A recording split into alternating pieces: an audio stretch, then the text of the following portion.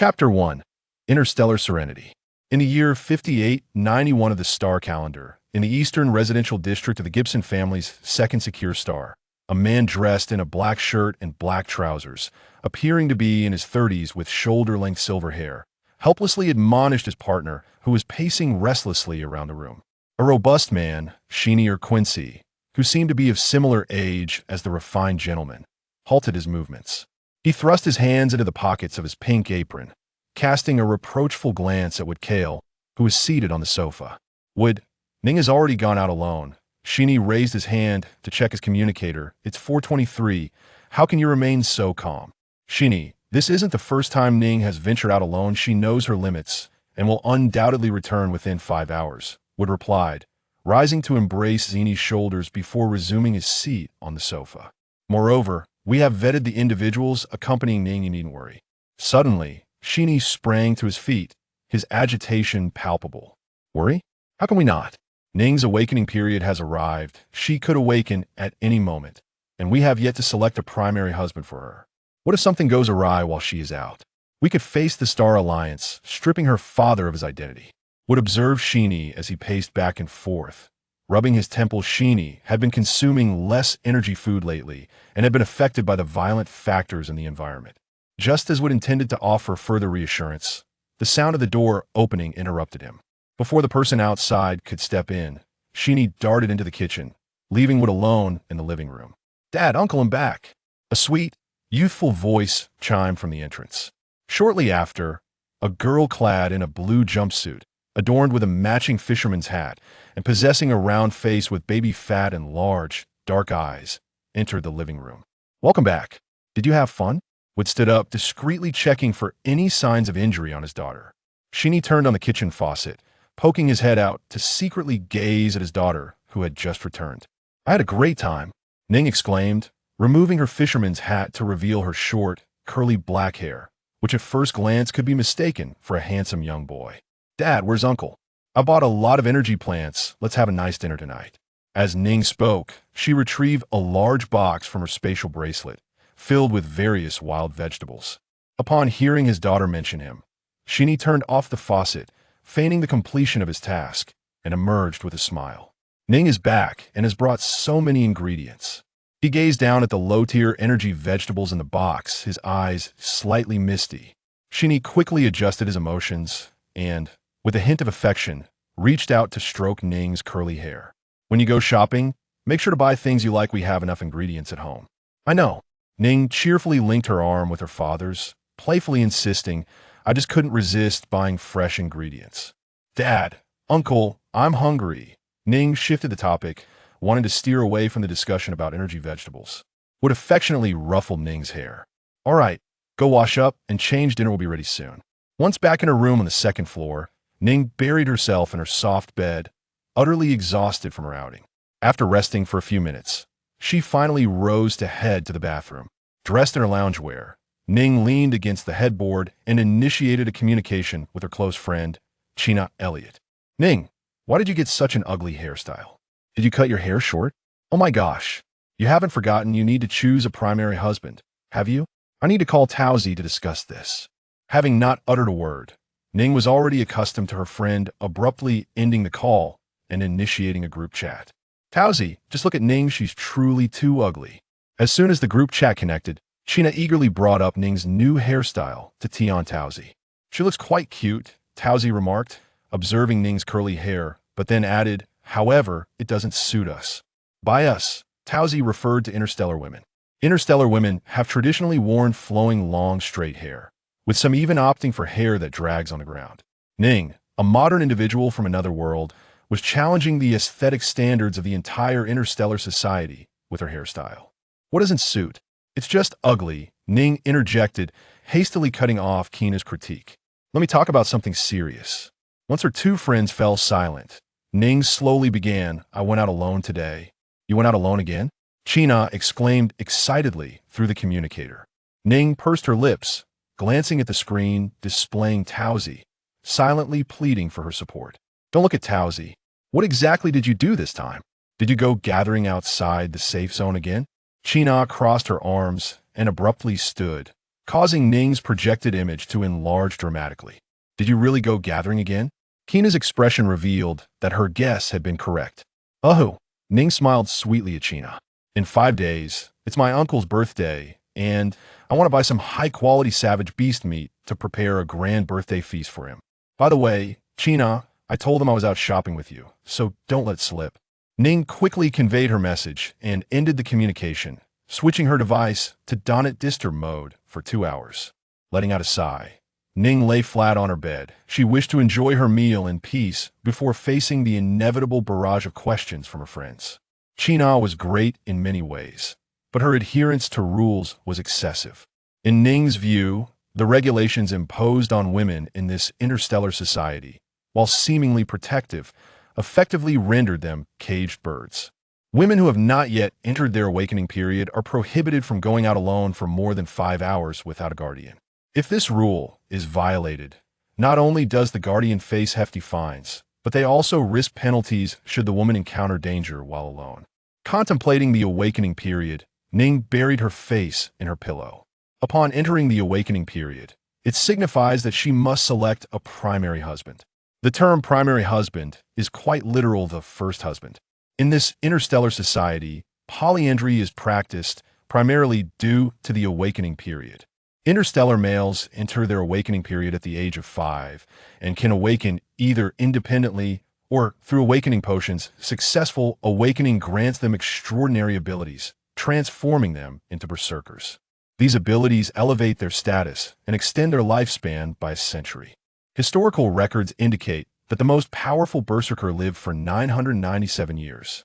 Conversely, females awaken at the age of 20, with the prerequisite of testing for pregnancy potential by 18. Only those with this potential can awaken at 20 with the assistance of their primary husband, the berserker. Females do not awaken extraordinary powers, but rather gain plant affinity or purification abilities. The historical records reveal that the longest living female reached the age of 482. As for males who fail to awaken and females without pregnancy potential, they typically have a standard lifespan of a century. Moreover, berserkers can only procreate with females who possess pregnancy potential. Any male offspring will invariably awaken as berserkers. Considering the birth ratio of 10 males to 1 female in this society, coupled with the fact that only 40% of females are found to have pregnancy potential, and the lower the potential, the lesser the chances of conception, it is evident that the disparity in lifespan further skews the population towards males. Thus, polyandry exists as a social structure. Chapter 2. Such a greedy little girl. A series of knocks echoed through the air, as it was her father, Wood, calling her down for dinner. Tomorrow, Peach had invited An Ning to view her custom-made dress. During the meal, An Ning informed both her fathers that she would indeed be going out the next day. When it came to lying, An Ning was a master, maintaining her composure without a hint of guilt or embarrassment. Wood and Zinnier exchanged glances, pondering why their daughter was so eager to venture outside. Having raised her with great care, they were reluctant to confine her. An Ning, tomorrow you should go out. Your father and I have selected some potential suitors for you. Would you like to meet them? Wood offered, trying to dissuade An Ning from her plans. She considered her account balance, which was insufficient to purchase the 5th-tier fire beef, and shook her head that I already made plans with Peach. I'm definitely going. Dad, this is enough for me. You should eat more. Your eyes looked a bit red this morning. That is the violent factor acting up? And Ning deftly shifted the topic. Don't worry about your father. Once you choose a suitor and get married, we can venture to Energy Star to hunt wild beasts. Wood brushed his hair back with his fingers as it slipped forward. With you being taken care of, we can spend more time outside, hunting more wild beasts to exchange for star coins that, if your father levels up, we can buy you better meat. An Ning delicately picked at the wild vegetables in her bowl, gazing at her fathers with gratitude. Thank you for all your hard work. Wood affectionately patted An Ning's head, saying, what nonsense. The past 19 years with you have been the happiest of my life with your father. No hardship, only joy. Let us eat, and afterward, we can look at the suitors we've prepared for you. An Ning had little interest in the suitor selection to her. All interstellar husbands seemed largely the same. Interstellar laws imposed numerous restrictions on berserkers marrying women with a pregnancy value. Regardless of whether one was a ruthless killer or a powerful Star Lord, anyone who dared to lay a finger on their wife would be pursued relentlessly by berserkers across the entire Star Alliance. The interstellar rule mandated that husbands must devote themselves entirely to their wives, ensuring their wives remained happy enough to conceive a berserker's child and endure the dangers of childbirth. What preoccupied An Ning was her father's health. The strength of interstellar berserkers was classified by potential level and ability level. Potential levels range from F to SS, with 10 additional tiers. The ability level ranged from 1 to TEN. An Ning's father, Zinir, had a potential level of S and was currently a second-tier strength berserker at the age of 84. Comparatively, Wood, with a potential level of SS, was a fourth-tier lightning berserker at 143, making Zinir seem less impressive. Yet, in comparison to others, Zinir's qualifications were commendable. With proper family support, he could develop exceptionally well. An Ning understood that Wood and Zinir had distanced themselves from their families to prevent her from being treated as a pawn in a marriage alliance, allowing her the freedom to choose. However, this decision meant they lost familial support. Adopting her had not been an easy task. Because Wood and Zinir were in a same-sex marriage, they had to undergo permanent sterilization before adopting her. Furthermore, they were required to pay an annual deposit of 100 million star coins to the Women's Protection Bureau under the Interstellar Alliance, which would only be refunded 3 years after a safe marriage. Failure to pay the deposit would automatically dissolve the adoption and limit contact between father and daughter. During the adoption period, Wood and Zinir were also obligated to submit An Ning's health reports every 10 days, subject to surprise inspections and location tracking. Among other strict regulations, TO provided An Ning with the best possible growth conditions. Wood and Zinir agreed to prioritize energy food for Wood, given his superior qualifications and abilities. As long as Zinir maintained his composure, Wood could acquire more resources. Thus, after 19 years, Zinir had made no progress, and the violent factors within him remained in a critical state. An Ning chewed on the sour wild vegetables, contemplating that she must find third-tier energy vegetables the next day to soothe the violent factors within her father.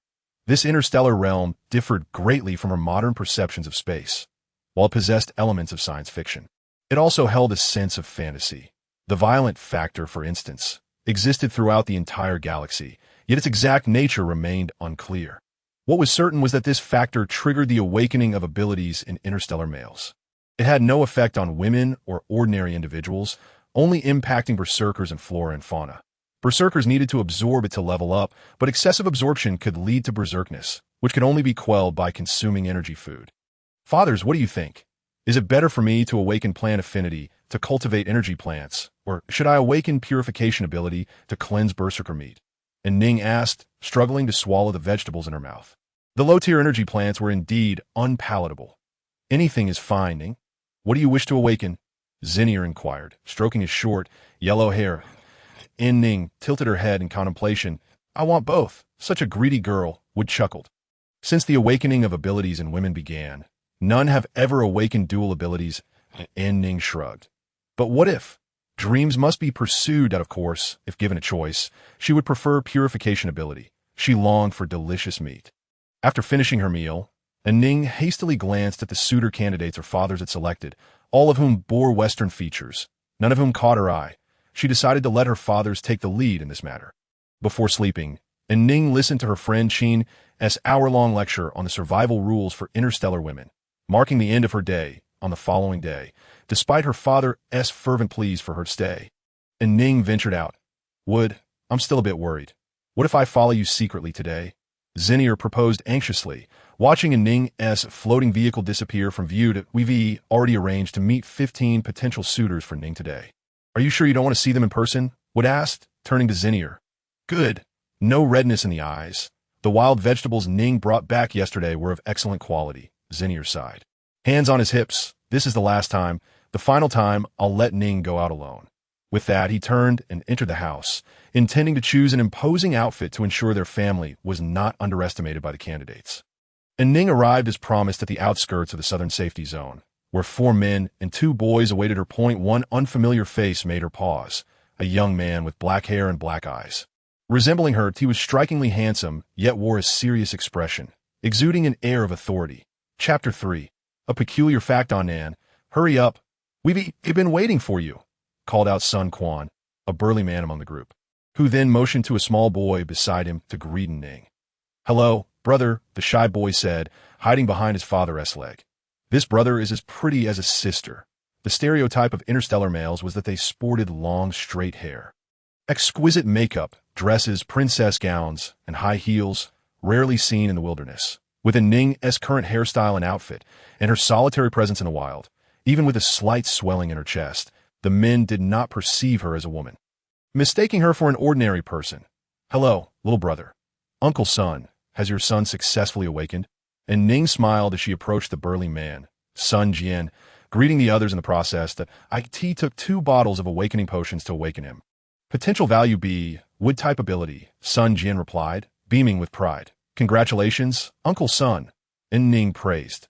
Sun Jian was an ordinary person, and one could say that their entire family was comprised of ordinary individuals. They had invested 4 million star coins into purchasing 2 awakening potions. And fortunately, the little one had made them proud by successfully awakening. Once everyone had gathered, they set off toward the safety zone. Along the way, Sun Jian introduced An Ning to the unfamiliar face in the group. "Brother Lung, this is our lucky charm, who consistently gathers a good amount of energy plants," he said, patting An Ning's shoulder. On Nan. Brother Lung is a 4th-tier berserker, and he is here to recruit members for the combat team. Joining the combat team is a promising path. An Ning glanced at Sun Jian, who was signaling her, and mustered the courage to smile at Brother Lung, who walked beside Sun Jian. Lung Kongping had already been discreetly observing An Ning. Finding this young man somewhat peculiar, he nodded toward her. "Hello, I'm Lung Kongping." "Hello, I'm Sheng Nan," An Ning replied. "Sheng Nan." Lung Kongping raised an eyebrow, glancing at her again. "That's likely a pseudonym." While many males in the interstellar realm became leftover men, no parents would genuinely name their child leftover man. An Ning hadn't anticipated that her nickname from her past life would be misconstrued in such a manner. After walking approximately 500 meters, they reached the city gates, passing through security checks before finally exiting the safety zone. The planet where An Ning resided, teeming with human life, was called Safety Star. The safety zone of Safety Star resembled the ancient cities of Blue Star, China, with tall walls and hefty gates. Generally, a safety star would have 3 concentric walls protecting the central area where humans lived, and Ning and her group had entered the first circle, which housed only level 1 and 2 wild beasts, referred to as the Inner Circle. The Inner Circle primarily served as a training ground for newly awakened berserkers and a place for ordinary people to earn extra income.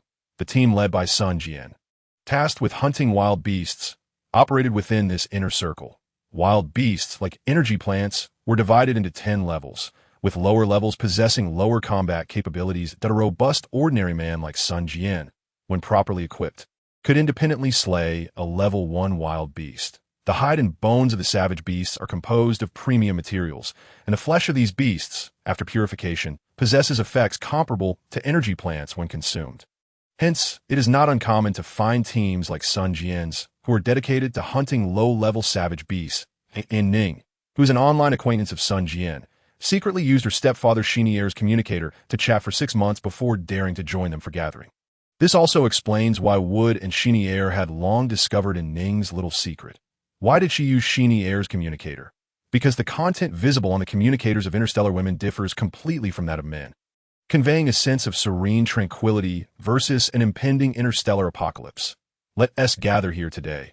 Ahead lies a small flock of fiery wild chickens. Everyone, put on your helmets and check your weapons and shields. And Nan, stay close while you gathered at a tall, thin, one-eyed man with a child in tow, named Brandon Canny, took his position and began explaining the precautions. He is a 2nd-level water system berserker who has been injured and cannot level up further, joining the team primarily for the sake of his 5-year-old son, Xiao Canny. This is An Ning's 5th outing with them, and she has great faith in Brandon's arrangements. Naturally, as someone without combat power, her survival hinges on following orders. Once the personnel arrangements were concluded, Sun Jian and Brandon simultaneously turned their gazes toward Lung Kongping. "You need not concern yourselves with me. Should danger arise, I will take action," Lung Kongping stated, hands casually tucked into his pockets, exuding a relaxed demeanor akin to that of a leisurely outing, in stark contrast to the serious and tense Sun Jian, with a level 4 berserker providing protection from behind. Sun Jian and his group were filled with determination, their eyes resolute as they prepared for battle. Only An Ning quietly donned her safety helmet, warding off potential attacks from the rampaging beasts. She then retrieved her small shovel, knife, and preservation box from her spatial bracelet, donned her gloves, and began to search for the wild vegetables she recognized. These wild vegetables were indeed genuine, resembling a freshly unearthed purslane, which, apart from being slightly darker in color, having a somewhat inferior taste, and being larger than what she knew in her past life, was otherwise identical. Moreover, throughout her 19 years, the vegetables and fruits she had consumed, and the carnivorous savage beasts she had seen through her stepfather's communicator, bore striking similarities to the flora and fauna she was familiar with, even sharing similar names. Sun Jian and the others had grown accustomed to An Ning's casual foraging for wild vegetables. Regardless of the method, being able to gather energy-rich vegetables was deemed a good strategy, and everyone had their secrets, which they chose not to pry into. However, Lung Kanping, perched on a tree branch for a better view of the group, developed a keen interest in An Ning. While the others might believe that An Ning was randomly digging for energy plants, he discerned that she was purposefully gathering with a specific goal in mind. Why? A significant question loomed in his mind. It is worth noting that interstellar men are unable to accurately identify edible energy plants from a mass of vegetation in the wild, a curious fact indeed. Interstellar berserkers can precisely judge the level and edibility of the plants they harvest, but cannot intuitively differentiate between the varieties of plants growing on the ground that collect energy plants on energy planets. Ordinary men or low-level berserkers must be dispatched to systematically clear the vegetation, subsequently distinguishing the energy plants from the rest. Lung Kanping's intention in recruiting ordinary team members was to prepare for the collection of resources on energy planets. To get a clearer view, Lung Kanping leaped closer to An Ning's tree. Suddenly, the sounds of battle echoed from afar. An Ning stood atop a higher rock to observe Sun Jian and the others. Though she could not discern the precise details of the battle, she could see the colorful lights emitted by the abilities being utilized. Quite a sight to behold. In reality, two 5-year-old little berserkers were at the front, one continuously sending vines to bind the half-height fiery wild chickens, while the other used water balls to extinguish the flames spewing from the chickens' mouths. 3 adults wielded shields and weapons, working together to slay the trapped fiery wild chickens. An Ning was oblivious to the fact that the new arrival, Lung Kanping, was not among the fighting team. Chapter 4. Remaining men, you must not move. An Ning, did my words yesterday fall on deaf ears? Why have you ventured out alone again? The voice of Chin Ai Li Ao Te emanated from An Ning's communicator. An Ning gritted her teeth and glanced around to ensure no one was nearby. How did she end up answering the call so hastily and in video mode, no less? She quickly switched the communication to privacy mode, chuckling nervously at Chin before stepping further away from Sun Jian and the others. Chin, this is the last time. The last time?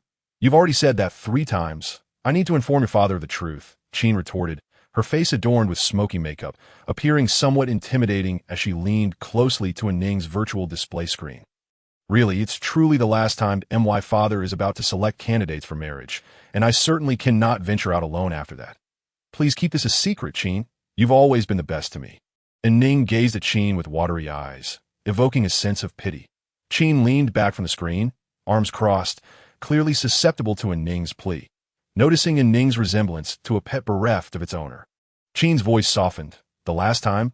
An Ning nodded eagerly and added, Chin, tomorrow you and Taozi must come to my house for dinner. I'll have my stepfather prepare a feast. The thought of An Ning's stepfather's culinary skills made Chin swallow hard, her lips tightening in an uneasy manner. Fine, but this truly is the last time. If I find out otherwise, I won't let it slide. Understood, Chin, that my time is limited. See you tomorrow. An Ning flashed a radiant smile as she hung up the call.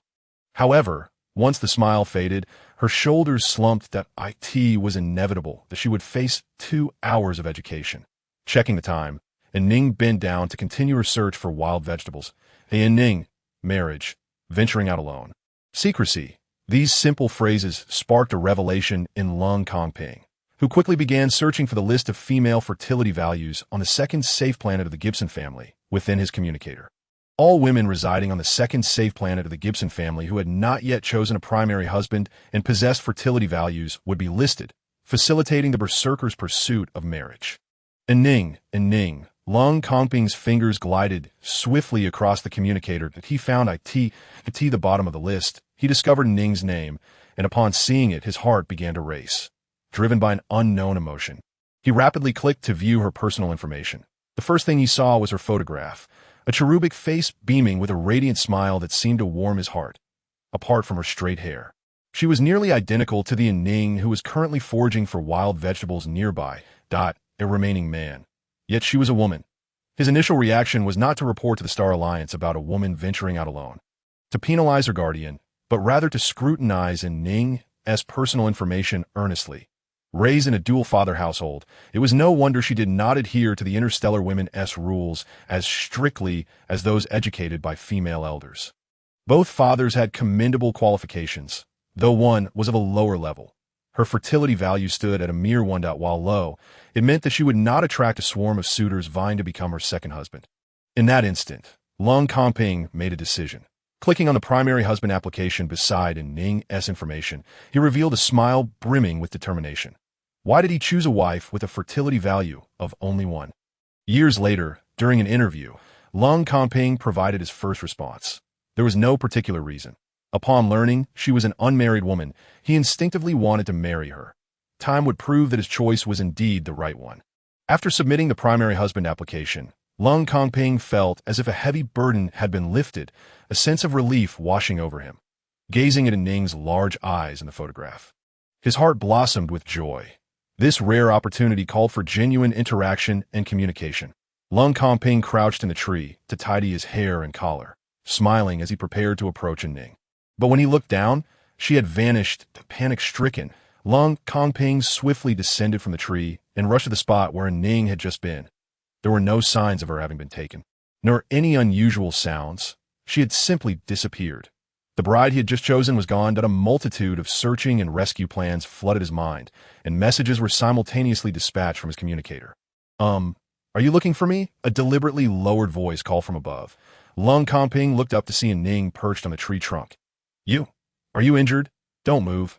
I'll come up to rescue you," Long Kongping exclaimed, striving to maintain his composure while his voice brimmed with astonishment, careful not to startle An Ning into falling. How had she managed to climb a tree? Was there a flying savage beast lurking that he had overlooked? No, it's not necessary." An Ning straightened her posture, sitting atop the tree trunk to prevent Long Kongping from coming to her aid. She had only just managed to climb up. His concern for her safety was palpable, as interstellar women were perceived as delicate and fragile. A fall could spell disaster. "Unremaining man, you must not move." An Ning rolled her eyes, tilting her head to observe the clearly anxious Long Kongping below. She intended to remain still, but how could she resist plucking the tender Chinese tune sprouts? This was her first encounter with tune sprouts in her 19 years in the interstellar realm, despite their size being as long as her arm. Nonetheless, she had pinched them with her nails. They were tender and emitted a pleasant aroma, suggesting their energy level would not be too low. "Long brother, I climbed up here myself. There's no need to rescue me. I want these sprouts." Before Ning could finish her sentence, Long Kongping had already leaped onto the tree trunk where she was sitting, wrapping his arms around her waist and jumping down. "What did you just say?" Long Kongping asked with a smile. An Ning glanced at the clusters of tune sprouts above her, covering her helmet with her hands, contemplating the solitary tune sprout in her spatial bracelet. Turning to Long Kongping, she coldly remarked, "I said you're quite clever." It was too easy for her to venture out, and climbing the tree again would take a considerable amount of time. Clever? Is that a compliment? It seemed that his future bride held a favorable impression of him. Long Kongping wore a smile that held little value, eager to express himself further. Suddenly, he felt his arm yanked away from the slender waist of the person who had just been beside him. The individual he had been so close to was now distancing themselves. To his surprise, he saw An Ning beginning to climb a tree. "Don't," Long Kongping said, stepping forward to grab An Ning's clothing, pulling her close to his chest. "If you have any grievances with me, please voice them. That I can change, but you mustn't engage in such perilous actions." An Ning, tightly gripped and feeling frantic, thought, "Is this person out of his mind? Has he been consumed by some violent impulse?" Gathering her strength, she suddenly threw her head back, her hard helmet colliding with Long Kongping's chin with a resounding thud. The impact caused her head to ring, while Long Kongping's chin merely reddened slightly. This action brought a sense of calm to Long Kongping. He realized that his current behavior could be interpreted as harassment by An Ning, leading to potential litigation in the interstellar court. He had acted impulsively.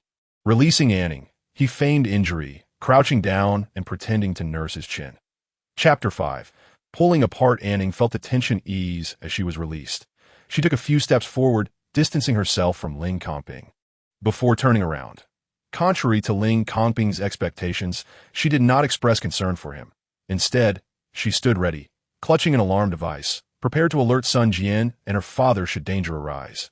Although An Ning was unaware of the full extent of a level for Berserker's power, she knew that when she struck her second uncle's arm with a stick as thick as her wrist, the stick broke, but her uncle remained unharmed. The reason for that incident was simple. Her eldest uncle was away, leaving the two of them at home bored and playing games. Ling Kongping could never have anticipated that Zinnier would engage in such a game with his daughter, testing how hard she could hit him and when it would hurt. Fortunately, a turning point came from Ling Kongping's wrist. After he sent out a distress signal regarding the rescue of female, his team swiftly mobilized. They were already prepared and contacted Ling Kongping via video, inquiring about the rendezvous point. "Boss, where are you now?" "Meluo, I am in the southern part of the inner circle. I'll send you my location. Have the level 5 energy food ready?" "Yes, it's ready. I'll bring it over shortly." "Can you hold on?" Ling Kongping silently gave Meluo a thumbs up in his mind, urging him to hurry, as he had already begun to lose control. "Good," Meluo replied, ending the communication. He contemplated every word Ling Kongping had just said.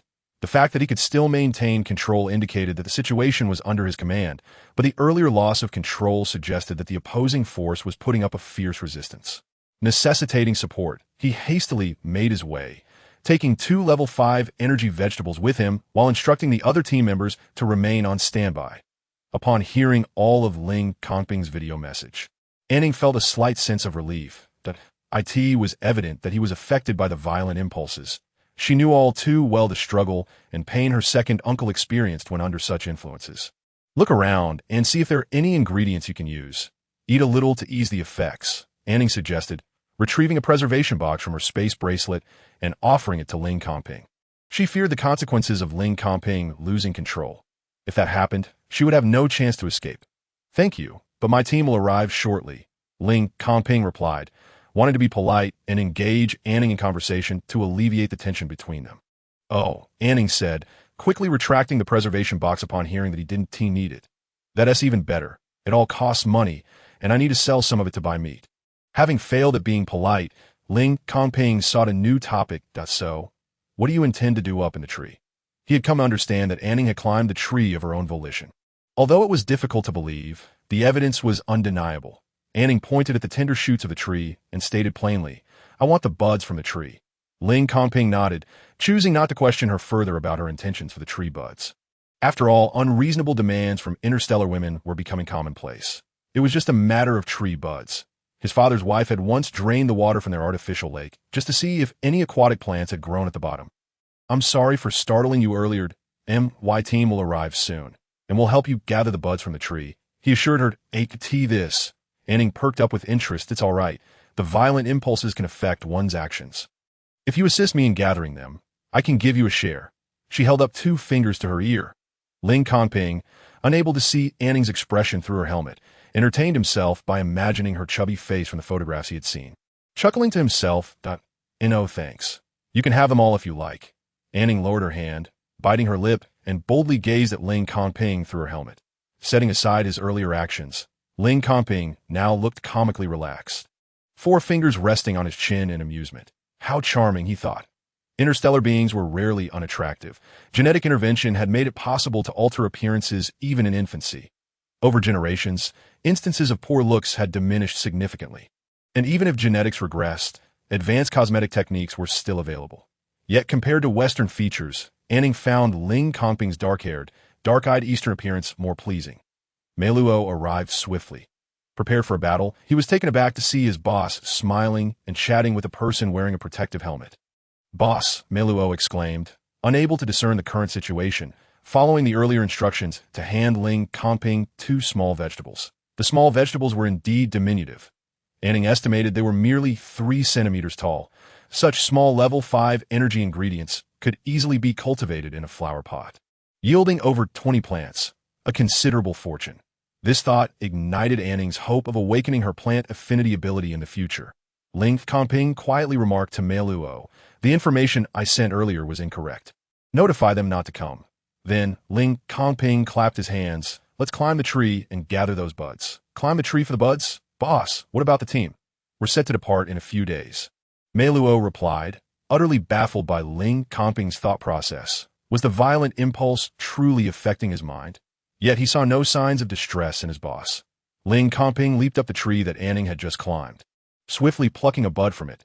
He then froze in place, as if enchanted. Mei Luo initially thought his boss had been struck by an unknown toxin and was about to alert the team when he saw Ling Comping excitedly urging him to climb the tree. When Mei Luo successfully retrieved a bud, he too found himself immobilized, astonished to discover that the bud he held was a level 4 energy ingredient, and quite substantial at that. Looking up at the countless buds adorning the tree, this logistics officer was on the verge of elation. Despite having easily procured 2 level 5 vegetables, which had been purchased with star coins, the level 4 ingredients were gathered from the wild and posed no financial burden. Gather them, pull hard. An Ning gazed up at the 2 figures moving swiftly among the branches, her mouth agape in astonishment. They were impressive. Time was of the essence. She resumed foraging for wild vegetables, reasoning that even the tiniest morsel was worthwhile. Chapter 6. This is not ours. It is hers. 1 box, 2 boxes, 3 boxes, 12 boxes. Mei Luo counted the preservation boxes on the ground once more. These level 4 energy ingredients would ensure that their team would not have to worry about violent impulses for 50 days. Boss, we hit the jackpot, Mei Luo exclaimed, his eyes sparkling with excitement, completely shedding his usual composure. Ling Comping cleared his throat. This isn't ours, it's hers. Following Ling Comping's gesture, Mei Luo turned to see An Ning sealing her preservation boxes. All of these are hers. Indeed, Ling Comping confirmed. Refraining from mentioning An Ning's offer shared, Mei Luo's expression deflated like a punctured balloon. All of it belonged to someone else, and he wouldn't even get a taste of this new ingredient. Wow, you got every last one. How impressive, An Ning remarked, admiring the bare tree of buds. Ling Comping, all the buds are here. Congratulations, they're all level 4 energy ingredients, he said, smiling at An Ning as she approached. What is there to smile about? Mei Luo muttered to himself. He had put in the effort and gained nothing in return. There was little to laugh about. Level 4? They're actually level 4 ingredients. I'm rich. An Ning's eyes sparkled with dreams of a fortune and abundance of meat. Well, yes, we worked hard for you to become wealthy, Mei Luo grumbled, placing his hands on the tree trunk and lowering his head, unwilling to look at Ling Comping. Let's pack it up, Ling Comping thought to himself as he longed to pat An Ning's head. Even though she wore a helmet, he was not one to hesitate in the face of situation. He acted on his thoughts. Feeling someone touch her helmet, An Ning twitched her mouth in annoyance.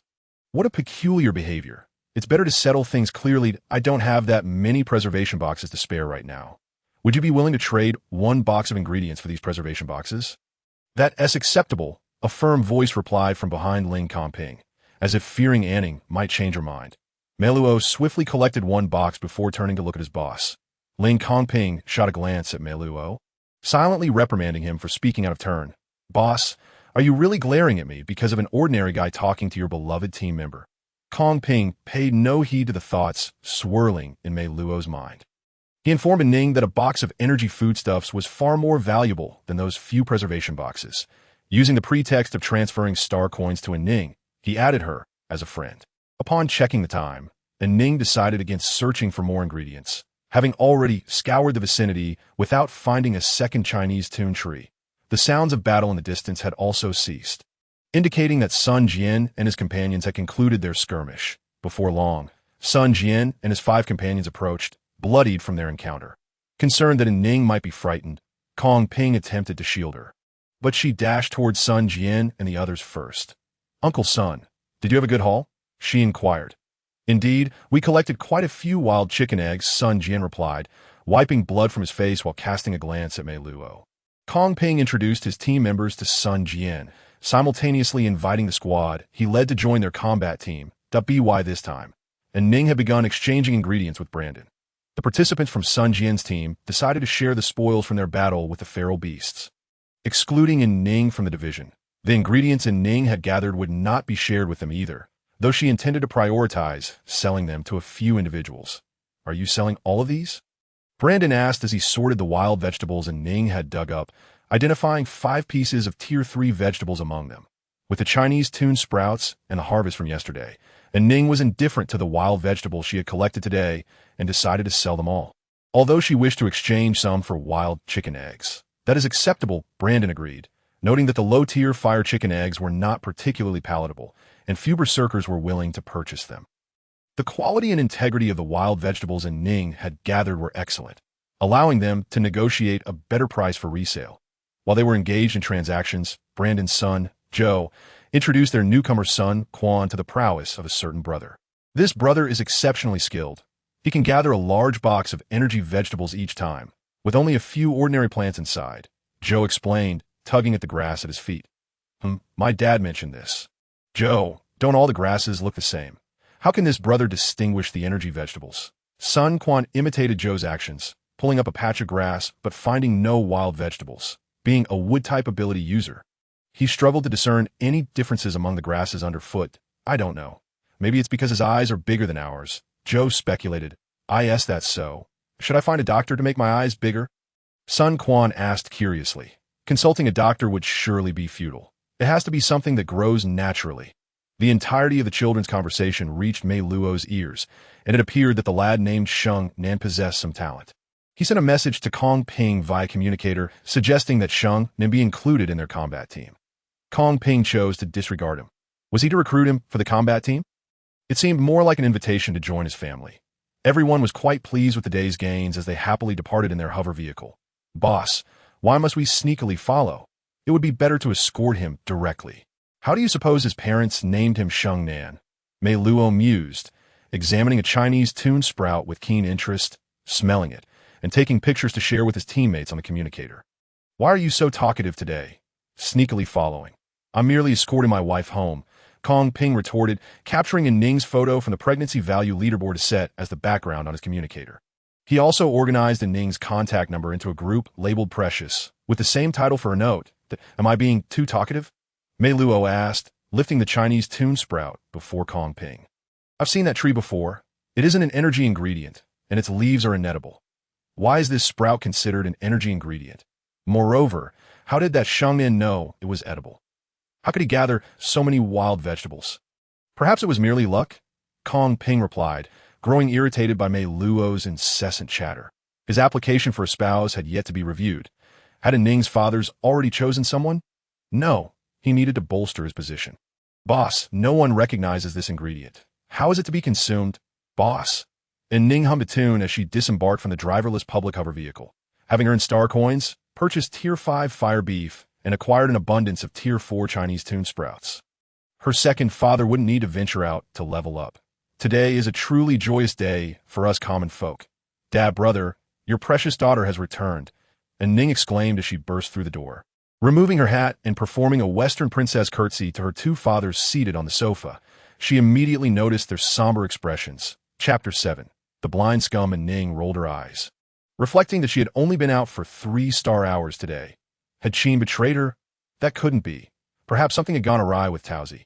Ning is back. Her first father, Wood, rubbed his face with his hands, forcing a smile for An Ning.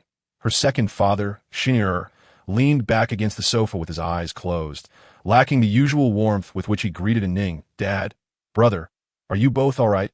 An Ning asked as she sat beside Wood. Leaning to check on Xin'er, Wood ruffled An Ning's curly hair. It's nothing. We were just quite agitated.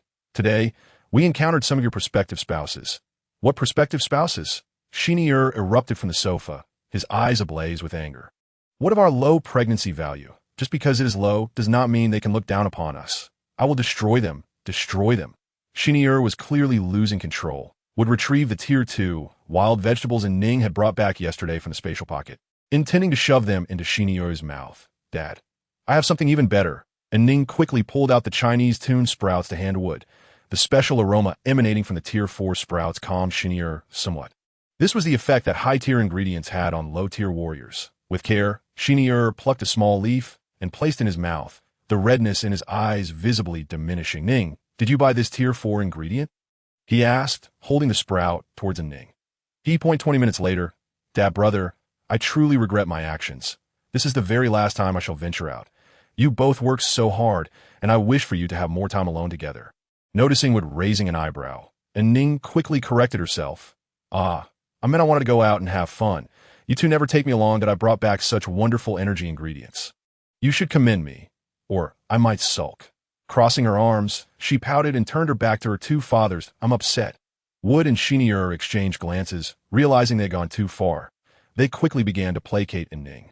30 minutes later, An Ning had calmed down and resumed normal conversation with her two fathers. Humph, who can't do that? Just wait until you try to tease me again. Ning, how do we consume this? Xinier inquired while squatting before a preservation box filled with Chinese tune sprouts. In other interstellar families, it was uncommon for fathers to seek their daughter's guidance on cooking, yet it was quite normal in An Ning's household. Xinier's culinary skills had been nurtured by An Ning bit by bit. Since her arrival in this interstellar realm, she had experimented with various cooking methods, much to the dismay of her two fathers. However, since neither of them could cook well, they had reluctantly settled for having An Ning teach Xinier instead. She verbally guided him while Xinier executed the tasks, blanched the tree sprouts, then chopped them and stir-fry. An Ning produced the fiery chicken eggs and placed them before Xinier. "What kind of egg is this?" he asked, examining the wild chicken egg closely. Suddenly, An Ning felt mischievous and, without hesitation, pulled out all the remaining Chinese tune sprouts from her spatial bracelet, causing Xinier to fall back in surprise. Wood, who had been tidying his hair on the sofa, stood up as well. Ning, are all of these tier 4? Indeed. Upon receiving his daughter's affirmation, Xinier erupted once more. Look, which daughter possesses such talents? Those blind fools. After venting his frustrations, Xinier took the ingredients to the kitchen to prepare lunch. Dad, is it really that difficult to select a spouse? I'm not picky.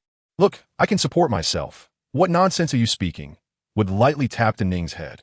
Your fathers will choose well for you. Then aren't you hosting Taozi and her friends tomorrow? Go speak with your second father and see what delicious dishes you can prepare for them. As An Ning entered the kitchen, Wood wiped the smile from his face and resumed reviewing new spouse applications. If no suitable candidates emerged, he would have to turn to the family for assistance, even if it meant sacrificing their freedom. The three of them enjoyed a satisfying lunch, with the two berserkers calmed by the energy ingredients soothing their inner turmoil, comfortably reclining on the sofa. The mess on the dining table was promptly cleaned up by the housekeeping robots. Meanwhile, An Ning was messaging her two friends about the deliciousness of the Chinese tune sprouts, making Qin and Taozi yearn to visit her home for a hearty feast. The only aspect An Ning found lacking was the absence of staple foods. Obtaining rice and flour, which she had eaten on Earth, was exceedingly difficult in this interstellar realm. No women wished to cultivate energy ingredients on a large scale, making staple foods rare. The following day, Taozi and Qin arrived at An Ning's house early, both escorted by their fiancées, who brought along Tier 3 feral beast meat. After politely greeting Wood and An Ning, they followed Xinier into the kitchen, eager to witness his renowned culinary skills. They were determined to seize the opportunity to learn. "Hey, An Ning, did you name the newly discovered energy ingredient after the Chinese tune tree? Did you take a picture of that tree?" Taozi asked, opening her communicator and locating a specially marked file to record her findings. Seated on a stool in her room, An Ning, who was patiently allowing Qin to straighten her hair, shrugged. "Taozi, I forgot to take a picture." That Peach's expression revealed a hint of disappointment, prompting An Ning to quickly reassure her. "But I know that tree. I will definitely take a photo next time I go." An Ning's hair was lightly tugged back as Qin's dissatisfied voice echoed from above her. "An Ning, didn't you promise me you wouldn't go out?" "I promised not to go out alone. The Chinese tune tree will sprout again. I want to ask my uncle to take me to see if it still produces energy ingredients. It will sprout again." Peach's interest was piqued. "An Ning, let me know when you plan to go." Tian Taozi, Qin's tone grew more discontent. "Why would you accompany her beyond the safe zone? We women are not supposed to venture outside. It is perilous out there. The wild beasts lurking outside are ferocious. Do you understand how ruthless they can be? They could swallow you whole." An Ning and Tian Taozi exchanged glances, sealing their lips in unison. Unlike An Ning and Tian Taozi, Qin had 3 pregnant female relatives in her immediate family, not to mention numerous other women in her lineage, who had been indoctrinated since childhood with the notion that the responsibilities of interstellar women revolved around indulgence and entertainment, pampered by countless berserk warriors. Qin's perspective reflected that of the majority of interstellar women of childbearing age. An Ning, a traveler from another realm, was different. Her motivation was her love for food. She aspired to explore every type of nutritional ingredient in the universe. Of course, being friends with An Ning and Peach, Qin inherently possessed a spirit of adventure, albeit one that had yet to be fully unearthed. Chapter 8. A visit the two girls played at An Ning's home for half the day before being escorted back by their respective fiancés. After sending her friends off, An Ning was about to retreat to her room to plan the birthday feast for her second father when she was called by her uncle, Wood. Ning Ning, there is a particularly suitable candidate for you as a first wife. Come take a look. Particularly suitable? An Ning pondered what that could mean. He shares your black hair and dark eyes. Wood remarked, glancing at An Ning's short, tied-back-haired SSS potential, dual abilities of gold and fire at level 4. And he is only 40 years old. Quite impressive. Her second father, Sheena, echoed Wood's sentiments. Indeed, he is formidable. Your uncle likely cannot match him. Wood nudged Sheena. Don't say such things in front of the child if he is so impressive. Why has he chosen me? My potential is only 1. Peach has a potential of 43, and her fiancé is merely an SS potential with level 3 berserker abilities that I rationally don't believe I'm significantly better than Peach. Uncle, does he have any special requirements? Or peculiar preferences? Wood playfully tugged at An Ning's hair. To see if you find him appealing. If so, I'll arrange for you to meet him. An Ning shrugged. All right if I don't look. Uncle will likely go M.A.D. I at him. Cold brother. When An Ning discovered that this particularly suitable individual was the one she had blocked, Lung Kongping, her mood soured. He had been incessantly messaging her, and, out of politeness, she had placed him on her blacklist. Oh, you know him? Xinier inquired, pointing at the photo of Lung Kongping displayed on the virtual screen. An Ning explained that he was a new teammate from yesterday's mission to gather Chinese tune sprouts, tasked with selecting members for his combat team. The two fathers nodded in agreement, recognizing that Lung Kongping must have realized their daughter was a girl and recognized her potential. Ning, are you satisfied with him? Xinier pressed. An Ning felt somewhat embarrassed. She certainly found him appealing in terms of looks and strength. However, given their lack of prior interaction and her decision to blacklist him, Wood swiped his communicator, transforming the photo on the virtual screen into a document. He added a note stating he would present her with a developing safe planet as private property. I am satisfied, very satisfied. An Ning thought that even a moment's hesitation would be disrespectful to the planet. In this interstellar realm, property under a woman's name belonged solely to her, granted by the planet, and unless she perished, it would remain hers forever. A planet. Not just a developing safe planet, but even a barren one. An Ning had never envisioned possessing one. Having successfully awakened her abilities, if she could live for 300 or 400 years, perhaps she could indeed develop the planet. Planet. Ning Ning, what are you thinking about? If you have no objections, shall we invite him over tomorrow? Wood inquired about An Ning's opinion. The day after tomorrow. His conditions are so favorable. I need to prepare, An Ning thought, as it just so happened that her second father's birthday was the day after tomorrow. She intended to showcase her culinary skills to ensure Cold Brother satisfaction, but if Cold Brother was pleased, the planet would be within her grasp. As for future marital life, she would leave it to fate. With thoughts of the planet swirling in her mind, An Ning joyfully returned to her room, contemplating what delectable dishes she could concoct with the ingredients at hand. However, she soon lamented that she could hardly make anything. The level 5 fire beef was sold in 20-pound increments, and An Ning had purchased 20 pounds, which was naturally the main ingredient. Yet, she wished to make beef dumplings, buns, or pies, but lacked flour. She desired to prepare beef balls, but had no starch. Even braising beef was impossible without energy spices. Stir-frying beef and making beef soup were standard interstellar recipes, and An Ning scratched her chin, ultimately deciding on barbecued meat, which would appeal to all ages. Having made her decision, An Ning placed an order online for some round onions, reminiscent of those for Blue Star, and also purchased vegetables suitable for grilling. And no spices? No problem. With level 5 energy ingredients, she believed that even salt would suffice to enhance the flavor. Before long, it was time for her second father Shar's birthday. Interstellar berserkers rarely celebrated birthdays, as living long lives made annual celebrations rather tedious. However, for a daughter to throw a birthday celebration brought Xinier great joy. Wood, how does this look? Xinier twirled in front of Wood, showcasing the effect of his pink work attire. Not bad, but you could tighten the waist a bit more, Wood suggested, observing Xinier's broad shoulders and slender waist. Stroking his chin in thought, Xinier adjusted the fabric around his waist and shook his head. This is fine. Ning is cooking today, so no matter how it turns out, it will all be consumed. A looser fit is better. Are you wearing? Xinier scrutinized Wood's outfit. A white shirt, a loosely tied pink tie, and a voluminous pink suit ensemble, complemented by matching pink shoes. What? Not very formal. Wood smirked, lifting Xinier's chin. In this color, looks serious. Xinier immediately squinted, trying to appear fierce, resulting in an amusing contrast with his pink work attire, causing Wood to burst into laughter and fall into Shinier's embrace. Click, click, An Ning mimicked the sound as she rapidly captured a series of 10 photos of her two fathers. Upon hearing his daughter's voice, Wood straightened up. All right, ready, Shinier. 2, admired An Ning, who was wearing a white doll-collared top and pink suspenders, a refreshing sight compared to the typical attire of interstellar women. Isn't it lovely? Today's theme is cuteness. And both of you look handsome. Oh, Uncle, you have a little ponytail like mine, An Ning exclaimed, shaking her head to make her braids sway, eliciting hearty laughter from Wood and Shinier. The trio continued to laugh and snapped more photos as they waited for their guest to arrive. Cold Comping knocked on the door 10 minutes earlier than scheduled. Having actually waited in his hover car for an hour to appear formal, he donned a black combat suit and carried a gift, even employing the interstellar etiquette of voice prompts to announce his arrival. Upon seeing the three of them dressed in soft pink hues, he found himself momentarily speechless. The information he had gathered did not align with reality. Welcome, Cold Brother, An Ning greeted first, raising her hand in acknowledgement. An Ning, Mr. Kyle, Mr. Quincy, Cold Comping replied, presenting the gift. I hope you like it. Shinier Quincy stepped forward to accept the bag from Cold Comping, leading him to the sofa, with Kyle following closely behind. An Ning refrained from joining them, opting instead to head straight to the kitchen, believing that eating while chatting would be more enjoyable, as Cold Comping answered Shinier and Wood's inquiries about his combat team. His gaze kept drifting toward the kitchen.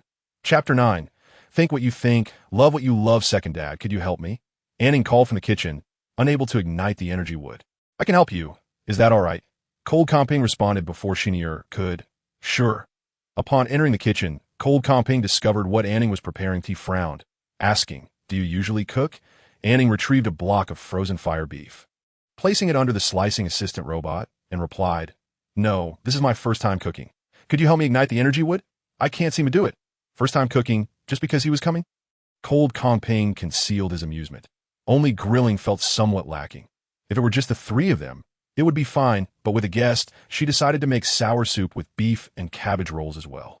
While blanching the cabbage at the stove, she suddenly felt warmth on her back, followed by a flicker of flames as Cold Comping's voice reached her. It's lit. An Ning turned around, genuinely surprised. Really? How did you do it? My second dad takes quite a while to ignite this level 2 energy. Wood. An Ning's curiosity was piqued. Energy wood was a special type of energy plant, inedible and used for heating during the cold seasons in the interstellar realm. When burned, it produced a unique heat that could also alleviate the berserk factors within a warrior. Therefore, this energy wood was rare and difficult to ignite. With this, Cold Comping demonstrated a small fireball he conjured in his hand, revealing his dual abilities of gold and fire as a level 4 berserker, making it easy for him to ignite the level 2 energy. Would impressive. An Ning gazed at the pulsating fireball in Lung Comping's hand, radiating a warm orange glow akin to a miniature sun. She raised her hand, yearning to touch it, but refrained, knowing it would result in injury. Lung Comping withdrew his hand. The reason you cannot feel its warmth is that I have compressed it, rendering it unstable. Once I reach level 6, I will be able to create a stable fireball for you to play with. When you reach level 6, can the fireball exist without exploding? Of course. Some ancient lanterns utilize fireballs condensed by high-level fire element berserkers. Impressive. And since you are of the gold element, could you procure some skewers for me and a grill in the living room? Wood and Shinier observed An Ning animatedly gesturing to Lung Comping about the items she desired, to which he complied by conjuring them one by one. Listening to their daughter, exclaiming how amazing it was, the two fathers felt a twinge of introspection. Wood looked at the crackling, electric orb in his hand. Even when I reach level 8, I cannot condense a stable lightning orb that Ning could safely handle. The Shinier, his sleeves straining against his muscular arms, lamented, I possess only strength but can conjure nothing. He regretted choosing Lung Comping as Ning's primary husband. Shinier nodded in agreement. I regret that choice as well. But Ning has pregnancy value, so a primary husband must be selected. With a sigh, An Ning had Lung Comping assist her, and soon the sour soup and beef rolls were prepared. The chopped beef was strung up by a kitchen robot, ready for the meal.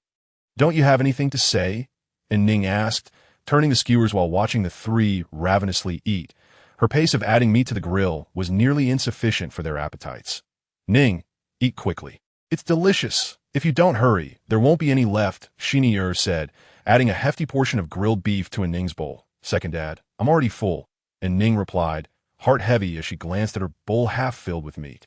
She was unaware that level 5 fire beef was so filling. Having consumed merely a small portion of meat with some vegetables, she felt drowsy. It seemed her desire to indulge in the meat was unattainable. A hand reached before her, taking her bowl of meat away, and the housekeeper robot promptly brought her a new bowl filled with sour soup. Drink some soup. Although made from fire beef, this broth is very gentle in energy. The dishes you prepared are marvelous, Long Kongping remarked, his eyes sparkling as he recognized the treasure. An Ning took a sip of the soup, feeling revitalized by the acidity, having added only a hint of synthetic vinegar. Is there any difference since it's all made from fire beef? She inquired, puzzled. Ning, the difference is substantial, Wood replied, his eyes shimmering with a hint of electricity. Fire beef is particularly suitable for berserkers with explosive abilities. Mixing it with hot onions and turmeric, then roasting it with energy wood, is equivalent to consuming level 6 energy ingredients, soothing berserkers like myself and Long Kongping. Furthermore, the absorption rate of the rage factor doubles. An Ning grasped the explanation, yet remained slightly perplexed, as this grilled meat isn't suitable for water element berserkers. I even had Chin share some with her family, and her father is a water element. At the start of grilling, An Ning had sent some to her 2 friends. Long Kongping enjoyed a beef and cabbage roll, his eyebrows rising in delight. He quickly piled several onto his bowl. Not forgetting to explain to An Ning, berserkers can all consume it, but this grilled meat is particularly suitable for those with lightning and fire attributes. An Ning acknowledged, understanding now. Seeing Long Kongping load his bowl with beef and cabbage rolls. Wood followed suit, quickly serving Xinyi and snatching the first batch of skewers An Ning had grilled. Watching them relish the food, An Ning indulged in 2 beef skewers herself, soon succumbing to a food coma. Curling up on the sofa, feeling drowsy, the 3 men devoured the 15 pounds of mixed fire beef and various vegetables that An Ning had prepared. Finally, Xinyi brewed some synthetic wine, and the trio enjoyed their skewers while drinking. Reveling in conversation, almost becoming brothers. Ning, Long Kongping is quite commendable. His looks, abilities, and character all align, Xinyi said, patting his swollen belly. This meal was truly excessive, yet I haven't forgotten the important matters. Wood had already shed his tie and suit jacket. Sitting beside Xinyi, hands resting on the sofa's backrest as he watched Long Kongping directing the housekeeper robot to tidy the dining table. I could TS him. Truly an excellent match, the elder father concurred. A primary husband must have strength. In the future, if you find someone you like, you can take them as a second or third husband. An Ning was speechless, wondering how much synthetic wine had been consumed, as they seemed quite inebriated. Just as the 2 intended to persuade her further, they saw Long Kongping approaching, prompting them to rise and pat his shoulders in encouragement. When the living room was left with only An Ning and Long Kongping, he knelt before her, presenting a pair of rings. An Ning, will you allow me to be your primary husband? I vow to respect you, love you, protect you, make you laugh, and ensure your well-being. I will decorate our home to your liking. Serve your favorite dishes at every meal, and take you on adventures to gather energy that I will cherish your desires and love what you love. Chapter 10. The new home An Ning was uncertain whether it was the overwhelming scent of synthetic wine in the air, her lingering food-induced haze, or the persuasive nature of Long Kongping's words, but she found herself agreeing. Dazed, she accepted the marriage application and planetary gift document. He sent 0.10 billion star coins have been credited to your account. Please check it. An Ning searched the star map for the recently acquired planet. She was startled by a notification from her communicator. 0.10 billion star coins. Pocket money. Long Kongping smiled at An Ning, then began operating his communicator. An Ning soon noticed a shared account had been created, giving her access to Long Kongping's funds. Wow, so much money. Brother Long, you are quite wealthy, she exclaimed, feeling as though she had struck gold by latching onto a golden thigh. You shared your account with me, yet you still transferred 10 billion star coins first. That 10 billion star coins is your pocket money from my father. Only a small portion of the money in my account is what I've saved. The rest is from my brother, Long Kongping explained, scratching his nose. You have a brother? A biological brother? And Ning recalled learning at the dinner table that Long Kongping's father was a berserker. It was exceptionally difficult for a berserker to have a child. Yet the Long family had 2 berserker offspring. Long Kongping wished for An Ning to gradually understand him and then his family, offering little introduction about his brother. He's impressive. I'll introduce you to him when the opportunity arises. After conversing for a while, Lung Kongping departed, intending to return to renovate the new home in preparation for his future wife. Once he left, An Ning sat in a daze for a moment before rushing back to her room, activating a multi-party video call to inform Qin and Taozi that she was married. Meanwhile, Wood and Xin'er were in their room, embracing one another in tears. Their daughter, whom they had raised, was starting her own family, no longer part of theirs. Both were emotionally stirred, and after consuming an excessive amount of level 5 fire beef, they unexpectedly advanced a level by midnight, unsure if they were experiencing joy or sorrow. The next day, An Ning packed her belongings and boarded the floating vehicle with Lung Kongping. "Big Dad, Second Dad, remember to come for dinner tonight," she reminded them, leaning against the vehicle's window, urging her two fathers not to forget the evening's arrangements. "Don't worry, Ning, that if you're uncomfortable, just come back," Xin'er sniffled, reluctant to let his daughter go to him. "Ning, if Lung Kongping's cooking isn't to your liking, let me know, and I'll cook for you," Xin'er added. "Okay." Ning, all right, Wood interjected, pulling Xin'er aside. "Lung Kongping, drive on. Don't let Xin'er," continued. "Can't you see our daughter's eyes are red and on the verge of tears? Big Dad, Second Dad, you must come tonight," and Ning called out once more. Unable to contain herself as the floating vehicle started, gradually fading from view of Wood and Xin'er. Sniff, silently. Lung Kongping accompanied the weeping An Ning, allowing her to express her sorrow in the interstellar realm. There was no tradition of hosting a wedding ceremony for newlyweds, primarily to avoid upsetting the woman's emotions.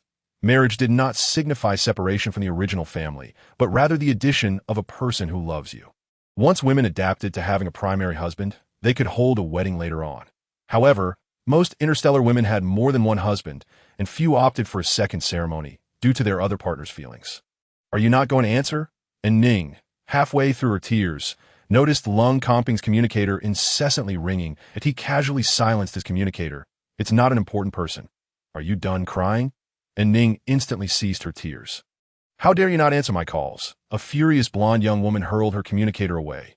"Xiaoji, investigate the identity of the woman who married Lung Kongping." Nicole Dick glared with fury, hands on her hips, instructing her robotic butler. "Apologies, mistress, but Xiaoji lacks the authority to query information on married women. Are you not the latest model of an intelligent butler? You can't even retrieve a woman's information? Find a way to investigate." "Mistress, interstellar laws stipulate that women are entitled to privacy." "Shut up," Nicole exclaimed, feeling exasperated. "That I don't want to hear this." She paced back and forth. "Book me a ticket to the Gibson family's second safe planet. I must see whom he chose as his primary husband." "Mistress, the Star Lord does not permit you to go out alone." Nicole grabbed her hair in frustration. "I don't care. Find a way, or I will have you reprogrammed." The intelligent assistant, Xiaoji, flickered its red eyes, scanned Nicole's condition, and chose to remain silent. Subsequently, it transmitted Nicole's health report to the Star Master, particularly emphasizing her volatile emotions. After shedding tears, An Ning felt considerably calmer, harboring a subtle anticipation for her new home. "Brother Lung, are you sure about living here?" An Ning inquired, gesturing towards the castle before her, resembling something from a fairy tale. Lung Kongping stepped forward, turned to face her, and explained, "The timing is a bit rushed, and the location is somewhat distant from the central area, but thankfully, the space is ample to oh, you like it?" An Ning nodded vigorously, "Yes. Can you show me around?" Lung Kongping took a step forward, gazing into her eyes. "Let us change how I address you. I'll take you to see it right away." With a playful spirit, An Ning cheekily moved her face mere inches from his, suggesting, "Then, may I call you Ping Ping?" Noticing a flicker in his eyes, she dashed around him, continuing her banter. "If not Ping Ping, then how about Kong Kong?" The smile on Lung Kongping's face widened as he turned to chase after her, playfully demanding, "If I catch you, you must call me husband." "That I refuse." An Ning's cheeks flushed as she quickened her pace. Naturally, Lung Kongping did not pursue her too fervently. He would never compel her to do something against her will.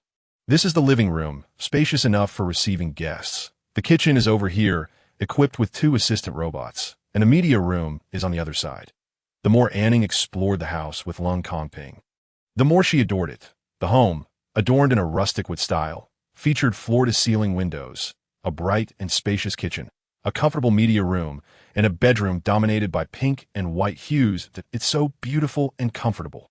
An Ning exclaimed, sitting on the round princess bed, exploring its softness. With her memories from her past life, she understood the hardships her 2 fathers endured to raise her. She never made demands or voiced her preferences, fully accepting their arrangements. Little did she expect that the princess-like room she had always dreamed of would be gifted to her by a man she had scarcely known. Chapter 11. If you can't beat them, join them. Leaning against the doorframe, Lung Kongping observed An Ning as she explored with a childlike smile, a dull ache suddenly gripping his heart. For the past 2 days, he had been in constant communication with Wood and Xinyi, learning about An Ning's preferences, personality, and upbringing through her 2 adoptive fathers as incredibly perceptive berserkers. Wood and Xinyi were acutely aware of An Ning's likes. However, this child they had taken in was remarkably sensible, to the point that it pained them. They yearned to tell their daughter that she could voice any unreasonable request, yet they also understood just how timid, insecure, and sensitive she was. The once small, dowy girl seemed to harbor the soul of a weathered elder within her. It had taken them over a decade of love to nurture her into the confident, cheerful person she had become. Brother Lung, is there another floor upstairs? After inspecting her room, An Ning recalled the castle's pointed roof and wanted to see it. Lung Kongping snapped back to reality and extended his hand to her. There's indeed another floor. This house has 4 levels. And then? An Ning, curious, pressed on as Lung Kongping paused, observing the large hand before her. She hesitated but eventually placed her hand atop his, only to be enveloped in a firm grip. Lung Kongping guided her upstairs, explaining, "We reside on the 3rd floor, and there's a training room below." "Ah, that makes sense," An Ning mused. She had thought something was amiss. How could a berserker's abode lack a training room? The 4th floor was yet to be furnished, and he added, "Once you awaken your abilities, we can decide whether to create a greenhouse or a workspace." Yes, he spoke. An Ning marveled at the pointed roof's interior. It was constructed from a transparent material resembling glass, akin to a sunroom. This space is enormous. Why does the exterior look similar to the outer wall? She estimated that the pointed roof's area was equivalent to 2 basketball courts from her previous life. This house boasted 3 pointed roofs, and she felt it couldn't possibly be this vast. Utilizing spatial expansion technology, the original area had been quadrupled. The entire roof was made from a reflective material designed to facilitate plant growth, while the exterior color was smartly regulated, allowing for immediate changes. That An Ning's mouth fell agape at the mention of spatial expansion technology, which allowed for stable, accessible enlargement. "Are the other 2 roofs similar?" Lung Kongping nodded. "Yes, there's a passage to reach the other 2 roofs, and a floating elevator over there. Truly extravagant." An Ning's eyes sparkled with excitement. Once she awakened her abilities, she resolved to earn well and build a sunroom for her own home. Sensing her thoughts, Lung Kongping averted his gaze, concealing his wealth. In truth, he designed the house while his brother financed it. Understanding that Lung Kongping didn't possess a significant amount of star coins, given his youth and the demands of a combat team, she realized the star planet had been a gift from his brother for his promotion to level 4. Thus, Lung Kongping devoted his entire fortune to An Ning. After familiarizing herself with the new home's layout, An Ning and Lung Kongping returned to the living room, embarking on a shopping spree. They procured kitchenware, ingredients for the refrigerator, and cozy decorations for their home. Let's refrain from buying clothes. An Ning grasped Lung Kongping's arm, halting his orders. "Why do you spend as if it's not your money? Purchasing hundreds of pounds of high-grade ingredients. Last time I bought level 5 fire beef, it cost 50,000 star coins per pound. And level 6 energy ingredients are even more extravagantly priced. Is it really necessary to splurge on trinkets?" Initially thrilled by the prospect of spending, she gradually realized the total was exceeding her current financial capacity. "This pink dress looks wonderful on you." Lung Kongping magnified a 3-dimensional image of An Ning in the dress on his screen, eager for her to see how lovely it was. An Ning hesitated to look at the dress. While it was indeed beautiful, she could not accept the price of 4 million star coins for a casual home dress. "I have plenty of clothes. You mentioned taking me to collect energy materials once I awaken my abilities. At that time, I'll only wear combat uniforms, so there won't be an opportunity." While An Ning spoke, Lung Kongping suddenly recalled something and quickly purchased a dress he had just admired, shifting to another store. "All your previous clothes were bought by Wood and the others. Now, let me have a chance to dress you beautifully, okay?" He gazed earnestly at An Ning, lightly nudging her shoulder with his arm. Looking into his eyes, An Ning found herself unable to resist, conceding to allow him to choose combat uniforms for her. Although she repeatedly reassured herself that it wasn't her money being spent, she still felt a pang of guilt. After Lung Kongping selected 10 different styles and colors of combat uniforms, An Ning decided that if she couldn't resist, She might as well join in. She still had 1 billion star coins in her account. And she would also make purchases. First, she needed a refrigerator for preserving food, essential tools for collecting, snacks, and seasonings that in just one morning, the newlywed couple spent billions of star coins, with Lung Kongping taking the lead. As they unboxed their purchases, Wood and Xinier arrived. Concerned An Ning might not eat well for lunch, Xinier came early to prepare a meal. Thankfully, Lung Kongping was quite adept in the kitchen, putting Xinier at ease. After dinner, as night fell, Wood and Xinier bid farewell. Ning, where are you going? Wood asked, puzzled by An Ning's readiness to leave. Home, of course. It's dark. Where else could I possibly go? An Ning responded, mirroring her father-esque confusion. The three men at the door exchanged glances before bursting into laughter, finding An Ning's innocence utterly delightful. During dinner, An Ning curiously sampled some synthetic wine. It was unpalatable and left her feeling slightly dizzy, her cheeks flushed. Ning, you're married now. This is also your home, Xinier reminded her. All right, I'm married. An Ning scratched her head. Addressing her two fathers, please drive safely on your way. After Wood and Xinier chuckled and agreed, they nodded at Lung Kongping and departed. Once the house was left with just the two of them, An Ning suddenly felt awkward, nervous, and inexplicably expectant. She glanced at Lung Kongping, her eyes darting. I'll go wash up, and she dashed upstairs. Chin, the bold and fierce technique you taught me, that I'm really not cut out for this. She lamented to herself. That night, Lung Kongping did nothing but set up a single bed beside An Ning's princess bed and slept there. An Ning found herself unsure whether to commend him for his gentlemanly behavior or to scold him for his lack of understanding. Chapter 12.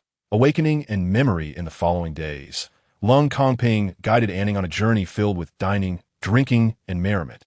Activities once deemed dangerous by her two fathers were now enjoyable adventures with Lung Kongping. And things that previously seemed extravagant were now within reach. Their relationship visibly grew closer, most notably when Lung Kongping folded away his single bed and began sharing the princess bed with her. One day, as they made their way to the underground city frequented by berserkers, An Ning remarked, "Did you turn on the air conditioning? It's so cold." Rounding the floating vehicle to a stop, Lung Kongping scrutinized her.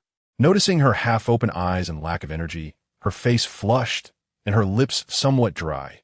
Aside from feeling cold, do you sense anything else? He scanned her with his communicator and discovered her temperature was elevated by 1 degree. I'm feeling a bit drowsy, An Ning confessed, placing her hands over her face. Feeling a chill throughout his body, yet warmth radiating from his face, Lung Kongping recalibrated the route of the hovering vehicle. Executing a swift turn, he promptly messaged his teammate, Marrow, instructing him to prepare the necessary items. That I am fine. There's no need to return home. That let's venture into the underground city instead. I have yet to explore it. However, he decided to postpone the visit to the underground city for another time. Gently ruffling An Ning's hair, he remarked, let's head home first. You are on the verge of awakening your abilities. Awakening abilities? An Ning echoed, slowly grasping the meaning behind Lung Kongping's words. Yet, her mind felt somewhat muddled. Noticing her eyes squinting tightly, struggling to open, Lung Kongping accelerated the vehicle. The manifestations of female awakenings were essential knowledge every berserker learned from a young age. For a berserker destined to become a spouse, it was imperative to report any irregularities in the awakening signs of their wife. Diverging from what was taught, concealment would incur severe punishment if discovered. Thus, the signs of female awakening were etched in the minds of every berserker. That An Ning's current state reflected a common occurrence among interstellar females: elevated body temperature, blurred consciousness. The advantage was that the female would not endure significant pain. Yet it posed a challenge for the berserker tasked with aiding the awakening. The berserker must not only provide physical comfort to the awakening female, but also guide her through the awakening process with their unique abilities. Given An Ning's disoriented state, cooperating with Lung Kongping's guidance would prove difficult. Upon arriving at their doorstep, Marrow was already waiting. Without uttering much, he handed a box to Lung Kongping before departing. Although he was eager to meet the future spouse of their leader, he recognized that the timing was not appropriate. Lung Kongping stored the box in a spatial pouch and carried An Ning inside. I could see that moment. An Ning was entirely oblivious to her surroundings, feeling as though her body alternated between being engulfed in flames and plunged into ice. Her heart raced, and her head throbbed painfully, yet she felt utterly powerless, her limbs unresponsive. An Ning, wake up! An Ning, open your mouth! Lung Kongping poured one vial of the calming agent Marrow had brought in the bathtub while attempting to administer another to Anning. Hmm. Anning murmured in response, yet her mouth remained closed. With a heart full of concern, Lung Kongping pried her mouth open to administer the medication. Determined not to waste it in her painful state, Anning was oblivious to the discomfort of having her mouth forced open. A refreshing sensation surged into her mind, gradually bringing her back to lucidity. She heard Lung Kongping speaking to her, as she endeavored to remember and comprehend his words. Then she felt herself submerged in water, undergoing the painful yet euphoric awakening. Anning's awakening spanned an entire day, which explained why he would prioritize strength when selecting a spouse for his daughter. Without adequate stamina, a berserker would struggle, hindering the successful awakening of the female.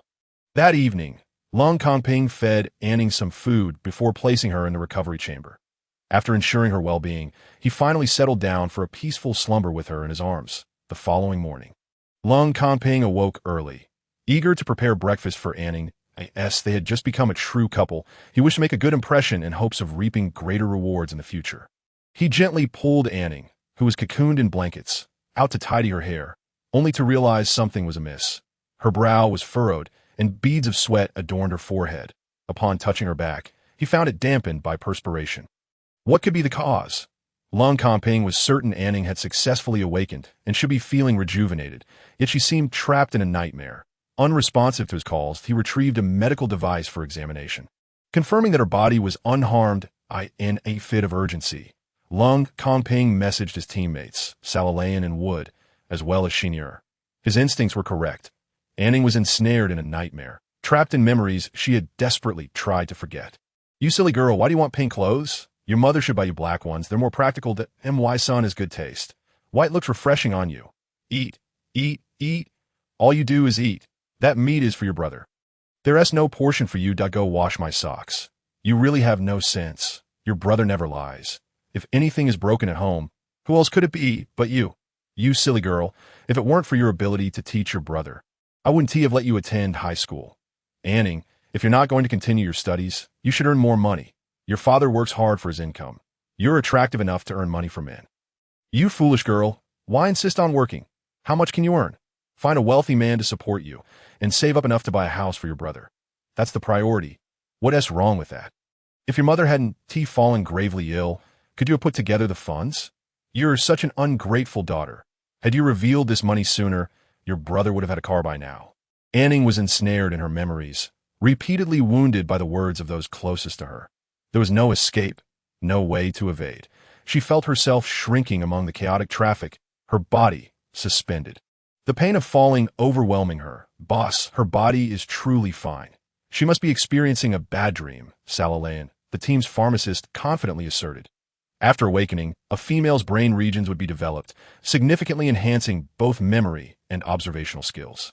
Boss, could it be that she experienced something traumatic in her childhood, forgotten until now, which resurfaced after her awakening? Salalayan's words struck a chord with Lung Kongping. Anning had been rescued by Wood and his partner when she was just 1 year old. Could it be that Anning was recalling memories from before that age?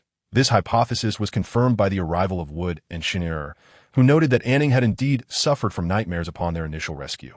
Often awakening and claiming she did not remember them, Shinir knelt beside the curled-up Anning, reminiscent of her childhood, gently patting her shoulder while softly singing an interstellar lullaby. Trapped in her memories, Anning heard the song amid the painful words and followed the melody towards the light. Dad is here to take me home. Chapter 13. Her awakening beyond plant affinity. Anning, are you awake? No need to fear. Your father and I are here, Shinir reassured her softly, cautious not to startle Anning with a loud voice.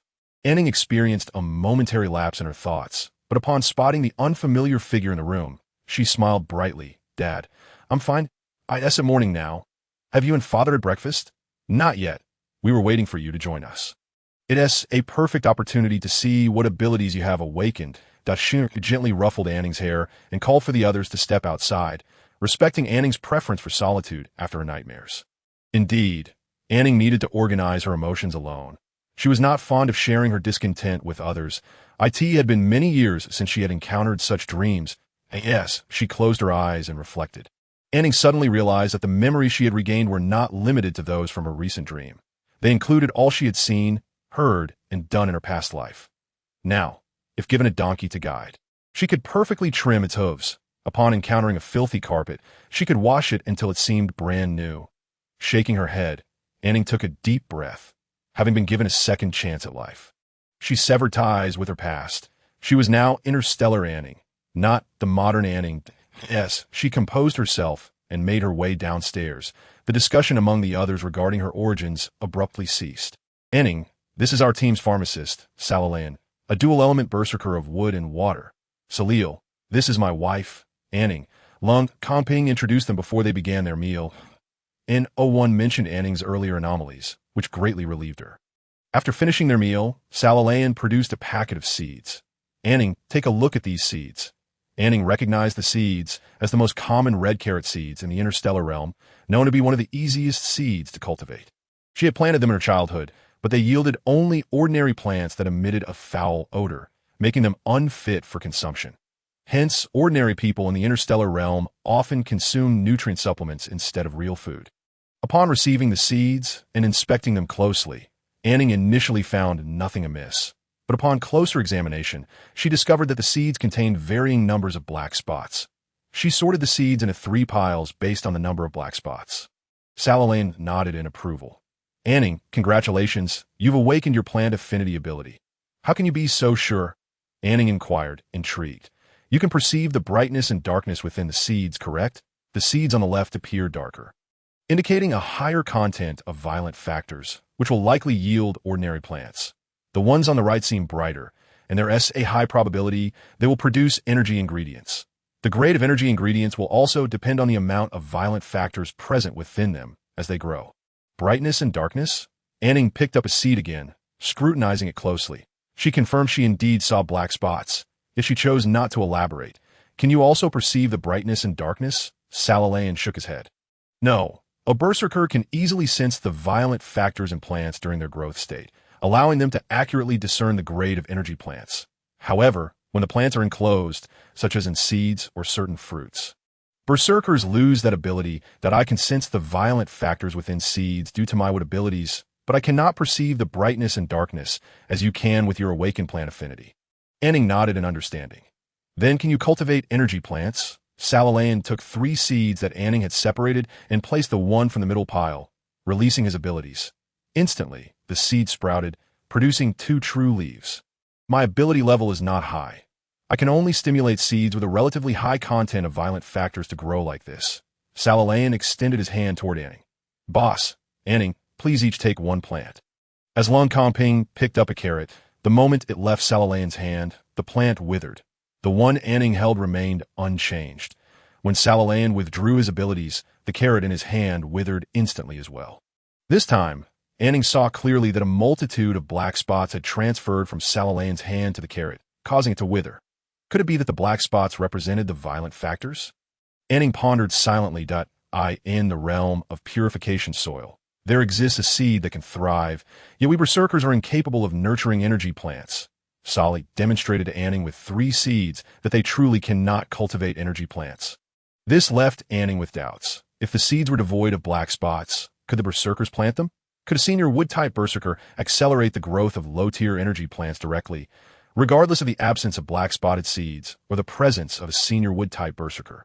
An Ning found herself bereft of such resources and could only harbor her suspicions in silence. After inquiring further about plant affinity with Sali, the group resolved to transform the 4th floor into a planting chamber for An Ning. The purification soil required customization from the laboratory, not something readily available for purchase. Upon discovering the exorbitant cost of the soil, An Ning opted to establish only 1 planting chamber, citing a desire to avoid undue fatigue. This rationale was met with unanimous agreement. The true reason remained known solely to An Ning. The soil was prohibitively expensive, and it was wiser to generate profits before contemplating a second chamber.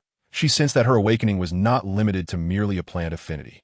The 4 men convened to discuss the equipment necessary for the planting chamber while listening to Shinir recount tales of An Ning's childhood passion for planting, where she experimented with every type of seed. For 3 years, she cultivated numerous varieties, all of which were ordinary plants, yet their unusual scents permeated the walls of her home, ruining 4 air circulation systems, and it took years to dissipate the odors completely. An Ning refrained from participating in the construction of the planting chamber, as she was entirely ignorant of the process and preferred to focus on the black spots. Information regarding the awakening abilities of interstellar women was scant. The greatest value of women with pregnancy potential lay not in cultivating energy plants or purifying the flesh of berserk beasts, but rather in bearing children for the berserkers. Hence, the majority of interstellar women did not concentrate on their awakening abilities. Many were content, with or without such abilities, to enjoy their privileges. An Ning, however, was different. She began working immediately after high school and continued until the age of 28, enduring a decade of arduous labor. She was pragmatic, believing in the existence of unwavering love, yet she held a more profound conviction that when the stakes were sufficiently high, anyone could be discarded. An Ning wished to avoid such abandonment. She yearned for the capability to retain what she currently possessed. Observing the black spots within the seeds, An Ning sat on the sofa, her gaze wandering around the room, only to be overwhelmed by a prickling sensation on her scalp as countless black spots danced in the air. Suppressing her discomfort, she turned her attention to the 4 men gathered, each marked by flowing lines of black spots coursing through their bodies. Among them would bore the thickest lines, while Solly's were the thinnest. An Ning became certain that the black spots she observed were indeed the berserk factors. A search through the star network revealed no accounts of anyone capable of seeing these berserk factors, leading An Ning to decide to observe for a time longer before disclosing her differences to her family. Chapter 14. Departure to the energy star. Following An Ning's successful awakening, Lung Comping resolved to promptly venture to the energy star for resource collection. The interstellar collection period typically spans 6 months, dictated by the seasons of the stars. The frigid season lasts 6 months, with temperatures plummeting to -100°C, while the scorching season also endures for 6 months, with temperatures soaring above 100°C. During these 2 seasons, most plants wither, and the scarcity of food for berserk beasts can lead to surges in their populations, making it an unsuitable time for collection. The collection period falls between these 2 seasons, also lasting 6 months, characterized by favorable weather, lush plant growth, and sufficient food for berserk beasts, thereby facilitating hunting for the berserkers, now that the collection period had just commenced after the hot season. The berserkers aimed to amass ample supplies to endure the upcoming cold season. Those like Lung Comping, who had wives at home, needed to stockpile even more resources. Before their departure, he took An Ning to the underground city, a hub where many berserkers sold surplus supplies. An Ning purchased a variety of seeds, particularly enamored with one called golden sunflower, resembling golden melon seeds. Since there were only 3, she carefully stored them in a small bag, keeping them close. Energy Star is perilous. Why do you insist on going to such dangerous places? Qin urged, sitting beside An Ning, her voice filled with concern as she cast furtive glances at Tian Taozi, who was snacking. Would you like some? Taozi offered her snacks. No, thank you, Qin replied, rolling her eyes. Taozi, convince her. An Ning, I also want to go, Taozi admitted, swallowing her food. She had long wished to explore beyond the safety of their star. Her father, an ordinary man, could not take her, and it felt inappropriate for her fiancé to accompany her. She desired to follow An Ning. You're going to lose me as a friend, Qin huffed, crossing her arms in frustration. Don't be upset. Try the snacks An Ning bought. They're really good, Taozi suggested, moving to sit next to Qin and offering her what she deemed the tastiest treat. You little rascal, Qin muttered through a mouthful. This is quite good. An Ning chuckled at the playful exchange between her 2 friends. I truly can't do anything about you two. Qin realized her words would not sway An Ning and eventually relented. Don't you have any desire to see what's out there? Taozi posed a pointed question. Qin cleared her throat, admitting, I do feel a little curious. Laughter erupted among the 3. I'll scout ahead for you. If it's enjoyable, I'll bring you along next time, An Ning promised. Taozi eagerly agreed. While Qin pondered. 3 days after bidding farewell to her dear friends, An Ning boarded the starship, accompanying Lung Comping's combat team to the energy star No. 8, with Wood and Shinier in tow. Just hours after her departure, a blonde woman arrived at her and Lung Comping's home. Is anyone here? Xiaoji, are you certain the house is empty? Nicole questioned, doubting the intelligent steward's words. Cold A.O., the deputy assigned by the Star Lord to protect Nicole, was bemused as he checked the front of the house, eager to hand over this demanding charge to Lung Comping so he could depart sooner. Madam Cold, there is indeed no one here. Please contact Lung Comping and inquire about his whereabouts.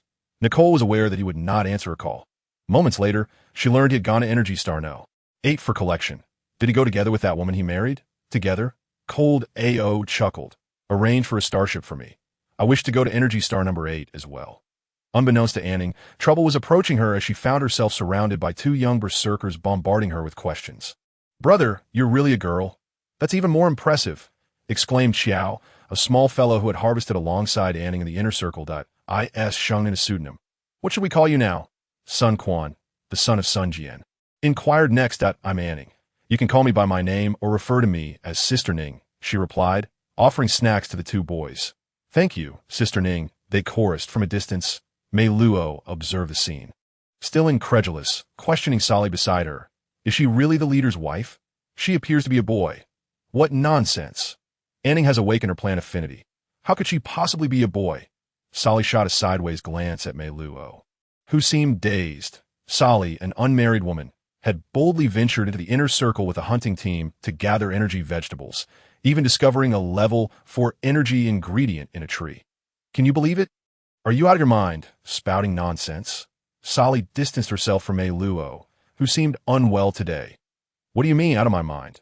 That leftover man, An Ning, the leader's wife, she enough of this chatter, let us go. The leader has called us for a meeting. Sally ignored Mei Luo's gestures and turned towards the meeting room on the starship. The starship traveled swiftly, reaching Energy Star number 8 in just 2 days. This time was sufficient for all members of Lung Kongping's combat team to acclimate to the astonishing reality of having a woman among them. The core members of the team learned from Mei Luo that An Ning had dared to enter the inner circle alone even before her marriage, marking her as a bold and courageous woman. This energy star is remarkably verdant. Is the primary purpose of our visit to gather energy plants? An Ning inquired as she leaned against the observation window of the command room aboard the starship, gazing at the increasingly vast green planet. With a serious demeanor, Lung Kongping replied as he tied her hair, Our ordinary team members are too few. Our primary focus remains on hunting berserk beasts. He found arranging her hair more challenging than battling beasts. I have a question, An Ning exclaimed, her mouth forming an A shape as she inhaled sharply, feeling discomfort on her scalp. Ask away. It seems I tied it incorrectly. Let me redo. It doesn't look bad. Just be gentle, An Ning urged, as Lung Kongping began to untie her hair. By the way, I wanted to ask why we don't use the advanced weapons aboard the starship for hunting berserk beasts, but instead rely on metal weapons. Sweat began to bead on Lung Kongping's forehead, making it even harder to manage her hair. Berserk beasts possess intelligence. The higher their rank, the greater their intellect. They and we berserkers share a mutual hunting relationship. If we were to employ energy weapons, they would self-destruct and we would gain nothing. Fortunately, over the years, a tacit understanding has developed. High-level berserk beasts typically do not slaughter berserkers below 3 ranks. They require us to manage their overpopulation. Similarly, high-level berserkers do not hunt berserk beasts below 3 ranks. Stepping back to admire his handiwork, Lung Kongping concluded, Perfect, of course. Such an understanding only applied on the Energy Star. On the Safety Star, the directive was to eliminate all high-level berserk beasts. Chapter 15. Not a type of tree. During the conversation between Lung Kongping and An Ning, the starship had already entered the atmosphere of Energy Star number 8. After confirming the coordinates, the starship successfully landed in a temporary safe zone. Each numbered energy star is governed by Star Lord, and the temporary safe zone is established by the family that owns the energy star, providing a place for the combat teams to rest and organize supplies. Each team must pay a certain amount of star coins to the Star Lord based on their number of members as a fee for occupying the temporary safe zone, while the supplies obtained from the energy star need not be surrendered. Boss, tree bud. It's that tree bud. As Lung Kongping and An Ning disembarked from the spacecraft, they spotted Mei Luo excitedly running towards them, pointing at a vast expanse of trees and repeatedly exclaiming about the tree buds. An Ning, with her feet crossed and hand shielding her eyes, looked into the distance and remarked that it did not resemble a fragrant tree, but bore some resemblance to a walnut tree. Take someone to take a look. I'll speak with the Connie family to expand our station area, said Lung Kongping. An Ning, he turned to her, but was first met by Xinier, following the length of Xinier's legs upwards. He saw An Ning and would perched on either shoulder, the father and daughter nestled together, seemingly engrossed in conversation. An Ning, you're with your uncles? Lung Kongping raised his voice. Yes, you go ahead. I'll explore here with my uncles for now. An Ning waved her hand dismissively, conveying a sense of independence. Feeling a bit disheartened, Lung Kanping thought it was normal for his young wife to cling to her father, especially since their marriage was still fresh. Indeed, they looked quite similar, Wood observed, comparing the tree in front of him with the inner circle of fragrant trees he had photographed. Having previously visited the fragrant tree, Wood noted that the newly sprouted buds had dropped to level 3. Each new sprout seemed to lower the energy level by 1 tier. An Ning kicked at the leaves, urging, "Uncle, try breaking a bud. It's really not a fragrant tree." "Uncle, have you found anything?" "Nothing, Ning. The temporary safe zone wouldn't have energy ingredients. If there were, the Star Lord would have taken them already."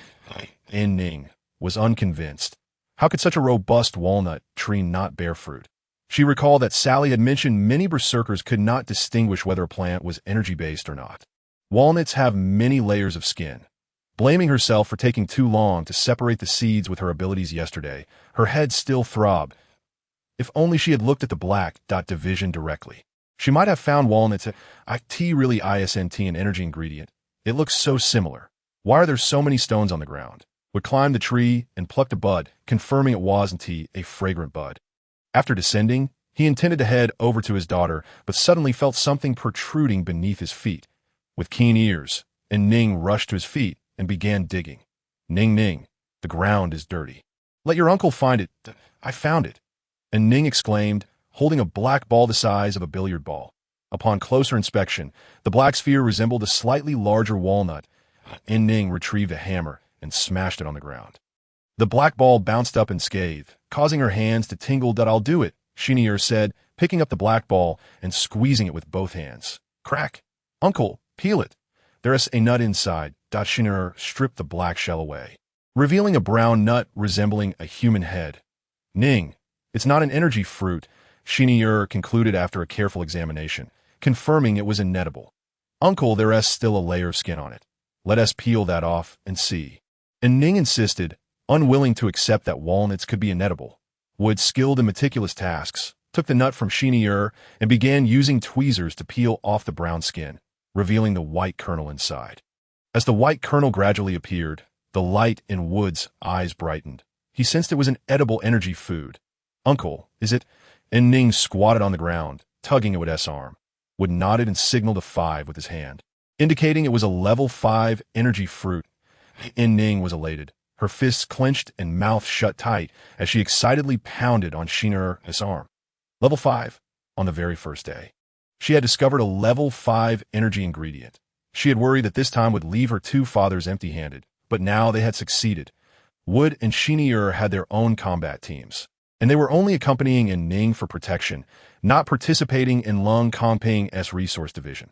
This meant that the spoils obtained by Ning and her fathers belonged solely to them. Captain Lung's team is quite lively. Expanding the station area will naturally increase costs. "Have you prepared the budget?" asked Pigakani, the person in charge of Energy Star Number 8, with a stern expression. Lung Kanping gazed at Meluo, who was darting through the walnut grove like a monkey, and when he turned to look at An Ning, who was rummaging through the leaves beneath a tree, his demeanor softened. "Rest assured, Mr. Kani, the budget is ample." "That's good," Pigu Kani nodded. "Captain Lung, this year's long-legged chicken seems rather irritable." Watching Pigu leave, Lung Kanping couldn't help but smirk inwardly. Irritable, could the long-legged chicken compare to their family's temperament? He ambled toward An Ning, but was intercepted by Meluo mid-journey. "Boss, that tree bud isn't an energy ingredient that I know." Lung Kanping sidestepped Meluo and continued toward Ning. "How do you know?" "When you were climbing the trees like a long-armed monkey, Connie's people saw you. They didn't react much, which means they must have thoroughly inspected everything in the temporary safe zone. Such a cunning family." The two walked side by side, discussing their strategy for attacking the long-legged chicken starting tomorrow. They had arrived late this year and hoped their harvest wouldn't be too disappointing. An Ning, "What are you searching for? Have you finished your task?" "I'm looking for the fruits from this tree." An Ning pointed to the walnut tree beside her for Lung Kanping to see. Under the tree, the decayed green-skinned walnuts were not as abundant as An Ning had imagined. They had likely been consumed by nearby wild beasts during the hot season. The trees here had only just sprouted. How could they bear fruit? Meluo interjected, pointing in a direction. "Over there. The trees over there have many green fruits." An Ning exchanged glances with her two fathers before they all moved toward the trees Meluo had indicated, leaving the newly arrived Lung Kanping behind. Fortunately, And Ning remembered she had a husband and turned to instruct Lung Kongping to attend to his own matters, not to worry about her. Lung Kongping wanted to speak, but was interrupted by Mei Luo.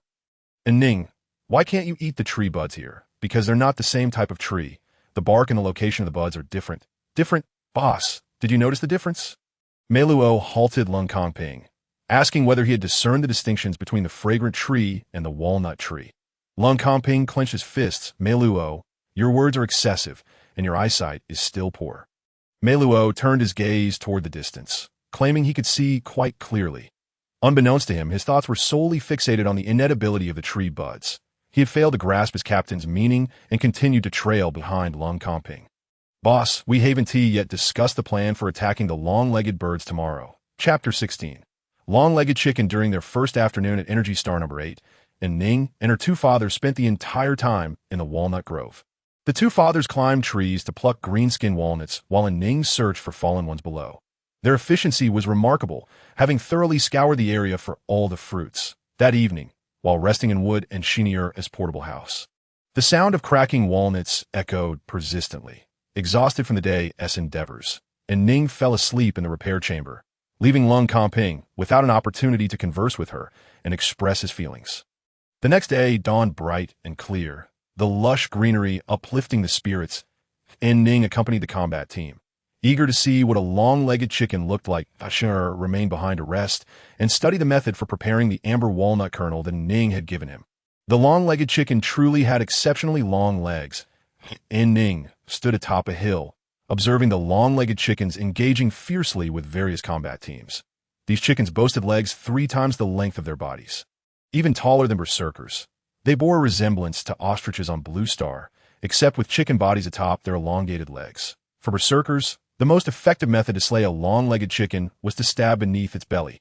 Where its defenses were weakest, the feathers of the long-legged chicken served as primary material for crafting armor, and their leg attacks were formidable, would explain to An Ning as she beheld the scene for the first time. Isn't attacking beneath its belly quite dangerous? It's right next to the legs, An Ning pondered. The battlefield grew increasingly intense, leaving her unsure where to focus her attention. Beneath the legs of the long-legged chicken lay its blind spot. Compared to other positions that attracted fire, it was a safe area. "Look," Wood pointed out to An Ning, indicating that Lung Kongping held the highest combat prowess within his team. He was drawing the long-legged chicken's ire, aiding his team members in getting beneath the chicken's belly. Nearby was a small squad from the Dick family, whose combat strategy appeared flawed, and Ning's eyes gradually narrowed as she struggled to grasp the nuances between the varying levels of combat power, now also needing to discern each team's strategies. After listening for a while and finding it hard to keep up with her uncle's explanations, An Ning couldn't resist interjecting, "Uncle, can this chicken be eaten?"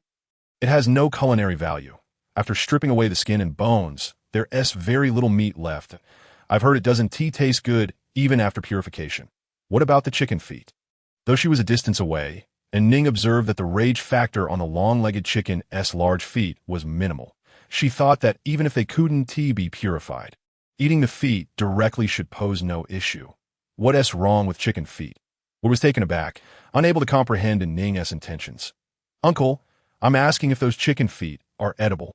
Wood was utterly astonished. Who eats chicken feet when they won't even eat the chicken meat? And Ning was eager to test her judgment, so she remained on the hill, awaiting the end of the battle, while simultaneously digging up any level 3 energy vegetables that she could find. Her ability to perceive the intensity and distribution of the berserk factor is rather remarkable. "Lung Kongping, you and your team are truly impressive." While clearing the battlefield, An Ning ran over to Lung Kongping. "This small group of long-legged chickens has been entirely annihilated by several assembled squads. Lung Kongping's team has dispatched 6 long-legged chickens. Thank you for the compliment." "Are you afraid?" Lung Kongping took An Ning's hand to shield her from witnessing how his team dealt with the long-legged chickens. "I'm not afraid. Why are you removing the chicken feet?" An Ning peered past Lung Kongping to observe the enormous long-legged chicken. "You have quite the nerve. The chicken feet take up space and are cumbersome to transport. Therefore, we remove them first and discard them, while the bodies will be taken back to the base for feather plucking. That if you don't want the chicken feet, may I take them?" "I want them." Lung Kongping gently squeezed An Ning's hand, encouraging her to take whatever she desired. The combat team, aware that it was An Ning who wanted the chicken feet, harbored no resentment. After all, if a mere woman requested a few chicken feet, They would willingly dig for her. Upon returning to the base, An Ning sought out her second father, Shin, who had prepared a pot of amber walnut kernels, dividing them into small containers. Ning, come quickly and taste. It's absolutely delicious. Which family raised their daughter so remarkably? The recipe is exquisite. Dressed in a pink apron, Shin used chopsticks to offer An Ning a walnut kernel, not forgetting to treat Wood as well. Cold comping. Help yourself. Crisp, sweet, and fragrant. The more An Ning chewed, the more delightful the flavor became. She nodded and gave Shin a thumbs up. The only slight drawback stemmed from the ingredients themselves, after awakening her abilities. All memories of Blue Star returned to An Ning, including the recollections of tastes. Even the most delectable items she had once savored in the cosmos now bore a slightly peculiar flavor. The higher the grade of the energy ingredients, the less pronounced the odd taste. Her fathers had raised her exceedingly well. One might wonder whose father possessed such culinary skills. An Ning swallowed her walnut and responded to Shin's question. Oh, only my dear second father possesses such culinary prowess. Ha! The father and daughter laughed heartily, while Wood and Lung Kanping continued eating. Delicious. Particularly for Lung Kanping, the sensation was heightened. Having just fought, the berserk factor within him was unstable. But with a walnut in his belly, it stabilized significantly to Shin. What kind of ingredient is this? Where did you procure it? Once Lung Kanping felt the berserk factor completely stabilize, he paused. The snack-like ingredient was far more convenient to carry than bok choy. Shin did not conceal the source of the walnuts, explaining everything to Lung Kanping while praising his daughter. Since An Ning married Lung Kanping, the two families became a community, sharing interests openly. The walnut groves near the base have been thoroughly foraged by Shin and his companions, and Lung Kanping could seek out other sources without issue. Upon learning that vast walnut groves concealed grade 5 energy ingredients, Lung Kanping joyfully spun An Ning around, mimicking Shin by asking who was fortunate enough to have such a wonderful wife. He then set out to arrange for his team to secretly search for walnuts. Ning, why do you want to bring back the chicken feet of the long-legged chickens? Shin squatted down, inspecting the chicken feet, which were as long as his own legs. Dads, boil some extra water. Let us blanch the black membrane off the chicken feet before tearing it away. The two fathers complied, heading to the kitchen to boil the water, which was ample for such large chicken feet. Despite the interstellar berserker's modest culinary skills and limited ingredients, the kitchenware in the cosmos was genuinely remarkable, reminiscent of a place where underachievers abound. The water boiled rapidly. After using 2 large barrels of hot water to blanch the chicken feet thoroughly, with Shin's great strength, the black membrane was completely removed at that moment, and Ning felt compelled to reveal her thoughts. Dads, how do we determine whether the berserk beast meat has been purified? Is it also based on perception?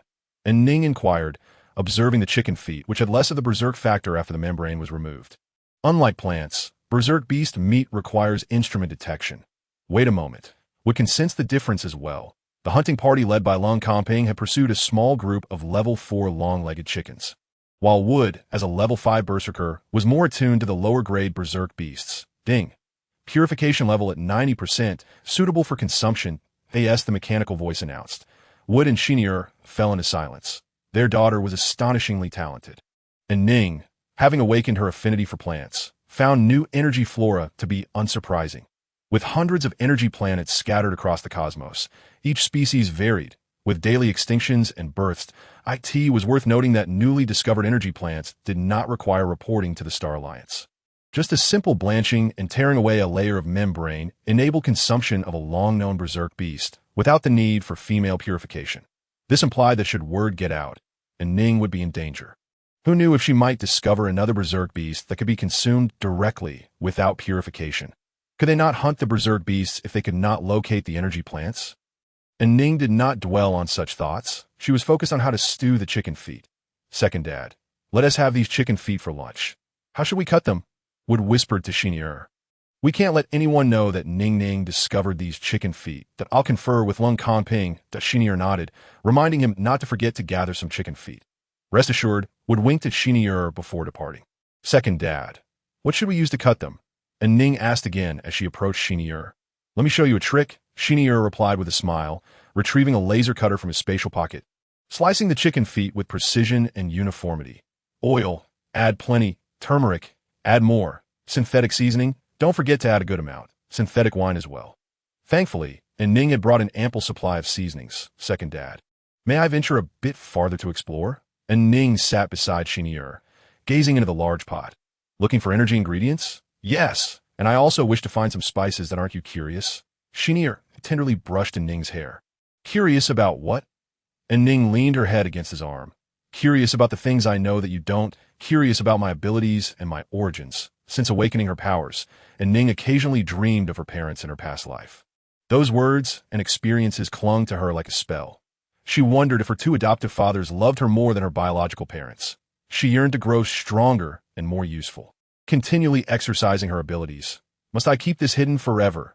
From walnuts to long-legged chicken feet, neither of my fathers nor Lung Comping has asked too many questions that I merely state my desires, and they comply.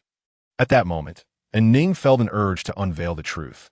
Instead of directly answering her question, Xin'er wrapped his arm around An Ning's shoulders. Ning, I met your first father when I was 10. He moved in next door. I was a tiny little thing, and I adored your father's silver hair, following him around daily, calling him white-haired brother, begging him to take me to the energy planets to hunt berserk beasts. And Ning listened intently, as it was the first time she heard Xin'er recount his story with Wood. Previously, no matter how she inquired, they remained tight-lipped. Temporarily forgetting her earlier excitement, she focused on Xin'er's words. At 25, I confessed my feelings to your father, and he agreed. At T65, your father proposed to me, and we vowed to be lifelong partners, knowing we would never have our own children. To our surprise, right after our marriage, we found you, a girl without any genetic records. It felt as if the gods of the cosmos had bestowed you upon us as a wedding gift. And Ning suddenly recalled the name her fathers had given her when they found her. We named you Tion Ci, and you cried every time we called you. Eventually, we renamed you An Ning. Ning, you are a divine gift to us, and your father and I will only love and protect you, ensuring your health and happiness. That we understand that after your awakening, you might recall some unpleasant experiences. It's all right. You still have your two dads. An Ning sniffled. Was she truly a gift from the gods? Second dad, she exclaimed, throwing herself into Xin'er's embrace. If they don't want me, then I don't want them either. All right, forget about them. After a small bout of tears, An Ning's spirits lifted, preparing to reveal her extraordinary abilities to her family that evening. The chicken feet had been stewing for half an hour, and a fragrant aroma began to waft from the pot. Two small heads peeked through the doorway. Chow, Sun Quan, come in. An Ning beckoned to the two little ones. The two small berserkers pushed and shoved their way inside, swallowing hard, their eyes darting around, avoiding the pot that emanated such delicious scents. Why so quiet? Are you hungry? Have some. An Ning offered the amber walnut kernels to the two little ones. They hesitated to reach out, but their eyes betrayed their desire. Unable to bear it any longer, Xin'er took 2 pieces of walnut from An Ning and handed them to the children. Eat, it's for me. Thank you, Ning's sister, second An Ning remarked. What a peculiar manner of address. Chow, this is truly delicious. Indeed, just a little bit makes me feel better. An Ning tugged on Xin'er's apron, second dad. What is going on? It was likely someone had said something to them. Children could hardly keep secrets. Soon enough, they would spill the beans that Xin'er lifted the pot lid, releasing a rich aroma. Instantly, the walnuts in the children's hands lost their allure. Ning's sister, second dad, your food smells amazing. Chow was the first to speak up. Would you like to taste? Xin'er inquired. Yes, both Chow and Sun Quan nodded eagerly. If you wish to taste, address me properly. As fellow berserkers. You may call me Xin'er directly, or refer to me as Mr. Quincy. 2 children exchanged a glance and simultaneously exclaimed, Mr. Quincy. Quite the tacit understanding, laughed Xin'er as he retrieved 3 bowls, slicing off a bit of chicken skin to serve the 2 children and An Ning.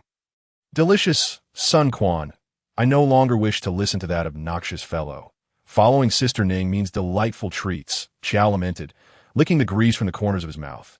Indeed, let us disregard that insufferable person. Mr. Quincy is kind and never harms children, Sun Quan said, struggling to chew the somewhat tough chicken skin. Hold on. An Ning interjected, perplexed. Who is this obnoxious person? The obnoxious person is the head of this energy star. My father and I know him, Chow explained, wiping his mouth clean. My father used to be in the same group as him, but we moved out later. I believe he refers to my father as Grandpa Brandon. Chapter 18. Come as you will, but what are you shouting about? Grandpa. An Ning's voice rose an octave, astonished that the head of the Energy Star would call Brandon Grandpa.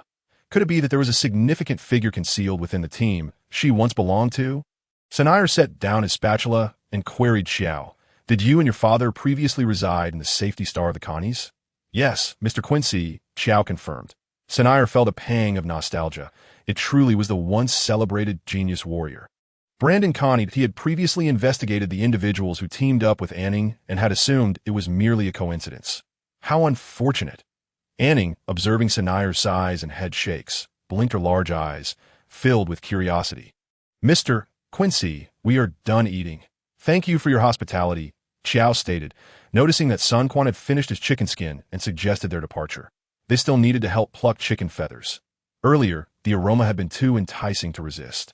As the two children walked away, An Ning crept closer to Sanire, eager to hear some gossip. Sanire would not disappoint her. "Ning, do you know that there are 10 Star Lords in the galaxy?" An Ning nodded. She was aware that they were the apex warriors of a societal pyramid. The 10 Star Lords represented 10 families, with the Lung family taking the lead, followed by the Connie family, second dad. An Ning interrupted. "The Lung family can't be related to Lung Comping, can it? Indeed, otherwise, how would they possess a planet?" An Ning covered her mouth, her eyes widening in shock. Sanire playfully pushed her forehead. "You silly girl. Where was I?" Yes, a century ago, a child with SSS potential was born into the Connie family. Brandon, whom you know at IT, is said they held a 10-day banquet to celebrate. Before reaching a century, Brandon ascended to level 6. What happened next? An Ning inquired, convinced the subsequent events would be even more riveting, given that Brandon was now a level 2 warrior. Later, Brandon married, had children, suffered injuries that nearly cost him his life, his level dropped, and he could not improve further. And his wife filed for divorce, leading him to leave the Connie family with the children. Yes, that all?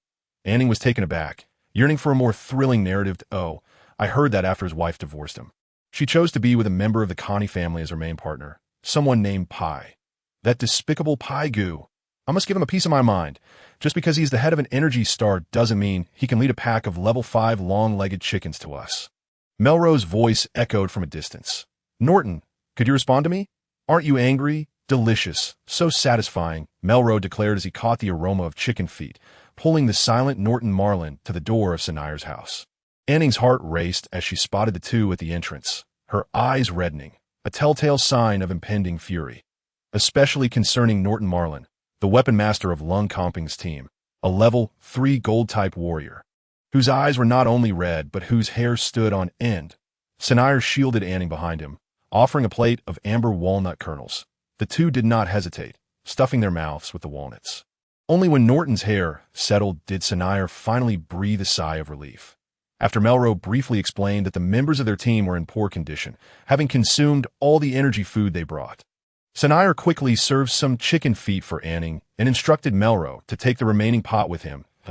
As Melrose departed, he produced several chicken feet from the long-legged chickens. Norton remained behind, as he was the best cook in Lung Comping's team, offering to help Sanire with the chicken feet. "How are my uncle and Lung Comping doing?" An Ning asked, gazing up at Norton's head. This was her first conversation with Norton. A warrior known for his silence. "They're fine." "Have they been injured?" Norton, boiling the chicken feet, chose to remain silent, believing that the injury to the leader was minor and not worth mentioning. He couldn't find the words to explain to An Ning, so he opted for silence. "Are there many injured?" Norton remained quiet. Anyone in the recovery chamber? Norton stayed silent. An Ning felt exasperated, unable to contain her anxiety. After a moment's thought, she slipped out while Sanire was busy with the chicken feet. She didn't need to search for anyone. She merely followed the raucous sounds. An Ning dared not approach the noisy crowd, now understanding why her uncle and Lung Comping had not come for the chicken feet. Wood was unleashing lightning to subdue the rampaging warriors, and An Ning noticed several other combat teams among the fray. Lung Comping's current appearance was rather alarming. His hair was standing straight, blood covering his body. As he stationed himself on the outer edge, each hand wielding a fireball, ready to hurl at any warrior who escaped Wood's control. Melrose, one hand gripping the pot, the other scooping chicken feet to shove into the mouths of the warriors with reddening eyes.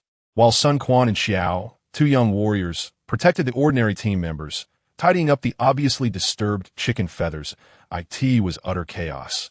An Ning swallowed hard and stepped back, aware of her own limitations. She would only cause trouble, not assist. Hiding behind a large tree, An Ning pondered how to deliver the walnut kernels she had to Lung Comping. She anticipated that Melrose mention of poor conditions referred to this. Deep in thought, An Ning was suddenly startled by a piercing scream, sending chills down her spine. Instinctively, she climbed the tree, ascending as high as she could. Once settled atop the tree, An Ning realized the chaos was not due to a warrior's rampage, but rather the appearance of a blonde-haired, blue-eyed woman at that moment. Lung Ao was cursing the woman in his mind, knowing she would be trouble. After failing to find Lung Comping at the Gibson family's second safety star, she insisted on coming to the 8th energy star. Upon learning that the Dick family's combat team was stationed next to Lung Comping's team, she was even more insistent on coming. Well, if you come, what are you shouting about?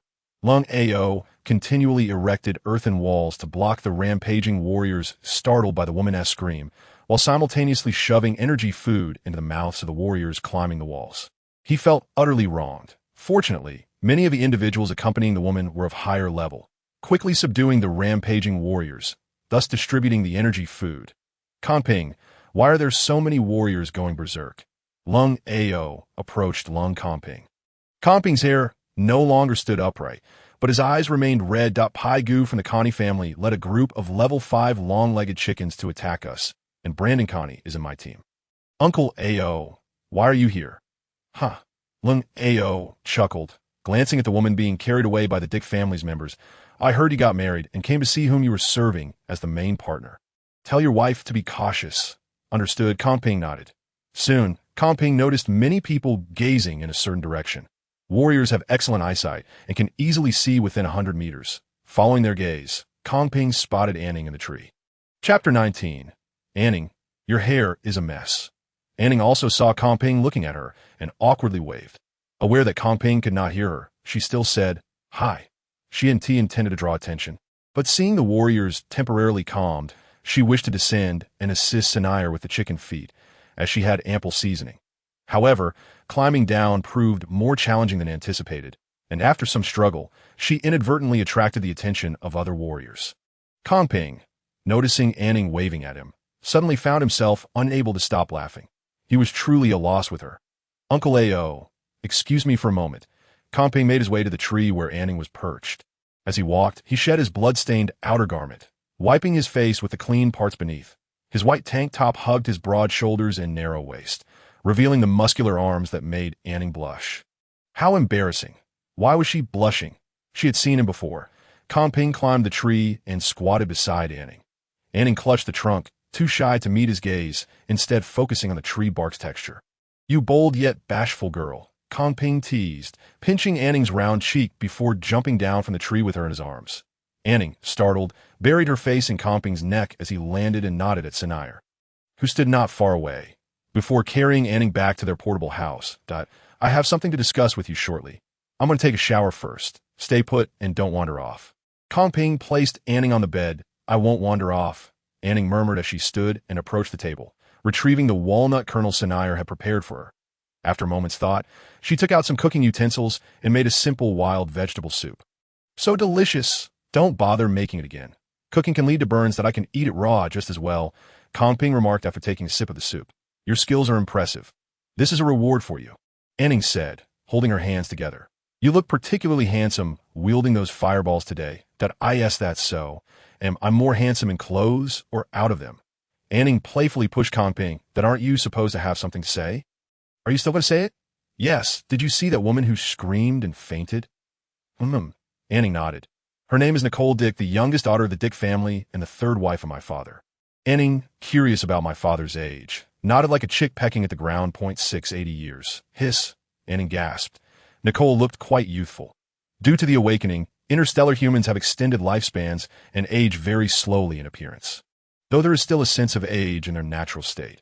After finishing a bowl of soup, Lung Comping poured himself another and got to the point. The Dick family is one of the 10 major families. Due to certain interests, a marriage alliance with our Lung family is necessary. Nicole has always believed it would be a union with me. A.S. An Ning refilled Lung Comping's soup. She asked, We didn't move to Gibson 2 for her. Did you? Half the reason is her. And the other half, to meet you. You're lying. An Ning knew Lung Comping was jesting, yet her mood was still delightful. She difficult to deal with. when Lung Comping mentioned Nicole. Believing her to be his intended partner, An Ning understood the reason behind his discussion. Nicole would target her. For a berserker, she could be troublesome, but you need not fear her. All women in the interstellar realm hold equal status. If she provokes me, can I hit her? An Ning thought that in this interstellar setting, using fists is the best way to resolve issues. After all, berserkers cannot strike her. Her nickname on Blue Star is Victorious Man. Not merely for her hard work, but also for her skills in pulling hair and scratching faces. You can fight? Lung Comping was somewhat surprised. Just how much does he not know about his wife? Have you forgotten I knocked your jaw? An Ning replied excitedly. It had been a long time since she had fought. All right. Moments later, hey, An Ning, you pull my hair up, and oh, face grabbing, don't bite my ear. Hiss. That was refreshing. An Ning wiped her nose with the back of her hand. She needed exercise, and the world felt brighter. Lung Comping was tidying his hair and clothes, feeling quite disheveled for a formidable level 4 dual system berserker after being bested by a small woman. You fought before, he remarked, observing An Ning's adeptness at hair grabbing, which did not seem like the work of a novice. I used to practice with my second uncle, but once he cut his hair short, I couldn't take advantage anymore. Did your second uncle teach you all this? Not entirely. He taught me some techniques, but I practiced little and was slow to react, and I'm just good at hair grabbing. Can I hit Nicole? Lung Comping touched his sore scalp and nodded. Yes, oh no. Lung Comping, there's blood on your pants. Are you injured? Let me see. No, it's fine. A quick scan with the healing device will suffice. Don't be shy. Just take them off. No. The chaos of the berserkers was quelled after a feast of 3 pots of long-legged chicken feet in Sinair and Salad. News spread that Lung Comping's battle team could produce energy food without female purifiers. The long-legged chickens on Energy Star number 8 began to suffer misfortune as various factions came in response. An Ning later learned the entire story of Lung Comping's ambush, afterward mentioned that long-legged chicken feet could be made into energy food. The two immediately decided to collect the discarded chicken feet from various battle teams, and on their way, they encountered 3 battle teams heading to hunt chickens and join forces. During a patrol, Pigu Canny saw Xiao plucking chicken feathers and, through coaxing and scaring, learned that Brandon had joined Lung Comping's team. Fueled by a desire for revenge, he led a small group of level 5 long-legged chickens to attack Lung Comping, along with 3 other small teams. Fortunately, with Wood, a level 5 lightning type, no one was lost. An Ning seized an opportunity to speak with her 2 fathers and Lung Comping about her awakened special abilities. The 3 simultaneously agreed to keep it a secret, even swearing an oath of the berserkers, which An Ning did not fully understand. The group also discussed how to test An Ning's abilities while ensuring her safety and confidentiality. Point one after another, starships arrive at Energy Star No. 8, the fastest on the same day, the slowest within 2 days, all came in pursuit of the energy chicken feet that Lung Comping's team could produce. While everyone was busy gathering information, An Ning had stealthily followed Wood to observe 6 different types of wild beasts. Unlike the long-legged chickens, the consumable parts of these wild beasts appeared randomly across their bodies. Wood and his companions were not disappointed. The long-legged chickens had already been an unexpected delight. To prevent An Ning from drawing too much attention, Lung Comping decided that Wood and Sinair would take her to collect in the lower-level wild beast area, while he dealt with the various factions heading for the chicken feet. Chapter 20. Too many to dig up. The taste of freedom.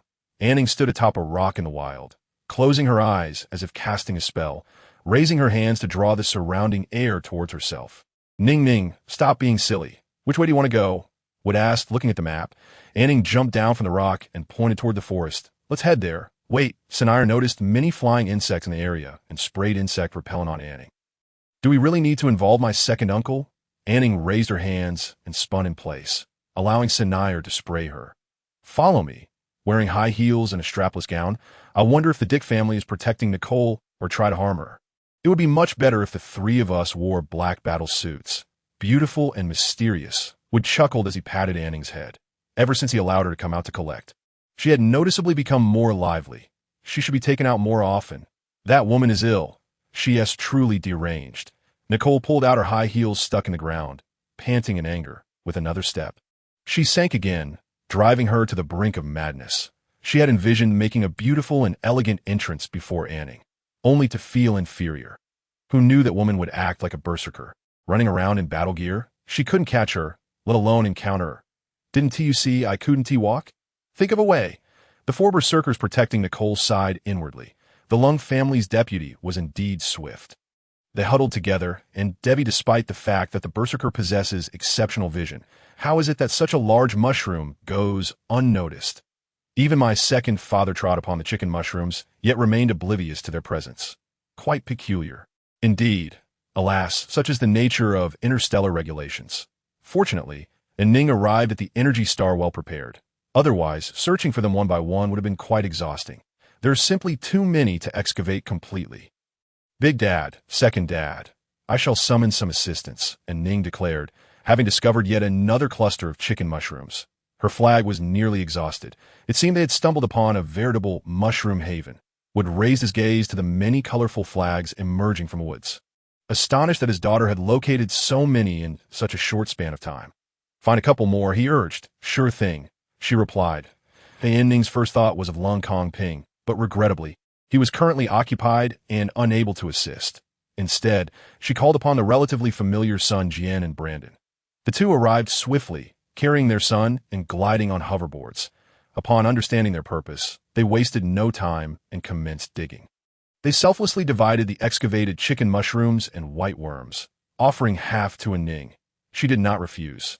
Without her, they would indeed be lost in the woods. With more hands on deck, An Ning was able to expand her search area, continuing to collect mushrooms while planting flags. The excavation speed of the group still could not keep pace with An Ning's finding rate. Soon, members of Lung Kong Ping's combat team, Mello, Sally, Norton, and another central team member, Yuan Jingming, arrived in the woods to assist in the digging.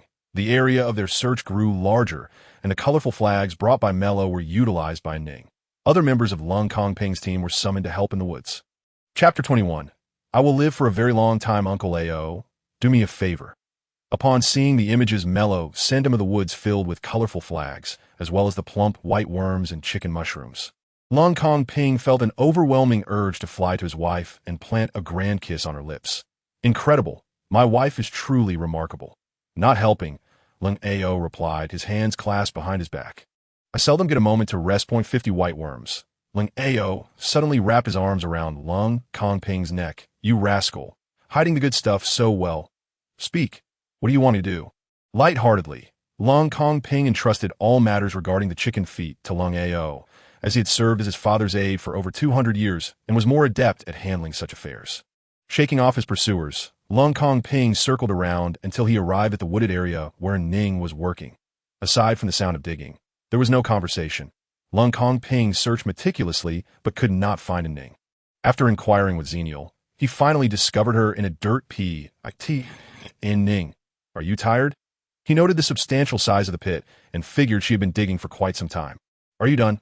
Come down and help me, she urged, stepping aside to allow Lung Kong Ping to descend and naturally handing him her shovel.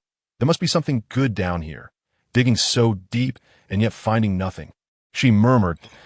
An Ning recalled that a certain fungus grew in abandoned termite mounds, and she had distinctly seen brown, stick-like formations on the surface, yet the excavated pits had not yielded any.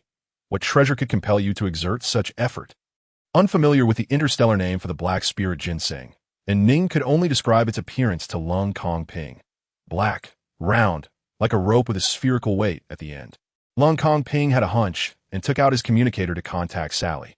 Upon hearing An Ning's description, Sally's hands trembled with excitement. An Ning, could it be the black spirit ginseng? Yes, that's it. Black spirit ginseng, An Ning confirmed, realizing that a slight variation in wording conveyed the same meaning.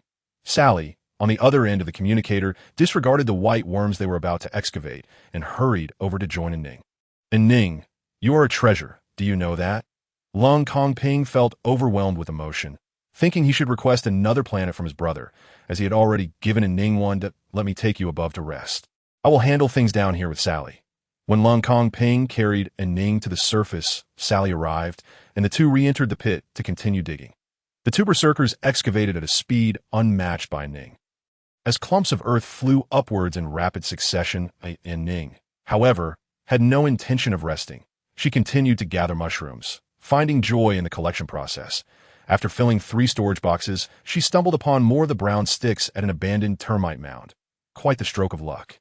Lung Kong Ping's combat team spent the entire day digging for white worms, thoroughly cleaning out the area, An Ning speculated that this spot had likely gone unnoticed for years, allowing a vast number of white worms to accumulate. That night, An Ning wished to remain in the woods to see if she could capture some winged white worms, but everyone opposed her, insisting she return to rest. That it was indeed rare for a female to assist in searching for white worms in the annals of interstellar history. How could they allow her to stay up late? Reluctantly, An Ning taught Lung Kong Ping her method for capturing winged white worms, advising him to arrange for someone to guard the woods. Lung Kong Ping, you have given me too many white worms, and I cannot possibly take all the mushrooms growing above. An Ning counted the contents of her space bracelet, astonished by the quantity stored within the preservation boxes. This is all yours. If you don't like to eat them, you can exchange them for star currency. Lung Kong Ping adjusted the heat of the mushroom soup, settling beside An Ning. After dinner, let's rest in the repair chamber. Today has been exhausting. An Ning nodded, admitting to feeling quite fatigued. What plans do you have for the next few days? Will you go hunt the long-legged chickens? Lung Kong Ping pulled An Ning onto his lap, enveloping her in his embrace as if she were a plush toy. Initially stiff, An Ning gradually relaxed, adjusting herself to find a comfortable position. Various families have dispatched senior berserkers to assist.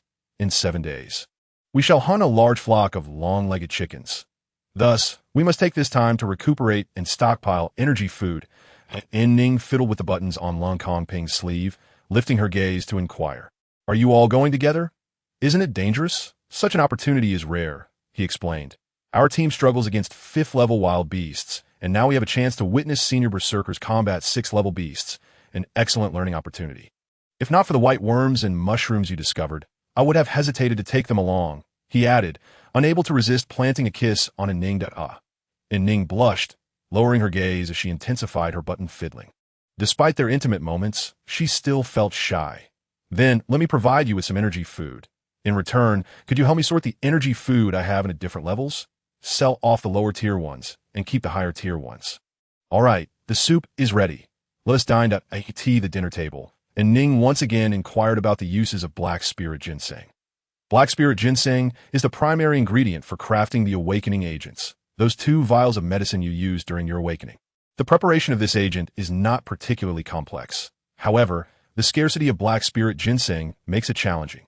Every berserker needs to prepare 1 or 2 awakening agents for future female awakenings, even if they may never find a partner to marry.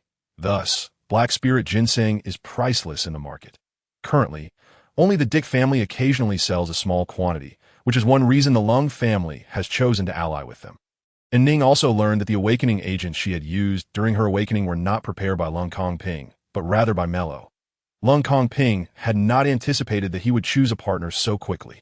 Now that he wished to purchase some, it was no longer available for sale, and he could only borrow from Mello. With the 2 batches of black spirit ginseng discovered by Ning, not only could he repay Mello for the 2 awakening agents, but Sally could also concoct enough for each berserker in their team to have 2 What happens if a female awakens without using an awakening agent?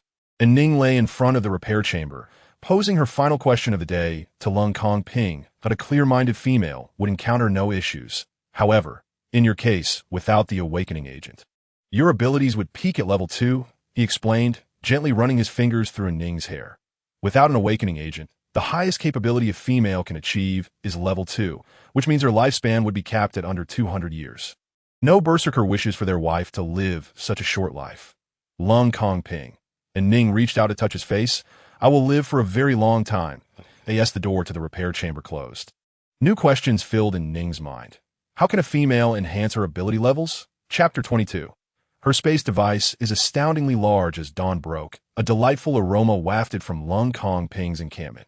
The previous night, they had employed An Ning's method, placing buckets in the woods. After dark, they illuminated the water surface with lamps, resulting in an abundance of winged white worms flying into the buckets. Once submerged, the winged white worms were easily caught. Dozens could be gathered in a single scoop. After removing their wings and boiling them in hot water, they were dried and fried in oil, yielding an irresistible fragrance that, no, I won't eat that, and Ning declared, waving her hands at the golden-brown fried winged white worms in the dish, indicating her refusal. Ning, I promise you, it's incredibly delicious. These are all 5-level winged white worms that I carefully selected. The larger white worms needed a couple more days to dry before they could be fried. Then, I will fry you some 6-level white worms. Just take a bite of the big white worm. The exterior is crispy while the inside is tender. Stop it, Dad. You're making me imagine it. And Ning's mind conjured an image of a 20-centimeter-long white worm being fried and bursting with juice upon a single bite. Ah, I can't. I feel unwell. Xenial, squatting beside An Ning, observed her leaning against the chair with a face full of aversion towards the winged white worms on the table and began to feel troubled. Earlier that morning, Lung Kongping had raved about the mushroom soup they made, claiming it could make one's eyebrows grow back. Yet An Ning had only consumed one bowl. How had a child who once relished food become so disinterested? An Ning longed to eat, but as her memories returned, the strange taste of interstellar food repulsed her, and now she found herself craving carbohydrates. Moreover, mushrooms tasted better when stewed with chicken. Seeing the worried expression on Xenial's face made An Ning feel a twinge of guilt. Well, Dad, can you pick one out for me? Just a small one to try it out. Ah, sighed Chenier, readily agreeing. How could he possibly miss out on the delectable white-winged larvae? He had lived for over 80 years and had only tasted them thrice. How is it? Is it delicious? And Ning smacked her lips. It's quite all right. The strange taste is overshadowed by the rich flavor of oil, but it's crispy and fragrant. Quite enjoyable that I'll have another, once you get used to it. It's good. Second, Dad. Please fry some more. You can keep them in your space bracelet and snack on them later. While An Ning adapted to this new food, nearby Nicole was retching violently. The previous day, she had been so frightened by the white larvae that she spent the entire day recovering, only to have nightmares that night. This morning, she heard other berserkers mention that Lung Kongping was preparing a delicious dish, and she had come to investigate. Upon discovering that it was yesterday's white larvae, she felt uneasy and vomited at the sight of An Ning consuming them. She knew she could not confront this woman directly, but she would not let her off easily. If I suffer, you shall not find comfort. That day, Nicole returned home, plotting her schemes involving An Ning. Unbeknownst to An Ning, the people at the base were busy preparing energy food, consuming it, and some were even assisting her in distributing the energy ingredients. She wanted to help, but everyone insisted she rest. Even the two little ones, Xiao and Sun Quan, kept their eyes fixed on her and the chair. Whenever she left the chair, one of them would scamper over to move it for her, making An Ning feel idle, forced to squat on the ground and dig in the soil. While doing so, she noticed something peculiar. The temporary safe zone was established on a patch of grass. Grass is the most common plant in the galaxy, widely distributed, highly adaptable, yet utterly useless, lacking even a formal name. Everyone simply referred to it as grass. An Ning discovered that among dozens of grass blades, there was one relatively larger blade. The roots of this larger grass had a patch of soil devoid of any violent factors. This tiny bit of soil, An Ning estimated, could hardly fill her spoon. But since she had nothing else to do, she sought Lung Kongping to conjure a small shovel, spade, fork, and bucket, and thus began her earnest excavation. Norton, the white-winged larvae are overfried, reminded Yuan Jingming, who was responsible for crafting protective gear within Lung Kongping's combat team, that he was the oldest and most composed member of the team, despite being unable to break through to level 4 due to his mutated threat ability, which could end his life at any moment. He was still regarded as a central figure in the team by Lung Kongping. Norton, pensive, picked up a visibly overfried white-winged larva, occasionally glancing elsewhere. Are you watching, An Ning? Yuan Jingming frowned. Yes, Norton did not deny you wish to become her second husband. Norton shook his head. What seems to be the issue? Yuan Jingming remained patient, unhurried. Her space device is simply too large. Norton had spent the previous night catching white-winged larvae in the forest, so he had risen later. Upon awakening, he noticed a large greenhouse had appeared at the base, filled with numerous preservation boxes, all belonging to An Ning. Someone was busy categorizing the energy ingredients within these boxes. A weapons master, Norton was particularly sensitive to all instruments. The commonly used space storage device among the berserkers was a space button, resembling a button but varying in internal space size, that if one were to use a single space button to contain all of An Ning's preservation boxes in the greenhouse, its value would exceed 10 billion star coins. Upon closer observation, Norton realized that An Ning was not using a space button, but rather the bracelet on her wrist. Initially, he thought she had simply embedded a space button in her bracelet for aesthetic reasons. But he soon realized he was mistaken, that a device that could be fashioned into jewelry while possessing such vast space could only be attributed to one family. However, that family would never lose a child. It must have been a gift from the team leader. Given An Ning's formidable prowess, it was not surprising for her to possess a larger space button. Yuan Jingming poured another batch of white-winged larvae into the frying pan.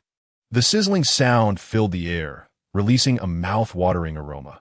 When the team leader had first established the combat team, he had been ridiculed by the younger generation of various families, often seeking assistance from the Cold family's eldest son. Yet look at where things stood now. Yuan Jingming stirred the white-winged larvae in the oil, flipping them over. Families began flocking to request collaboration. Marriage is still on the table. Norton, why not check the pregnancy list for someone you fancy? If you find someone, pursue her. Don't be like me. Regardless of how many times Yuan Jingming spoke, Norton's response remained a single word. By the end of the morning, all the white-winged larvae had been fried, systematically collected and managed. The head steward, Marrow, wore a broad smile, revealing his teeth. The white-winged larvae were not for sale. Half of the excavated chicken mushrooms had been sold, and with the deposits from various families for processing the long-legged chicken feet. The combat team's account flourished within 2 days. Marrow waved his hand, ordering the purchase of 3 cooking robots, so that in future situations, they could rely on robots, the materials needed by the team. Energy medicinal plants would be bought, and a portion of the star coins would be allocated for recruiting new members. That's why Marrow was able to team up with Lung Kongping. Both were adept at spending money. 7 days quickly passed, and the base remained bustling with activity, with buyers for white-winged larvae, mushrooms, and even black spiritual ginseng, the source of which was unknown. Throughout these 7 days, An Ning dedicated herself to digging. When attacking the large long-legged chicken flock, Wood and Chenier were also involved. The berserkers needed to level up through continuous combat to allow them to gather their strength. An Ning refrained from meddling. Chapter 23. The Golden Finger. Ning, you must keep your distance, do you understand? There is danger. You must activate the alarm. Even from afar, it isn't safe. Chenier was fine, as Wood draped his arm over Chenier's shoulder, leading him toward the gathering place of the berserkers, unaware that Lung Kongping had been waiting for a while. Ning, be cautious. An Ning waved to Chenier, signaling she had heard. Are you going to remind me to be careful too? An Ning looked up into Lung Kongping's eyes. He stepped closer, enveloping An Ning in his embrace. The impending battle will be fierce. There will be injuries, and some may even die. If you're scared, take the hovercar back to the safe zone on the starship. I promise we won't encounter any issues. An Ning tightened her hold around Lung Kongping's waist. You and both Dad and Second Dad must return safely. All right, Sister Ning. The captain and the others have gone a distance. We need to catch up. Chow reminded An Ning to board the sea. An Ning glanced around, noticing that some young berserkers had already followed the team with various tools. These young berserkers were the sparks of their respective combat teams and families. Chow, you're impressive. You could drive a hovercar. I still can't. An Ning sat in the back seat, with Chow and Sun Quan in front. I can't drive either. Sun Quan raised his hand in acknowledgement. Sister Ning doesn't need to know how to drive a hovercar. If women want to go out, we berserkers are at their service. Chow proudly patted his chest, asserting his reliability. What have you learned recently? Sun Quan eagerly chimed in. Intro to cooking, interstellar history, and the relationship between berserkers and women. You've covered quite a mix. Sister Ning, Chow maintained a steady speed, following the gathering team closely. Can we recognize you as our leader? Why? Chow chuckled. Being with Sister Ning means there's good food. After my dad and I moved out, we often consumed energy agents. It's been a long time since we've had so much delicious food. What are energy agents? An Ning inquired, intrigued, as it was her first time hearing about them that I know. Sun Quan raised his hand. Ordinary people consume nutritional agents, while berserkers consume energy agents. Energy agents help stabilize violent factors. This question left Sun Quan stumped, and he turned to Chow. Chow held up 2 fingers. Energy agents have a slight effect. Berserkers 1T go berserk when consuming them, but their abilities 1T grow either. And they aren't tasty. Sister Ning, you still haven't told me if we can regard you as our leader. Yes. Yay. If Sister Ning is our leader, we will always have delicious food that we can't just eat for free. We need to grow stronger to protect our leader. Exactly. The 2 children cheered in front. An Ning reminisced about how, during the hot or cold seasons, her dad would often concoct various reasons to make her eat alone in her room. She had thought they wanted to enjoy their time together. Now, she realized they were likely trying to save energy food for her. In this interstellar world, ordinary people, berserkers, and pregnant women were divided into 3 realms. Interdependent, yet utterly unfamiliar with each other. At least she recognized her ignorance regarding the true lives of ordinary people and berserkers. Having learned a little, she felt quite uncomfortable. Sun Quan, get down. They've caught up. It's starting. With the shout of a young berserker, a confrontation erupted between the berserkers and the large long-legged chicken flock. 2 days later, An Ning munched on fried white-winged larvae while gazing at the distant lights. Stifling a yawn, initially awed by the various ability light clusters and the explosive sounds, she felt a mix of shock, fear, and concern. After 2 days of watching, she felt weary and numb. Leader, you should take a nap. Xiao kindly adjusted the seat in the hovercar for An Ning to lie down. The battle site was constantly shifting, and they couldn't set up a tent, so they could only rest in the hovercar. It was exhausting, yet it was the outcome of discussions between Lung Kongping and would that An Ning was allowed to accompany them in this battle. All the berserkers were present, leaving only ordinary people in the safe zone. For women, ordinary people could sometimes be more terrifying than berserkers. As for the starship, it was vast and cold, and Ning disliked it. Lying in the hovercar, she couldn't sleep due to the sounds of explosions from the abilities. And out of boredom, she took out 3 golden sunflower seeds she always carried. Gold was worthless in the galaxy, even lacking the necessity for mining. Yet An Ning still found the golden sunflower seeds. Resembling golden melon seeds, quite appealing. You look lovely, and your name sounds delightful, but why is there so much darkness surrounding you? If it weren't for the unpleasant odor, ordinary plants could thrive as well. Wouldn't you agree? And Ning suddenly ceased her soliloquy, examining the golden sunflower seed before her. Indeed, the black dots within the seed had diminished. If previously planted, it would have resulted in an ordinary plant. But now there was a 60% chance it would yield an energy plant. What could have caused this? And Ning sat up, retrieving a preservation box containing seeds from her spatial bracelet. Most of them were sorted and labeled according to the number of black dots, awaiting her return for planting. There was no change. What was once there remained unchanged. Holding the golden sunflower, and Ning pondered the distinction between this seed and those within her bracelet. The difference lay in their locations, one resting in her possession, the other confined within her spatial bracelet. This contemplation led An Ning to a question she had long wished to understand. How do women with awakened abilities advance their powers? Why do berserkers ascend to level 10, living over 900 years, while women historically reach only 400? Berserkers absorb the violent elements from the air, forming loops within their bodies. Could it be that women possess similar loops, albeit with differing energies? And Ning recalled the day she awakened her abilities, when Lung Kongping guided her through a route within her body. Grateful for the 2 vials of calming elixir, she could still remember the pathway. After attempting for half an hour, An Ning felt a faint energy mass circulating within her.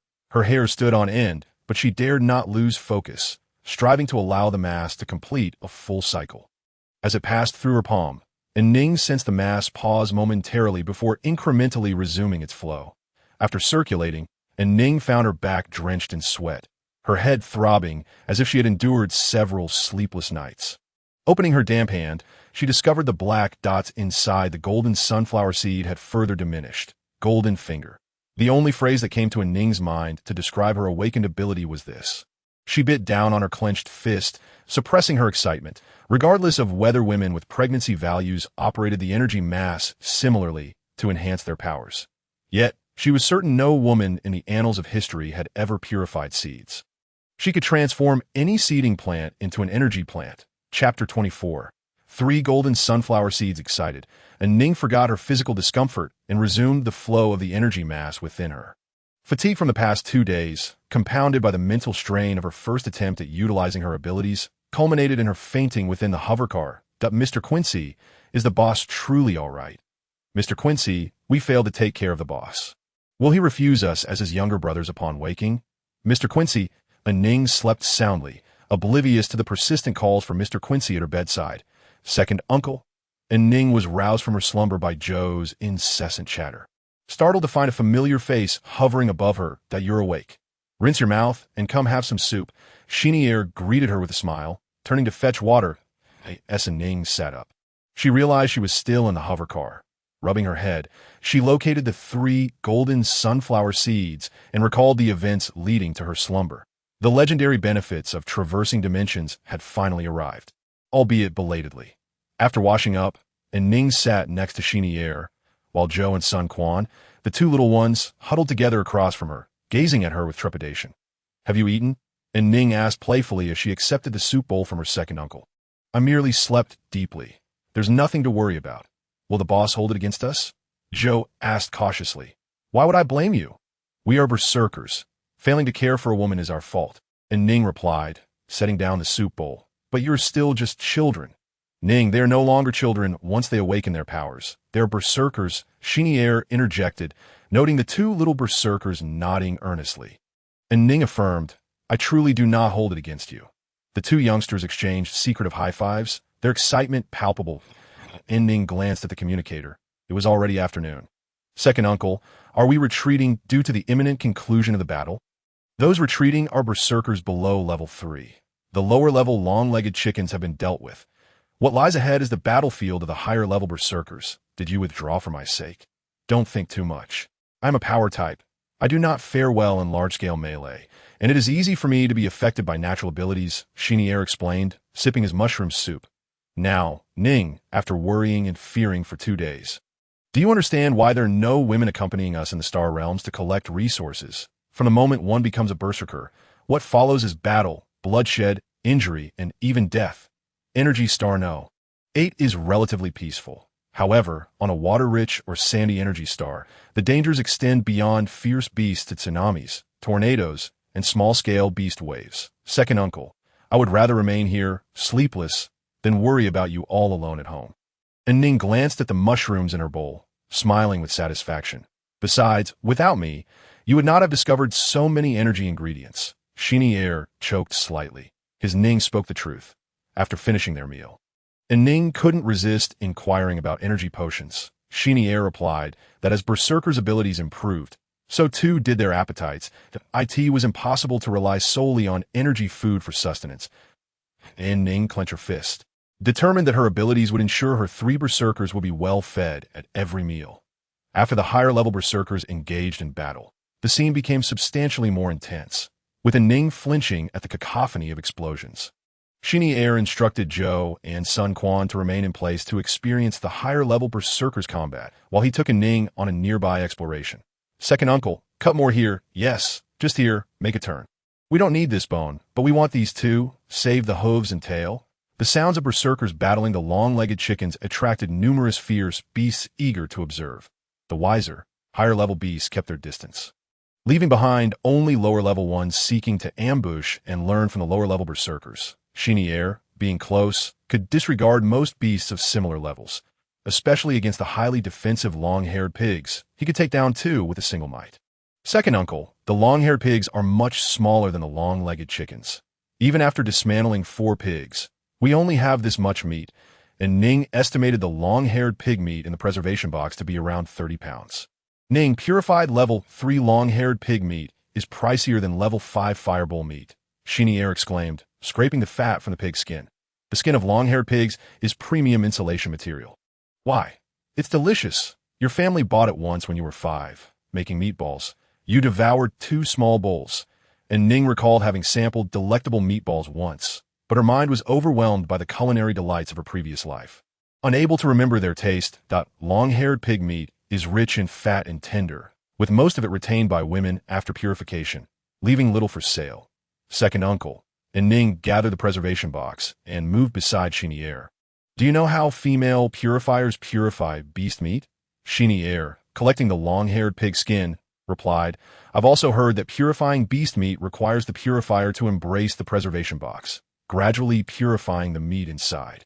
And Ning slapped her forehead.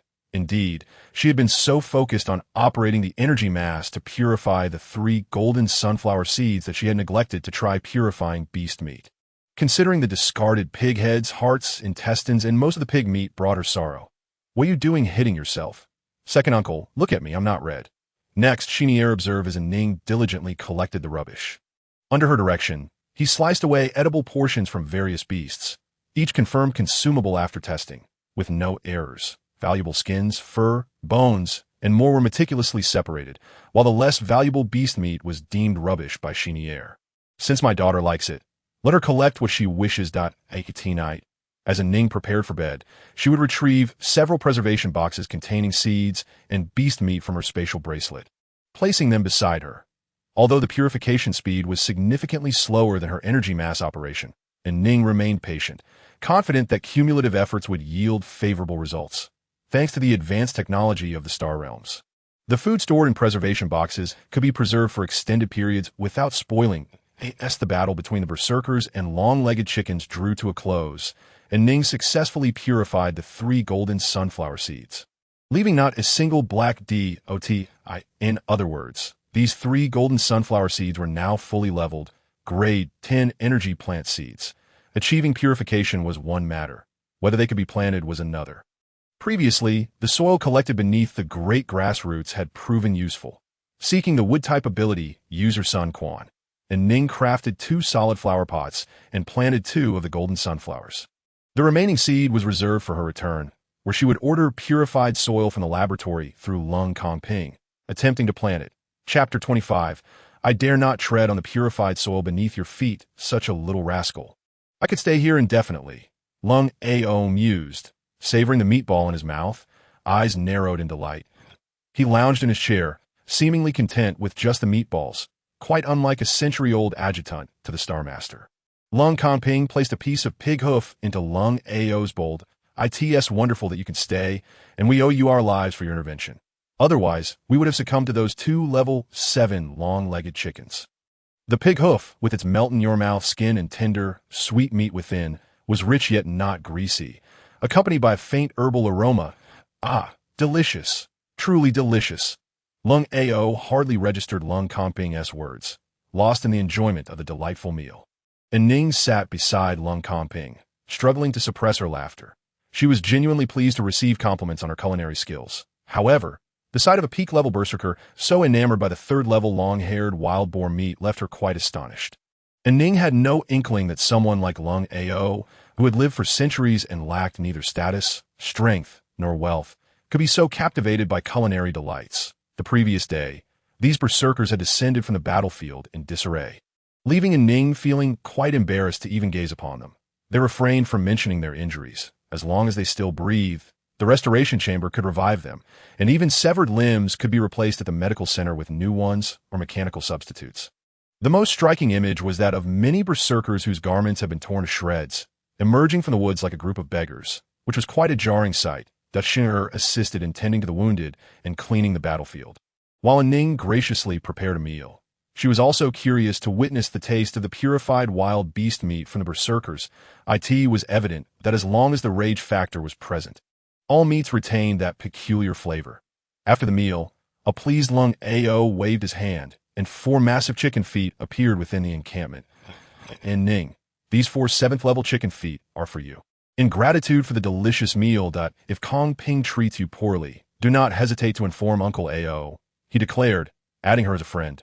Thank you, Uncle Ao. An Ning accepted with delight. Gaining the goodwill of a 7th-level berserker was indeed a fortuitous event. As Lung Kongping escorted Lung Ao away, Mei Luo leaned closer to An Ning. An Ning, Lung Ao is notoriously stingy. His gift to you indicates he holds you in high regard. Look at the size of those chicken feet. Can you invite me when you feast upon them? It has been decades since I have savored such an energy-rich delicacy. Don't listen to him, Yuan Jingming interjected. He speaks of others' stinginess, yet he is the most miserly of all. We cannot let him dine for free. He possesses ample wealth. Yuan Jingming, you are going too far. I purchased numerous materials for you this time, Mei Luo retorted. Moreover, every time we acquire materials for armor, you're the first to sell them off. That is merely because you work at a lethargic pace. Besides, I've kept the long-legged chicken feathers from this trip. Really? An Ning gazed around with wide eyes, discovering yet another side to the usually composed Yuan Jingming. Organizing a gathering upon their return would be quite pleasant. Maintaining good relations with her teammates was essential for future expeditions. The combat team had amassed a bountiful harvest during this outing, and upon noticing the abundance, Lung Kongping resolved to return to the safe star. An Ning stood on the starship. Watching the gradually shrinking green planet, she felt a pang of reluctance. There were so many fungi to be found on that planet. Once back at the safe star, Lung Kongping and the team busied themselves with distributing supplies, coordinating training, and recruiting new members. Thankfully, Lung Kongping returned home each day to prepare meals for An Ning and share her company. Ning, You've already scrutinized the red star wheat seeds 5 times. What more do you seek? An adjusted the spraying device and crouched beside An Ning. The state-of-the-art irrigation equipment ensured that the soil in the fourth-floor planting chamber achieved optimal moisture levels. Dad, I checked on the Star Network, and it stated that red star wheat is quite expensive. I must verify each seed. And Ning replied. Alas, An sighed, holding his head. What's the matter, Dad? I've failed as a parent. Interstellar women never fret over star coins. Yet your mind is consumed by them. Did you not say that Lung Kongping is wealthy? Your uncles also have savings for you. Take a page from Qin's book, adorn yourself, and indulge in shopping. An subsequent remarks were met with An Ning's skeptical gaze. Dad, Uncle has not video called me in 2 days. Lung Kongping sneaks out after assuming I am asleep. Are you all hiding something from me? Absolutely not, An insisted, widening his eyes in hopes of convincing her. Continue examining the seeds. They are rather costly. I shall check if the water is properly sprayed. An Ning was not convinced. She would inquire with Lung Kongping that evening. Should he refuse to divulge the truth, he would be relegated to the guest room for the night. After watering the purified soil in the planting chamber, An Ning used a chopstick to poke holes in the soil and planted the red star wheat seeds. Unlike the wheat she was familiar with from her past life on Blue Star, the interstellar red star wheat took on a star-shaped form, roughly the size of peanuts, with a smooth surface resembling red gemstones. Just days prior, Lung Kongping had mentioned that this red star wheat could serve as a staple energy plant. Yet An Ning held substantial doubts. In the past few days, while familiarizing herself with the various devices in the fourth-floor planting chamber, she had also researched red star wheat, discovering that 1 grain equated to a dose of energy, being both flavorful and filling. After planting the red star wheat seeds, An Ning sowed all suitable seeds in her possession, totaling over 10 varieties. Ning, take a break. Have you not planted half of the purified soil already? Isn't that excessive? An wished to assist but could only watch as An Ning immersed herself in her labor. An Ning did not feel fatigued. Aside from the bok choy and carrot seeds, she had spaced the other seeds quite generously. Completing the sowing took less than half a star hour. While An Ning possessed a considerable number of seeds, she had no intention of planting inferior energy plants. Since she had invested a substantial sum in establishing the planting chamber, she aimed to recoup her expenses promptly. Dad, would you lend me a hand? Or would you prefer to do it yourself? I dare not tread on the purified soil beneath your feet. An Ning shrugged. She needed to allocate a trial plot for the berserkers to cultivate. It would be a waste not to utilize such capable laborers in the fields. Dad, is the energy plant growth liquid to be used immediately after planting? An Ning inquired while fiddling with a small bottle of green liquid. An glanced at the label on the energy plant growth liquid in An Ning's hand before consulting the manual. This is the latest version. It should be used once the seeds have sprouted, diluted according to the specific energy plant's growth period. For unlisted energy plants, you will need to determine the dosage through exploration. An Ning leaned over to peer at the communicator in An hand. Dad, you are incredible. You found the usage instructions so swiftly despite the complexity of the manual. An gestured towards the communicator. Ning, it has a search function and can even voice search. Previously, when you claimed you could not find the instructions, you were not flipping through pages one by one, were you? The Growth Liquids manual contains over 500 pages. Chapter 26. The Berserker's Appetite. An Ning scratched her chin in silence, confirming An suspicion. Indeed, she had been leafing through the manual page by page. The initial sections detailed the dilution ratios for various energy plant types, and despite her efforts, she had failed to locate the usage instructions before dozing off. My dear Ning, An chuckled as he returned the growth liquid to its place, shifting the topic that if the Research Institute could develop methods for machine planting or purifying wild beast meat, that would be splendid. An Ning turned her gaze towards the thick layer of purified soil in the planting chamber. If they could not devise a method, perhaps lowering the prices would suffice. The purified soil was exceedingly costly. The resources, equipment, tools, and growth liquid required for this planting chamber had nearly depleted the shared account she held with Lung Kongping. Recognizing An Ning's anxiety over finances, An pondered why she felt such insecurity. He resolved to have a discussion with Lung Kongping. An Ning, An, what are you conversing about? An had just thought of Lung Kongping when he arrived. You returned quite early today, An Ning exclaimed, rushing to embrace Lung Kongping. This was a well-deserved perk he had fought for. A warm embrace was essential upon returning home. Lung Kongping squeezed An Ning tightly and pressed a kiss on her nose. An Ning shot him a sidelong glance, feeling a bit bashful, yet undeniably happy. I shall take my leave. I must wait for Wood to return for dinner. Stay here. I've already summoned Wood. And Ning had intended to organize a gathering. And today everyone is available to a gathering today. And Ning tugged at Long Kong Ping's sleeve that I am unprepared. You only need to guide us. I've already prepared the ingredients. He assured her and Ning knew Long Kong Ping was not a miser. Yet she wished to confirm the quantity of the ingredients, feeling they might be insufficient. She retrieved the wild beast meat purchased previously and produced a 7th-level chicken foot from her spatial bracelet. She also took out ample amounts of fragrant spring shoots, walnuts, and white worms. Lung Kong Ping and Xinier insisted she not take so much, yet Ning was unwilling to relent. When inviting others to dine, one ought to ensure they leave satisfied. Besides, she was curious to witness the true appetite of a berserker. An Ning directed the preparations, while Lung Kong Ping and Xinier operated the kitchen robots to chop vegetables, slice meat, mix ingredients, and simmer the chicken feet and soup. As they neared completion, team members began to arrive one after another. In addition to core members Mei Luo, Sali, Norton, and Yuan Jingming, the father-son duo of Sun Jian and Brandon were also invited by Ning.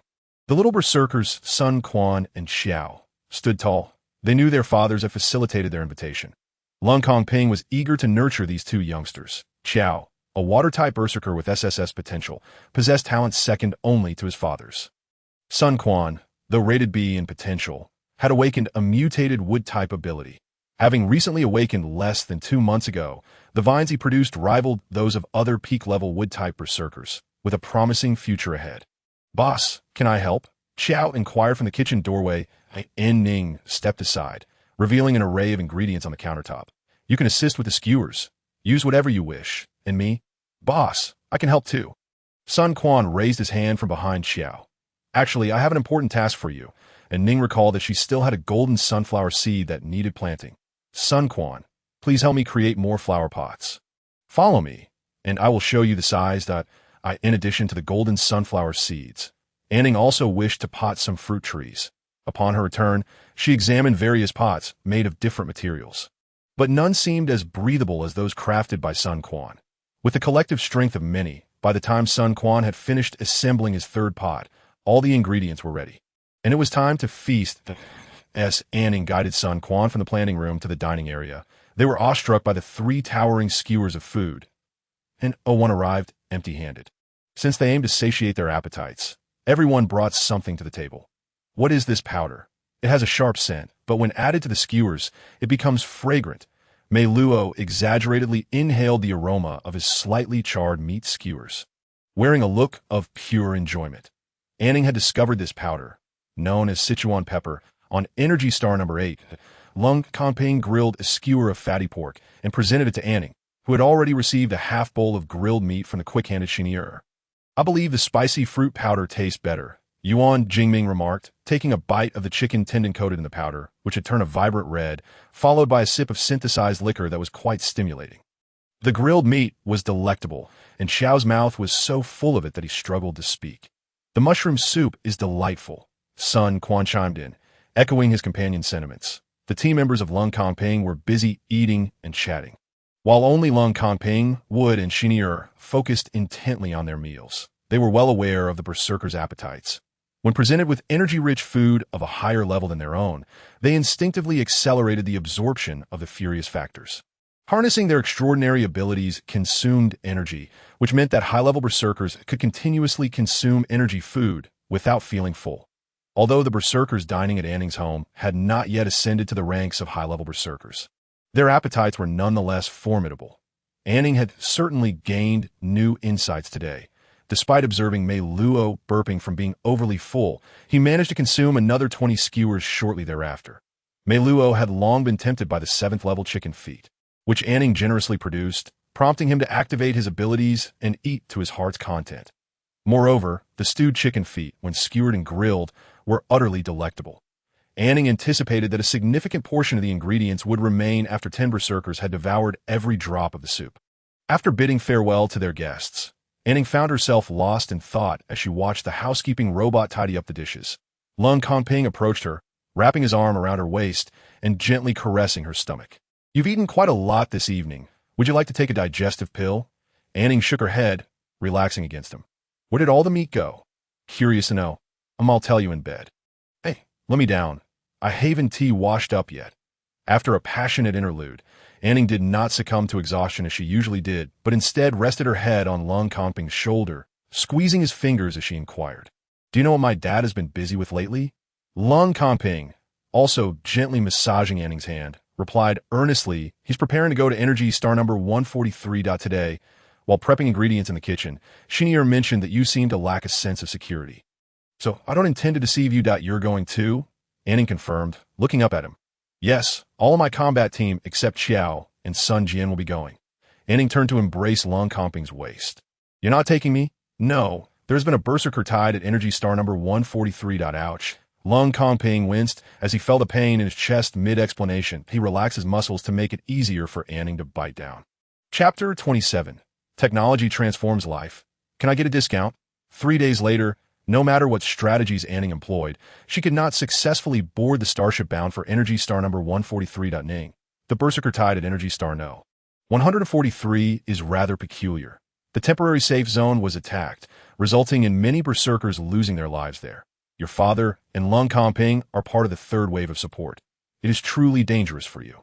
Yes, boss, Xiao replied, patting An Ning's leg in agreement with Shinier. Sun Quan and I are quite capable. We weren't allowed to go. If you find it boring, we can head to the inner circle. Sun Quan nodded along. Watching the starship disappear into the distance, An Ning sighed. She didn't necessarily need to follow. She simply felt anxious and quite uncomfortable. After parting ways at the starship center, Sun Quan followed Xiao to training, while An Ning and Shinier returned to her home. Upon arriving, An Ning routinely checked the 3 pots containing the golden sunflowers. The sunflowers planted on Energy Star number 8 had already sprouted. 1 pot was left to grow naturally. Another was watered with energy plant growth liquid, and the last, which used purified soil, had yet to germinate. Ning, this one seems to have a high energy level, Shinier observed, closely examining the golden sunflower that had been watered with growth liquid. These past 3 days, he had spent time with wood and had not visited An Ning, making this his first encounter with the entire plant that resembled something crafted from gold. An Ning rested her chin in her hands before the pot, observing its decreasing level. Energy plants undergo changes during growth. Her second father had mentioned that some seeds are low level but can become high level upon harvesting, while others do the opposite. Ning is already quite impressive. An Ning smiled back at Shinier before attentively observing the 1-meter-tall golden sunflower. The soil in the pot showed no signs of change, while the golden sunflower leaves slowly absorbed the furious factors from the air, which was why An Ning believed its level was declining. In contrast, the sunflower that hadn't been watered with growth liquid had 2 small sprouts that seemed to be shielded, keeping all furious factors at bay, forming a black shell around them. Does Dad have plans today? An Ning stood up to look at Shinier, who was still circling the golden sunflower. Shinier paused. No, Ning, what do you wish to do? An Ning placed one hand on her hip and pointed at the visibly green soil in the planting room. Work, mixing growth liquid in varying proportions for different energy plants resulted in visible growth. The bok choy and carrots grew to a harvestable state. Technology transforms life. Can we get a discount on the next purchase of growth liquid? Shinier burst into laughter, squatting down to carefully pull up the carrots. An Ning utilized her abilities and observed that only a minuscule amount of furious factors transferred from his hands to the carrots at the moment they were uprooted. Once the carrots were out of the soil, the surrounding furious factors ceased to enter the plant. An Ning bit her lip, still perplexed by the rules of this star system. Berserkers couldn't touch energy plants when they were seedlings, but they could once they matured. She glanced at the purified soil, now showing signs of fury factor contamination, and sighed. The high-priced purified soil seemed worse than what she had gathered from under the large grass just days ago. Thinking of the price of soil purification liquid made An Ning's teeth ache. She suspected that the true purpose of the research institute was to profit excessively. Drawing from her memories of her past life, An Ning began to engage in agricultural tasks. She spaced out overgrown plants, provided support for climbing plants, pinched off the tops, and removed side sprouts that An Ning's proficiency astonished Shinier. The biological mother of his daughter must have been an exceptional planter. Having only seen her in childhood, it was clear that she possessed a natural talent for handling various energy plants. Even though Shinier had no idea how to manage these plants, his daughter's actions were undeniably correct. After organizing the plants, An Ning planted more carrots and bok choy and created a test plot that did not require growth liquid. Ning, you must try the bok choy you planted. It's delicious. I must save some for later and leave some for your father. Wait, let me take a picture to send to them. I need to photograph the carrots as well. An Ning, holding chopsticks and gazing at the vibrant greens, pondered which dish to pick. Dad, there's not a single piece of meat. Oh, I forgot. I'll go prepare some. Dad, we've got chicken feet, An Ning exclaimed, grabbing Shinier's wrist and retrieving the previously stewed chicken feet from her space bracelet. She merely wished to comment on the meatless lunch. Not to send her second father back into the kitchen, but it seemed she would need to prepare some meat dishes to store away for future meals. In the afternoon, An Ning wished to explore the inner circle. But Shinier wouldn't allow it, that you've worked so hard this morning. You need to rest this afternoon. Unable to convince her father, An Ning resigned herself to her room to purify fruit tree seeds. Currently, she required 3 days to fully purify a single seed, with fruit tree seeds offering the best cost-performance ratio. After an hour of work, An Ning felt a slight discomfort in her head and ceased circulating her energy. She set the seeds aside and lay down on her bed. Her friend Qin called for a video chat. Shall I connect? Yes, An Ning replied lazily, activating the voice assistant. An Ning, have your husbands and your fathers gone to the Energy Star? Qin appeared on the virtual screen, dressed in an extravagant princess gown. Except for my second father, they all went. Why are you dressed so formally? I wanted to come find you, but when I woke up, all the berserkers in my house had left, and I couldn't go out alone. They all left? An Ning sat up. Didn't you say you were getting married? A lot of berserkers from your family's main star came. Did they all leave? Are they headed to Energy Star number 143? Noticing An Ning's anxious expression, Qin fidgeted with her dress and replied with a natural demeanor. They're not going to number 143. They're headed to Energy Star no. 52. You startled me. An Ning lay back down. If the berserkers from your family's main star are going to Energy Star number 143, it must be a significant berserker tide. Qin clamped her mouth shut, refraining from mentioning that even Taozi's fiancé had gone to Energy Star number 143. An Ning, you're too sensitive. Berserkers are meant to fight constantly. Don't invest too much emotion in your husbands. I know. Have you set a date for your wedding yet? An Ning diverted the topic, recognizing that emotions are not easily controlled. Yes, but I don't want a wedding that would be so cumbersome to hold one for each of my second and third husbands. An Ning shrugged. But it can't be helped. There must be a ceremony for the union of your two families. Qin glanced at her communicator. An Ning, the package I sent you has arrived. What did you send me? An Ning queried, intrigued. Something I'm sure you'll love. An Ning rose to descend the stairs to retrieve her package, but Chenier had already delivered it to her doorstep. Upon opening the parcel, she discovered a large preservation box filled with smaller bags. Qin, have you sent me snacks? As An Ning opened the box and beheld its contents, she leapt with excitement. Chapter 28, Small Pancakes with Barbecue. Qin, I absolutely adore this. How did you manage to acquire so many seeds? Within the preservation box sent by Qin, An Ning found the wheat, rice, and corn seeds she had longed for, while their colors and sizes surely differed from those of her previous life. An Ning was certain they were the staple food she desired. I'm pleased you like them. I obtained them from a female elder, but they seem to be low-grade seeds and in limited quantities. So you'll need to save some for yourself. All right, Qin, I love you so much. Whatever you wish to eat, I will prepare for you. An Ning gazed at the virtual screen, wishing she could leap through it to plant a kiss on Qin. I'll eat whatever you make. Ever since tasting the barbecue personally prepared by An Ning, she and Taozi had grown indifferent to Sheeny Air's culinary skills. Hey, An Ning, are you truly planning to cultivate a plethora of energy plants? An Ning was slightly puzzled by her friend's sudden and nonsensical inquiry. I've mentioned to you and Taozi that I absolutely must grow enough energy plants to never run out. If you have any surplus energy plants, could you prioritize selling them to me? An Ning set down the seeds in her hand and looked towards Qin on the other side of the screen. Is something the matter? Sigh, the master family has already chosen my second and third husbands for me, neither of whom I fancy. The thought of having to share a bed with them made her feel slightly nauseous. Your first husband is selected by the master family. How could they choose the second and third so quickly? Besides, your family is a collateral branch, but I'm the woman with the highest reproductive potential in our family in recent years. Qin said, lowering her head to fiddle with the sequins on her princess dress. And why father has been forcing me to train to become stronger, often teetering on the edge of madness. I wanted to prepare him more energy food. He always claims that he isn't strong enough, which is why he doesn't allow me to choose a husband I like. An Ning refrained from inquiring about Qin's mother, knowing she typically resided with her second husband. I just harvested some bok choy and carrots today. Would you like to taste them? and Ning could not bear to see her usually flamboyant friend feeling so downcast. Really? You've managed to grow energy plants. That's impressive. And Ning, how many star coins should I transfer to you? I said it's just for you to taste. The two chatted for a while longer before ending the communication. An Ning sent Qin a generous portion of bok choy and carrots, along with 10 white worms. She relayed Qin's worries to Chenier, who had no effective solutions. Qin's father was the head of the Elliott family, which managed numerous individuals on this planet. His business entanglements with the master family were extensive. Unless he found new partnerships that did not rely on them, Qin would not be free to choose. That evening, An Ning attempted to video call Lung Kongping and Wood, but was unable to connect, likely due to their involvement in battle.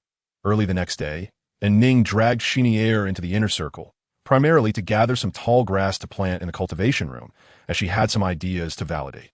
Unexpectedly, after wandering the inner circle for half a month, she discovered plenty of energy seasonings and gathered numerous seeds. One aspect of the interstellar realm that An Ning particularly appreciated was the absence of seasonal, regional, or temporal constraints on plant growth. One could find tender sprouts, blossoms, and seed pods coexisting harmoniously. Uncle, how does this barbecue taste? An Ning eagerly watched Chenier. He raised both thumbs, eyes closed, savoring the barbecue in his mouth with pure delight.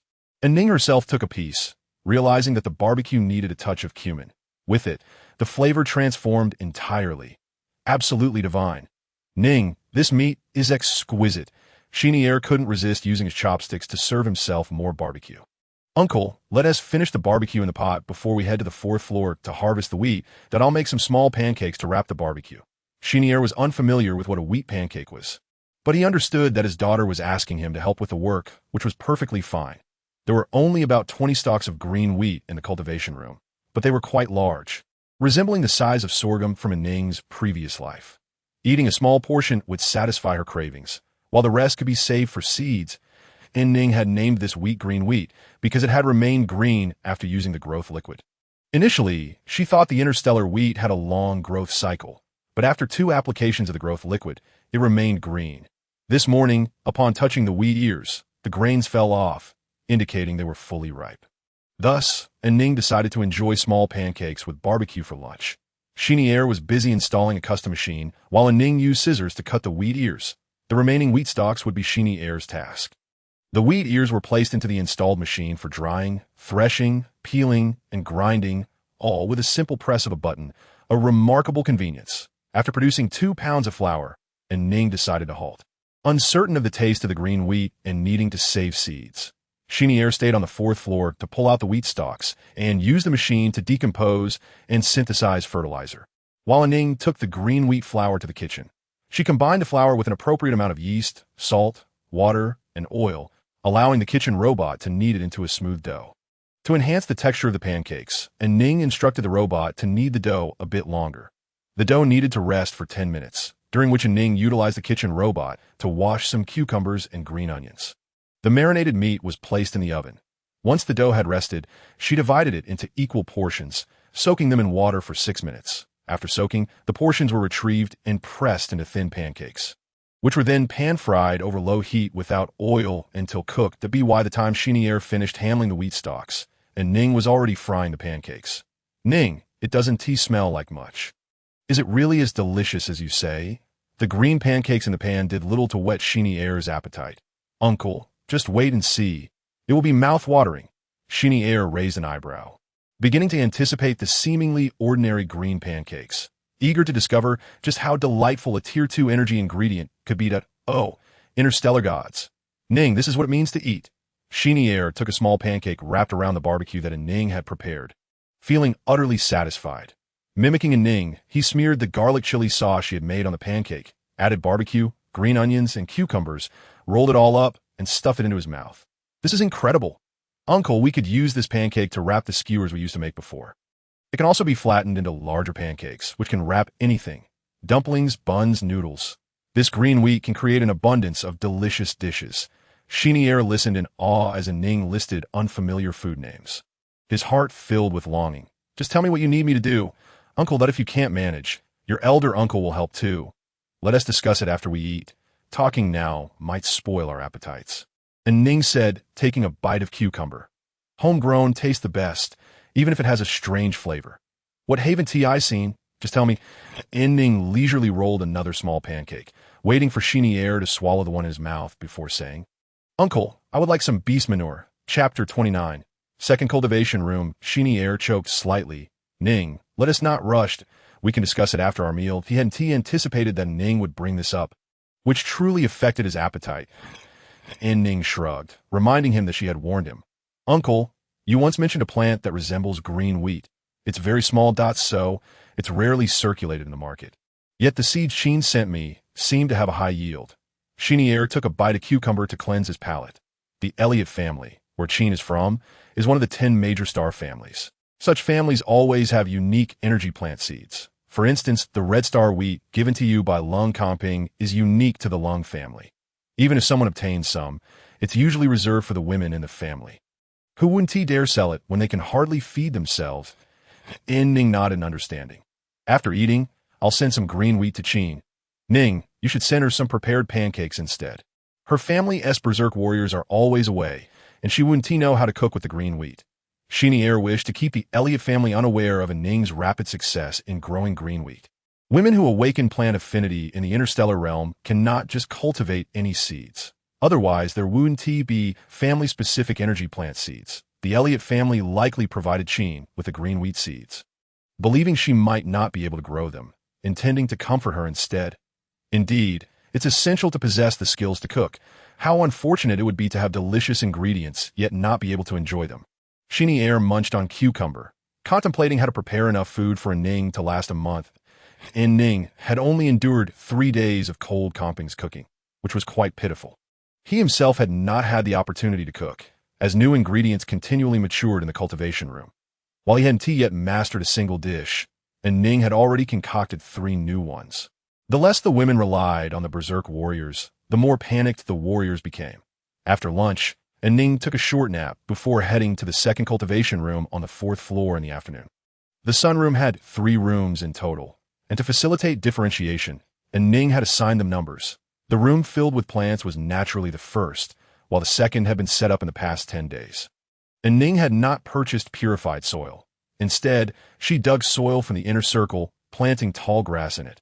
Ordinary plants, after using the energy plant growth liquid, directly surpassed their original growth limits. The tall grass, which only reached ankle height in the wild, grew to An Ning's waist in the second cultivation room. The soil purification rate remained at 80%, the same as the previous day. While the tall grass entered its seed-setting phase, no longer absorbing the wild factors from the soil. An Ning's words were converted into text by the communicator and recorded in the storage folder. The tall grass required a substantial amount of fertilizer to absorb the wild factors, leaving the soil in the second cultivation room in a barren state. An Ning frowned at the soil fertility testing instrument, urging her uncle to hasten the collection of beast manure for her. In truth, the soil fertility in the first planting chamber is rather subpar. However, the application of a fertilizing solution produced by the Research Institute has managed to sustain it. Nevertheless, An Ning holds the belief that organic fertilizers are the most effective. Returning to the first planting chamber, An Ning approached a corner where she had cultivated 4 pots of fruit trees, each planted in the same soil devoid of volatile factors. With 2 pots of amethyst grapes and 2 pots of golden fruits. Similar to the sunflower, a comparative study was conducted. 1 pot received the growth solution while the other did not. Both sets of seeds were purified 10-level energy plant seeds. Utilizing the same soil, those treated with the growth solution were deteriorating, while the untreated ones bore an invisible aura above the seedlings. An Ning observed that the soil purified with the large grass was infiltrated by volatile factors from the air at a slower rate than the unpurified soil, with no other discernible differences. As the energy fruit trees that did not receive the growth solution had not matured, An Ning could not ascertain any issues with the growth solution, given the rapid growth of interstellar plants.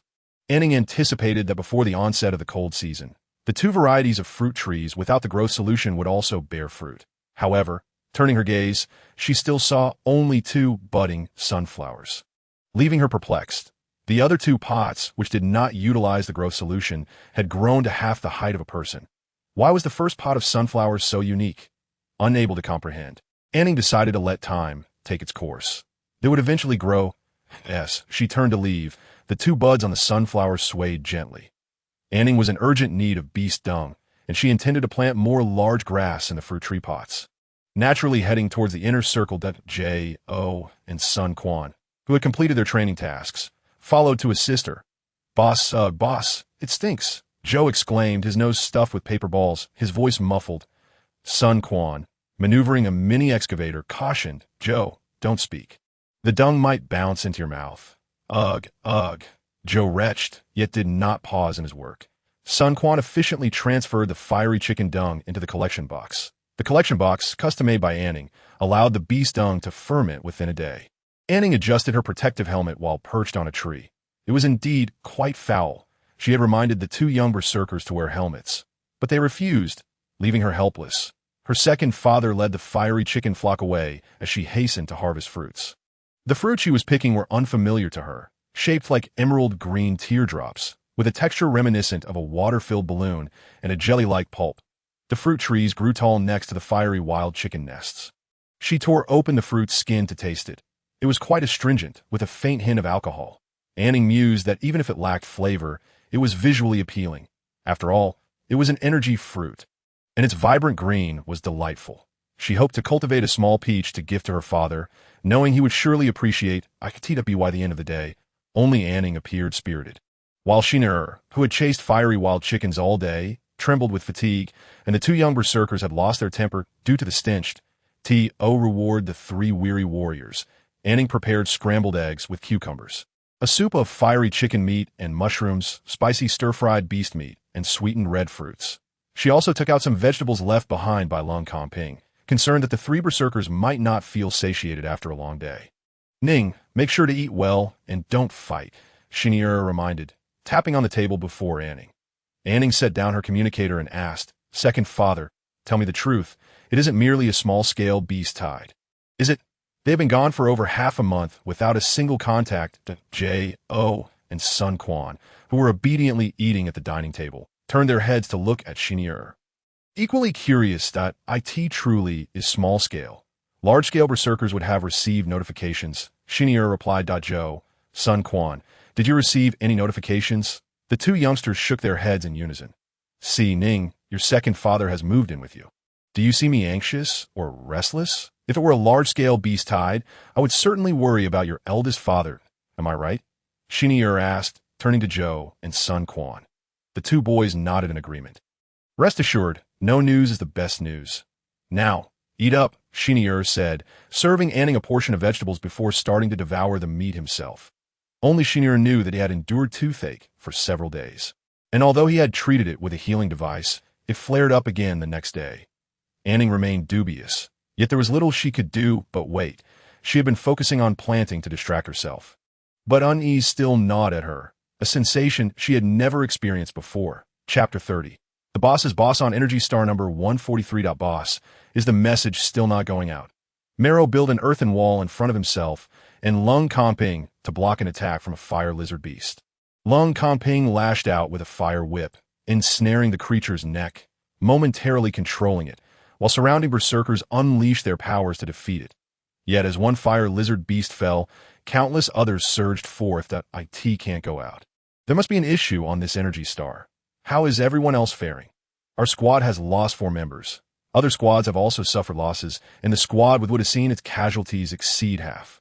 Marrow unleashed several earthen spikes. Boss, among this horde of fire lizard beasts, there are likely no fewer than 3 of level 8.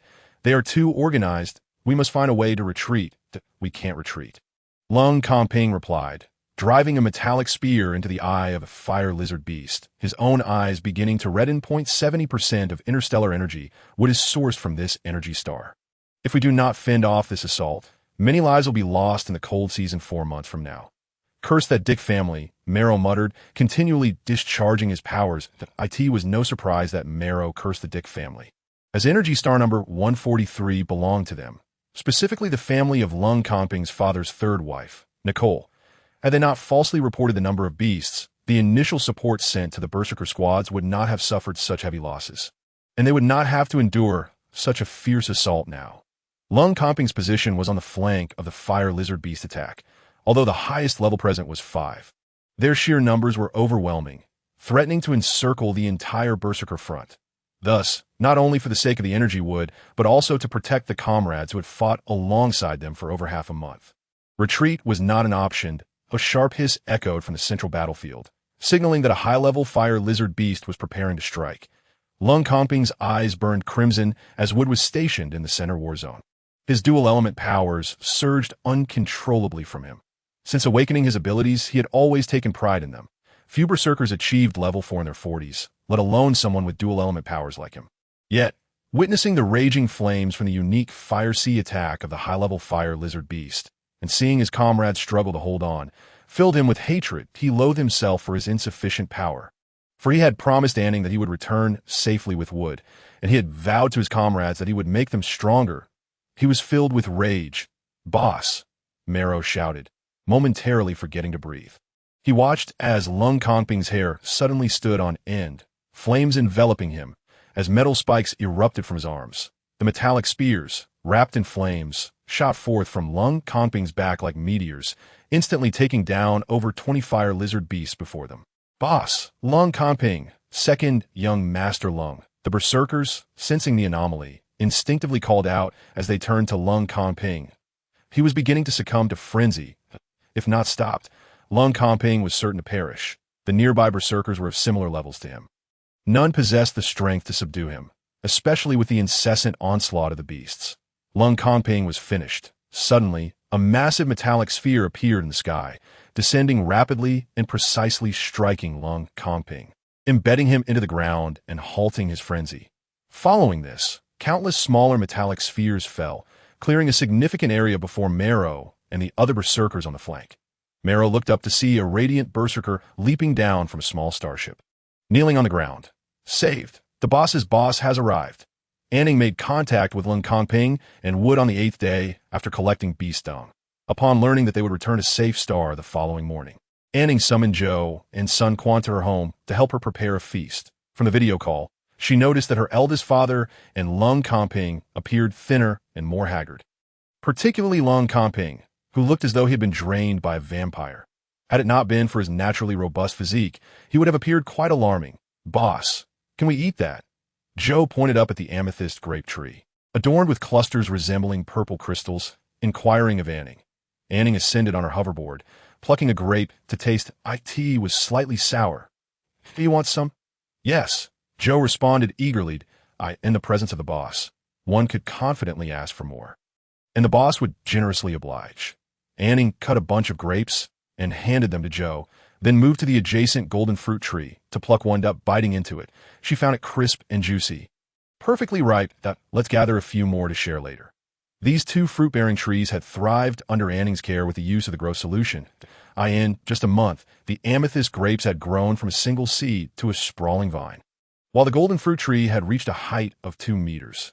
Although An Ning was not entirely satisfied with their energy levels, Zhou exclaimed, "Boss, these are level 6 energy fruits. My dad and I rarely got to eat them before." Zhou squinted at the sour grape, but his face radiated enjoyment. An Ning chuckled at Zhou's amusing expression. "Tea shouldn't be this sour tomorrow. Let's water these pots well, and then we can head downstairs." "Okay, boss," Zhou replied.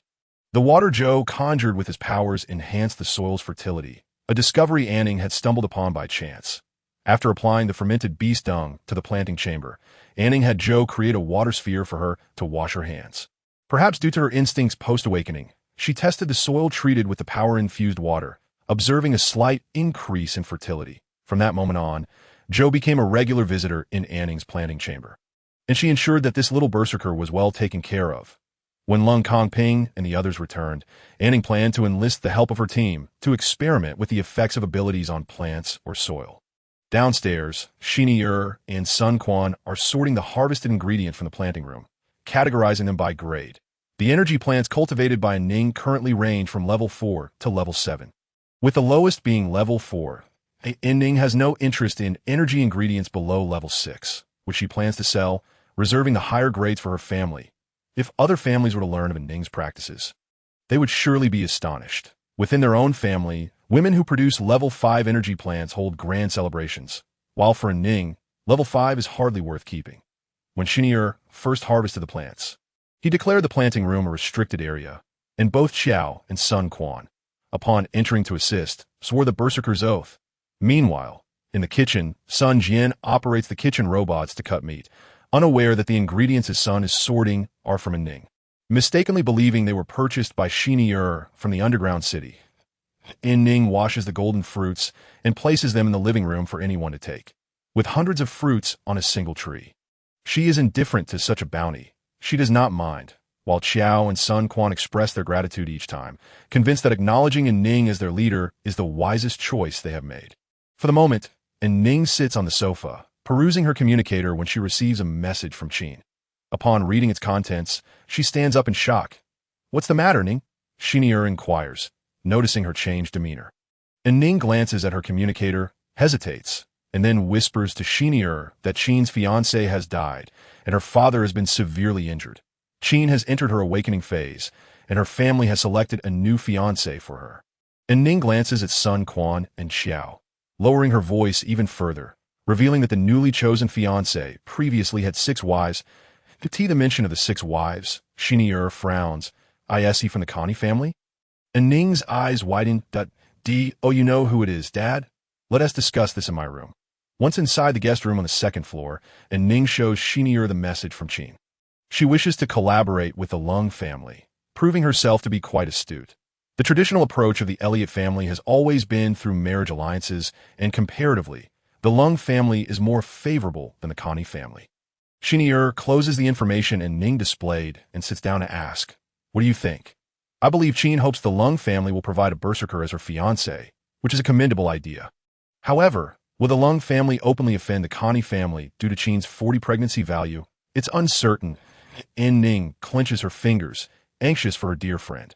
Even a figure like Lung Comping's father, a top-tier Star Lord, has only 3 wives, while the Connie family has seen 6. There's clearly an issue at hand, and she cannot allow Qin to have such a fiancé.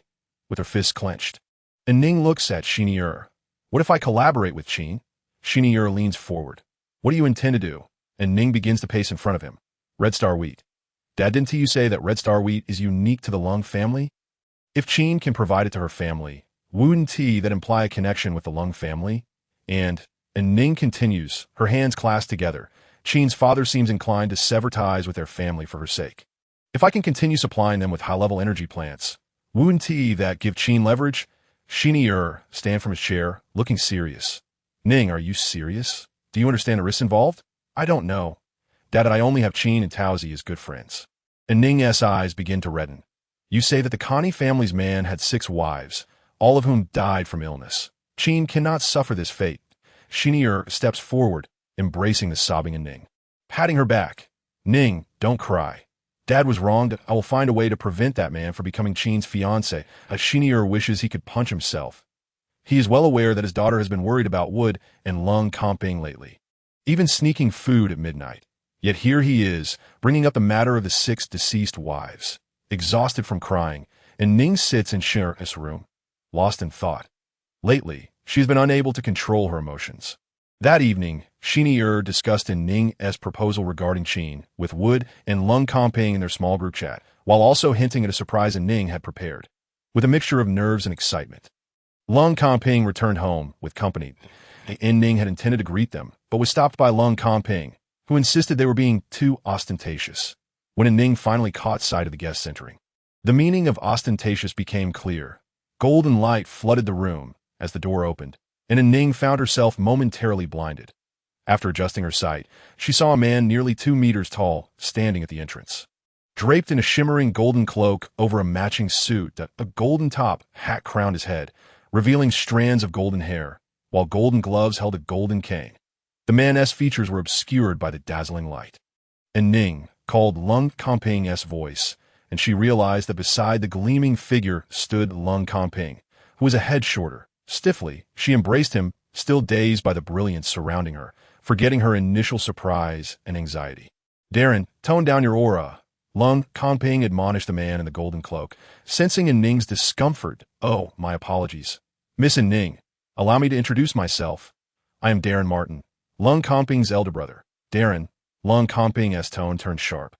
He disapproved of his brother's address towards An Ning.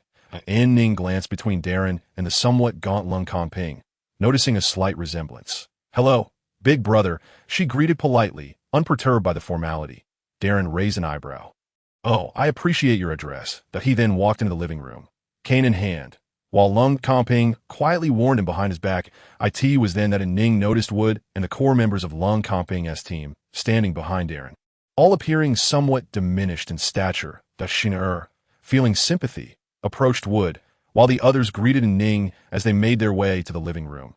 When Marrow reached An Ning's side, he reminded her, the boss's boss is an 8th-level golden berserker. After a moment's thought, he added, potential value. SSS. Once a berserker reaches level 6, they are considered a high-level berserker. Advancing beyond that is exceedingly difficult. Like Lung Ao, who escorted Nicole to energy star number 8, he has been stuck at the pinnacle of level 7 for over a century. Without the right opportunity, one might remain at level 7 for a lifetime. Thus, Darren Martin stand at the pinnacle of berserkers. This is quite well arranged. It feels very cozy, Darren remarked, surveying the living room with approval. Upon catching the warning look from Lung Comping, he flicked his thumb and middle finger together, producing a golden ball the size of a billiard ball. The ball struck Lung Comping squarely on the forehead, causing him to fall back onto the sofa. Little Comping, your teeth are still soft. You cannot bite me. Make sure to rest quietly. Wait, and Ning's mind began to race again, looking toward those who had returned from energy star number 143. Are all you injured? Big Uncle Wood leaned against Xinier. Ning, there's no rush to discuss this now. Didn't you say you prepared delicious food for us? We haven't eaten anything since morning. Right? Are we having skewers? We can help, Marrow called out as the people in the living room surged towards the kitchen, leaving only Lung Comping and Darren behind, in the kitchen. And Ning quickly learned about their experiences on energy star number 143. Through Marrow, she discovered that Lung Comping's mother had passed away at his birth, leaving his father too occupied to care for him, thus entrusting him to a robot for upbringing. Unable to bear this, Darren took his brother under his wing. Therefore, for Lung Comping, Darren held a dual role of both father and brother. Listening to Marrow's account, An Ning realized that her understanding of Lung Comping was still lacking. Chapter 32. Long time no see. As they were in the kitchen, preparations for the meal commenced. After sending messages to Xiao and Sun Quan, An Ning began making pancakes. Rather than making small ones, she opted for larger ones, having witnessed the substantial appetite of berserkers. Making small pancakes would be exhausting. Having made 3 large pancakes, Xinier took over the pan, while Norton quietly removed the rolling pin from her grasp. The others busied themselves with various tasks, leaving An Ning to check on the marinated delicacies she had prepared the night before. The organ meats she had collected on energy star number 8 had been purified, and she had gathered plenty of spices, so she couldn't resist making 2 pots of marinated dishes for a larger gathering. Barbecues, hot pots, and large pancakes wrapped around marinated delicacies seemed the most convenient options. Yes, she opened the lid of the sealed pot. A powerful aroma wafted out, causing everyone in the kitchen to turn towards the source of the enticing scent. Seeing the berserkers' reactions, Xinier silently praised himself for having secretly stashed away a large box of marinated treats the previous night. An Ning, oblivious to the dwindling ingredients in the pot, continued with her task. From each pot, she retrieved a long piece of pig intestine. Loving the delicacy, she began to chop it on the cutting board. All hands in the kitchen froze, watching her in anticipation. Would you like to try some? It seems a bit salty, as the quality of the ingredients was not particularly high, yet the broth was of commendable caliber. Sally pondered briefly, shaking her head, unable to discern the exact grade. Norton gazed silently at the cutting board.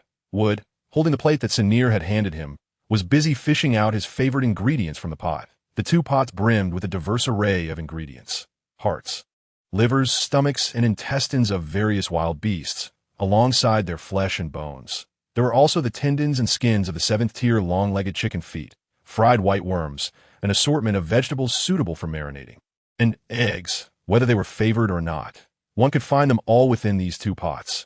An Ning instructed the kitchen robot to scoop out the marinated ingredients, sort them, and neatly place them in a large white basin. The visual contrast of the dark marinated ingredients against the white basin, coupled with the enticing aroma, made the berserkers in the kitchen move swiftly, eager for the meal, showing no signs of injury. The kitchen was ablaze with activity, while the living room felt as cold as ice, a stark contrast between the 2 brothers. An Ning is my wife. You should address her as Lady Lung. Darren, unconcerned, removed his hat with one hand, and adjusted his hair, remarking that if you do not cherish her, she will eventually find herself single or become someone else's lady. Cold Kong-ping, filled with rage, stood up. What do you mean? A metallic sphere struck Cold Kong-ping on the forehead, compelling him to sit down again. Sit properly, Darren said slowly, removing his gloves. You ought to be grateful for your current broken body and the woman in the kitchen. Otherwise, Darren conjured a massive metallic sphere in his hand. I will use this to strike your forehead. Cold Kong-ping crossed his arms and turned away, knowing his brother was capable of such actions, having endured his fair share of beatings since childhood. Very well, Darren's fingers twitched, and the enormous metallic sphere vanished from his grasp, supporting the large tide of wild beasts, nearly pushed him to the brink of madness. He tilted his head toward Cold Kong-ping. You will perish before Miss An Ning. Cold Kong-ping, agitated, retorted that the distress signal from the Dick family indicated a small tide of wild beasts, and he hoped to linger on Energy Star 143 for some time to gather high-grade energy, wood for An Ning's health. Energy Star 143 cannot send out signals. Cold Kong-ping deflated. I forgot the communicator you gave me. If I hadn't been curious about what you were doing, do you think you could still be sitting here today? Once married, you must temper your impulsiveness, steadily elevate your level, and diligently protect her and yourself. You are still young. Considering this is your first offense, I shall not punish you. Should there be a next time, I will personally find a suitable husband for Miss An Ning. Darren had found Cold Kong-ping's weakness and relentlessly pressed on it, leaving Cold Kong-ping with no choice but to endure a notification of guests arriving interrupted their exchange. And Darren finally released Cold Kong-ping. The visitors were Sun Quan and his son Brandon. Sun Jian was absent. Captain, where's my boss? Joe fixed his gaze on Cold Kong-ping, unwilling to meet the piercing gaze of Darren. The golden man who seemed somewhat intimidating in the kitchen. Thank you, Captain. Joe grabbed Sun Quan and hurried to the kitchen. Darren noticed the newcomers and slowly rose, allowing his cloak to fall to the ground without a care. Long time no see, Brandon greeted with a smile as he approached Darren.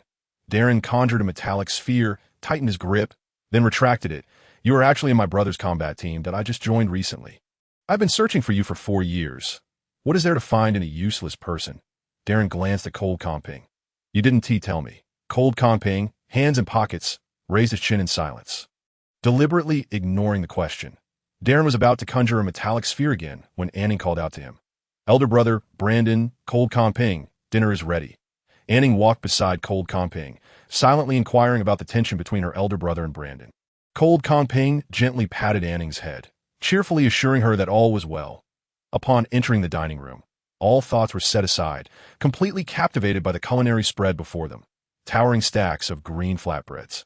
2 large white bowls filled with fragrant, unknown delicacies, a bowl of cold cucumber salad, a bowl of synthesized sugar mixed with red fruit, and a large pot of wild vegetable soup. The barbecue grill was laden with various skewers, all demanding Darren's attention. Having lived for over 400 years, he had witnessed numerous grand scenes, but encountering such an abundance of energy food in a small household, along with unfamiliar methods of preparation, was a first for him. An Ning wished to prepare a few more dishes, but was halted. Marrow and others feared that Cold Kong-ping might be overwhelmed, while Sinir and Wood were concerned about An Ning's fatigue. After demonstrating how to roll the flatbread, An Ning settled down to enjoy her meal, leaving the rest for the berserkers to explore freely. Throughout the meal, An Ning was showered with compliments, causing her ears to warm with delight. The most notable praise came from Darren, who transitioned from addressing her as Miss An Ning to Lady An Ning, and subsequently to simply An Ning. He voluntarily added her as a friend and promptly transferred 2 billion star coins as a meeting gift. After the meal, he gifted An Ning a spatial knot that it has been years since I have enjoyed a meal so heartily, Brandon, that I recall we feasted on colorful clams over a decade ago. Indeed, that year. The pile of colorful clamshells we had was as tall as you. Ah, Darren laughed, lifting his wine glass to clink with Brandon's. Chapter 33. The budding golden aster, striving to grow this sumptuous feast, allowed 2 brothers, who had not seen each other in 4 years, to resolve their misunderstandings, and An Ning was elated. Darren, too, was in high spirits, deciding he would reside with Cold Kong-ping. Although Cold Kong-ping had forcibly elevated his level with success, his body was in a dire state, necessitating an abundance of energy food and training to consolidate his strength. What kind of energy food should we consume? An Ning inquired curiously, after bidding farewell to their guests. The family settled down to become better acquainted. Darren placed a purple crystal grape into his mouth, remarking that a higher grade would suffice, and this fruit was excellent. He intended to ask little Kong Ping where he had procured the grapes. An Ning further inquired about Wood's condition. His external injuries had been healed by the repair pod, and the remaining recovery also required energy food. Consuming energy food is splendid. It allows us to eat until we are full. An Ning, may I tour my upcoming residence? Of course. Cold Kong Ping opposed Darren's stay in his and An Ning's home. But alas, An Ning agreed, rendering his objections ineffective. After a cursory glance at their home's layout, they reached the fourth floor's planting room, where they were halted by Senior, Mr. Martin. Before entering Ning's planting room, you must pledge the Berserker's Oath. Would Cold Kong Ping, you are required as well. The three exchanged glances and nodded in agreement. It was also An Ning's first time witnessing the Berserkers take their oath. Rather than raising 3 fingers, they performed a series of intricate gestures. The oath declared that they would not disclose any details regarding An Ning's planting room, probe into her abilities, or engage in any actions that could harm her. Once the oath was established, Senior signaled for An Ning to grant permission to open the planting room door. Without An Ning's authorization, no one could enter the planting room freely. Darren speculated whether An Ning had cultivated rare energy plants. Upon entering the first planting room, he was astonished, dropping the golden civilization staff from his grip. Berserkers in the wild were often blind to the energy plants among countless others, yet when the room was filled solely with energy plants, they could certainly see them. Particularly striking were the tree-like structures, each resembling rubies, with strings of red star wheat cascading down like tassels. Darren was all too familiar with them.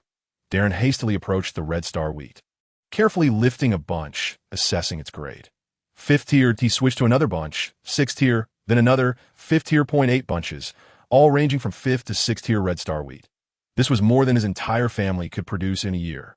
What is that? Cucumber, 6th tier cucumber. Spicy fruit, 7th tier spicy fruit. Darren felt as if he were equipped with a booster, swiftly darting around the first planting room, eager to confirm the energy level of every plant. Cold Kong Ping and Wood were equally astounded.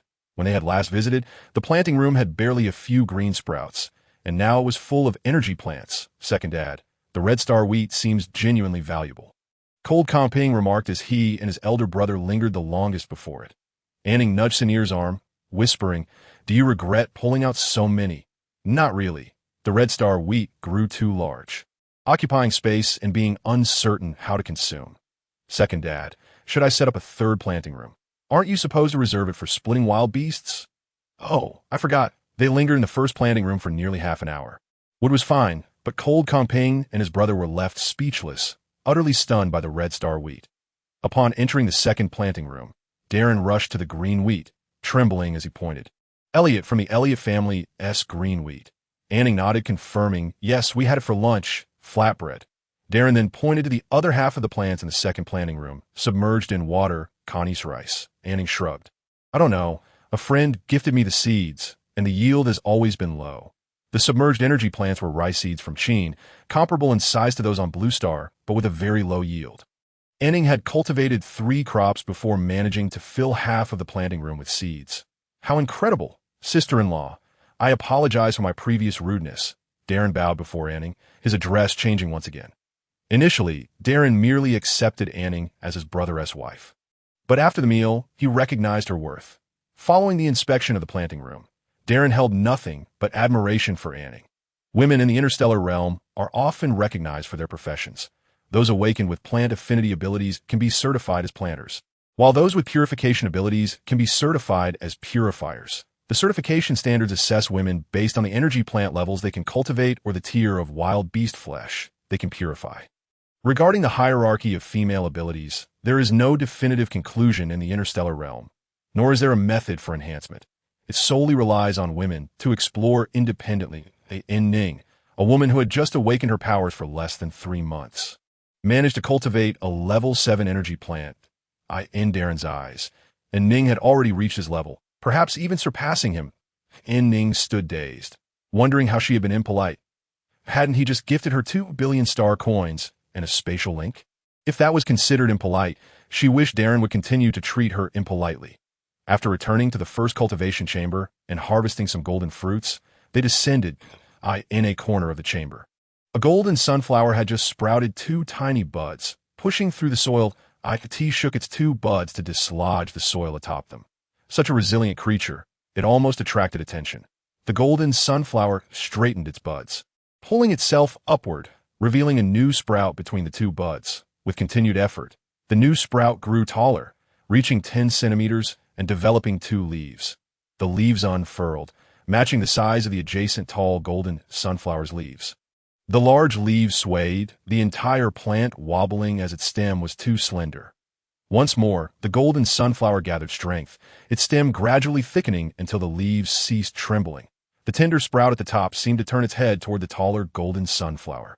Slightly displeased as it moved its leaves, out of energy, it could only grow to such a height. When would its master provide it with nourishing soil again? It longed to grow rapidly, so it would no longer fear the golden humans.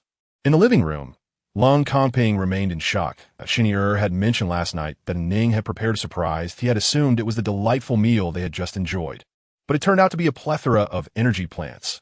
Long Kongping, I wish to discuss yesterday's matters with your brother, An Ning said, noticing Darren and the two fathers munching on golden fruits. What matters? Regarding the collaboration with Qin, who might awaken at any moment, they needed to act swiftly.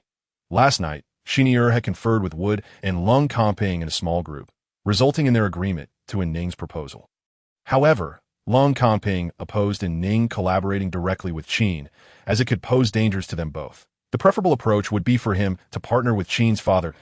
An Ning considered that since he would be acting under the Lung family's name and Darren currently managed most of the Lung family's enterprises, his support would provide Qin with greater security. Chapter 34. We must act. Long Kongping supported An Ning's idea and intended to converse with Darren. The more exceptional An Ning became, the greater the potential danger she faced. Long Kongping aimed to utilize the family's strength to protect her, interrupting Darren's continued consumption of golden fruits. An Ning conveyed the predicament Qin currently faced. Such a pitiful girl. Darren expressed sympathy for Qin's plight. After taking a bite of the golden fruit, he continued, the Elliott family has long sought to purchase Red Star wheat from our Lung family. Unfortunately, the yield is limited. Red Star wheat alone is insufficient leverage. To my knowledge, the Connie family has developed a new Berserker awakening agent, which boasts a 4% higher success rate than previous versions. Lung Kongping and Wood furrowed their brows in unison. A 4% increase. Does that represent a significant improvement? And Ning asked, bewildered. Wood nodded, indeed, it is substantial. The last increase in the success rate of awakening agents occurred 80 years ago, yielding merely a 1% improvement. Your uncle's family previously specialized in the development of awakening agents, Xinyi explained to An Ning. Since the Connie family enhanced their success rate by that 1%, your uncle's family's businesses related to awakening agents were entirely acquired by the Connie family. That is why he relocated to the planet I reside on. Lung Kongping gently grasped An Ning's hand. The Connie family's ascension to one of the top 10 families can be attributed entirely to awakening agents. An Ning's thoughts shifted. Could the Connie family, with their new awakening agent, be seeking to surpass the Lung family? We must take action, Lung Kongping remarked, noticing the rare fighting spirit in An Ning's eyes. Squeezing her hand gently. Indeed, Darren relaxed against the sofa. Does the Martin family have any suitable berserkers to serve as the primary husband for An Ning's friend? There may be options, he replied, that I will reach out to Qin's father. Lung Kongping said, rising from the sofa, patting An Ning's head before departing, with Darren following closely behind. An Ning, bewildered, watched the brothers' retreating figures. What did that mean? Were they no longer discussing Qin's situation? Through the explanations provided by Wood and Xinyi, An Ning finally understood why Lung Kongping and Darren Martin bore such disparate surnames.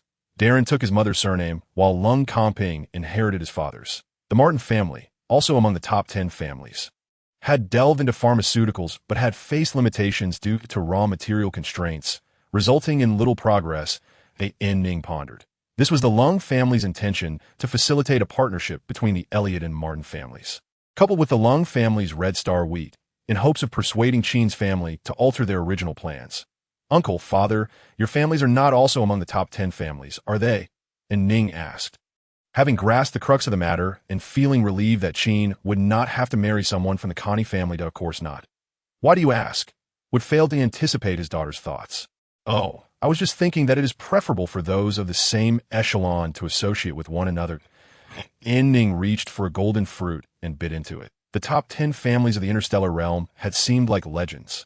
But since marrying Lung Kongping, they had transformed into familiar acquaintances. The Lung family, the Brandon family's Connie family, Cheen's Elliott family, the golden-haired beauty Nicole's Dick family, and now the Martin family had emerged. An Ning extended her palm to show the two fathers. 5 families now. Would leaned against Chenier, the May family, where Mero is from, is also one of the top 10 families. Like Lung Kongping, he was a direct descendant. Achoo! Mero sneezed loudly aboard the starship, rubbing his nose. It must be the Dick family members cursing me. Yuan Jingming pulled a card of wild bee skins next to Mero. You've taken so much from the Dick family. They are bound to be angry. Mero checked the records on his communicator. If it weren't for Darren's appearance, we would have perished on Energy Star 143. I feel these compensations are inadequate. Our patriarch stated that if such an incident were to occur again, I would have to return to manage the family. Yuan Jingming pulled the card away with determination. How frustrating. Mero assessed the wild beast materials and turned to the energy medicinal plants. How is the quality? He inquired of Sally, who was sorting through them. Not great. The levels are low, and the integrity is poor. The resulting restorative agents will fall short of expectations.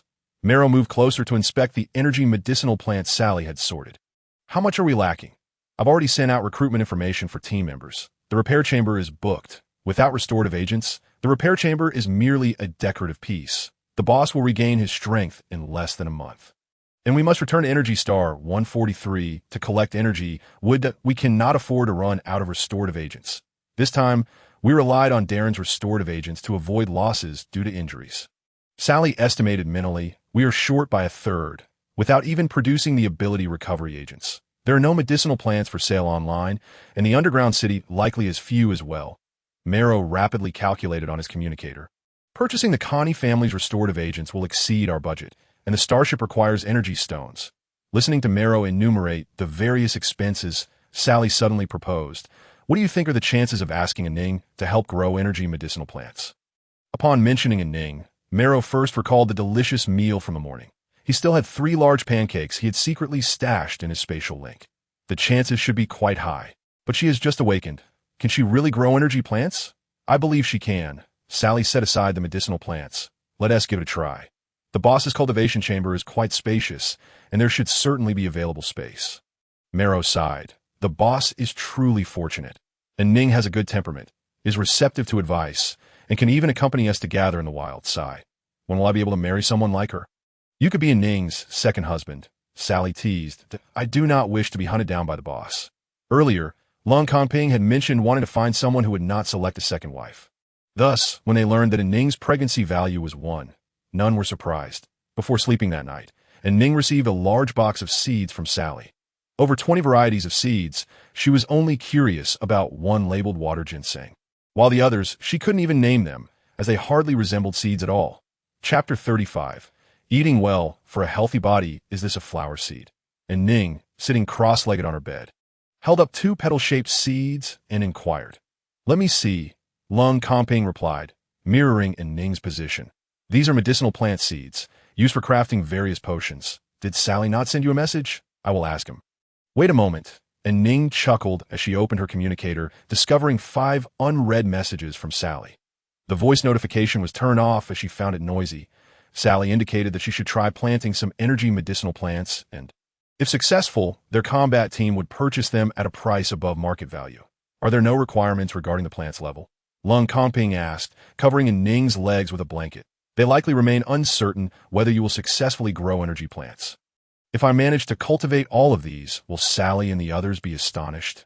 An Ning tilted her head to gaze at Lung Kongping. Lung Kongping adjusted the blanket, expressing that he was indeed taken aback. They would be left speechless. He embraced An Ning, questioning if growing so many plants was exhausting.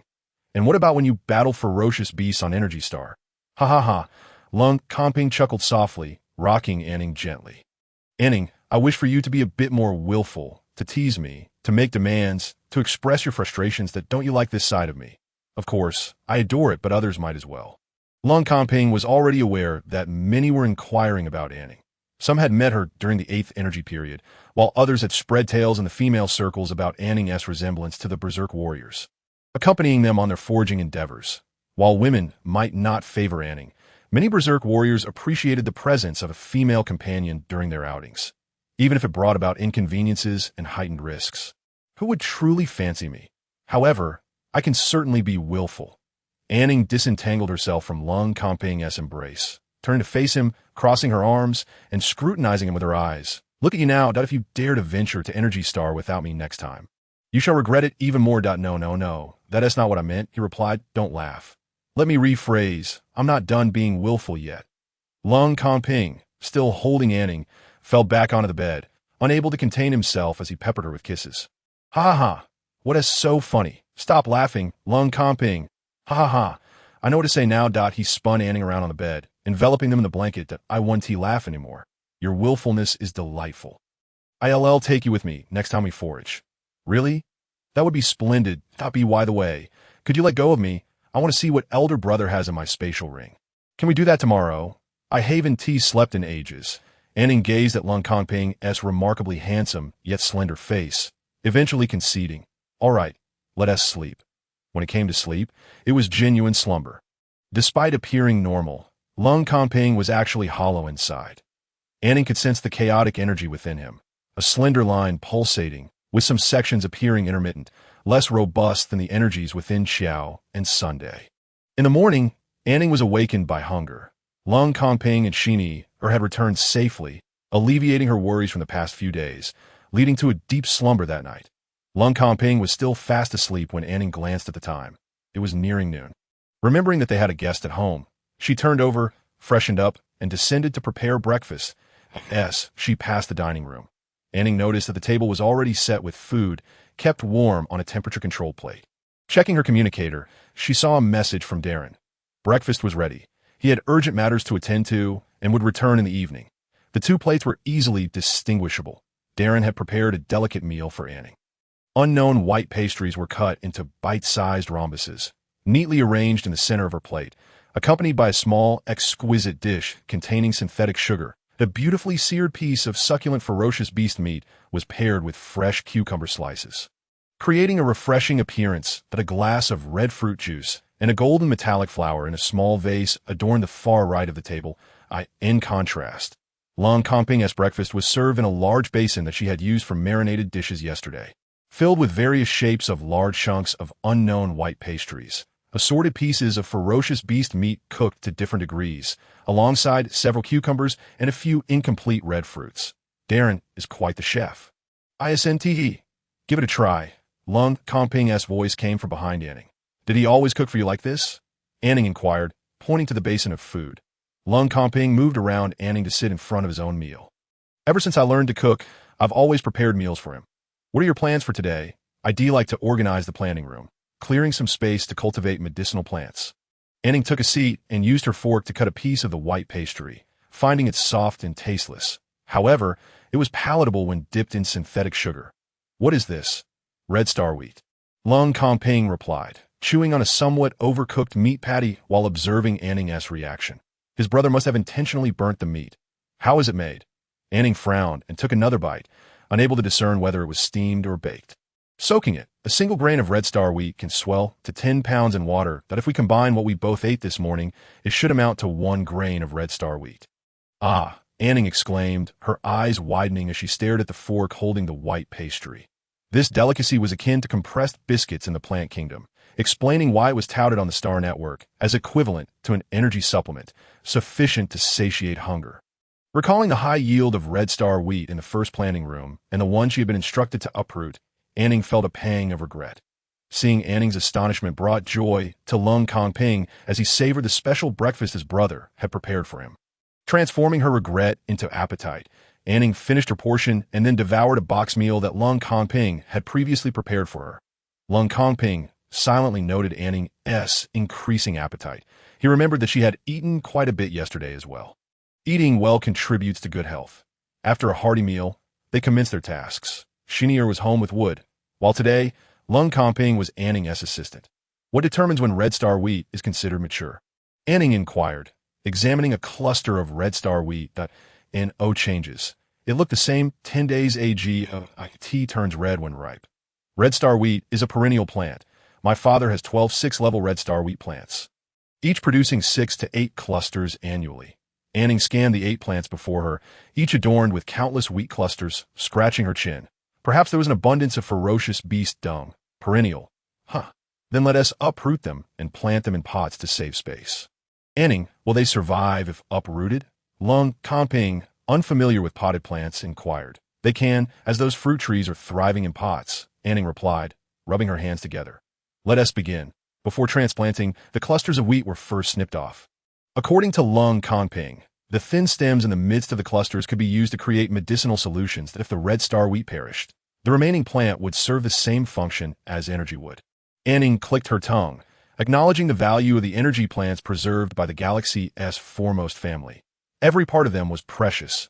She selected some 6th-level, plump red star wheat for seed retention, leaving the rest for Lung Kangping to manage. With careful precision, Lung Kangping manipulated the mechanical arm to excavate the red star wheat, thoughts lingering on the large preservation boxes containing the wheat in his spatial ring. His wife was incredibly capable. An Ning mentioned that the transplanted red star wheat might yield another harvest. It was simply unfathomable.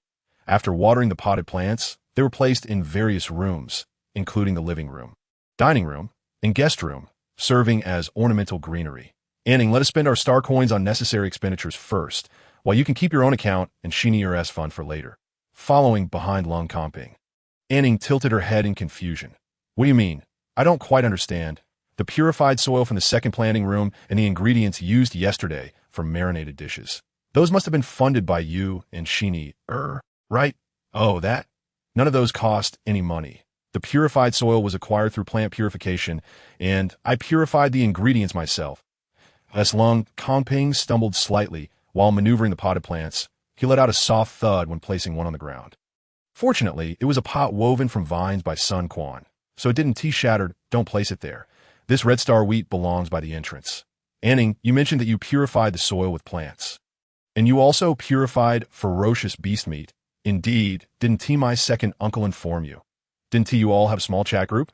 My eldest uncle reminded me several times not to disclose my abilities to others, including Qin and Taozi. Why would you not know? Seeing An Ning's expression, which seemed to say he should have known, Lung Kangping stood frozen. He truly had no idea. No one had informed him. However, he soon reflected on his lack of understanding with An Ning before their marriage. He had gone to Energy Star shortly after their wedding, and then lost contact for a month. It was only natural that An Ning would want to share her experiences with her two fathers first. He was at fault for their insufficient communication and companionship. Finding the root of his own shortcomings, Lung Kangping steadied his astonished heart once more. Perhaps I missed some information. Could you elaborate on the purification of soil and the ferocious beast meat? Of course. An Ning followed Lung Kangping, directing him as they arranged the potted plants while explaining her abilities in detail. However, she chose to conceal her capability to purify seeds to the 10th level. She wished to wait until the fruit trees bore fruit to ascertain their levels and to surprise them. Once Lung Kangping discovered An Ning's experiences on the 8th energy star, he recognized the distinction in the soil beneath the tall grass and that the ingredients for the marinated dishes were also collected from the 8th energy star. Lung Kangping felt a wave of guilt wash over him. He had been so focused on leading the combat team against the ferocious beasts, assuming that with Shini by An Ning's side, he had unconsciously overlooked her. This was his error. Sensing Lung Kangping's sudden shift to a somber mood, An Ning observed quietly, refraining from rushing to comfort him. In her previous life on Blue Star, she had been particularly attuned to others' emotions, often wondering if her presence caused discomfort, which left her feeling exhausted. In this lifetime, her eldest uncle had taught her to be somewhat oblivious to others' emotions, not to be overly sensitive or accommodating, thus allowing her to live more comfortably. After relocating the 2 pots of golden sunflowers and 2 fruit trees, which had not been treated with growth liquid, to the balcony of their master bedroom, all the transporting was complete. An Ning squatted before the budding golden sunflower, pondering. She remembered it had only been a small sprout yesterday. How did you grow so much overnight? Am I mistaken? The budding sunflower restrained the impulse to shake its leaves that no, my master is not mistaken. I have indeed grown. An Ning, Darren didn't notice this golden sunflower yesterday. When he sees it today, he will surely find a way to take one. Lung Kangping remarked, squatting beside An Ning, gazing at the 4 plants on the balcony. Does he fancy golden sunflowers? No, he adores everything that is golden. Why elder brother bestowed upon me a generous amount of star coins. So it is only fitting that I gift him one in return. An Ning caressed the leaves of the young golden sunflower. If he desires it, I shall part with the largest one, which is on the brink of maturity. Additionally, I must also give him the smallest one, that upon hearing that cold Compang intended to send it away, the young golden sunflower stirred its leaves in indignation. You are wicked. You and the glittering humans are all wicked. Master, do not associate with the wicked, or you shall rot at the roots. That IT cannot be given away. It is the first energy plant I have cultivated. Let us proceed to the first planting room to tend to the soil. An Ning rose, pulling cold Compang along as they departed. The small golden sunflower's leaves moved on their own, and cold Compang, ensuring he was not imagining things, observed the leaves quivering rapidly. After upgrading to level 5, his observational skills had significantly improved, leaving no room for error. An Ning glanced back at the immobile young golden sunflower on the balcony. Recalling that she had just been touching its leaf, as they exited the room, cold Compang skeptically looked back at the small golden sunflower on the balcony. The young golden sunflower, relieved to know An Ning would not part with it, felt quite cheerful and provocatively swayed its leaves up and down upon catching cold Compang's gaze. An Ning, it truly moved. The window is open, and the wind is blowing. Let us strive to prepare the soil by morning. I intend to marinate 2 more pots of delicacies in the afternoon. Cold Compang instinctively believed the small golden sunflower was problematic and repeatedly urged An Ning to give it to Darren. Ultimately, An Ning refused. The young golden sunflower was not only her first energy plant cultivated in the cosmos, but also the first seed she had purified, holding great sentimental value. And no matter what, she would not part with it. With no other option, cold Compang placed a miniature camera in the flower pot, determined to capture evidence. The young golden sunflower was no pushover either. As soon as he left, it buried the camera in the soil. The wicked bring forth wicked things. Absorb it, consume it. Alas, the poor camera, having just left the factory, was destined to return, after indulging himself for 3 days at home. Darren began to implement rigorous training on cold Compang. The training room was soundproof, and An Ning could hear no sounds, but seeing cold Compang collapse in his sleep each day indicated the intensity of the training. Later, Wood and Zinnier joined the training. Opportunities to be guided by a level 8 berserker were scarce. Cold Compang also wished for Darren to assist in training his team members, only to face a harsh regimen from Darren. Wood and Zinnier were there because of An Ning, and cold Compang hoped Darren would help train the lower-ranked members. Fat chance. When An Ning placed the medicinal plant seeds gifted by Sally beside her to purify some for the first planting room, the golden sunflower, nourished by energy plant growth liquid, finally reached maturity. Chapter 37. Miranda Martin's purification notes. Sister-in-law, do not harvest it. Let it flourish. How beautiful it is. Darren stood in front of the flower pot, preventing An Ning from coming closer. Brother, I can only obtain seeds if I harvest it. With seeds, I can cultivate more golden sunflowers, and I will find a way to get you the seeds. Just say how many you want, and I will provide. An Ning sighed. Brother, let us reason. If you wish to purchase a high-grade golden sunflower plant from me, I must use high-grade energy seeds with minimal berserker factor content to grow it. The one behind you is level 8. I will trade you my level 9 one from my room, as you previously agreed. Darren tousled his golden hair. I regret it. Yours hasn't bloomed yet, and it does not look as splendid as this one. An Ning was a loss for words. Her plant had yet to flower, so naturally, it could not compete with the grandeur of the blooming flower disc. The golden sunflower, upon maturing, resembled sunflowers on Blue Star. A single stalk supporting a flower disc. The distinction lay in the fact that when the seeds within the golden sunflower's disc matured, the disc would not deform or wither. The golden petals continued to shimmer, as if just opened. The golden sunflower Darren was guarding stood 3 meters tall, its pot-sized flower disc drooping slightly, with large golden leaves unfurling, presenting a visually striking aesthetic, akin to a sculpture crafted from gold. Brother, if you do not permit me to harvest seeds, I must wait for you to bring high-grade golden sunflower seeds before I can plant that high-grade seeds yield high-grade energy plants. This was An Ning's explanation to her family. An Ning was already quite extraordinary. Unlike other women who randomly cultivated energy plants of varying levels, she could control the plant's grade, and her family harbored no doubts about its reasonableness. Darren's hair had become even more disheveled. Golden sunflowers were rare in the cosmos, not to mention high-grade seeds. Even seeds capable of growing energy plants were hard to come by. If they were easy to find, he wouldn't shamelessly request them from a woman. Yet this particular one was undeniably beautiful. Sister-in-law, can you guarantee that what you grow next will surpass its beauty? Darren sought to resist further. No, and Ning replied decisively. Cold Comping, Wood, and Zinnier stood nearby, observing the spectacle in silence. Ignoring Darren's glaring gestures, gritting his teeth, Darren stepped aside. You may take the seeds. However, can you sell me a couple more pots? 2 pots or 4 made no difference to An Ning, and she readily agreed.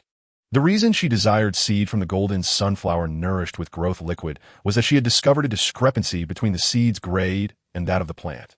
The seeds from this one, compared to the one in her room, which had not been treated with growth liquid, had the same Berserker factor content on the plant, yet one bore level 8 seeds while the other bore level 9. An Ning had long harbored doubts about the energy plant growth liquid. While it expedited plant growth, it also accelerated the absorption of Berserker factors. This she could not definitively categorize as good or bad. It was not uncommon for a single plant to yield fruits or seeds of differing grades in the cosmos. Yet An Ning still felt something was off about this golden sunflower. Furthermore, she had never anticipated Darren would deny her the seeds. After all, energy plants were meant to be consumed. After successfully collecting the seeds, An Ning returned to her room, avoiding Darren's crestfallen expression. What was amiss? An Ning sat on the balcony, observing the golden sunflower seed she had just harvested. The young golden sunflower discreetly stretched its tender shoot, attempting to glimpse the seeds in An Ning's hand.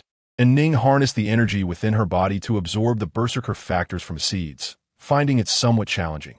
Since discovering that her energy could purify seeds, An Ning had not a single day of idleness employing her abilities. Previously, it had taken her 3 days to purify a level 10 seed. Now, she could accomplish it in 2, demonstrating her significant progress. She estimated it would take her 5 days to purify a level 8 golden sunflower seed. Why are you so difficult to purify? Master, they harbor bad elements. Consuming them will lead to illness to An Ning. This is a gift from Darren. While An Ning pondered, Cold Comping approached her, extending a metallic box. Another gift for me. The space gems and decorations I already possess are more than sufficient. What lies within is more precious than gems. Open and see. An Ning, puzzled, opened the box, revealing a notebook inside. The cosmos had fully transitioned to electronic formats, and this type of notebook reminiscent of a past life was a first for her. Upon opening the notebook, An Ning discovered that it was not made of paper, but rather a type of fabric. Miranda Martin, Purification Notes. Cold Comping settled beside An Ning, explaining that Madame Martin was Darren's biological mother and a formidable purifier. This was her record from her lifetime.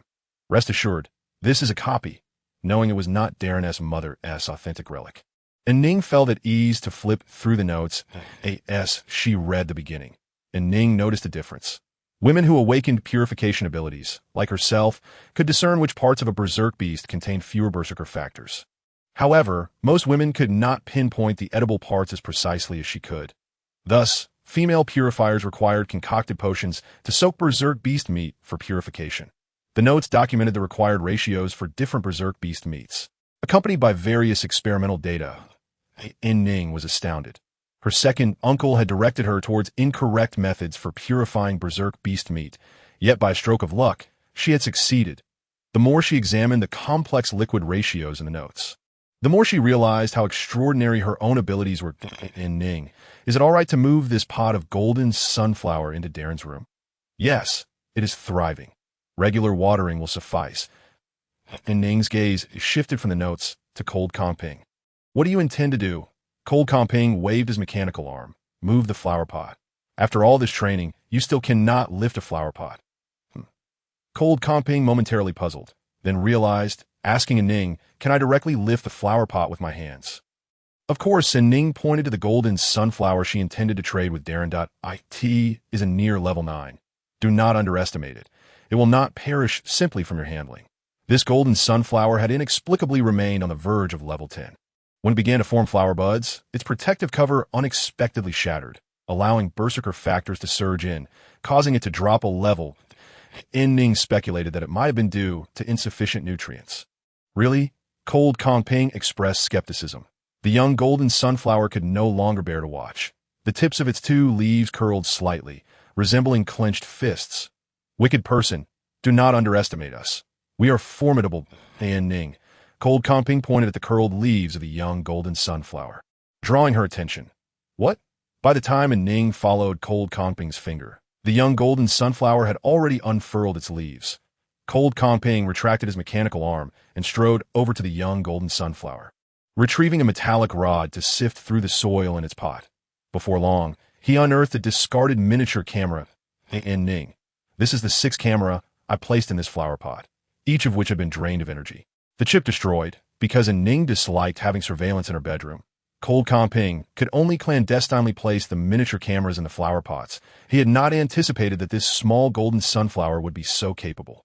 It captured nothing at all. Chapter 38. Oh no. I've been discovered. An Ning initially thought that Lung Comping must have been mistaken, but as he repeatedly insisted that the little golden sunflower was moving, she began to believe him. After all, it seemed pointless for Lung Comping to joke about such things. The two of them stared at the golden sunflower for half an hour, yet remained completely still. It was not until Darren sent a message that they ceased their observation. As Lung Comping carried the flower pot outside, An Ning had a sudden idea. There was no need to hide anymore. She had already realized it could move. The two leaves and the top bud of the golden sunflower suddenly stretched outwards, stiffening as if they had been electrocuted. What? It has already been discovered. It is so small and weak now. Will it be despised by its master? An Ning had not anticipated that her bluff would indeed coax the little sunflower into revealing itself. While she could comprehend that plants could move, the notion of plants possibly understanding human speech eluded her. She could distinctly sense its astonishment through its recent movements. Can you understand what I am saying? An Ning ventured to ask. The top bud of the golden sunflower bent forward slightly, as if nodding. An Ning rubbed her face vigorously. Will you harm me? The entire plant swayed dramatically from side to side. No, Yaya loves its master the most. Yaya will not harm you. I asked at a shake of your head. If so, stop moving, An Ning commanded, and the golden sunflower ceased its swaying. Intrigued, An Ning descended from her chair and sat on the floor to face the golden sunflower. Do you have a name? The golden sunflower nodded. I do. My name is Yaya, given by my master to name. Indeed. Let me guess what it is, little Jean. The golden sunflower swayed side to side. Little Kuei, it shook even more vigorously. Little Jean Kuei, it began to sway wildly. An Ning touched her nose, genuinely fearing that this little sunflower might shake her apart. She recalled how she had often spoken to this plant, lamenting that it only produced buds and no leaves. Yeah, correct. The master is wonderful. Confetti, confetti. An Ning watched as the tender sprouts of the little sunflower gradually unfurled its two leaves, continuously bending and spreading. She had guessed correctly. Suddenly inspired, An Ning retrieved a small knife from her spatial bracelet, gently pricked her index finger, and let a drop of blood fall onto the leaf of the golden sunflower. Ah, why are you hurting yourself, master? No, please. Ah, you're bleeding. An Ning waited for a moment, but beyond Yaya's incessant writhing, nothing else transpired. It seemed that dripping blood for acknowledgement was not feasible. She had hoped that this would allow them to communicate. Wait until I grow up. I will be very powerful, from the twisted plant. An Ning was unable to discern Yaya's thoughts, so she engaged in a game of yes or no with this unique plant. An Ning asked, and Yaya answered. After several inquiries, An Ning learned that Yaya wished to grow, desired ample beast dung fertilizer, and sought to absorb the energy from the miniature camera, which would not benefit it. She then asked Yaya if the golden sunflower that Lung Comping had just moved was downgraded due to insufficient fertility, to which Yaya confirmed that it was indeed peculiar, but it appeared to be a helpful little gardening assistant.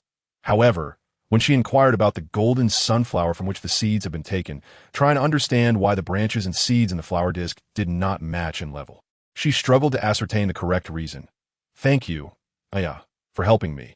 I will give you plenty of fertilizer. I am so happy to help my master. Yaya moved its two leaves. Are you playing flower hands?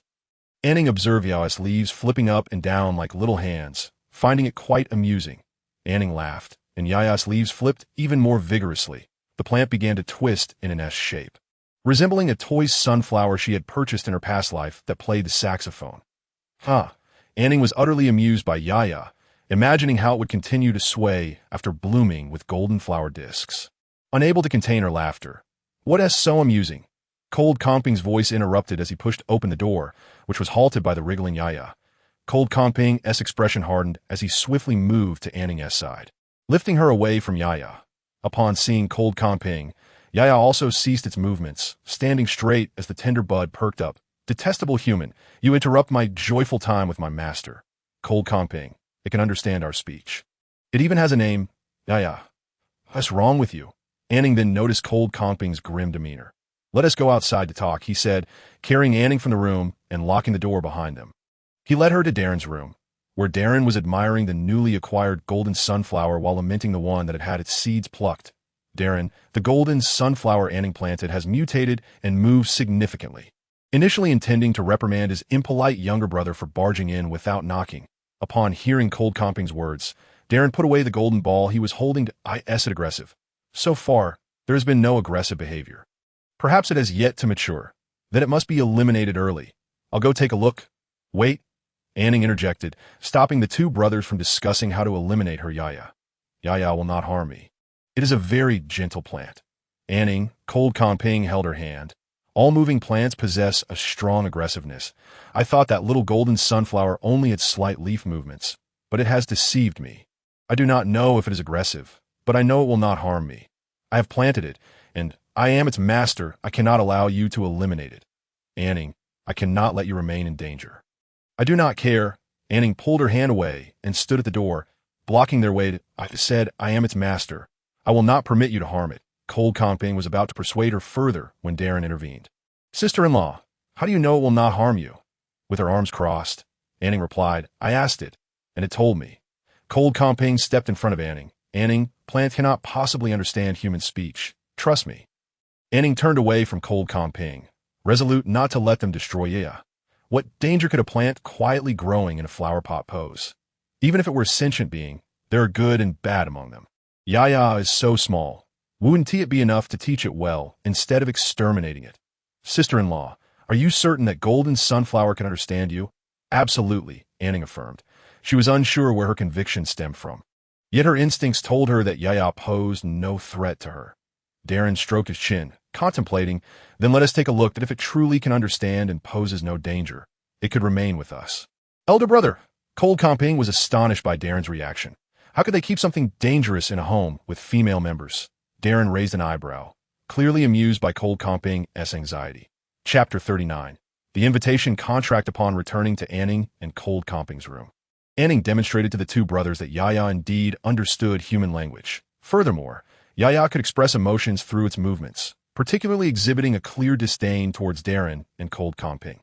The little creature was quite intelligent. I understand that you dislike my foolish younger brother, but why are you so unfriendly towards me as well? Darren poked at Yaya's leaves. You are stronger and shinier than me, and I do not like you. It was indeed a mutated plant. Darren cast a lingering glance at Yaya, before turning to cold Kongping and An Ning. However, it is a beneficial mutation. I have seen records of intelligent plants in my family's archives. Without giving cold Kongping a chance to speak, Darren continued. In our family records, there's a 1 in 10 million chance that energy plants at level 10 will mutate. Mutated energy plants possess intelligence.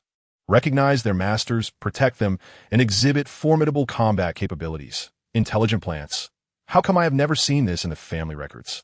Cold Kongping expressed skepticism, fearing that Darren was disregarding the potential dangers of mutated plants simply because he liked the golden color. How old are you? The family records are extensive. How much have you actually read? Cold Kongping could not refute Darren's question, as he, at 40 years old, could not compare to Darren, who was over 400. Darren took a deep breath, suddenly adopting a serious demeanor as he addressed An Ning. An Ning, on behalf of the Lung family, I formally extend an invitation to you, hoping you will become the special planting master of the Lung family. Then, after manipulating his communicator, Darren sent An Ning an invitation contract. An Ning gazed at the densely packed clauses within the contract, feeling a bit overwhelmed. What is this? Darren leaned forward. An Ning, you may not realize how precious you are. Level 10 energy plants have not appeared for decades. Level 9 energy plants are also rare, mostly discovered on energy planets. Across the entire star system, there are no more than 10 women capable of cultivating level 9 energy plants. This invitation reflects the Lung family's sincerity. All the clauses are constraints on the Lung family, with no mandatory requirements for you. An Ning lowered her head again to examine the invitation's contents on the communicator. Confirming that the clauses indeed constrain the Lung family, if there are no mandatory requirements, what are the non-mandatory ones? Also, may I call my two fathers over? Darren nodded in agreement, and as An Ning sent messages to Wood and Xinyi, he projected the invitation document. Cold Kongping scrutinized each clause, realizing it was the first time he had learned about this invitation from the Lung family. An Ning, are you hungry? What do you want to eat tonight? Upon receiving An Ning's message, Xinyi hurriedly left the training room with Wood. Recently, An Ning had often felt hungry, with varying tastes, and he thought she might be wanting to prepare a new dish that required their assistance. An Ning first informed her two fathers about the Lung family's invitation, deciding to discuss Yaya later. She is merely an ordinary individual, lacking insight into the intricate dynamics of interstellar families, and thus requires the counsel of her two fathers. Even though this family belongs to her husband, her trust remains less than absolute. Elder Dad, Second Dad, could you assist me in reviewing this? Without needing further prompting from An Ning, Wood and Xinyi settled into their chairs, meticulously examining the details one by one. Wood, particularly, hailing from a sizable family himself, was well versed in the common tactics employed by affluent clans and contract. As time elapsed, he gradually relaxed, discovering no discrepancies within the agreement. The Lung family exhibited genuine sincerity. There was no requirement for Ning to cultivate specified energy plants in fixed quantities, merely to prioritize the sale of any energy plants she produced to the Lung family. Indeed, Darren chuckled, asserting that whether An Ning desired star coins, starships, or planets, as long as the value was commensurate, the Lung family could accommodate her needs. Wood nodded, noting that aside from the acquisition of energy plants, the contract encompassed various aspects including confidentiality, personal safety, and energy star collection. Overall, these terms were greatly beneficial to An Ning. Ning, you may sign, Wood encouraged, wishing for An Ning to finalize the contract. The Lung family could provide her with substantial protection. Although Lung Kongping was a promising berserker, he required time to develop, whereas Ning, raised alongside Xinyi, had already awakened to her full potential. It was imperative to find her additional support. This matter also occupied Lung Kongping's thoughts. He had been preoccupied with concerns about Yaya potentially harming An Ning, but now he realized that the crux lay in Yaya being a level 10 energy plant. Reflecting on Darren's decisiveness, Lung Kongping acknowledged that he had much to learn.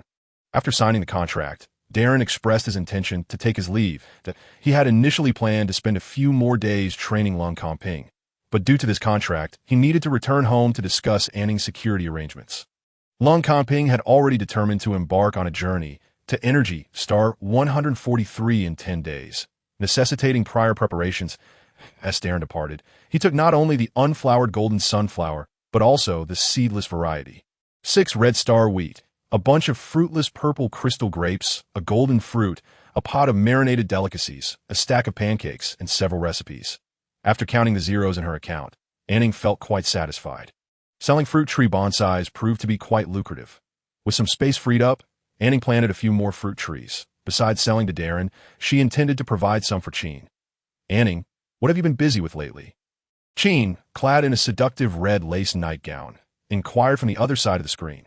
Busy with planting vegetables, An Ning replied, chewing on jerky made from fire lizard beast meat, a recent acquisition from Energy Star 143. Having become accustomed to various peculiar foods thanks to the presence of white worms, she found herself able to accept these novel delicacies with ease. I've been attending various gatherings, Tauzi remarked, also munching on the jerky An Ning had sent her. Seeing you eat is making me crave it. Who are you gathering with, Tauzi? Qin stood up to search for the jerky An Ning had sent her, the screen following her movement. Tauzi sighed, Feichuan's mother wants me to meet more potential mates, given that my family is ordinary. Qin returned with the jerky and resumed her seat. Your fiancé's mother seems to value you quite a bit. Not really. She just wants to persuade me, Tauzi retorted, turning to An Ning. Did you know someone is spreading rumors about you? An Ning exclaimed, bewildered. What rumors could possibly circulate about her?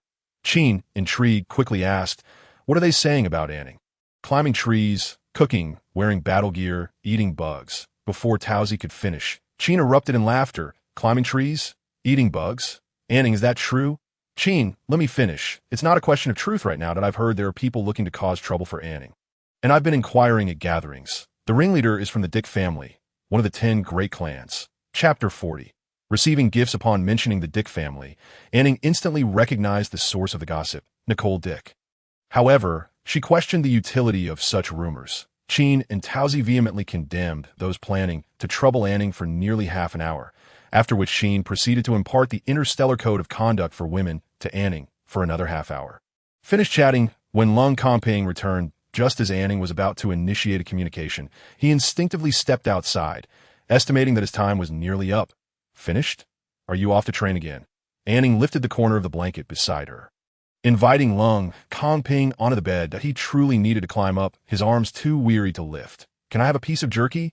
He implored, lying on the bed. An Ning obliged, feeding him a substantial chunk of jerky. Aren't we leaving the day after tomorrow? You're really pushing yourself. Lung Comping turned onto his side, wrapping his arms around An Ning. That I'm sorry. I can't let you satisfy me. An Ning, finally understanding his meaning, directly pulled out 3 large pieces of jerky and stuffed them into his mouth. I think you're still not tired enough. Just sleep obediently. Lung Comping nodded, clutching An Ning's arm, his mouth full of jerky, rendering him unable to speak. 3 days later, aboard the starship. An Ning, is it truly fine to keep energy plants directly on the starship? Marrow squatted before Yaya, questioning An Ning. That it's perfectly fine. It's very healthy, I mean, with so many berserkers aboard, it won't die, will it? Marrow sought further confirmation. No, it's quite healthy. An Ning, can other energy plants also be grown in pots? Yes. Marrow had more questions, but was pulled away by Yuan Jingming, who was already briefing the new recruits on essential precautions. Stop asking so many questions here. I handle logistics, and he manages training for newcomers. Marrow's voice faded as the berserkers surrounding Yaya gradually dispersed. Here you go. Norton approached An Ning, presenting a ring once the crowd had thinned. What is it? An Ning hesitated to accept that a weapon. How do I use it? Just press it. An Ning was perplexed when Yuan Jingming returned, draping his arm over Norton's neck and taking the ring from him to demonstrate for An Ning. This is a specially crafted weapon for you. Press the red button to emit an energy ray capable of killing level 3 or lower beasts. The green button produces an energy net that can similarly trap them. Norton explained, beasts of level 3 and above will self-destruct if killed with this weapon. So I can only provide you with this for now, that I'll work on developing a weapon capable of dealing with higher level beasts in the future. An Ning accepted the ring, adjusting it to fit her finger and showing it to Norton. Thank you, he nodded and turned to leave. He really doesn't say a word, does he? Yuan Jingming did not follow Norton out, but instead retrieved a long, wine-red cloak from spatial storage, reaching down to An Ning's calves. It's quite windy on Energy Star 143. This cloak is made from long-legged chicken feathers. You should wear it over your battle suit. An Ning graciously accepted the cloak, expressing her gratitude to Yuan Jingming. As she examined the 2 gifts, Sally approached, presenting her with an array of medicinal liquids, some for treating external injuries, others for stamina recovery, skin whitening, and digestion. An Ning, bewildered, carried the gifts to the command room to find Lung Comping. They're grateful for your provision of energy food and medicinal plants to the team. Otherwise, we would have delayed departure by half a month, with the cold season approaching in 3 months. Any delay might mean missing out on finding an energy tree. An Ning donned the cloak, twirling to show Lung Comping that I did receive payment. I'm not providing this for free. Lung Comping laughed, snapping several photos of An Ning. Only with you can one simply use money to procure ample energy medicinal plants. You look lovely in red. Indeed, but I prefer pink. It's more appealing. Energy Star 143 is in close proximity to the Gibson family's second safe star, allowing for same-day arrival. Due to Lung Comping leading the team to support against the beast tide that had occurred on Energy Star 143 a few days prior, the Dick family waived the charge for Lung Comping's station expenses. Wood and Zinier's combat team had suffered significant losses, and the remaining members were recruited by Lung Comping. Along with the new recruits, his team had now exceeded 300 members. Wood and Zinier did not join Lung Comping's combat team, as they were now free agents following An Ning. Elder Dad, the trees here are extraordinarily tall, An Ning exclaimed, standing at the foot of the starship, awestruck. The trees on this planet seemed to invoke a sense of gigantism within her. Wood gently placed the hood of An Ning's cloak over her head, cautioning, the winds here are fierce. Be careful not to hurt your face. Upon donning the hood, An Ning instantly felt the wind swirling around her, a marvel of technology. Despite the towering trees, their wood was actually quite soft, serving little purpose beyond the growth of energy trees. Once they set up portable shelters and organized essential supplies, the combat team commenced their meal, while An Ning began cooking alone. Lung Comping, second dad, it's not fair for me to cook alone while everyone else is eating. An Ning had surveyed the area and noticed the team members were feasting on Red Star wheat. including marrow and others. Ning, being able to eat Red Star wheat while collecting energy wood is something other combat teams envy, Xinier remarked, having just finished seasoning his soup. Lung Kanping similarly completed frying cucumber and meat slices before extinguishing the flame. The beasts on Energy Star 143 were relatively lethargic, rarely attacking humans, allowing berserkers to conserve their abilities and thus reducing their need for energy food. Previously, they relied on energy potions, but thanks to An Ning, they could now enjoy Red Star wheat. An Ning washed her hands and sat at the dining table, observing the limited food before her. She began extracting food from her spatial bracelet. If the beasts here don't actively attack humans, why did we recently experience a massive beast tide? Lung Kanping handed An Ning a pair of chopsticks. The reasons remain unclear. Investigations are ongoing. How can you produce so much food? The four of us had just enough to eat.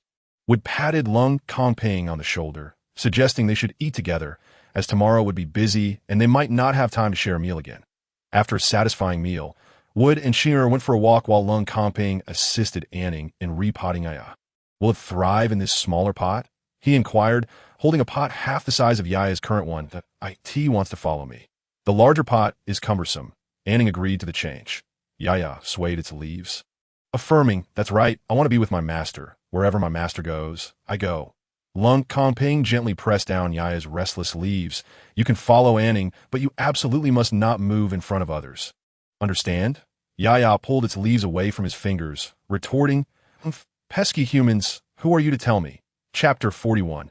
Adverse interstellar weather. After An Ning finished repotting Yaya, she was pleasantly surprised to find that Yaya could shrink. Its formerly large leaves had transformed into palm-sized ones, and its height had diminished significantly. The pot, which had seemed small at first, now appeared just right. Observing An Ning, who was happily cradling the pot and swaying Yaya's stems, Lung Kanping couldn't help but sigh. The sudden shrinkage was more noticeable than its movement. Thankfully, only their combat team was present, so any observations would remain unspoken. Since Lung Kanping's team arrived early, they quickly selected the location for tree uprooting the next day.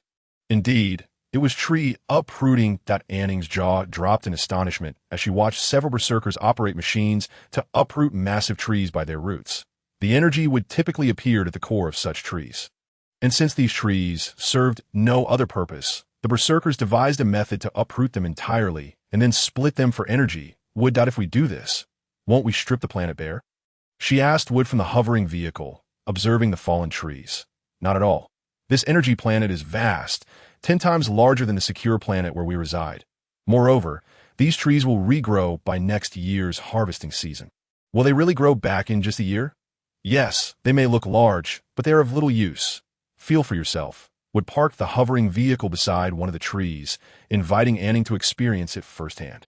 Zhou and Sun Quan, who sat next to An Ning, leaned forward to touch the trunk. Boss, it's soft, Zhou exclaimed, pressing down with such force that her wrist sank into the trunk that An Ning's curiosity piqued. She pressed her hand against it, feeling as if she were pressing on a sponge. Wood had mentioned the wood was soft, but she hadn't anticipated it would be this pliable. Dad, I want to climb the tree, An Ning declared, eager to step onto the trunk. Wood distanced the vehicle slightly. Why do you always want to climb trees? Realizing the tree was moving away from her, she understood her father's reluctance to support her climbing ambitions. Dad, is there a name for this tree? Xinier interjected. It doesn't have a name, Ning. Why don't you give it one? Let's call it the sponge tree. Agreed. As Wood navigated the hovering vehicle swiftly through the grove of sponge trees, An Ning felt exhilarated, even more so than on a roller coaster back on Blue Star. After a while, hunger struck An Ning, prompting her to request Wood to drive steadily as she shared some jerky with the others. Chewing and chatting, An Ning utilized her abilities to investigate the sponge trees. The berserk factor enveloped the trunks like colossal black columns, yet she could not discern whether usable energy would resided within. Surveying the surroundings, she found no energy plants either. The absence of feral beasts suggested that the previous feral beast tide had eradicated many. After wandering for the entire morning without discoveries, Wood led her back to their base. You didn't find any energy plants, and neither did the tree uprooting team, An Ning asked coldly as she sipped her soup. Finding energy would depend on luck. Do you want more soup? Another bowl. Please. An Ning twirled the soup bowl as she expressed her desire to explore further in the afternoon. Let's wait a moment. Uncle Ao will arrive shortly. He'll lead a team to protect you. And then you can go wherever you wish. Lung Kongping noticed a subtle change in An Ning's expression and smiled as he lightly touched her forehead. Don't overthink it. I'm perfectly fine. This is the treatment befitting a special planter of the Lung family. An Ning sipped the soup. Isn't Uncle Ao your father's deputy? It seems inappropriate for him to come protect me, he volunteered, motivated by the prospect of delicious food. After lunch, I'll be busy. Okay, An Ning nodded, but don't overexert yourself. Understood. Upon waking from her afternoon nap, An Ning noticed an increase in starships at their base. The largest one, stationed beside theirs, belonged to the Lung family's combat team. An Ning, Lung Ao, observing Lung Kongping's team, spotted An Ning stepping out of a portable dwelling. Hello, Uncle Ao. Good. Kongping has had good fortune. Finding a third-tier energy wood on the first day is a promising sign. Lung Ao's gaze lingered on An Ning. Appreciating her presence, Kongping is quite fortunate. He has good taste and luck. Does Uncle Ao really believe in good omens? An Ning approached Lung Ao, noticing the untouched white energy wood that had not been dried or cut. Absolutely. Collecting energy wood relies entirely on luck. Without sufficient energy food and energy wood, many berserkers may go berserk during the cold season, and many women could freeze to death. Women freezing to death? An Ning thought she had misheard. How could anyone freeze to death in such a technologically advanced interstellar society? Noticing An Ning's confusion, Lung Ao smiled wryly as the deputy of the Planet S Master. He was well aware that every year, numerous women died due to harsh weather on the secure planet. Not that we lack means to maintain a constant indoor temperature. In fact, even the combat suits An Ning wears can regulate body temperature. However, during the cold or hot seasons, women inexplicably feel extreme cold or heat. Only by igniting energy wood and placing fish scales can women truly feel warmth or coolness. This is especially true for pregnant and awakened women, who are even more sensitive. After hearing Lung Ao's explanation, An Ning realized that energy wood was beneficial not only for berserkers, but also for women. She felt a surge of sympathy for her father and uncle, recognizing the financial burden of raising her as every expense added up significantly. Boss, you're awake. Are we still going out this afternoon? Joe sprinted up to An Ning, then bowed to Lung Ao in greeting. Sun Quan, holding Yaya above his head, imitated Joe's bow, but nearly toppled Yaya out of its pot. Sun Quan, hand me the pot. You can't protect me like that. Considering this, Sun Quan passed the pot to An Ning. The moment Yaya landed in An Ning's hands, one of its leaves curled up and patted the stem, signifying that it had been frightened. So this must be the wise plant. It's quite clever. Yaya, believing it was being discreet, was actually observed by Lung Ao. Oh no, discovered again. Humans are so annoying, always staring at me. Indeed, its name is Yaya. Hello. Yaya's tender sprouts bobbed slightly, as if acknowledging the greeting. Joe, unsure of what the boss and Mr. Lung Ao were discussing, gazed up at An Ning, hoping she would remember his earlier question. Uncle Ao, I would like to explore a bit further. Yes, that convenient. An Ning sensed the intense gaze of the two little ones. Lung Ao curiously pinched some soil from Yaya's pot, replying to An Ning, of course, during our time on this energy planet, Uncle Ao and these two little berserkers regard you as the boss. You decide where we go, and we shall follow. Chapter 42. Yaya shows the way. Uprooting trees and dismantling wood. Lung Ao was leading the team to protect An Ning, accompanied by 7 others, all direct descendants of the Lung family. The hierarchy was somewhat convoluted, and for now, An Ning had not memorized all their names. She only knew that the lowest rank among them was level 5, while the highest, Lung Ao, was at the pinnacle of level 7. In the relatively safe energy plant number 143, An Ning's security was indeed top tier. What, I'm being protected by a level 7 berserker for the first time, Shinier remarked, frequently glancing back from the passenger seat. My dear, are you dissatisfied with being guarded by a level 5 berserker? Wood's tone hinted at a threat that even Joe and Sun Quan could detect. Shinier cleared her throat. Not at all. I am very satisfied. Ning, in which direction do you wish to fly? I can have your father navigate. An Ning cradled Yaya and gazed out the window, struggling to discern directions in the sponge forest, which seemed to harbor only grass, devoid of any other plants. Anywhere is fine, uncle. I doubt we'll find much today. Ning, don't lose heart. The combat team won't linger in one place for too long. Once the trees around the base are uprooted, they will move elsewhere. This will expand the areas we can explore. If you wish to venture farther and can't return by nightfall, we'll discuss it with Lung Ao. An Ning didn't pay much attention to Shinier's subsequent words as Yaya persistently tapped her hand with its leaves. After a couple of taps, the leaves pointed in a specific direction. Yaya, are you guiding me? Yes, master. There's whitewood among those trees. Hurry, hurry. Yaya wriggled excitedly, confirming An Ning's guess. Boss, it can move? Sun Quan exclaimed, noticing Yaya's sudden motion. His words caught Joe's attention, who turned to see Yaya in motion. Yaya froze, momentarily forgetting it shouldn't move in front of outsiders. Indeed, it can move, and its name is Yaya. You must keep this a secret for me. An Ning had never intended to hide this from the two little ones, especially since she had already brought them to the planting room. Wow, the boss is amazing, Joe declared, scrambling up from Sun Quan's lap. Sun Quan, let us quickly swear the Berserker's oath. We must not divulge the boss's secret. Sun Quan nodded in agreement, then, alongside Xiao, took an oath and sealed it with a handshake in front of them. Xinier and would exchange a glance, clearly pleased with the two youngsters behind them, knowing they need not conceal themselves in this hovering vehicle. It commenced its performance. It incessantly shifted directions, pointing erratically, instilling a sense of being pursued by interstellar police in Wood's hovercraft. Even the aloof Ling Ao contacted them via video, inquiring if there was an issue with the vehicle. Yeah, if you continue like this, I will be upset. Where do you want me to go? There, and there, all of white wood. Master, I have pointed them all out for you. Hurry and go. And Ning scratched her head, sensing Ya's urgency, yet she remained perplexed. Xinier turned around and gently patted the visibly dispirited Ya. Are you trying to lead Ning to find something? If so, just nod. A spark of vitality returned to Ya, which bent forward slightly. Xinier continued, then first take us to find one that Ning desires, and afterwards lead us to the second. Ya paused, seemingly processing Xinier's words before lowering its left leaf and pointing right with its right leaf. Done. Wood steered the hovercraft to the right, following Ya's indication. Dad, you're amazing, and Ning thought, despite her own patience, she felt a bit vexed by Ya's antics today. Huh. Xinier chuckled but said nothing. What could he say? That An Ning was more unruly than Ya in her childhood? That was out of the question. In a matter of moments, they arrived at the location indicated by Yawaye.to confirm the accuracy of the location. Ya raised its leaf to signal stop. Boss, what is here? Xiao leaned against the car window, peering outside. An Ning scanned the surroundings but found nothing remarkable. It was merely trees all around.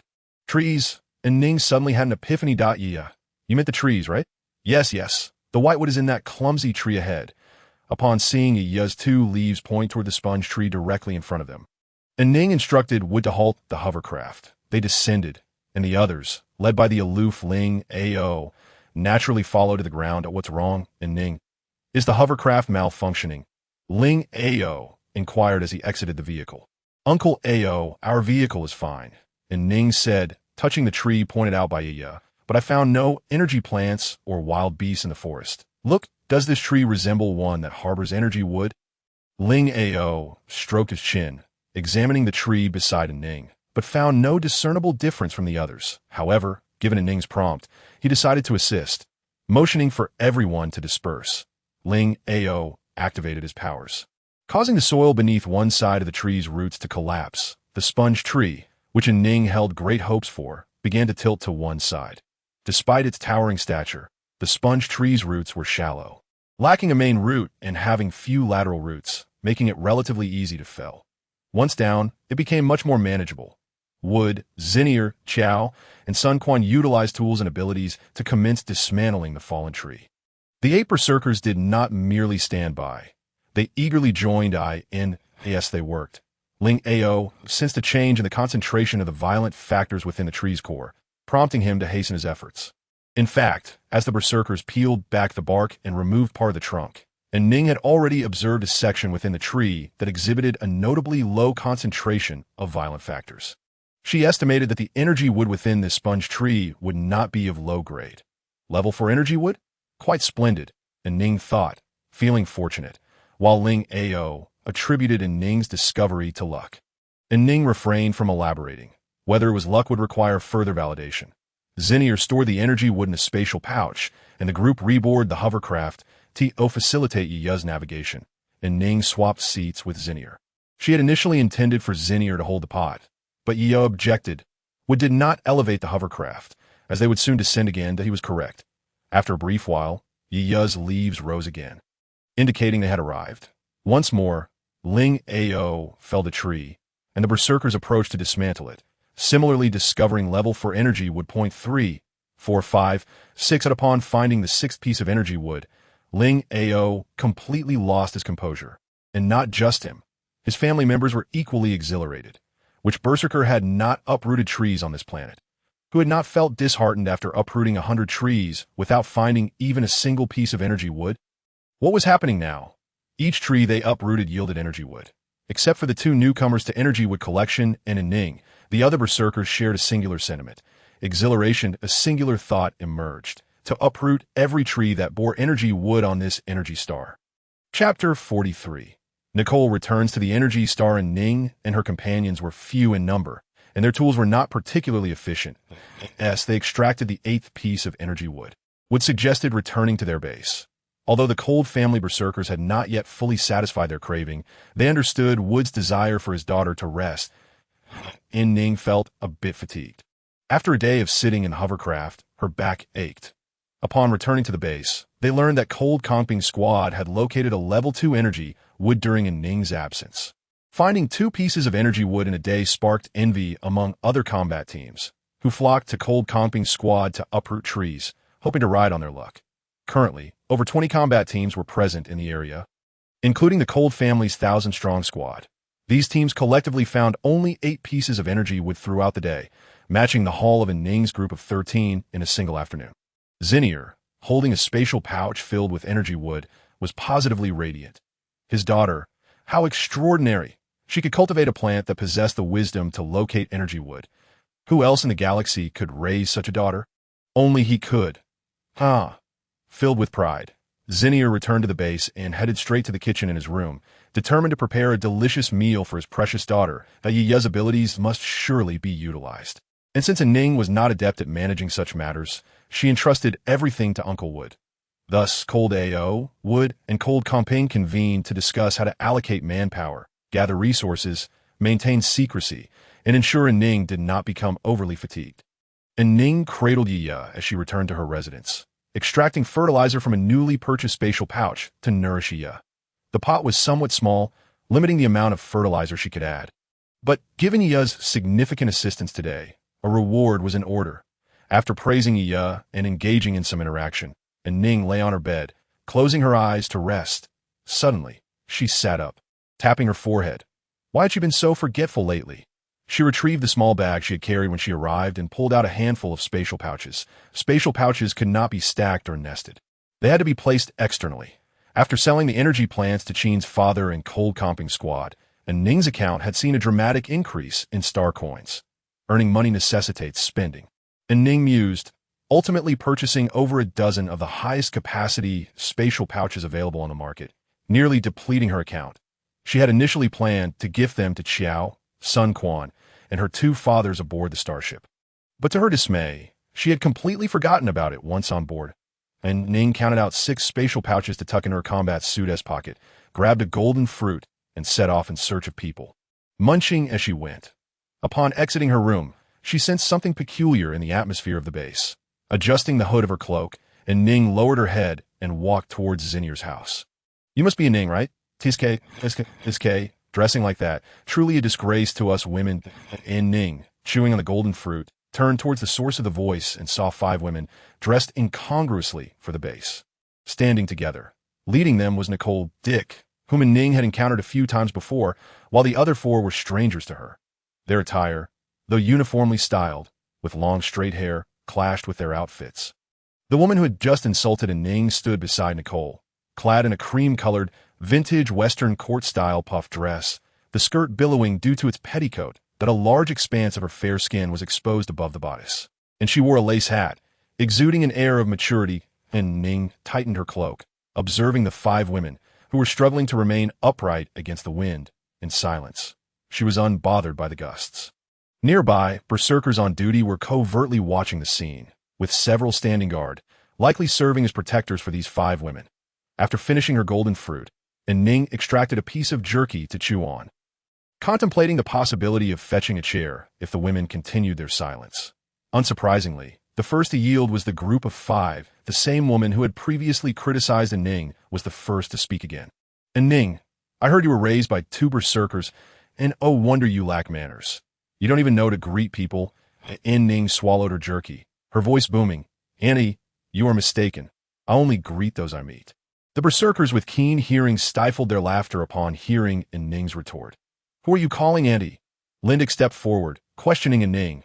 An Ning raised an eyebrow, sensing the misalignment of priorities. She took another bite of jerky and said, Ah, I was wrong. I should call you Old Andy. You bully people. Lindick stamped her foot in place, clutching her skirt as she rushed into the arms of a nearby berserker, sobbing dramatically. Soon, two other berserkers surrounded her to offer comfort. An Ning was bemused by this display. Such feeble fighting spirit was being directed at her. Nicole cursed her relative's ineptitude inwardly, lamenting her supposed wisdom and experience, which had only led to embarrassment here. She adjusted her shawl and cast a sidelong glance at An Ning. An Ning, you should be aware of my identity, if you wish to remain in the Cold family for the long term. You must seek to please me. Now, I command you to apologize to my aunt, or else. An Ning chewed on her jerky, waiting for Nicole to finish her statement, only to find that no further words came. That's it? What? Nicole frowned in inquiry that I said. Have your tactics run dry? You accuse me of being rude and issue useless threats. Humph. An Ning shook her head and turned to leave, finding the encounter utterly tedious. An Ning, what do you mean by that? An Ning, regardless of how Nicole called her, An Ning paid no attention. Acknowledging her would be to elevate her status. After satisfying her hunger with some food, she first sought out her second uncle. Just a few steps away, An Ning spotted Chenier clad in a pink apron, brandishing a spatula and rushing over with an imposing demeanor. Second uncle, where are you going? Ning, I've heard someone is causing you trouble. So I came to see who it is. Don't be afraid. I've already called your elder uncle and Lung Kongping over. Second uncle, you should not meddle in women's affairs. What dish are you preparing? I'm hungry at women's affairs. Chenier turned to see five women not far off, pondered briefly, and turned back, saying, I still have dishes cooking. Let's leave this matter to Lung Kongping. He is more suited for it. An Ning shrugged. Following behind Chenier, realizing her second uncle had little interest in women. Before the pair could reach the kitchen, Lung Kongping and his companions arrived, aware that Nicole was the instigator, leaving both him and Lung Ao feeling quite troubled. After all, Nicole was the wife of Lung Kongping's father. They deliberated on contacting Lung Ji, Lung Kongping's father, to see if they could persuade Nicole to leave Energy Star. An Ning was indifferent. If they chose to stir trouble, she would retaliate. Even though there were five of them, she was unafraid. If they couldn't subdue her together, she could always catch one and deal a heavy blow. Ning, what are you grabbing there? Come and see if second uncle mixed the meat filling correctly. We will have dumplings for dinner. Second uncle, I'm just practicing grabbing hair. The Chenier touched her short hair, noting her daughter hadn't grabbed hair in quite some time. Perhaps she should let it grow longer?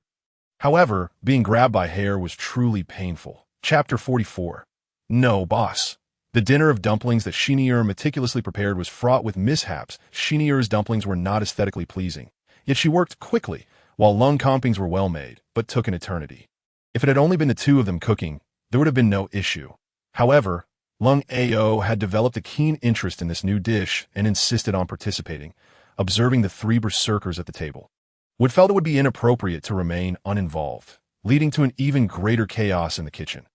Later, Malo, having heard that Nicole was causing trouble for An Ning, came over with Norton and others, turning the kitchen into a battlefield. As An Ning watched the floating wheat flour, she felt a pang for her labor's result. Ultimately, it was An Ning who tidied up the mess, boiling the intact dumplings and frying all the imperfect, exposed ones. Not wanting to waste any remnants of dough and filling, An Ning added some greens to create a flavorful broth, which the berserkers savored happily. That night, An Ning slept in the repair chamber, shutting off the bothersome voice broadcasts and diagnostics. Enjoying a peaceful slumber, the method for collecting energy would have been established, and after understanding the plan, An Ning agreed to it. The plan primarily aimed to minimize the collection of energy, so as not to overexert An Ning. Second uncle, the space knots are almost too shy to look at you. Since dinner yesterday, you've been staring at them, An Ning said, holding Yi while seated in the front row of the hover car. Turning to address Chenier, focus on Yi. Don't look at me. To Chenier placed the two space knots An Ning had given him in his pockets, but then took them out to divide into two bags. After securing them, he slipped his hands into his pockets, feeling the space knots. An Ning glanced helplessly at Wood, then noticed the two little berserkers, Xiao and Sun Quan, who were also furtively eyeing the space knot she had gifted. It seemed the berserkers were quite fond of this present that a sensation brushed against the back of An Ning's hand. Looking down, she saw Ya's leaves pointing downward, indicating the discovery of another energy wood sponge tree. Without needing her reminder, Wood had already marked the coordinates on a map and sent them to Lung Ping as the hover car continued in the direction indicated by Ya. An Ning glanced down at the deep green canopies below and suddenly inquired of Wood, "Why is that patch of land devoid of trees?" Wood slowed down the vehicle to peer below. That's the feeding ground for the fire lizards. Besides preying on other berserkers, they also search for energy wood in the forests, which they then share based on their rank and status. Oh, An Ning pointed at the small mounds rising from the bare ground. Continuing to ask Wood, "What are those?" "Which ones?" "The mounds." Wood's expression turned somewhat complicated. "Those are the droppings of the fire lizards." "An Ning, droppings?" "Yeah, droppings, down. Ning, does it seem like Ya is tired of pointing?" "Its leaves are cramping." An Ning was amused by Ya's two leaves crossing downward in a pointing gesture. "Uncle, are there fire lizards below?" Would check the hover car's imaging scan. "Oh, fire lizards. Then let's go down and collect some berserker droppings." "Please no, boss," protested Xiao, seated in the back row. "Helping the boss collect berserker droppings will leave me smelling foul for 3 days. Sun Quan, beside Xiao, clasped his hands as if praying for An Ning to reconsider. Xinier, no longer lost in the joy of receiving 2 of the largest space knots on the market from his daughter, wore a similarly resistant expression. Did An Ning notice their reactions? She did. Yet, she still intended to collect the berserker droppings. As the hover car descended, a line of hover cars followed suit, including Nicole's group of 5 women who had been trailing An Ning since morning. Each woman had her own vehicle, accompanied by 3 to 5 berserkers. An Ning paid them no mind. Energy Star was not her home, and she could not prevent others from accompanying her. After all, they were unaware of her true purpose for meandering above the sponge forest. "Boss, we have no tools. We can't collect them," Xiao remarked, retreating from the noticeably high mound of droppings while pinching his nose. "I brought tools," An Ning replied, opening her small backpack and rummaging through it to produce a black space knot. An excavator, a collection vehicle, a mechanical arm, and a fermentation machine were all laid out on the ground. "Everything one could need," Xinier smirked. "Ning, you seem quite prepared. Let's get started," An Ning declared, placing a helmet on her head. This helmet was unlike the one she had worn while collecting in the inner circle. It featured an air filtration and anti-poison system, making it a valuable aid for the task at hand. An Ning thoughtfully distributed helmets to Xinier and the others, even providing them to Lung Ao, leaving one to wonder just how many she had purchased. The berserkers exchanged glances, steeling themselves to begin work. Even without An Ning explaining that the berserker droppings were used for cultivating energy plants, they would accompany her just to alleviate the boredom of her search for energy wood. "Nico, what does An Ning plan to do?" Lindick leaned closer to Nicole and asked. Despite being Nicole's elder aunt, she was not as fortunate as Nicole in marriage. Lind hoped to persuade Nicole to help her secure a position for her second husband in the Cold family's planetary defense team. Nicole frowned at the sight of An Ning in the distance, uncertain of her intentions. "Whatever she does, you all remember to promote it well. When you return, I want to see which man would choose a woman like her as a second wife." Lind waved her hand in front of her nose, catching a whiff of a foul odor. "Nicole, don't worry, I understand. I've inquired about her. Her breeding value is only 1. Her peculiar behavior will only amuse Long Air for a short while. In time, he will surely grow weary. What berserker wouldn't he want a progeny? With her breeding value, she will never bear a child with a berserker." Nicole's frown deepened. "Why does it smell so bad?" "How do you know her breeding value?" "I told you, I am older than you, and I can always find a way to assist you," Lind insisted, vigorously fanning the air in front of her nose. "Do you smell that?" As the two conversed, a wave of overwhelming stench suddenly enveloped them. This odor was not merely foul. It was also vividly colored, quickly saturating the clearing with a dense green gas. Strangely, the usually breezy forest had become still, trapping the thick green gas in the clearing, rendering it unable to disperse. Not only had the 5 women, unfamiliar with Energy Star, never encountered such a scene, but even the berserkers guarding them were taken aback. One by one. The berserkers beside Nicole began to retch uncontrollably, while the Nicole, 5, fainted from the overwhelming fumes. An Ning, too, was startled by the thick, fog-like gas The dung pile had not been disturbed, revealing nothing unusual until the excavator began digging, causing the dung mound to explode. Chapter 45. Precious ingredients. With the dung mound's explosion came the tumultuous emotions of the berserkers surrounding it, all wearing helmets. Lung Ao raised his hands in dismay. Despite being a prominent berserker, he found himself covered in berserker droppings, with no recourse for explanation. Turning to glance at An Ning, who remained impeccably clean amidst the chaos, he felt a twinge of envy. Her luck was truly exceptional. An Ning tightened her cloak around her. It was indeed a fine piece of clothing. Now drenched in excrement, there was no excuse for not working. Collect it. We need berserker droppings, right? Gather it all. Xiao, who possessed water-based abilities, along with a water-based berserker from the Lung family, began launching water orbs to cleanse themselves and their companions, ensuring the excavating machinery was not neglected. Remarkably, the water orbs not only washed the machinery clean, but also gradually dissipated the thick fog as the green mist thinned. An Ning observed the berserkers at work, feeling a twinge of guilt. After all, it was evident from their drenched combat suits what had transpired. An Ning had completely forgotten about Nicole's group trailing behind her. She hadn't even noticed when they had left. While working, An Ning did not neglect her search for energy wood. When she suggested that would take her alone to mark the energy wood, all the berserkers vehemently opposed. Gathering energy wood was not a task that could be completed in a day, and An Ning only had one piece. Unable to contribute, she wandered nearby, leaving Iya stationed in the center of the clearing, its leaves spread wide, as if absorbing some substance from the air. An Ning left it to its own devices. Ignoring it, as An Ning leisurely traversed her surroundings, she employed her abilities to survey the environment, firmly believing that the more one utilized their skills, the more adept they became. She glanced around, noting the towering black columns that surrounded her. These were sponge trees. Upon closer inspection of one tree's roots, she discovered a small patch of rare black fungus resembling wood ear mushrooms on the deep gray bark.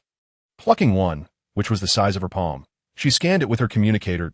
It was a specialty of the Dick family from the Energy Star, known as black ear, with an exceedingly low yield and exorbitantly priced. A rarity. Expensive? An Ning mused. She welcomed the notion of rarity, for without it, she had little interest. She recalled the injuries sustained by Lung, Kanping, and her uncle on this very planet. The compensation from the Dick family, comprising materials from feral beasts and star coins, felt woefully inadequate.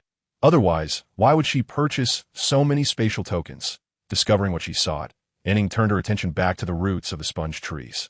It was no simple task to discern the black ears nestled among the deep gray bark, even for her keen eyes. Unable to stray far, she sat on her hoverboard, methodically searching the perimeter of the clearing. Inspecting each tree in turn. By the time the berserkers had gathered the feral beast droppings, An Ning had already completed 2 laps. She noted that the sponge trees nearest the clearing boasted the highest concentration of black ears, while those further out yielded significantly less. Having scoured the forest yesterday, without finding any black ears, she formulated a hypothesis. Ning, we've gathered enough fermented feral beast droppings for a long while. Let us return to the base for a meal and some rest, proposed Xin'er, who was seated cross-legged on his hoverboard, cradling Iya. Uncle, look at this, An Ning said, presenting a black ear from her lap to Xin'er before seeking out wood. Uncle, how many trees have they felled? Wood removed his helmet, tidying his hair as he glanced at his communicator. To maintained the secrecy of Iya's precise locating ability for energy wood. Lung Kanping and the Lung family's combat team were uprooting all trees surrounding the sponge trees marked by Iya, thereby obscuring their actions. Half of the marked trees had been uprooted. Shall we rest before heading back? An Ning shook her head, about to speak when Xin'er called out to her from behind, his voice trembling. Ning, what's wrong with your uncle? Wood turned to see Xin'er waving and rushing towards them. An Ning handed another black ear to Wood, saying, I showed this to Uncle. Wood's pupils dilated. He recognized the black ear, having tasted it once at a banquet in his childhood. This was a delicacy reserved for esteemed guests. Ning, you Ning? Xin'er interrupted, holding up a black ear he had in one hand while cradling Iya in the other, attempting to clap, but realizing his hands were full. Wood, understanding the situation, took Iya into his arms while accepting the black ear from Xin'er. With a resounding clap, Xin'er exclaimed, Ning, Uncle has memorized the recipe for preparing black ear. Let's head back. Wood, how come you have 2? An Ning remarked, reclaiming Iya and gazing incredulously at her astonished uncle. Could he truly not see the small pile of black ears on her lap? A cluster of black ears lay upon her red cloak. How could he not notice? At that moment, Ling Ao approached, helmet in hand, having intended to offer An Ning some soil fertilizer, believing it unnecessary to gather things that might dampen their appetite, only to discover the black ears once again in Xinier's possession. Soon, the berserkers from the Lung family gathered around to discuss their experiences with the delicacy. Some had tasted it, others had heard of it, while a few had never encountered it at all. An Ning, who had initially occupied a central position, found herself pushed aside. Cradling Iya, she felt entirely exasperated. Fortunately, Qiao, a small and diminutive figure, stood below her line of sight, allowing him to catch a glimpse of the dark mass on her cloak. "Boss, have you found something delicious again?" An Ning finally had the chance to speak, rather than mention her continued search for black ears. She proposed to gather more feral beast droppings and, to soothe everyone's trauma, decided to share half of her black ears for a special evening meal. This delightful proposition was readily accepted, and upon confirming that An Ning was not fatigued and did not require a rest at the base, the group resumed their expedition, marking the energy wood from the sponge trees while also seeking the feeding grounds of the fire lizard beasts.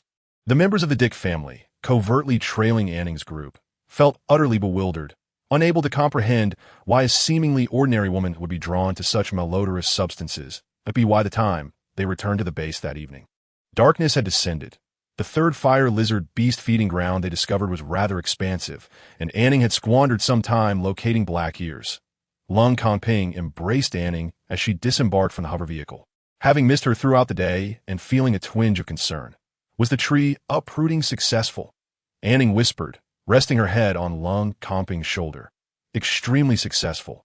We discreetly gathered the energy wood while other teams, thinking we were spooked, uprooted trees indiscriminately."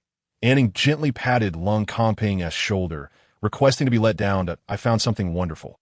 We'll have a feast tonight. You've worked hard, my love," Lung Kongping replied, stroking the back of her head. By the way, the berserkers accompanying Nicole mentioned that you should unleash a gas attack on them. Chapter 46. Other people's women at that moment. As the excavator dug into the earth, a thick plume of green gas erupted forth, as vivid as the vegetables in the soup.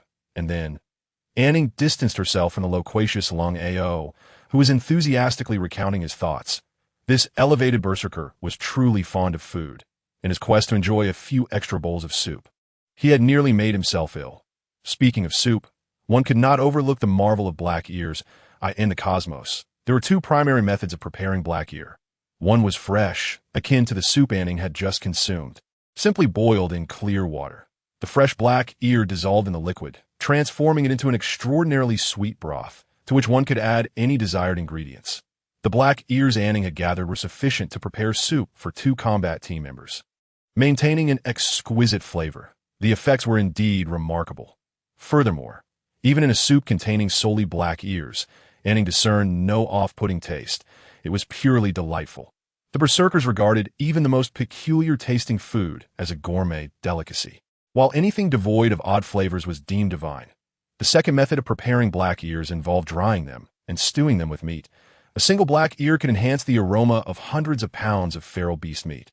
An Ning mused that black ears resembled concentrated soup stocks or seasoning packets. Truly a treasure. Contemplating the stash of black ears she had collected in her dimensional bracelet, she felt a wave of satisfaction.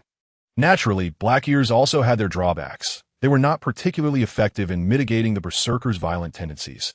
According to Lung Ao, a level 4 black ear was less potent than a level 2 energy ingredient. Nevertheless, many still yearned to savor the delicacies crafted from this precious ingredient, like the now-awakened Nicole, who was perfectly healthy. "Madam Lung, Xiao Ji is your intelligent housekeeper. If you leave without him again, he will report everything to the Star-Lord." Nicole, exasperated, kicked her robotic housekeeper. "Xiao Ji, report? All you do is report. Bring me a bowl of soup instead."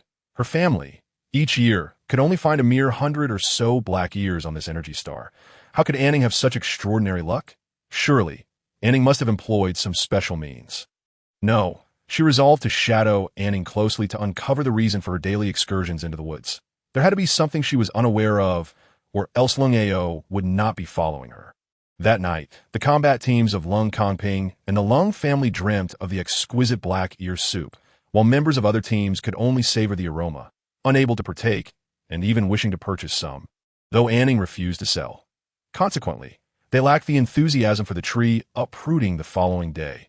An Ning, however, remained invigorated, reveling in the delightful experience of gathering precious and free ingredients, a feeling that was utterly captivating.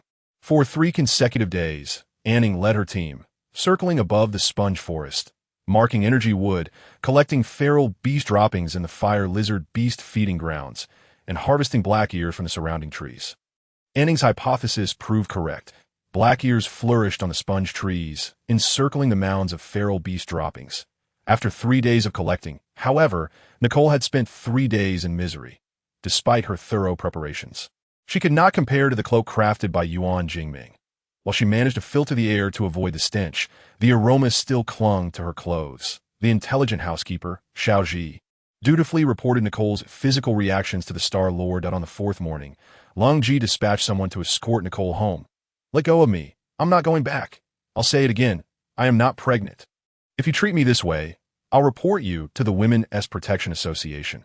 As Nicole's spacecraft slowly ascended, Lung Ao bit into a bun, relishing the moment. He was relieved that he no longer had to handle such matters.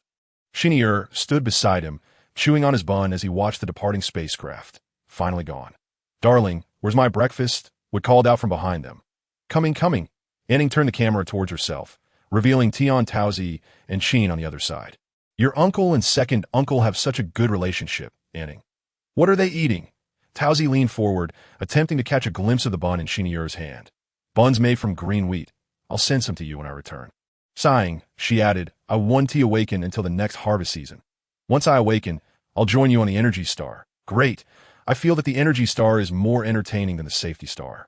An Ning, Taozi, Qin interjected, cutting off her friend's conversation. "I have something to share. I successfully awakened my purification ability this morning. Furthermore, I'll soon be heading to Energy Star number 143, as the figure of Qin faded from the screen. An Ning and Taozi finally came to their senses. They attempted to reconnect, but Qin had set her communicator to do not disturb mode. After concluding their communication, An Ning sought out Lung Kongping, you know if Qin is coming with the Martin family's combat team, or her own?" An Ning asked as she entered the room. Upon seeing what Lung Kongping was doing, her face flushed with embarrassment. "Why did you wash my clothes?" That. An Ning stammered, as her undergarments were among the items. It turned out that she had walked in just as Lung Kongping was neatly placing the folded clothes on the bed. While other women had their berserkers take care of their daily needs, An Ning felt a tinge of grievance. "You have it easy. You just toss your worn clothes into the spatial pouch and wash them while I'm away. You don't have to cook or wash, merely going out with the other berserkers." An Ning couldn't help but feel a bit petty about it. "You're leading a tough operation, keeping watch at night. So I'll do what I can." Other women had their berserkers coordinate their outfits and style their hair. They even received massages, skincare, makeup, and manicures from their husbands. Wait, An Ning raised her hand to stop Lung Kongping, sensing that his continued remarks would make her feel guilty. "From now on, I'll put my clothes in the spatial pouch. You can wash them." Lung Kongping covered his mouth, revealing a triumphant smile.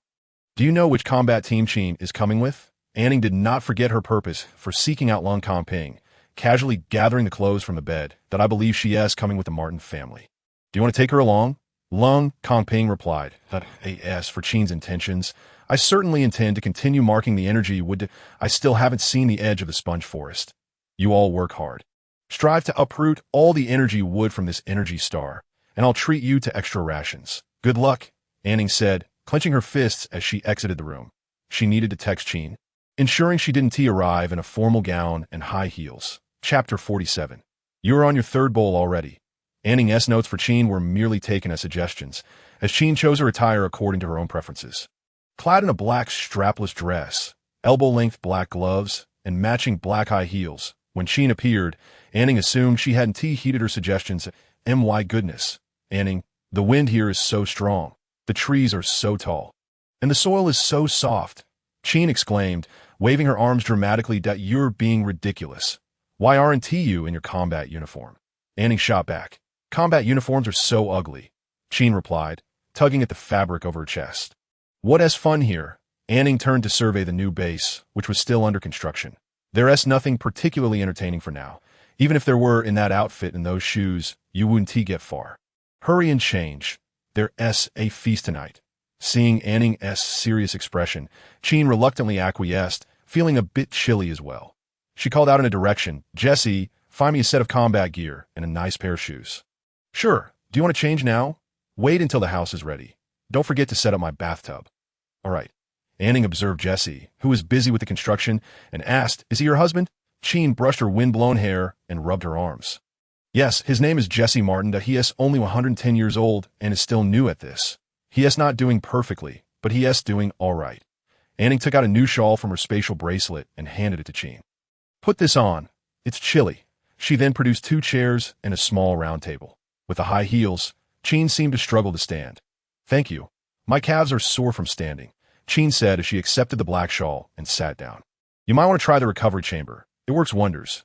An Ning placed 2 plates filled with jerky and a bunch of washed amethyst grapes before her. Qin plucked a grape and popped it in her mouth. "I don't want to lie in the recovery chamber. It's too narrow and hard, and the smell of the recovery agent is unpleasant. Besides, nothing compares to the warmth of a berserker's hands. I'll tell you about the situation here." An Ning noticed Qin's expression becoming lewd and understood that the topic of leg massages was not suitable for further discussion. "An Ning, you've become so dull since getting married. You weren't like this before. You used to get excited talking about men. Now, when I chat with you, it's always about energy plants or gathering on energy stars, with their legs crossed." Qin plucked another grape. "Lung Kongping is young and capable, and his family background is hard to beat. Can't we delegate tasks to him?" An Ning cautioned, "I told you not to invest too much emotion in your husband. But I didn't mean to neglect him entirely. Look at you now, looking all disheveled. You used to dress in pretty colors, and now you're all drab." An Ning glanced at her own deep gray combat uniform. Realizing she hadn't worn anything vibrant in ages. "You're right. Why is that?" An Ning confirmed that she still favored pastel colors. After updating Qin on the base S conditions, An Ning inquired about her plans. "Jesse has everything arranged for me. After all, we're newlyweds and we should spend more time together. He is even going to catch some different wild beasts for me to practice purifying their meat. Let us video call Tauzi." For dinner, An Ning instructed Lung Kongping to stew meat while Qin ate her rolled out noodles. An Ning was craving noodles. Another bowl. Lung Kongping placed a bowl of noodles filled with red sauce and green vegetables before An Ning. The red meat chunks lay atop the wide green noodles, with spicy oil occupying one corner of the bowl and a few vibrant greens defiantly draped over the meat. An Ning gazed at her empty bowl and then at Lung Kongping's full one. "And couldn't tea resist reaching out for tea? Tea smells divine," An Ning exclaimed, mixing her noodles and savoring the first bite with great satisfaction. Lung Kongping sat beside An Ning, rubbing his hands together. "An Ning." An Ning glanced at him, who seemed hesitant to speak, and continued eating her noodles. "You're on your 3rd bowl now. Oh. Are you feeling unwell?" An Ning shook her head. "No, I'm perfectly fine. Do you think I'm eating too much?" No, it's good to eat well," Lung Kongping continued, rubbing his hand. "I've been eating more lately. After running around so much during the day, I'm fine, really." Lung Kongping watched as An Ning quickly finished her bowl of noodles and then drank a cup of juice, before pulling out a fried white worm to munch on. An Ning had previously only had 2 bowls of food at lunchtime, and now she suddenly ate a 3rd bowl at dinner, which made Lung Kongping uneasy. Ever since arriving at Energy Star 143, An Ning had begun to reject electronic devices, opting to avoid domestic robots, kitchen assistants, and even disabling the diagnostics of the recovery chamber that she used daily. He wanted to persuade An Ning to use some instruments to check her health, but hesitated, unsure how to approach the subject so that she would willingly accept. Preferences changed, habits shifted, and her appetite grew. With an insatiable desire for energy foods, Lung Kongping harbored a suspicion but thought it absurd, upon hearing Jesse mention that he would take Qin to explore the planet's waters the next day. An idea sparked in Lung Kongping's mind. "An Ning, let us take a day off tomorrow. I'll take you somewhere." "Where to?" An Ning asked, sharing some fried white worms with Lung Kongping. "I still need to collect black ears." "To a grape grove? It's stunning to a grape grove?" An Ning turned to grasp Lung Kongping's sleeve. "I said energy fruit." Lung Kongping grasped An Ning's hand in return. "Sort of. The previous base was far away. But now we can take the hover vehicle in the morning and return by noon." An Ning squeezed Lung Kongping's hand excitedly. "That sounds great. I don't have many amethyst grapes left, and the tree I left at home has already bloomed. According to the monitor, we can harvest it when we return." That night, An Ning slept in the recovery chamber while Lung Kongping kept watch over the empty bed. The next day, the couple donned matching black combat uniforms and set off with Yiya. Have we reached the edge of the sponge forest? As the hover vehicle moved forward, the sponge trees gradually thinned out. And An Ning could see plants distinct from the sponge trees. Yes, in previous years, it would have taken at least 2 months to reach here. Lung Kongping observed the coordinates on the map, slowing down as they began to descend. Do you see the green over there? Let us head there. An Ning looked ahead and saw a whole area of soft pink and candy green, a striking combination crafted by nature. As the hover vehicle descended, An Ning recognized that the soft pink represented the leaves, while the candy green indicated the vines. Beneath the leaves, there were delicate pink flowers and clusters of alternating pink and green grapes. Chapter 48. You've been eating for 20 consecutive days. How stunning! An Ning gasped in awe at the enormous clusters of grapes, each grape the size of her fist, and a cluster containing hundreds of grapes. The clusters displayed shades of soft pink and candy green, both of which An Ning adored. These must be energy fruits. Why isn't anyone picking them? Curious to find out, Lung Kongping turned the hover vehicle around, blocking An Ning's view. Don't block my sight. I want to know and see. Lung Kongping pinched An Ning's cheek. You're calling me Ping Ping again? Hee. I figured since you didn't seem to like it, I'd change it. Darren, while residing at An Ning's home, often referred to Lung Kongping as Little Kongping. After Darren's departure, An Ning privately began to call Lung Kongping Ping Ping. However, upon arriving at this energy star, An Ning ceased to use that term. Little rascal, I can show you and explain why we shouldn't collect them. But you must promise me that when we return, I can use the medical scanner to examine you, that I don't have any issues. Would you like to see? An Ning playfully nudged Lung Kongping with her head against his shoulder. I don't want to be examined. Please, An Ning, let me and Wood, along with Shinir, feel at ease, all right? Ping Ping, you're being quite bothersome. After a moment's contemplation, An Ning abruptly stood up, declaring, let us proceed with the examination. However, she stipulated that as long as the issue was minor, he could not send her back to the safe star. She did not wish to be forcibly taken away like Nicole. Lung Kongping sighed in relief, content that she agreed to the examination. All right, I won't force you. An Ning's eyes glimmered, and she added, repeat that. I'll record it to prevent any backtracking. For a prolonged period thereafter, Lung Kongping loathed his impulsive agreement. Once the recording was completed, An Ning requested him to elaborate on the grape in question. Having securely stored the footage and made backups. After being reminded by Chin yesterday, An Ning had also discerned some changes within herself. In pursuit of freedom, she needed to prepare in advance. Lung Kongping maneuvered the hover vehicle closer to the grapes, yet did not descend to the ground. This is called green powder grape. Indeed, it is an energy fruit found on many energy stars. However, it is quite unpalatable, and the energy potions made from it fail to sell. The grapes themselves lack medicinal value, and research on their roots and leaves yielded no results. So, Lung Kongping lamented, gazing at the seemingly endless grapevine. It is deemed the least useful energy plant in the universe. An Ning peered through the vehicle window, utilizing her abilities to examine a nearby cluster of grapes. The minimal presence of the violent factor indicated a high grade.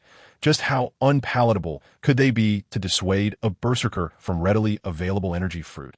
Naturally, An Ning felt compelled to inquire. Lung Kongping steered the hover vehicle away from the vineyard and adjusted An Ning's hood on her cloak, lowering the windshield. As the windshield descended slightly, An Ning was immediately assaulted by a sour aroma. Once the obstruction was fully removed, she was overwhelmed by the pungent scent, leading her to cough violently. Lung Kongping had not anticipated the intense odor of the vineyard, promptly reversing the vehicle and raising the glass. It was only when the air purification system activated that An Ning emerged from the vinegar-like haze. It's exceedingly sour. Does it taste as acidic as it smells? An Ning mused. Lung Kongping's mind began to conjure unpleasant memories. Recalling that it was even more sour than the scent suggested, the taste lingered for 3 days, rendering everything else equally tart. Observing the increasingly grim expression on Lung Kongping's face, An Ning cautiously asked, have you tasted it? Yes, Darren fed it to me for 20 consecutive days. An Ning winced at the thought, and Lung Kongping added, this occurred when I was 3 years old. Wow, big brother, haha. An Ning grinned, at a loss for words regarding Darren's actions. Have you never considered using these sour grapes for vinegar? Some have attempted to make a seasoning vinegar from it. Regrettably, the processing diminishes its properties as an energy plant, not to mention the taste is unappealing. An Ning stroked her chin, recalling memories from her past life on Blue Star. For the people of China, there are no ingredients that cannot be consumed. If an ingredient cannot be eaten, it simply indicates a failure in the preparation method.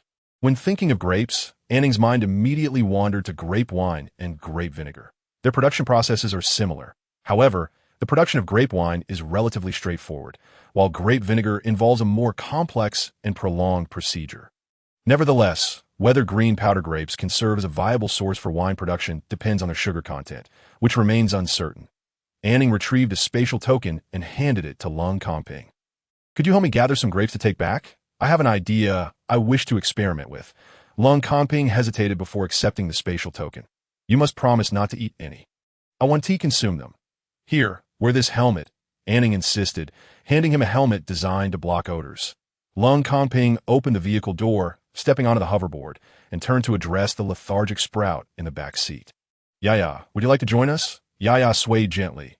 Bad person, no way. Yaya doesn't want to go. Yaya feels faint. An Ning chuckled at Yaya's listless demeanor and urged Lung Comping. Hurry up. Yaya must be affected by the sourness. As Lung Comping departed, An Ning turned to Yaya, asking, can you still sense the smell? What is a smell? Yaya halted her swaying, tilting her tender Sprout to one side in contemplation.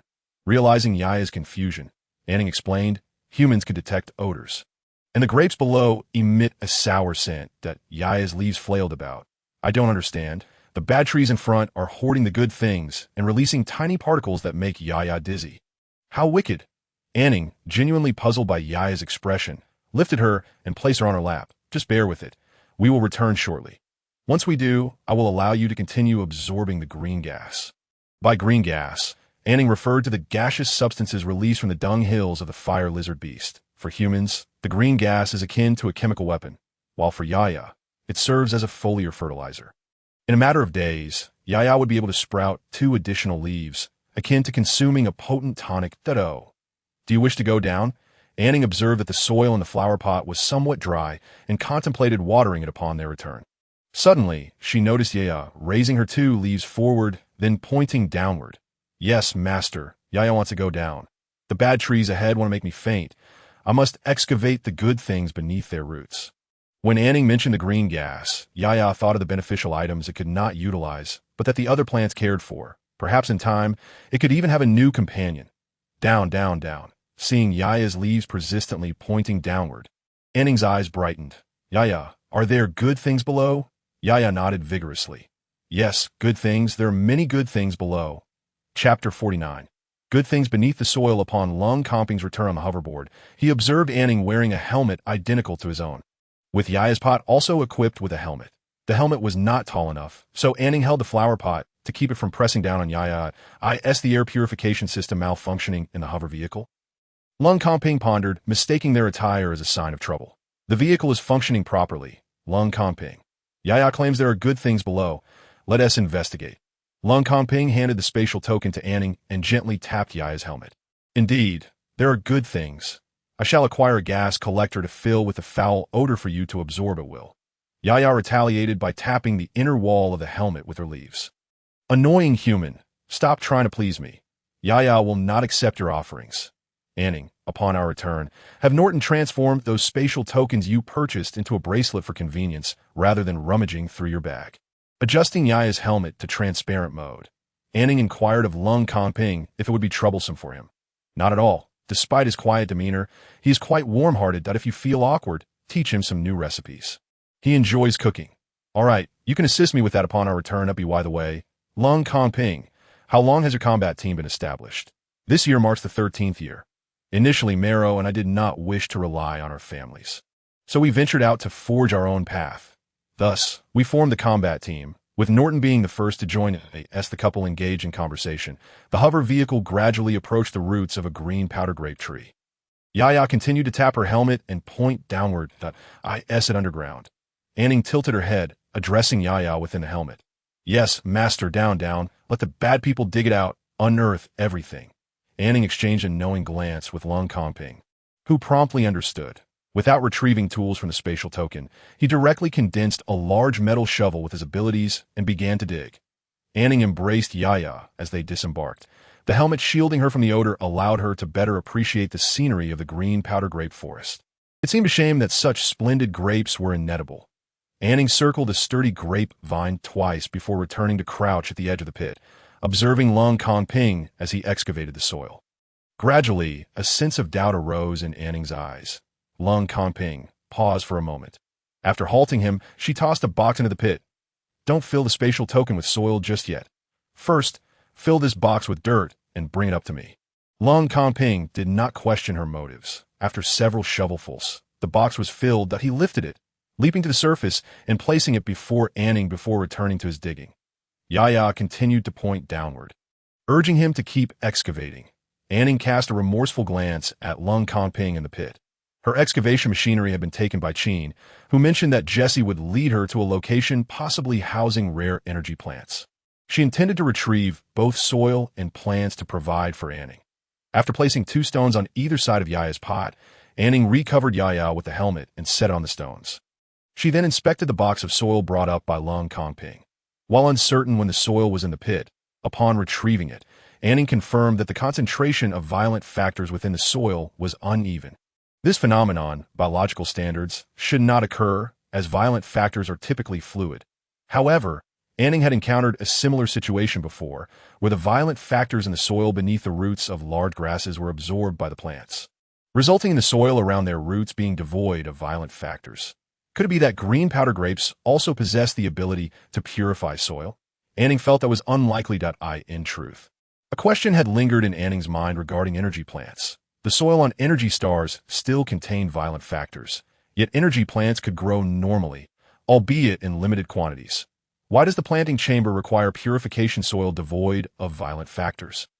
An Ning had conducted experiments, directly utilizing soil excavated from the wild to cultivate seeds capable of growing into energy plants. However, the seeds either failed to germinate or regressed to ordinary plants.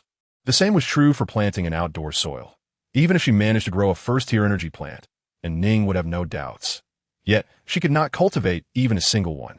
She considered the possibility that the issue lay with her, or that the plants in the chamber were artificially cultivated, differing from those thriving in natural environments, especially since this star system harbored numerous rules that contradicted her understanding of logic. However, upon witnessing the uneven distribution of violent factors in the soil today, An Ning dismissed her own speculations that in such a vast expanse of green powder grapevines, every grape tree bore energy fruits. Even if these fruits were of no practical use, it could not negate the fact that they were energy fruits. What could possibly account for these grape trees yielding exclusively energy fruits? And what could explain the uneven distribution of violent factors in the soil near the roots of the grape trees? If she could unravel this mystery, might she succeed in cultivating energy plants outdoors?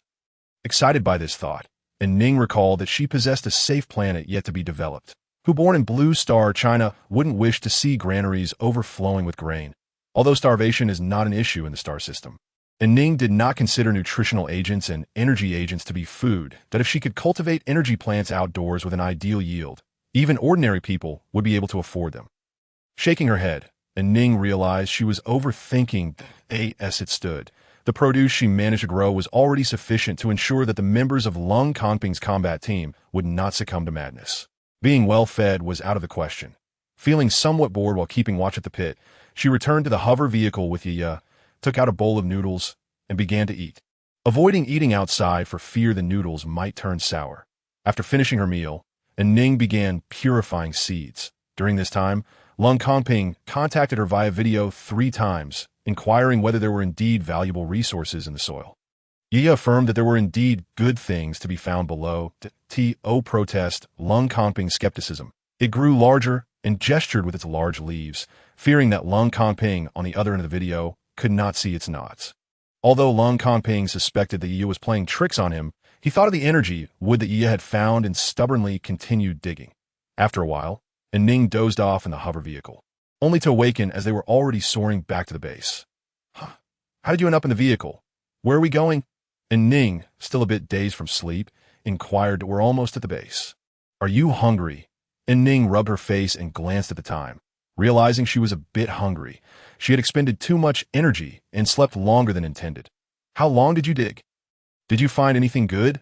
Lung Ping handed An Ning a stone resembling green crystal, stating that after digging for 3 stellar hours, he had indeed uncovered something valuable. What is this? An Ning took the green stone into her hands. Green crystal, a type of energy stone, Lung Comping replied with a smile, indicating that beneath the green powder grape forest, there existed a green crystal mine. Chapter 50. He claims that Lung Comping cannot compare to the green crystal mine. An Ning gasped, covering her mouth. She was unfamiliar with green crystals, but knew about energy stones. All instruments, equipment, tools, and machinery in the star system require energy support, relying entirely on energy stones, from automatic nail clippers to starships. Energy stones provide the necessary energy, making them widely utilized in the lives of interstellar humans. However, the term energy stone is a collective designation, encompassing both natural minerals and resources derived from cosmic energy collection. For the sake of uniformity and convenience, they are all referred to as energy stones. Lung Comping had just mentioned discovering an energy stone mine. Are you happy? Lung Comping inquired with a smile. An Ning nodded fervently. Of course, she was thrilled to have found mine.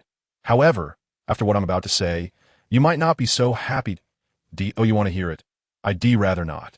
An Ning replied, turning to cradle Yiya again, engaging in a playful game of leaf slapping. She suspected that this mine might not be the key to her financial freedom. After waiting for a while without further commentary from Lung Comping, she said, if I don't want to hear it, then don't say it. Shall I speak? An Ning turned her head away. Lung Comping wrapped his arm around An Ning's shoulder, ceasing his teasing. The Interstellar Convention stipulates that minerals on planets owned by a planetary lord belong to that lord. However, if a discoverer finds a mine with developmental value, they are entitled to a 10% share of the profits. An Ning's eyes brightened as she playfully linked her arm with Lung Comping's. So, is this mine of developmental value? Lung Comping touched his face and remained silent. An Ning, seizing the moment, planted a kiss on his cheek and gazed at him with sparkling eyes that IT has developmental value. Yay! An Ning exclaimed, shaking Yiya excitedly. Even a 10% share was better than nothing. Lung Comping produced a thermal box from his spatial pocket and took the green crystal and Yiya from An Ning's hands. He mentioned that the most commonly discovered resource on energy planets was indeed green crystal mines, which had a lower utilization rate and were considered low-tier in energy content. Here, An Ning opened the thermal box to find buns inside. Did you make these? They look great. I did. With the filling prepared by Shinyo, they're delicious. Since we acquired green wheat, my second uncle's cooking has become remarkably better, she said, offering one of the buns to Lung Comping. You did well, too. An Ning savored her bun. She suddenly recalled the uneven distribution of violent factors in the soil beneath the green powder grape trees. Lung Comping, besides being an energy stone. Does green crystal have any other uses? No. Green crystal is the most common natural energy stone, and it grows quickly. As long as the mine isn't depleted, it will regenerate in a decade or so. My family has researched this. Aside from being an energy stone, green crystal has little other utility. Just as An Ning was about to ask Lung Comping how green crystals grow, Yiya's leaves suddenly grew larger, wrapping the green crystal that had returned to Lung Comping's hands into its foliage. IT huffed and puffed as it buried the green crystal in its flower pot, then clambered onto An Ning's lap from Lung Comping's, nearly causing the thermal box to topple over. An Ning lowered the hoverboard, placing the thermal box atop it, and steadied the swaying flower pot. Yiya was clearly vexed with Lung Comping. IT brandished its enlarged leaves toward him, gesturing emphatically. You're a bad person. You're useless. Greenstone is quite useful. You simply don't want to dig. You don't want to exert effort. All you know is to eat. Master, the bad person is useless. Drive him away. Drive him away. Drive him away. Drive him away. An Ning was bewildered by Yiya's gestures, understanding only that it was adamantly trying to shoo Lung Comping away, observing the vigorous motion of its leaves. She realized that Yiya was genuinely upset. If the hover vehicle were high enough, it was likely that Yiya would extend its newly grown leaves to assist in the effort of driving Lung Comping away. Finding Yiya's antics amusing, Lung Comping smiled and extended a finger toward the flower pot. What have I done to provoke you? Yiya's large leaves struck his finger with force, producing 2 audible slaps. When did you become so strong, little golden sunflower?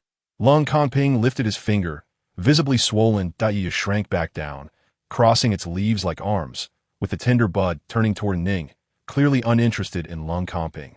Your finger is swollen, An Ning observed as Lung Comping's finger had doubled in size.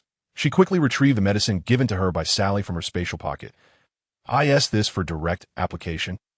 Long Kongping pressed down on An Ning's hand as she attempted to open the bottle. This is for emergency use. Keep it for later. I have a healing device here. You should quickly ask it why it suddenly went berserk. You re the one going berserk. You're the craziest of all. An Ning held onto Yaya, which was now thrashing its leaves again, noticing that Long Kongping had begun treatment with the device. She bent down to instruct Yaya. You cannot strike your own kind without reason. You are a remarkable plant. Remarkable plants do not lash out without cause. We must persuade others with reason. An Ning often interacted with Yaya and discovered it possessed considerable intelligence, but its temperament resembled that of a child. She had discussed this with Xinyo, who suggested that children require a balance of guidance and praise, sometimes needing to be suppressed, and at other times elevated. An Ning only partially understood, but this time she felt she was merely teaching Yaya a lesson. Yaya would not easily accept it. Indeed, Yaya began to protest vehemently. What is wrong with hitting? I hit bad people. Bad people are not my kind. Yet having heard its master declare a remarkable plant, it acknowledged the lesson. In the future, it aimed to recruit subordinates, wishing to have others assist in tasks rather than handling everything personally. Engaging in petty disputes with minor characters like Long Kongping only diminished its own power. Having come to this realization, Yaya rummaged through its pot and unearthed the green crystal it had just buried. T pointed at the green crystal, then at the soil, and finally at Long Kongping. Before pointing downward, Long Kongping understood Yaya's intent before Ning did. Are you saying I don't compare to the green crystal? Yaya placed its leaves on its hips, the tender bud nodding incrementally. Correct. You possess self-awareness. An Ning picked up the green crystal, recalling Yaya's actions of burying it, her eyes lighting up. Yaya, is it more useful when the green crystal is buried in the soil? Exactly. Master is wise. Master is the wisest. With Yaya's affirmation, An Ning's heart raced. Long Kongping, how much green crystal did you extract? Long Kongping produced a bag and opened it for An Ning to see. All of it is here. We need to take it to the Dick family for testing. An Ning examined the bag, which was not very large, estimating it contained only a dozen or so pieces. She then conferred with Long Kongping. Let us not inform the Dick family just yet. I have some ideas about the green powdered grapes and green crystals that I want to verify. We can discuss the green crystal mine with the Dick family after we leave Energy Planet. Chapter 51. The four-eared long-haired rabbit. All right. What do you need me to do? Long Kongping was not in a hurry to inform Dick's family about the green crystal mine.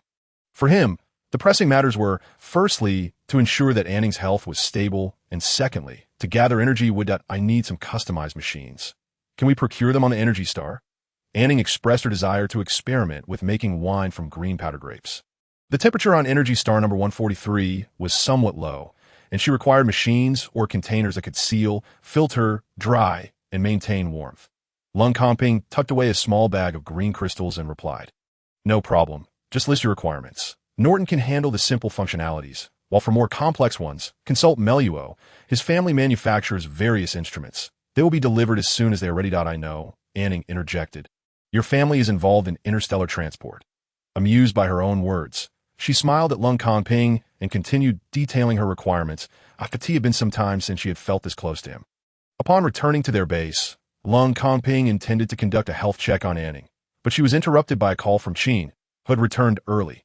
Without hesitation, An Ning handed her small bag and that of Yaya to Long Kongping, informing him that the spatial link was in her bag and asking him to consult Norton about crafting a bracelet. Then, without looking back, she followed Qin away. Once An Ning had distanced herself, Long Kongping exchanged a glance with Yaya. One oblivious plant, he remarked. Curse those humans, Yaya retorted. An Ning, come quickly. I have something amusing to show you. Qin beckoned as she approached her portable house. Did you find an energy plant? No. Qin rolled her eyes toward her husband. Jesse told me there were beautiful energy flowers discovered by the waterside, but when we arrived, not a single flower was in sight. Yes, she led An Ning into the room. She added, even if I didn't see any flowers blooming, I could have dug up a couple of energy flowers to bring back for you.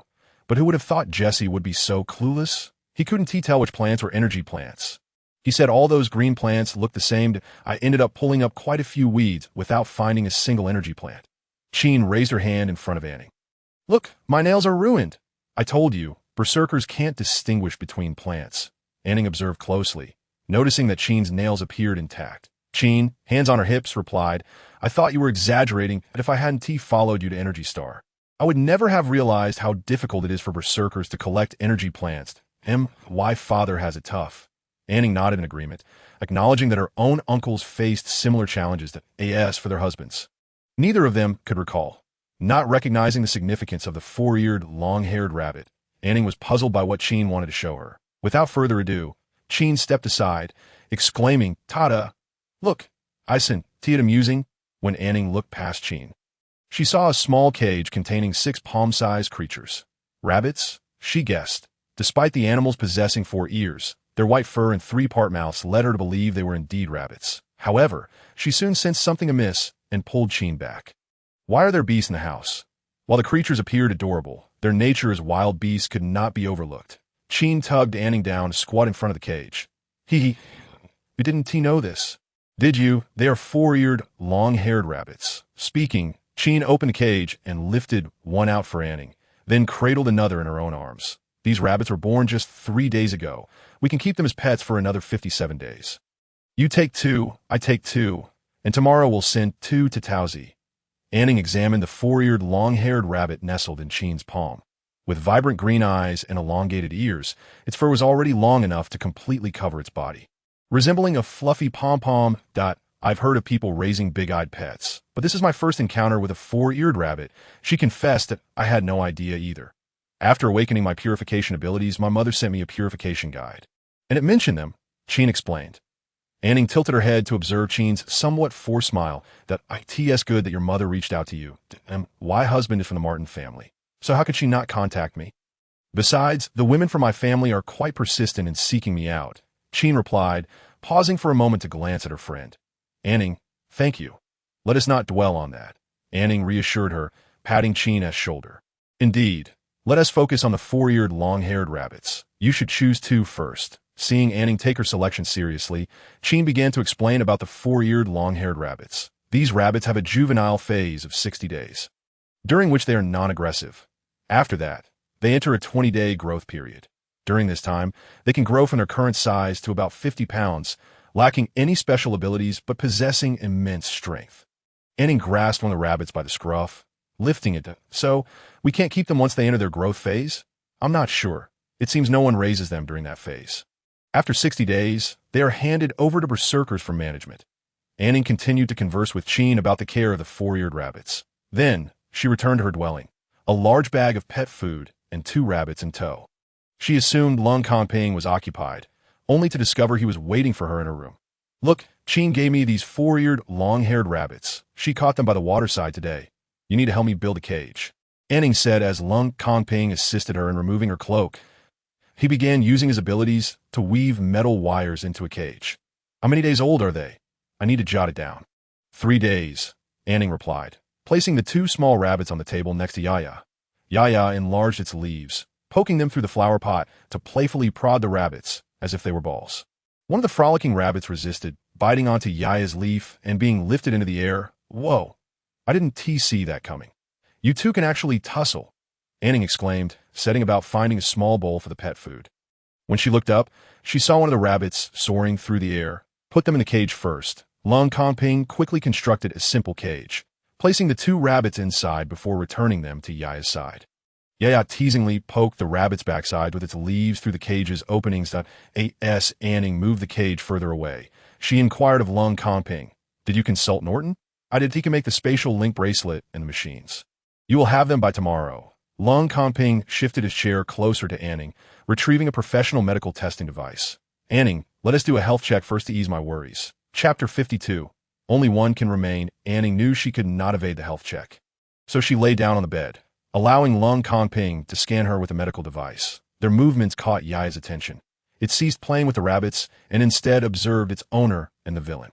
The 2 rabbits sat quietly by the cage, their 4 green eyes fixated on the 2 humans' actions. With steady hands, Lung Kanping began scanning from An Ning's head down to her feet. When the device reached just above her abdomen, his hands trembled, nearly causing him to drop the instrument. Facing away from An Ning, his expression was hidden from her, yet she could discern the increasing frequency of his tremors and feared she might have developed a tumor. Lung Kanping, do I truly have an illness? Is it serious? You mustn't hide anything from me. I can handle any outcome. Lung Kanping? Lung Kanping. At that moment, Lung Kanping's mind was in a haze, the ringing in his ears drowning out An Ning's words. Rubbing his eyes vigorously, he focused on the results displayed on the medical device, convinced he must have misread that no, this cannot be right. Absolutely impossible. The device must be malfunctioning, despite An Ning calling out to him several times without receiving a response. She contemplated rising to tug on his arm. Before she could reach out, however, Lung Kanping had swiftly vanished from the room. That my goodness! An Ning gasped in surprise. Lung Kanping had accelerated his speed. She wished to see the results on the device herself, but discovered it had been taken by Lung Kanping. Yaya, I think I might really be ill, An Ning said anxiously, turning to Yaya for solace. No, the master is very healthy. Her body is in excellent condition. Yaya shook its head. Oh, you're saying I'm not just feeling unwell. I'm truly sick, right? That is not right. The master is not sick. She is very well. Yeah, you don't need to shake your head to comfort me, An Ning said, sitting up and hugging her knees. Interstellar medicine was advanced, and most ailments acquired over the next few days could be treated. If it were indeed an ailment acquired soon, Lung Kanping would not have reacted so severely. I don't feel any issues with my awakened abilities. It's likely a genetic problem. She reassured herself that the little girl would not be discarded, thus allowing her to benefit. Yaya tilted its tender sprout thoughtfully. What the master says, Yaya doesn't understand. An Ning pondered for a moment, then felt something was off. Yaya, the medical testing device scans externally and cannot detect genetic issues. Can it? Could it be that Lung Kanping went out to find another testing device? An Ning's intuition was correct. Lung Kanping was indeed seeking another instrument. He borrowed from various combat teams, and had it not been for Lung Ao's obstruction, he might have dismantled the large medical testing device aboard the starship. When Lung Ao inquired about his intentions, Lung Kanping ignored him and hurriedly departed. After securing the testing device, he swiftly returned to his dwelling. Upon seeing An Ning curled up on the bed, her expression a mixture of disbelief and understanding. Lung Kanping found himself at a loss. An Ning, the instrument IT broke, he stammered, trembling as he held out a spatial node to her. I've borrowed the testing device. Please don't cry. We'll recheck everything. An Ning, already startled by Lung Kanping's earlier reaction, was now overwhelmed by her own fears. Observing his current state, her composure shattered. Tears streamed silently from her large eyes, each droplet a manifestation of despair that tightened Lung Kanping's heart. Suddenly, regaining his composure, he approached her and embraced her gently. An Ning, don't be afraid. The testing device truly malfunctioned. Lie down, and we will check again. She nodded, allowing him to guide her back down, her mind racing with two versions of a farewell message for the guardians who raised her. With each beep from the various testing devices indicating completion, An Ning's tears flowed anew. Before long, her pillow bore the unmistakable marks of her sorrow. After running numerous tests, Lung Kanping could no longer deny the results. He slumped to the ground, bewildered. How could this be? Please tell me the result, An Ning implored, turning to him, her voice trembling. Lung Kanping, holding a testing device, was at a loss for words. The atmosphere in the room was thick with tension. As the little creature, twisted in confusion, wondering what the master and the villain were doing. Ping ping, An Ning called again. Lung Kanping stood, revealing the results of the test. An Ning, initially unable to see through her tears, wiped them away only to sit up in shock. The tears halted, yet a wave of anxiety surged within her. Lung Kanping, are you out of your mind? I'm merely pregnant. Why do you make it seem like I'm on the brink of death? Return my tears. She tossed the medical device into his arms. The screen displayed. Test result, pregnant. 0.2 gestational sacs. Pregnancy duration, 78 days. Health status, excellent. Lung Kanping caught the device, his silence enveloping the room. An Ning, contemplating her abdomen, noted the myriad of emotions on his face. Joy, pride, conflict, and reluctance. How could I be pregnant? She pondered, reclaiming the device from him to scrutinize the data again. She then stood to examine the other devices, each confirming the same result. 78 days of pregnancy, with 2 sacs, complete with imaging. Pulling Lung Kanping beside her on the bed, she remarked, but my pregnancy value is 1. How could this happen? Perhaps I'm just exceptionally potent, he replied. Being pregnant is one thing, but 2? An Ning questioned, her brow furrowed. I must be exceptionally formidable, he responded with a hint of pride. The couple sat in silence for a moment. with An Ning gradually coming to terms with the reality of impending motherhood. For interstellar women, the desire to bear children was fraught with challenges. She was not only expecting, but with twins that a thrill of excitement washed over her. Just moments ago, she had been contemplating farewells, but now her thoughts brimmed with preparations for motherhood, researching pregnancy care, birthing preparations, and nursery arrangements. She envisioned returning to Safety Star to register at the medical center and share this joyous news with her guardians. Imagining their elation, observing the happiness radiating from An Ning, Lung Kanping felt a surge of emotions, wanting to express himself, but hesitating. "What are you doing? Aren't you happy?" An Ning nudged him with her elbow.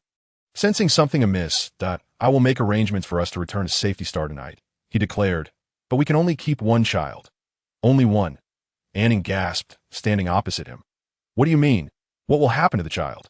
"You have increased appetite, a disdain for instruments, and an aversion to the berserkers, all while fixating on collecting energy plants," he stated, gripping her arms. "An Ning, you are most likely carrying a boy. It could even be two boys." "And what if it is two boys?" An Ning countered, cradling Lung Kanping's face, sensing the pain in his eyes. "Speak to me plainly. Why must we choose just one?" Lung Kanping, unable to meet her gaze, pulled her onto his lap. "If they are both boys, it could cost you your life." Through his explanation, An Ning learned a secret that many women may never know, rooted in the history of humanity's migration to this star system. The reasons behind this migration had become classified documents within the Interstellar Alliance. Upon their arrival, humanity faced the grave threat of the berserkers with abilities, suffering heavy casualties. Reproduction became paramount, with women mandated to bear a minimum of 6 children. Failure to do so resulted in being sent to the battlefield, stripping women of their dignity. The birth of a boy changed everything, leading to a long period of nightmares for women. This boy became the first berserker in interstellar history, awakening the realization that quality might outweigh quantity in reproduction. Subsequently, research and experiments began, with male participants faring better than females, who faced fatal outcomes. As time passed, women began to awaken their abilities, leading to widespread infertility. It seemed as if all women had silently rebelled against being treated as less than human, resulting in a halt to human births. This unvoiced resistance eventually bore fruit. An Ning required the steadfast support of Lung Kanping, as she found herself incapable of persuading her grandfather. Though her grandfather appeared indifferent to her daily life compared to her second uncle, An Ning understood that if her life or health were threatened, Grandfather would be the first to confront the issue. Her second uncle and Lung Kanping might yield to her stubbornness or tears, but Grandfather would not hesitate to incapacitate her and take her directly to the medical center to terminate a pregnancy, perhaps even 2. Lung Kanping had never faced such a difficult decision, yet he sensed An Ning's resolute determination. Knock, knock, knock. "Ning Ning, are you inside?" An Ning was about to utter more words of persuasion to Lung Kanping when a knocking interrupted her. It was her grandfather. She quickly concealed the medical testing device on the floor, checked her reflection for a smile, and opened the door. "Grandfather, where have you and second uncle been?" "I returned and didn't see either of you." What frowned at An Ning, noticing her tear-streaked face. "That you've been crying? What happened? Why does Lung Kanping need so many medical testing devices?" An Ning swallowed hard. "Grandfather, I ate a green powder grape. Would you like some?" Wood's frown deepened. Dinner was prepared by Lung Kanping. "Your second uncle is exhausted." That night, Lung Kanping did not reach a decision, but also did not force An Ning to leave the Energy Star. In the dead of night, he ventured deep into the woods and dialed a communicator. "Brother, I need help." Darren initially intended to scold his younger brother for interrupting his viewing of the adorable pet golden pig livestream. But upon hearing Lung Kanping address him as brother, he decided to forgive him. "That it's rare for you to ask for help. Usually, I have to force it upon you to speak." Darren tore a small piece of jerky that An Ning had sent him and popped it into his mouth. He added, "Let me hear about your predicament. By the way, can you make jerky? I'm down to the last bit. Father took half of it from me. It must have been that big mouth of cold AO." "An Ning is pregnant," Lung Kanping stated, and on the other end, there was a long silence. He did not hurry for a response, patiently waiting. Suddenly, a chair clattered to the ground, and Darren's voice grew loud and shrill. "An Ning is having your child?" "Yes," Lung Kanping replied. "Her pregnancy value is 1. She is pregnant. You've only been married for a little over 3 months, and now the Cold family has its 12th generation?" "Yes," Lung Kanping confirmed. Darren did not notice the lack of excitement in Lung Kongping's tone because he himself was too overwhelmed with joy. He mumbled to himself about needing one medical team, one smart robot butler, and one nanny. No, it has to be four. Wait, two will do. Pregnant women might find robots annoying. Energy food, energy wood, confidentiality, gifts. Brother, Lung Kongping interrupted Darren's excitement. An Ning is expecting twins. The communicator fell silent once more, and Lung Kongping waited patiently. After a moment, Darren's calm voice emerged. Are you certain there are boys? Lung Kongping took a deep breath. There's an 80% certainty. Let us take her to the medical center on our main star. An Ning disagreed, asserting. When Darren heard Lung Kongping relay An Ning's decision to cultivate high-grade energy plants for her nourishment, he fell silent again. Lung Kongping chose not to mention that An Ning's success in growing a level 10 energy plant was no accident. It was her ability, and she needed to decide whom to inform. What do you need me to do? Brother, Lung Kongping's voice quivered slightly. Can you help me make a decision? I love An Ning so much. The first time I saw her in the inner circle, I was intrigued. Knowing she was a woman, my first thought was to marry her. I don't want her to face danger. I don't want her to suffer like my mother did. But she is adamant. She wants both children. In the stillness of the quiet sponge woods, Lung Kongping laid bare his vulnerability to the brother who had raised him. Darren clutched a metal sphere tightly. Listening to his younger brother's restrained sobs, AT-40, the berserker was still a naive boy. All right, brother, I'll help you make a decision. Trust in Ning. Trust that I, too, believe in the Cold family. Your mother was an anomaly. It won't happen again. Brother, can I truly have two children? Lung Kongping asked cautiously. Yes, Darren affirmed. Brother, will An Ning truly be safe? I promise you, I will mobilize the entire family's resources to ensure her safety. An Ning was awakened by fright, having dreamt of being whisked away by several formidable berserkers aboard a starship. She found herself bound to an operating table while a doctor prepared to cut open her abdomen. An Ning crawled out of the repair chamber, her heart still racing. Master, master, good things, good things. She heard a rustling noise and turned to see a tapping on the table with its leaves. Beside you lay a bracelet crafted from interlinked pink flowers, a spatial connector, and a large bag of green crystals.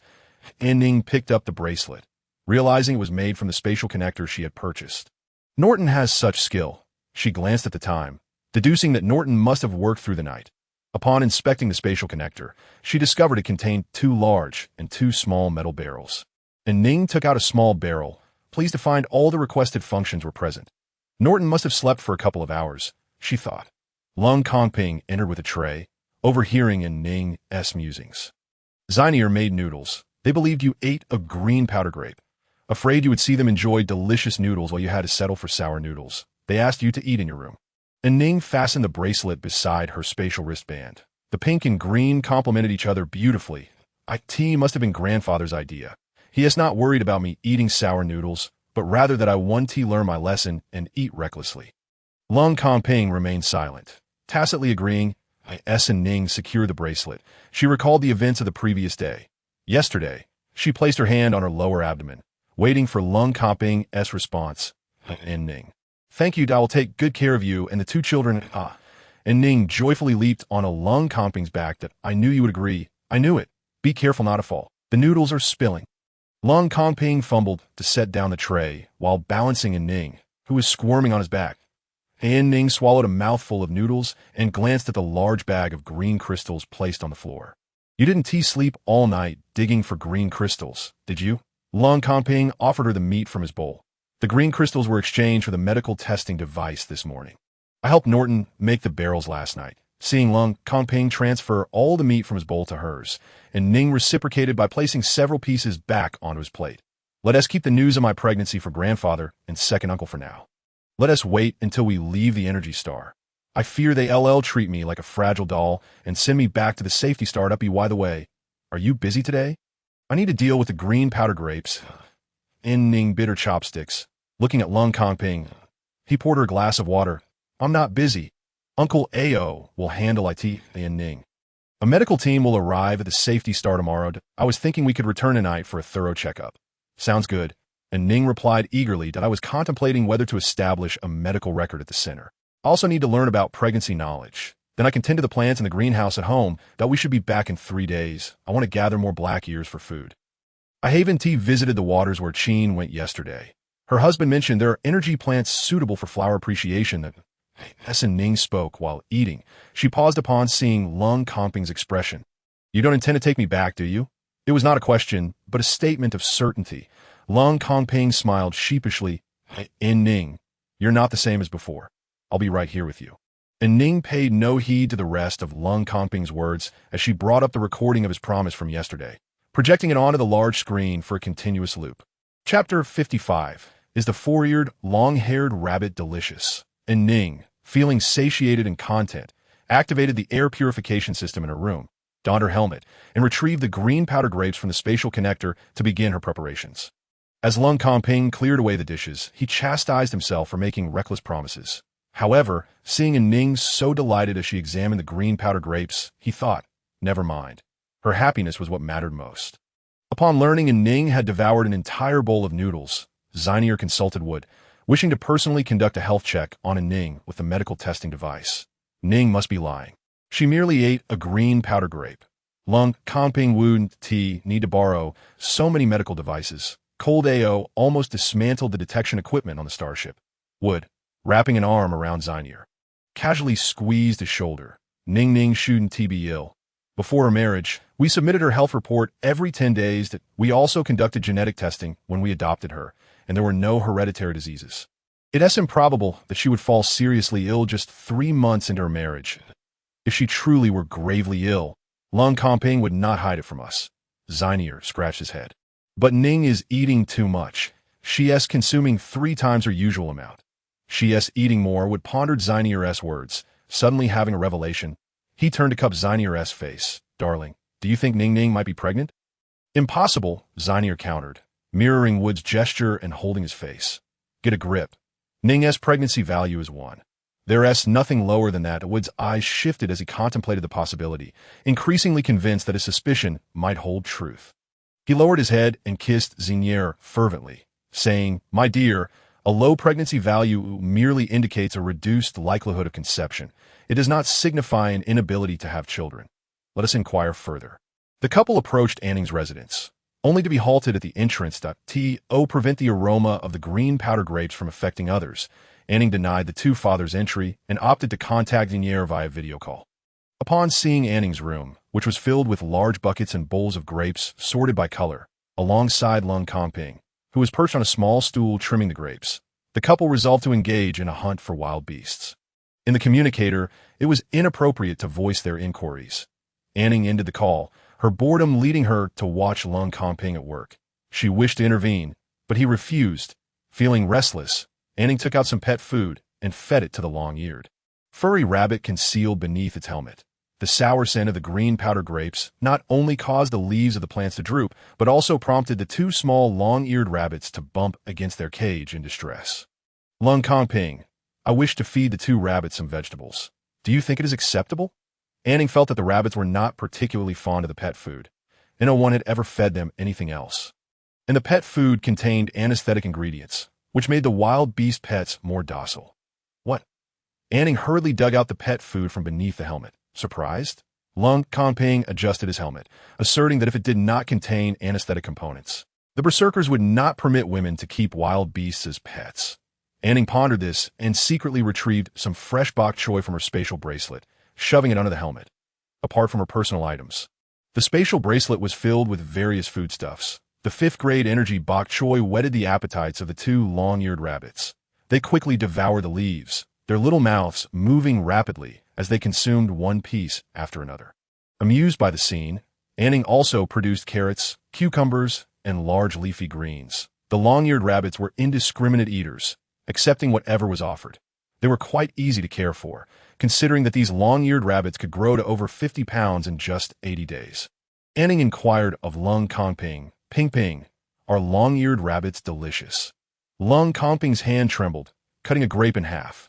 After some contemplation, he replied, Once they mature, their fur will be long, and they will yield little meat. The wild beasts kept as pets by interstellar women are not subject to purification, and the meat from unpurified wild beasts is notoriously unpalatable. An Ning lifted the helmet covering the little long-eared rabbit and used her abilities to examine it. The violent factors concentrated on the rabbit's skin and limbs in distinct patches. while a closer inspection of the lively long-eared rabbit revealed minimal violent factors on its torso. The 50-pound rabbit, once skinned and with its limbs removed, should still yield around 20 pounds, An Ning surmised as she returned the little rabbit, which was kicking from the sour smell, back under the helmet. Lung Ping, are adult long-eared rabbits difficult to catch? Not particularly. Their burrows are underground and interconnected. They are timid creatures and will abandon their young and flee upon sensing danger. However, they reproduce rapidly. Lung Ping counted the remaining clusters of green powder grapes before him, noting that there were 12 left to cut. The two small long-eared rabbits, still young, had their bellies full after sampling a bit of each vegetable, and they now lay sleeping under the helmet. With no further entertainment, An Ning reclined on her bed, tallying the food in her spatial bracelet. The processed food was dwindling, particularly the jerky, which required replenishment. Only 2 preservation boxes of fried white worms remained, while there was still an abundance of chicken mushroom. The tender shoots of Chinese tune were all consumed, as were the purple crystal grapes. Only half a box of golden fruit and half a box of cucumbers remained, along with some green wheat. An Ning was taken aback as she calculated that although she had anticipated having food for 6 months, she only had enough for half a month left. Rising, An Ning decided to retrieve the large bag of green crystal from the ground. She needed to experiment with it promptly. An Ning, the grapes are cut. What do you need me to assist with? Lung Ping asked as he stood, glancing toward An Ning's outstretched hand. I want to take the green crystal. Let's handle the grapes first. There's no rush for the green crystal. The cut grapes were stored in 1 large bucket and 2 smaller ones. An Ning initially intended to use just the 2 smaller buckets for her experiment. But Lung Ping suggested that since there were plenty of green powder grapes, it would not matter if they spoiled, so they might as well use the final large bucket too. This allowed An Ning to separate the green and pink grape particles, which was a manifestation of her obsession with color. After washing the grapes and dehydrating them at low temperatures, An Ning began the process of winemaking. She had tested the green powder grapes and found that they contained low sugar levels, making fermentation solely from the grapes challenging. Thus, she added synthetic sugar in a ratio of 10:1 to the first small bucket, sealing it after crushing the mixture. If it fermented successfully, they could always add more sugar later if the taste was too sour. The other small bucket contained synthetic sugar, grapes, and some synthetic alcohol to assist in fermentation. The remaining 2 large buckets were slightly different. One substituted synthetic sugar with synthetic sweetener, which was 1,000 times sweeter than synthetic sugar and would not ferment. She intended to filter it out to see if it could serve as grape juice. The last large bucket, however, contained no sugar at all, as An Ning had just discovered a long-forgotten fruit while lightly tapping her spatial bracelet. It was a teardrop-shaped green fruit she had picked during her first collection of wild beast droppings in the inner safe zone while accompanying Xinier. An Ning had initially intended to plant one of these beautiful fruits for her peach tree. This fully ripened fruit emitted a hint of alcohol, and An Ning mixed it with some green powder grapes before sealing it in the large bucket. Chapter 56. It no longer smells good. Really. After preparing the grapes and marking the buckets, An Ning did not forget the large bag of green crystal on the ground. Lung Ping had tidied the room and changed into a fresh outfit. Once the odor returned to normal, he followed An Ning outside. An Ning inhaled the fresh air of nature and stretched her arms and legs. Inside the room, Lung Ping required no assistance from her. All she could do was touch her lips together. Let's bury the green crystal here, but not too deep.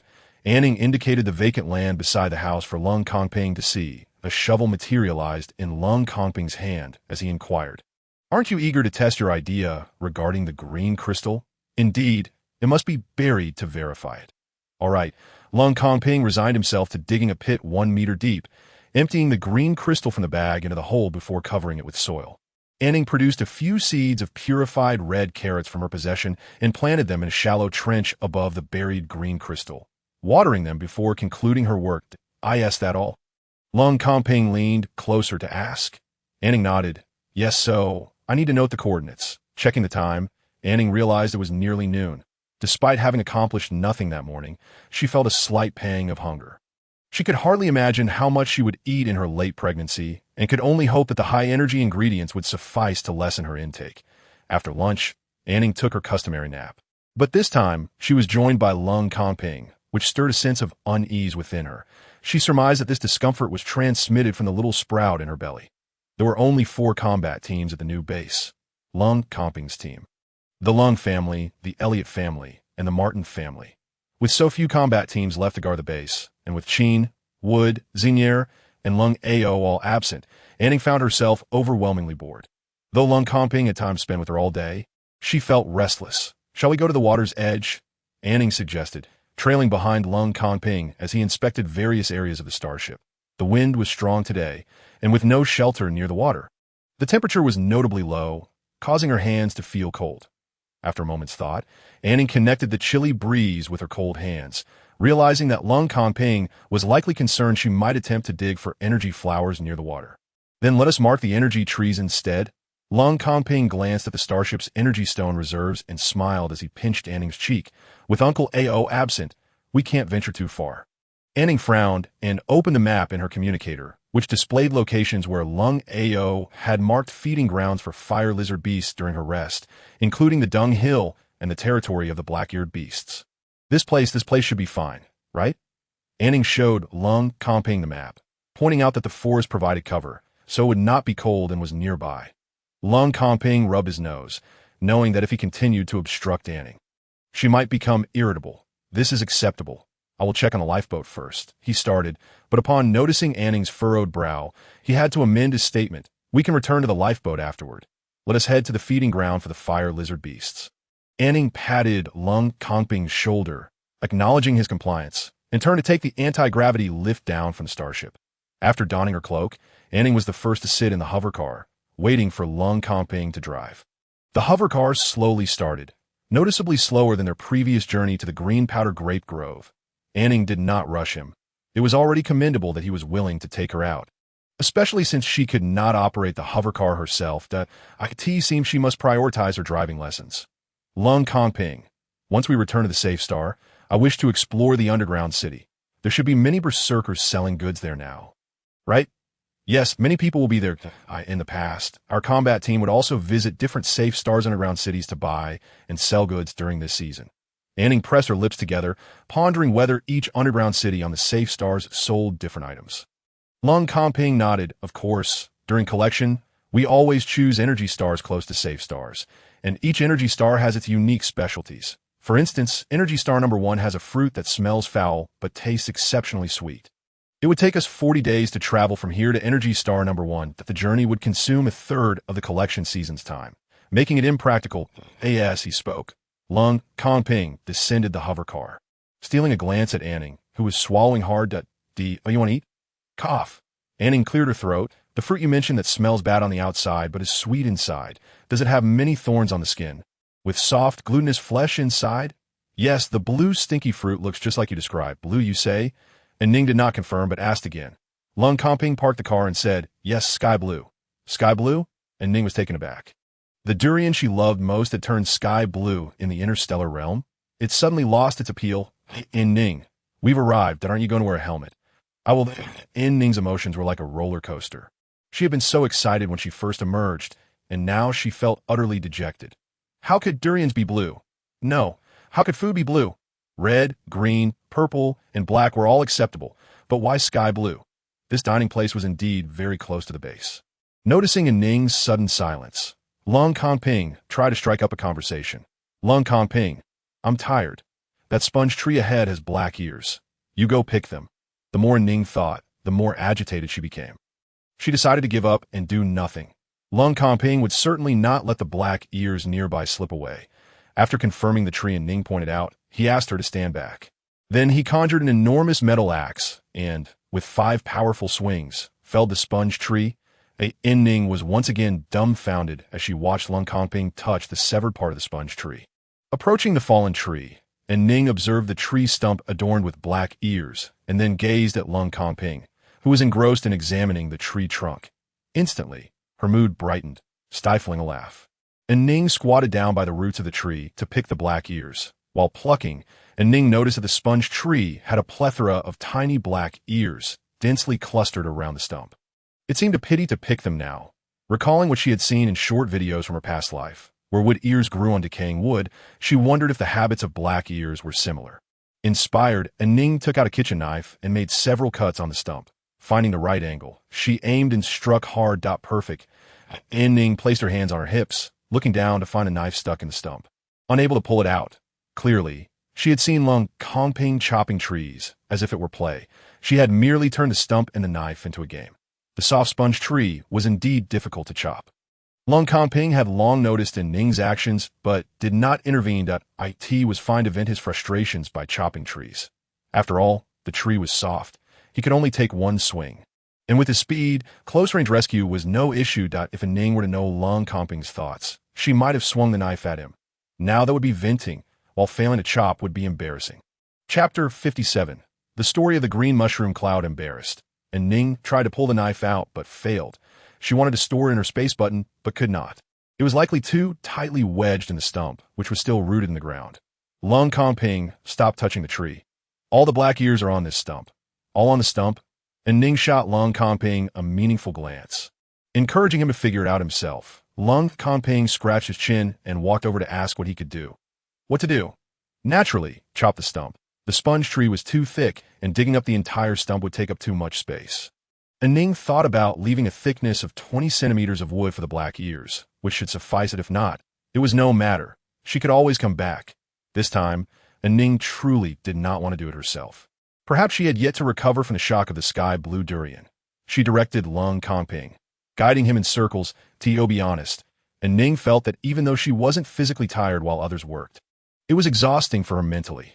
Lung Kongping relied solely on his sense of touch to gather black ears. In front of the sponge tree, his eyes were merely ornamental, reflecting on where to place the black ears in her home's third cultivation room.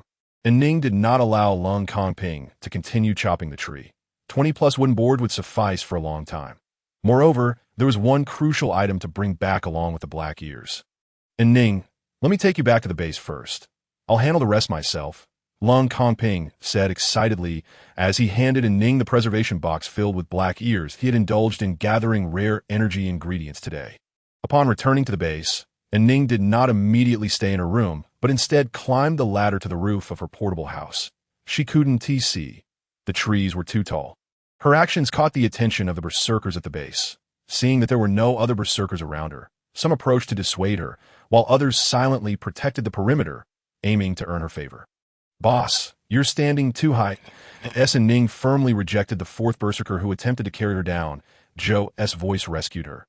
Joe, you came to get me. I'll come down right away. An Ning nodded at the few berserkers beside her, indicating that she had familiar berserkers to assist her. Then she skillfully descended from the roof. She safely reached the ground, and the berserkers without ulterior motives breathed a sigh of relief, while those with other intentions felt disappointed. Boss, you can't stand that high without familiar berserkers around, Joe kindly admonished An Ning.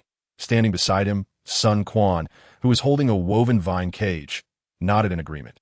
An Ning playfully ruffled Joe's hair, noting that although he was young, he was quite the caretaker.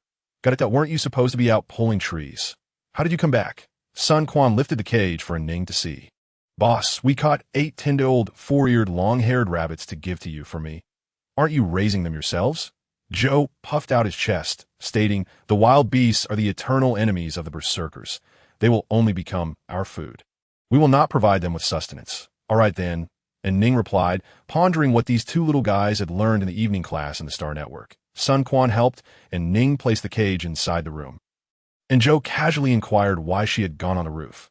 Upon learning that An Ning wanted to see the sponge forest, Joe dashed out energetically, while Sun Quan remained obediently by Ning's side. A female must not be without a berserker. They had just learned this last night. After a while of playing with Ia, Joe returned, saying he had borrowed a hover car and wanted to take An Ning to see the forest. Berserkers must satisfy the needs of females. They had reviewed this last night. The 3 of them, 1 adult, 2 little ones, Inya, sat in the hover car and ascended. Except for An Ning, the 2 little ones, Inya had no idea what they were going to see.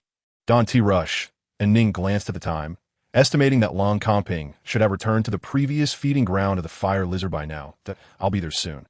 Joe, can we go higher? Of course, boss. As the hover car rose again, just as it stabilized, they noticed a gigantic green mushroom cloud suddenly rising not far from the base. Wow, boss, is that stench? Joe turned to ask An Ning, who was seated in the back. It is indeed stench, but it looks quite beautiful, An Ning replied, explaining how the stench originated. Oh no, it's coming over. After admiring the mushroom cloud burst open, the dark green mist spread and became lighter.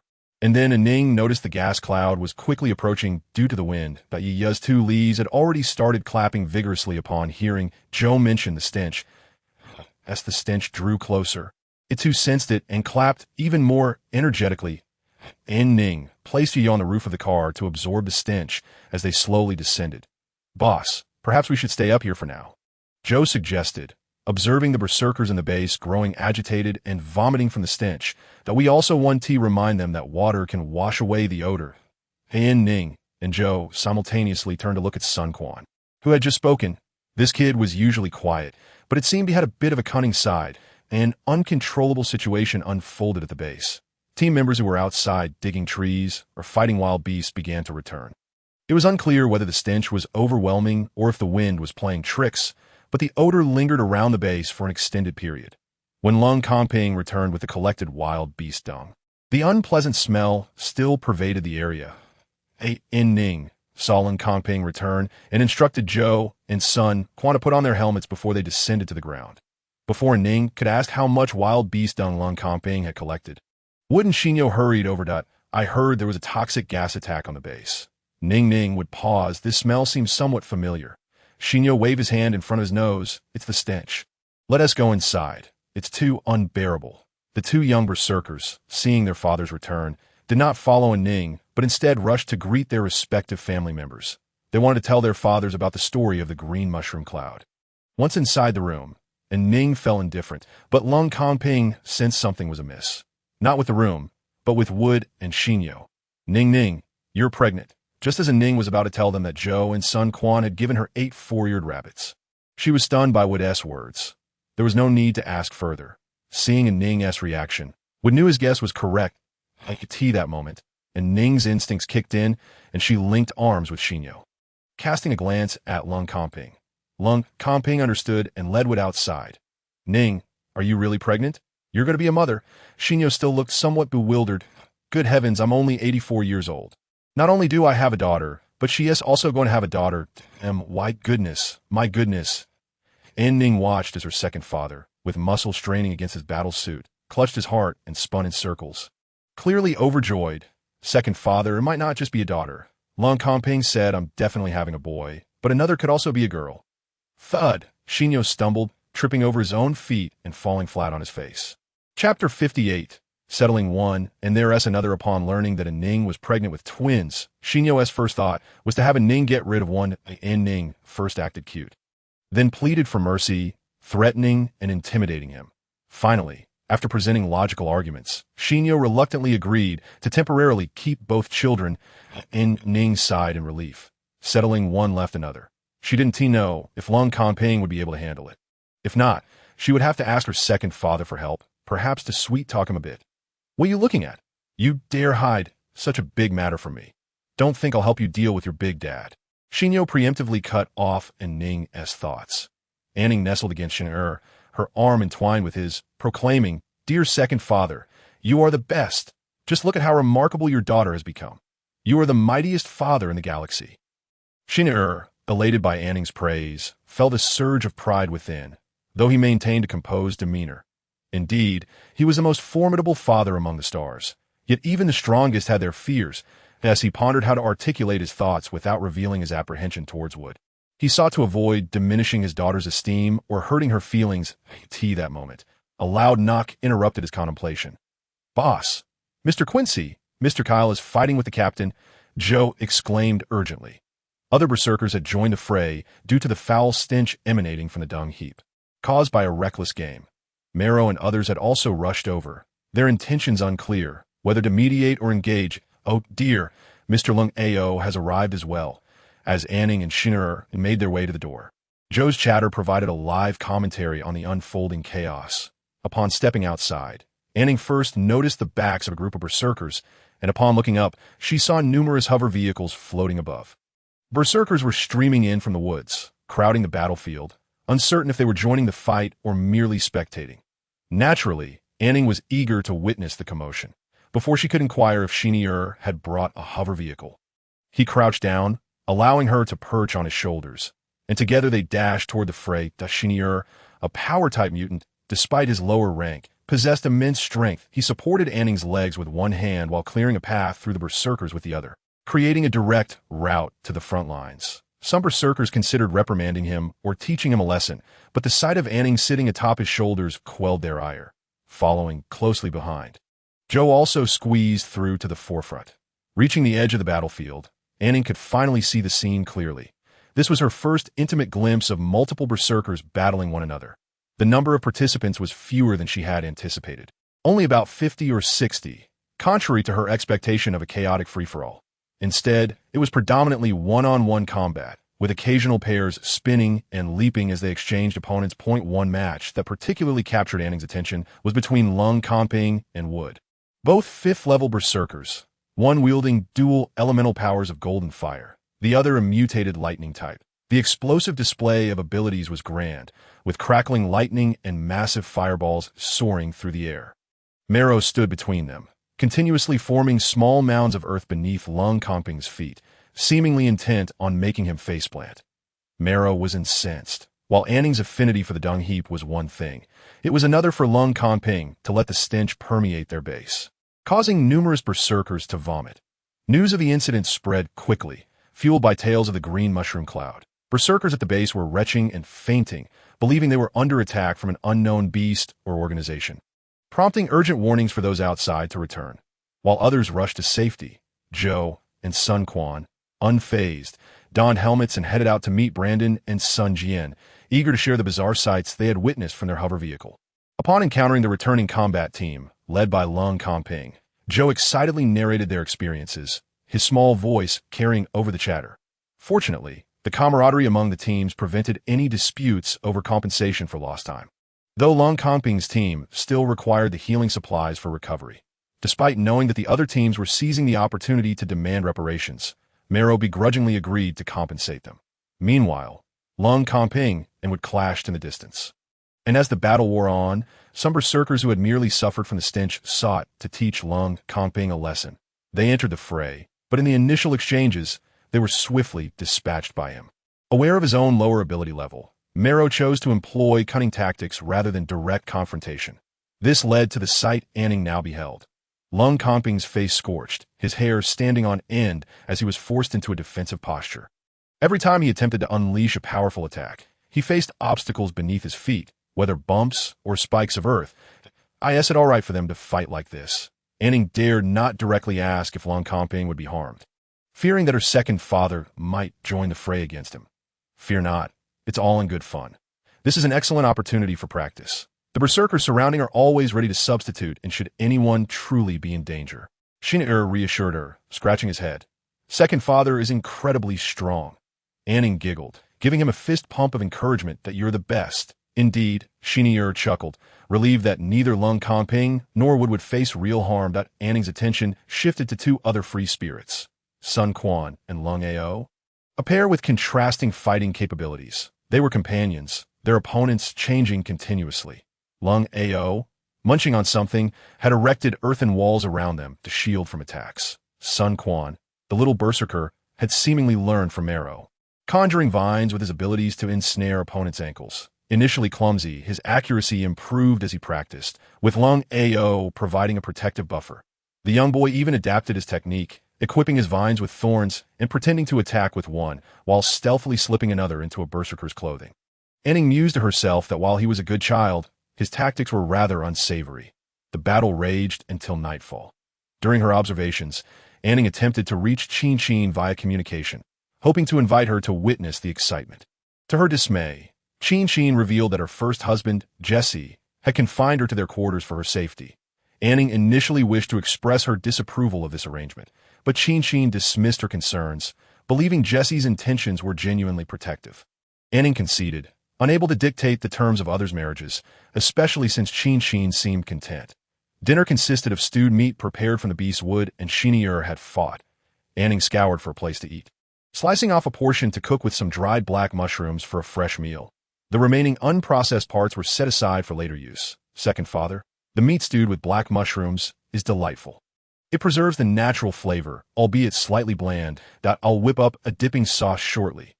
An Ning exclaimed, seated on a small stool, gnawing on a rib, the sure, extinguished the fire beneath the stew pots, commenting, "Second father still enjoys the braised meat made from those leaves and twigs. Doesn't he? An Ning, do we have enough leaves?" An Ning shook her head. "Not quite enough. I still need to prepare jerky." Chenier sighed. "After dinner, we'll board the starship and rest. By morning, we'll reach a safe planet where you can have a health check. Once you're cleared, we'll gather more leaves outside the city. We need to stockpile energy food. Better too much than too little." An Ning licked her oily lips and beamed at Chenier. "Thank you, second father. Come now. Prepare the dipping sauce you desire. I'll check on your big father and see if Lung Ping and the others have tidied up," he replied. Once An Ning finished her sauce, the others returned from their endeavors. Except for Lung Ao, everyone appeared worse for wear, including Sun Quan, whose tactics had left him singed, with singed hair and eyebrows. Lung Ping's bald head and charred face were equally hard to look at. As the battle progressed, personal grievances were largely settled, and the focus shifted to honing skills through one-on-one exchanges that gradually evolved into multi-person or team collaborations. Lung Ao approached An Ning, saying, "An Ning, I have a favor to ask. Speak freely. No need to plead." Lung Ao hesitated. "The jerky you gave me was made from fire lizard meat, right? I caught some fire lizards. Could you teach me how to prepare it?" An Ning, surprised, handed the dipping sauce to Lung Ping as he assisted her. "Uncle Ao, you finished over 100 pounds of jerky?" Cough, the Star Master, Comping's father, consumed half. Lung Ao, desperate to preserve his remaining jerky, had sold out Darren. An Ning glanced at Lung Ping's shiny bald head. Recalling her offer to send some jerky to his father, which he had declined, claiming his father could procure it himself. "Uncle Ao, making jerky requires some spices. We'll need to gather those on the safe planet. And the process can be quite tedious. If you bring me the fire lizard, I'll make another batch." "Absolutely." Without hesitation, Lung Ao handed An Ning 3 spatial nodes filled with the lizard corpses, stating, "Just give me 100 pounds of jerky. And the rest is yours." They dined. An Ning pondered the popularity of jerky and wondered if she could produce more to sell. However, it occurred to her that the consumable parts of the savage beasts, which did not require purification, were randomly distributed, making it impractical for her to discern them all alone. Selling jerky? That was unfeasible. After battling berserkers all afternoon, the lingering violent factors had stirred somewhat, and by nightfall, not a drop of broth remained in the 2 pots of stewed meat. After dinner, she tidied up her belongings. Lung Ping, the serene couple, Wood the Sinal couple, Sun Quan, and her 2 good companions, as well as the 8-member team led by Lung Ao, boarded the starship and returned to the Gibson family's second secure star. "Oh dear," An Ning sighed, stretching at the starship's entrance. She had slept so soundly. An Ning thought to herself that being a woman in the cosmos had many appealing aspects. No menstrual cycles, no compulsion to bear children, and no pregnancy symptoms even when expecting. Now, her sleep was remarkably restorative, and despite consuming a great deal of food, she did not gain weight. While waiting for the hover lift, An Ning glanced at Wood, who stood to her left with a buzz cut. Her second father adored her first father's silver hair. She wondered if her first father had faced any disdain from her second father last night. Turning her gaze to Lung Ping on her right, she could not help but chuckle that the bald head paired with a dark complexion. When he smiled, his broad white teeth were quite comical, no matter how handsome he might be. Upon hearing her laughter, Lung Ping self-consciously scratched his head, adding a hat and mask to his shopping list. Hair growth serum and whitening powder would take time to show results. It was better to shield himself with a hat for the moment. The group disembarked the starship and returned directly to the home of Lung Ping and An Ning. An Ning had intended to check on the planning room first, but as soon as they entered, the medical team from the Lung family arrived. Lung Ping stood at the door, blocking their entrance. "Who are the 3 behind Lung Qing?" he asked, somewhat impatiently. Lung Qing, feeling somewhat annoyed, explained, "It's quite normal to find new faces in the family after you've been away for over a decade." Lung Ping, who should have referred to Lung Qing as uncle by seniority, found it hard to like him, though he had to admit that Lung Qing's medical skills were exceptional. "Did Darren not inform you why I brought the team here?" "It is simply to examine your newlywed wife's health." Lung Qing retorted that a woman with a pregnancy value of only 1 was indeed treated like a treasure. Lung Qing harbored a similar disdain for Lung Ping, believing he had received the Lung family's resources without contributing anything in return. Many outstanding young individuals within the family lacked proper development, especially the ordinary ones whose lifespans were already brief. It was too late to nurture them once their time had passed. The three family members he brought along, despite being ordinary, possessed tremendous talent in medicine, making them worthy of his mentorship. Lung Kongping's already dark expression grew even gloomier. It seemed Darren had not informed Lung Qing about An Ning's pregnancy. He contemplated sending Lung Qing away, but thought better of it, considering his medical expertise.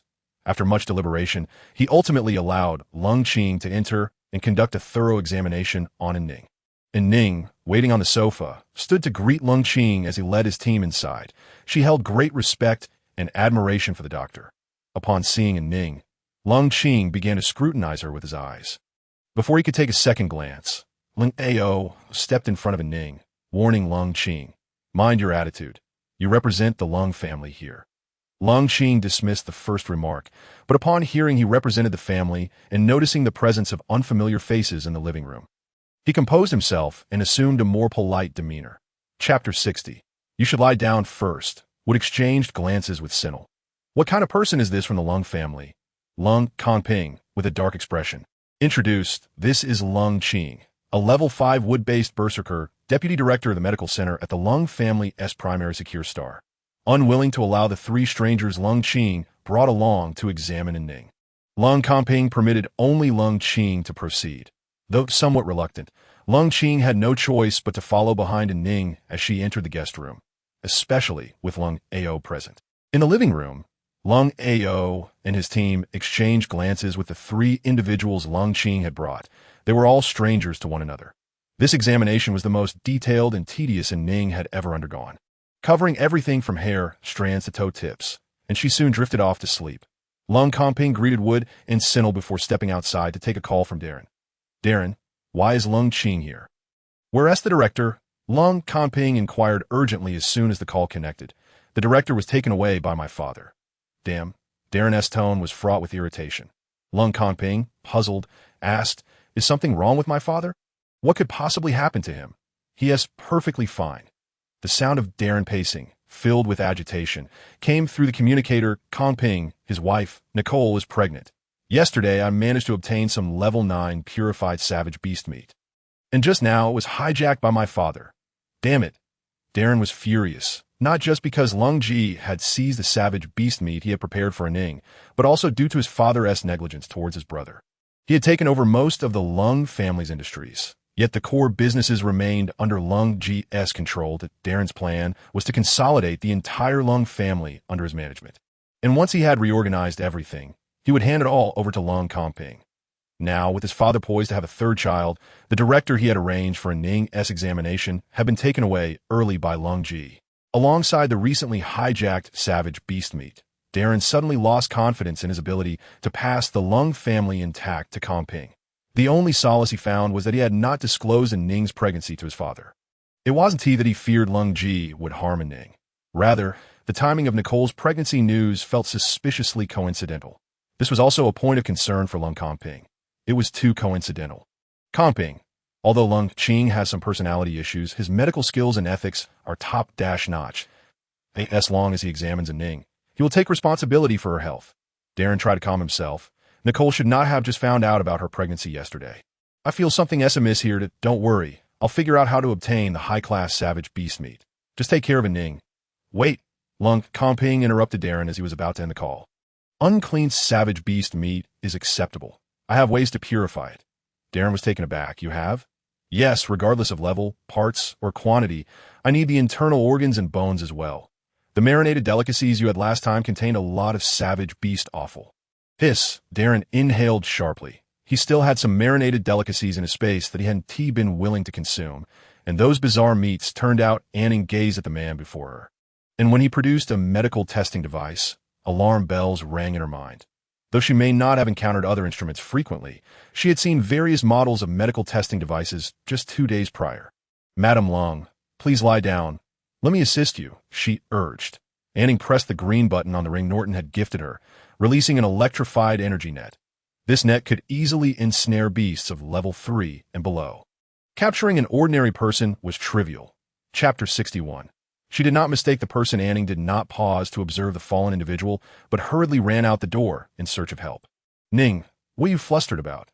Question a voice that you've ordered so many items. The Interstellar Express is making countless trips, and the delivery robots are malfunctioning, incessantly beeping and whirring. Dad, I took down someone, An Ning exclaimed as she approached Shinner, clutching his arm. What? Shinner, bewildered, held a box in his arms. An Ning, one hand gripping Shinner's arm and the other gesturing animatedly, explained, one of the people who came with Cold Ching was about to check me with a small, portable medical testing device to supplement data. I ensnared him in the energy net. Understanding her words, Shinner did not look at the person An Ning mentioned, but instead led her to the study to find Wood and the others. At that moment, Wood and Cold Comping were attentively listening to Cold Ching as she relayed An Ning's test results. The findings were somewhat surprising. Nutritional excess? Are you saying my daughter is consuming too much energy? Wood pressed Cold Ching. Indeed, she must be consuming high-grade energy foods and in great variety. She lacks nothing. This could lead to the fetus absorbing sufficient energy too early. Did I ask that detrimental to An Ning? Cold Comping inquired anxiously. After reviewing the data once more, Cold Ching replied, not necessarily. Wood clenched his fists, anger rising within him, while Cold Comping shook his leg nervously. However, with Cold Ching's next words, the previously relaxed expressions of Wood and Cold Comping turned tense once again. If she continues this way, she may gain weight. Wood, filled with electric fury, slammed his fist onto the table, leaving a charred imprint. Cold Ching raised an eyebrow. He was about to correct Wood's attitude when the study door burst open with a loud bang. The electronic lock shattered. Cold Ching, didn't you already check my daughter? Why are you bringing someone to examine her? With the door flung open came Shinner's voice. Cold Comping was the first to react. Bolting outside, followed closely by Wood. Soon enough, Cold Comping reappeared, dragging the unconscious stranger, who had been electrocuted and lost control of his bladder, before Cold Ching. Wood returned swiftly as well, noting that the other two individuals had already collapsed in the lounge. Where are Shinner and Cold Ao? Shinner was shielding An Ning with his broad frame, preventing her from seeing the stranger, who was now frothing at the mouth and partially wetting himself. Cold Ao had taken his group outside to search for firebird eggs. Following Cold Ching's message that An Ning needed nourishment and should eat eggs. This is impossible, Cold Ching muttered, pulling up his communicator to defend himself, only to find the message he had sent to Cold Ao appearing prominently on the screen. Identical to what Shinner had stated. This cannot be, Cold Ching exclaimed in disbelief. He had not sent a message to Cold Ao. Cold Comping tossed the man onto the ground and seized Cold Ching's wrist. Manipulating his communicator. Your communicator was hacked 6 months ago. Think back to who accessed it then. Cold Ching's gaze shifted directly to the man lying on the ground. Cold phone. 6 months prior, he had selected cold phone from their family. Bang! Another muffled sound echoed as Shinner smashed the box he had been holding, creating a hole in it. With a forceful tug, he emptied a box of stones onto the floor. The 4 berserkers in the study stared at the scattered debris, their hearts filled with apprehension, even though they had yet to fully comprehend the situation. Whatever Cold Fong intended to do to An Ning was undoubtedly sinister. Only An Ning, nestled behind Shinner, remained blissfully unaware of the gravity of the situation. Peeking out with excitement, she had not mistaken her target, indeed. After confirming An Ning was unharmed, they began their investigation, knowing it was imperative to act swiftly. Cold Comping stripped Cold Fong of his communicator and spatial items before delving into the delivery information. Would revive the 3 unconscious individuals for interrogation and summon Cold Ao back. Meanwhile, Cold Ching began examining Cold Fong and all those he had promoted in recent years. Dad, what about us? An Ning asked Shinner. Glancing around the empty study at us? Let us have a meal. You must be hungry, Ning. An Ning scratched her neck, realizing she was indeed famished. Sun Quan and Xiao had yet to return. Those 2 little ones won't go hungry. What was I making? Shinner wiped the sweat from the back of his neck. I'll make fried noodles. Noodles, she exclaimed, remembering that the noodles were still boiling by the time the father and daughter reached the kitchen. The noodles had turned to mush. Luckily, Shinner had added ample water, preventing a complete disaster. The mush was reserved for the berserkers, while An Ning feasted on the freshly prepared fried noodles that Shinner made anew. After finishing her meal, Sun Quan and Xiao, the 2 little berserkers, returned. Upon seeing Cold Ching leading the group, they instinctively paired off to play, bringing Yaya along with them. Boss, we bought you seeds, Xiao exclaimed, bouncing over to An Ning with a bag in hand. And delicious meat, Sun Quan added, balancing Yaya atop his head as he ran over. An Ning settled onto the sofa, accepting the bag from Xiao and Yaya from Sun Quan. Thank you. Have you spent all your pocket money? An Ning playfully tapped the heads of the two little berserkers. Have you eaten yet? If not, go to the kitchen. My dad made a green wheat porridge. Thanks, Mr. Quincy. Remember to wash your hands. An Ning couldn't help but call after the retreating figures. Got it, boss. Shinira looked on with pride at An Ning. Why Ning has grown up. She will surely be a wonderful mother. However, when he thought of the father of her child, Cold Comping, his expression darkened. Your uncle and I do not wish to bring you back to the family. We want to shield you from the turmoil of family disputes. Keeping an eye on Cold Comping was also due to his being the second son of the Cold Star Lord. Any trouble would have to wait until he was capable of handling it. Yet he never anticipated this turn of events. Ning, what if we consider another option? What? An Ning blinked in surprise. But I already have Cold Comping's child. So what? He will take care of the child. It won't hinder your opportunity to find someone else that in the interstellar realm. It is the males who raise children, that if you desire a child, you can simply visit. Shinir contemplated before adding, however, if you have a daughter, your uncle and I will gladly assist in raising her. We have experience. An Ning hurriedly tucked away the bag Xiao had given her, cradling Yaya as she stood up. Dad, are you busy? Not at all. Come with me to the planting room and see how the rice, vegetables, and fruits are doing. This should be ready for harvest. An Ning, holding Yaya, made her way to the hover lift. Contemplating Shinir's words, she wasn't seeking to replace Cold Comping. Rather, she suddenly understood why Qiao's mother remarried and ceased contact with him, and why Qin's mother neglected her, living with her second husband. This was not merely the sentiment of interstellar women, but a prevailing thought among many interstellar individuals. When those women departed from their children, it was a matter of their own hearts, or perhaps a burden imposed by their families. An Ning could not discern the truth. Chapter 62. Give me another grape in the first planting room. The two fruit trees that had been moved to An Ning's room were now laden with fruit. This time, Shinir's keen eyes, standing at the entrance of the first planting room, spotted the two trees at the far end. To him, whether it was the ripe amethyst grapes or golden fruit, they gleamed with radiance. Twinkling amidst the abundance of plants, they were particularly eye-catching. Dad, could you help me test the soil's fertility and moisture content? I'll tidy up the cucumber vines, An Ning said, not yet approaching the fruit trees as she had been observing them on the monitor daily. Currently, the troublesome cucumber vines were sprawling everywhere, making it difficult to navigate. Dad, Shinir remained motionless, which struck An Ning as odd. She turned to look, seeing his gaze fixed and his mouth seemingly on the verge of drooling. An Ning inhaled deeply and raised her voice. Dad, what's wrong, Ning? With hands on her hips. An Ning pressed. What are you thinking? You're about to drool. Shinir wiped his mouth with his hand and discreetly rubbed it on his shirt. He chuckled awkwardly, pointing towards the fruit trees. The fruit is ripe. An Ning shrugged and turned towards the back. Dad, let us harvest the fruit first. All right. The 10-level energy fruit looked no different from what An Ning had consumed previously. The only discernible difference was a slightly more vibrant hue. Ning, your dad will protect you.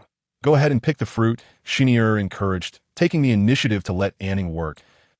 In response to An Ning's astonished expression, Shinir explained, I might not be able to resist eating them. They sparkled, each twinkle seeming to beckon him to consume them. Ning, there's a saying among berserkers. 1. That 10-level energy plants can enhance a woman's pregnancy value. 2. That berserkers who consume 10-level energy plants can break through the top limits of their abilities. Is that true? An Ning inquired, intrigued. Shinir gazed at the amethyst grapes, shaking his head. I'm not sure. It said that 10-level energy plants are guarded by formidable beast clans, and very few have ever encountered them in the entire interstellar realm. Then who spread this rumor? Ning. Shinir swallowed hard. You go ahead and pick. I'll tell you more as you do. All right. An Ning retrieved a hoverboard and a preservation box, ascending to begin trimming the amethyst grapes. Second Dad, please continue. The last time Darren recognized Yaya, he never mentioned how extraordinary the level 10 energy plants were. When An Ning cut off a bunch of grapes, she nearly dropped them. They were so heavy. Oh dear, Ning, should Second Dad handle it? Is it too heavy? Second Dad, hold on tight. You should be able to resist eating them. Ha ha. An Ning laughed heartily, amused by Shinir. Can you really hold on? Shinir extended his hand, nervously bracing himself, fearing An Ning might tumble off the hoverboard from laughter. Are you listening? Yes. An Ning replied with a straight face, trying to suppress her laughter. Second Dad. Ha. Shinir, exasperated, waited for An Ning to finish her laughter before resuming the previous topic. He was unaware of the origins of the rumors surrounding the miraculous effects of level 10 energy plants. However, he knew these tales had existed even before his birth. Some even claimed that level 10 energy plants had effects comparable to that of awakening agents, which Shinier deemed utterly absurd. An Ning shared his skepticism, pondering if level 10 energy plants were indeed that powerful, what kind of terrifying beasts would be guarding them. They would have likely obliterated humanity long ago. It was impossible to resist eating grapes while picking them. After gathering a few bunches, An Ning plucked a grape and popped it in her mouth. Delicious! An Ning struggled to find the words to describe the exquisite taste of the grapes.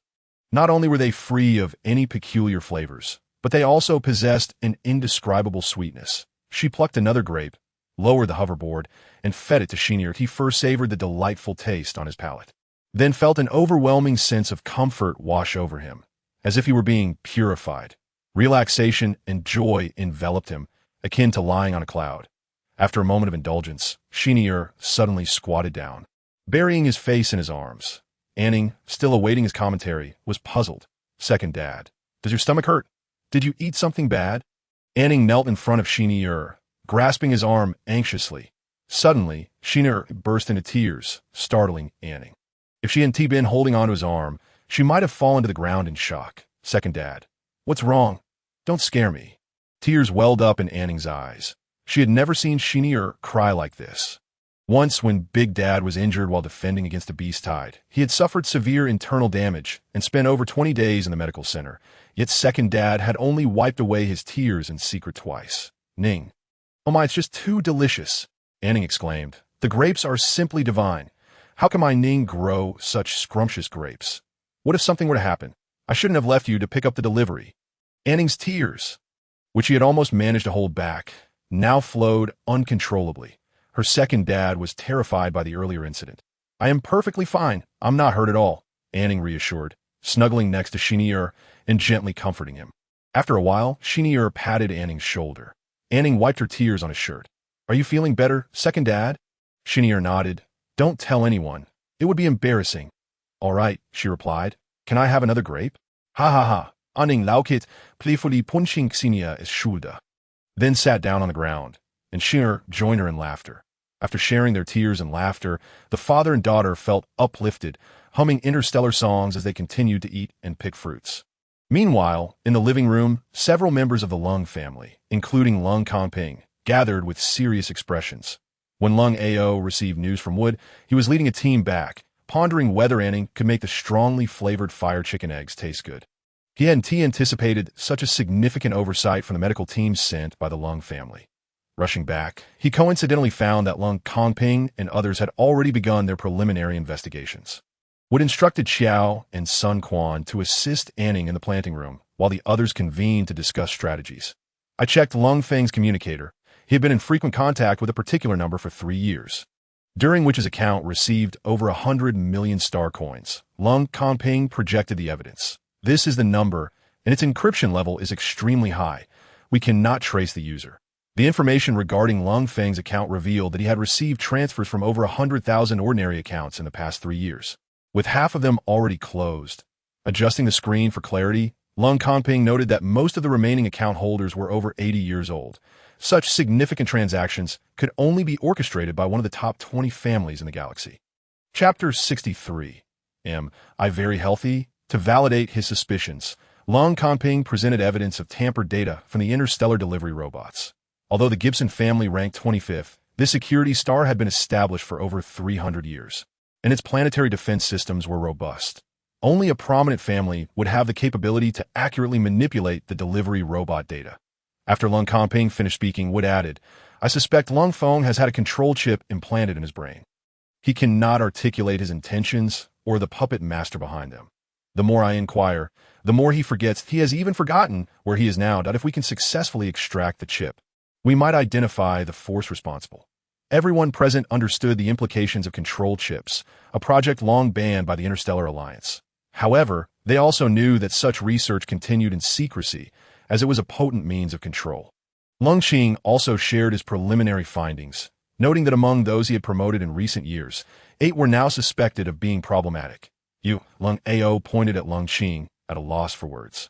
Arrogance, pride, and a strong subjective bias that disregarded objective facts were inherent traits of Lung Qing's character.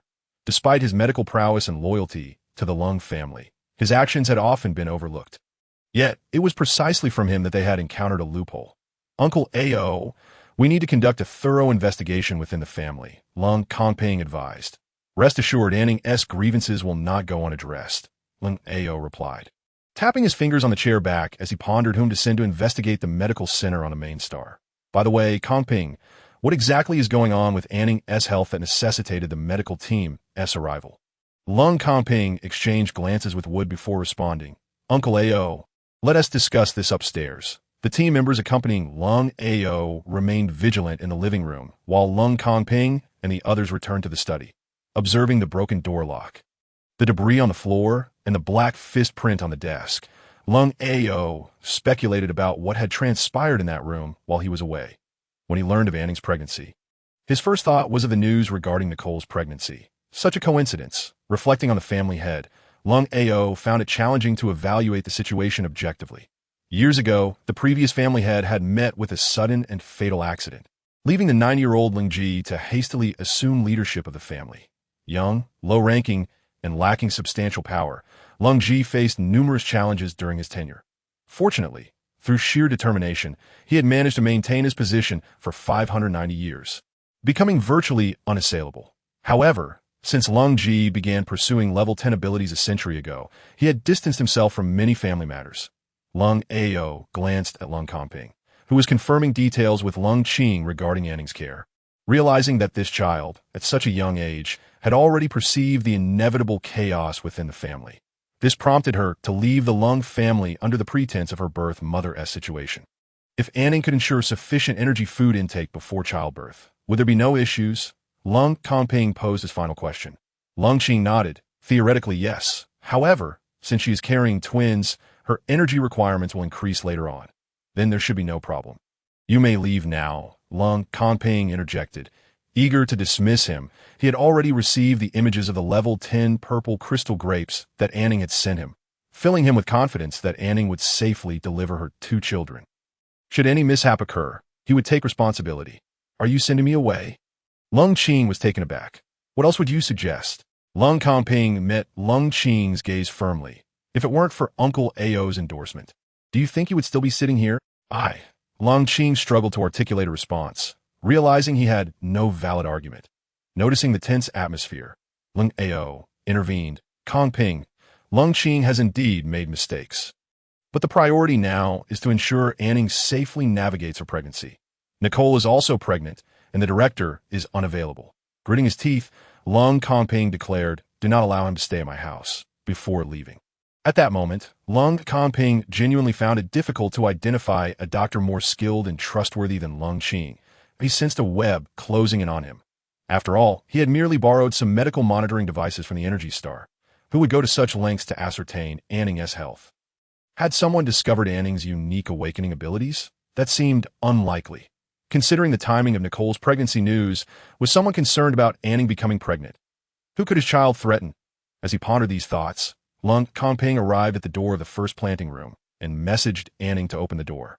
Upon reaching the second planting room, he finally found her. An Ning was standing in front of the dryer, pressing the screen, while Xinier poured a large box of yellow seeds into the dryer, and Sun Quan and Xiao were collecting something from the ground in baskets. "How did it go?" "Am I very healthy?" An Ning was the first to spot Lung Kongping. "Very healthy. What are you all doing? Is there anything I can help with?" Lung Kongping stood beside An Ning. "We're reharvesting rice. We're almost done. After drying and shelling, we'll be able to eat rice tonight. Sadly, we can't have it every day. The yield is too low." An Ning silently prayed that the green crystal would indeed be a good thing. "Did you see the picture I sent? I wasn't lying, was I? I've grown a level 10 energy plant."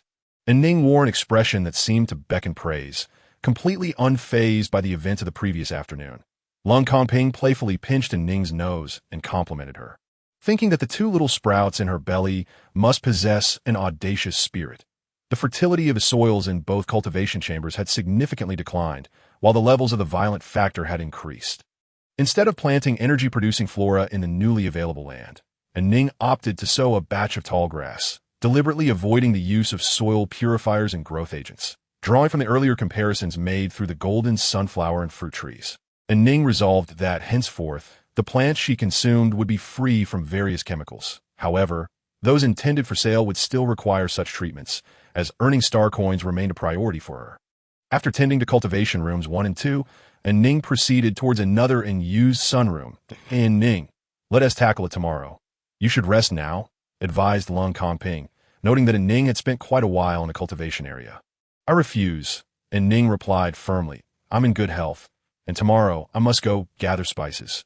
First, she planned to process the fire lizard beast that Uncle Ao had given her, perfectly timing it for hearty stew, accompanied by steamed rice and a refreshing salad of cucumbers and tomatoes. Boss, is the rice delicious? Chow, enticed by Ning's dinner plans, could not help but ask. Everything that boss grows is delicious, chimed in Sun Quan, who was perched atop Yi. Little Quan, you can talk now, Chow exclaimed dramatically, pretending to inspect for a newly sprouted mouth. You're the one with 2 mouths, retorted Yi, using her leaves to swat at him. When we return to Energy Star, I'll take you to absorb the foul air, and you can swat Little Quan. Don't call me Little Quan, you little Chow. Chapter 64.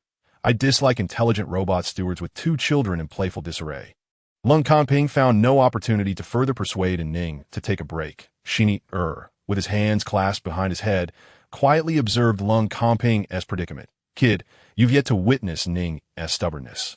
Once you do, you'll understand when to advise and when to remain silent. Was long before, a few star divisions later, Lung Kongping indeed witnessed An Ning's obstinacy. The last unoccupied sunroom was designated as Processing Room 3. With nothing to conceal, he summoned the members of the Cold AO team to assist in handling the savage beasts. Some are tasked with separating usable materials, others with butchering, classifying, and operating the robotic kitchen assistants for cleaning. Under An Ning's direction, Lung Kongping, Shini, and would begin by extracting the edible parts, leaving the remainder for the other warriors to manage. An Ning, why not purchase an intelligent robot steward? It would be quite convenient, suggested Lung Kongping as he worked. Absolutely not. An Ning's rejection was succinct and direct. The mention of intelligent robots. Wood and Shini simultaneously closed their eyes, as if to erase any memories associated with them. An Ning, an intelligent robot steward, is incredibly handy. It can organize your schedule, attend to your daily needs, cook, and ensure your safety. An Ning nonchalantly replied. But then, sensing a lack of conviction, she retorted, if it can do everything, then what's your role? Here comes the sharp-tongued daughter. Wood and Shini exchanged glances. An Ning's counter left Lung Kongping momentarily speechless. If I'm not by your side, the intelligent steward could. Why aren't you by my side? Given my current condition, do you wish to abandon me? Lung Kongping paused, bewildered. Shini stifled laughter, stabbing at the fire lizard beast's hide. I want to leave you. I meant in the event that something like today happens again. You want me to go through that again? Lung Kongping was at a loss, but he hadn't anticipated that the conversation about buying an intelligent robot steward would lead to such a dilemma. An Ning harbored a profound aversion to intelligent robots, a sentiment not influenced by the children she carried, but rather a personal fear. Intelligent robot stewards were prohibitively expensive, typically acquired by warriors for the women in their lives. When An Ning was 5, Wood had invested heavily in a second-hand intelligent robot steward, believing it would compensate for the lack of female guardianship in her upbringing. However, An Ning felt a suffocating fear from the robot's excessive attention. The steward would incessantly monitor her behavior, speech, habits, and micro-expressions, compiling thorough health assessments.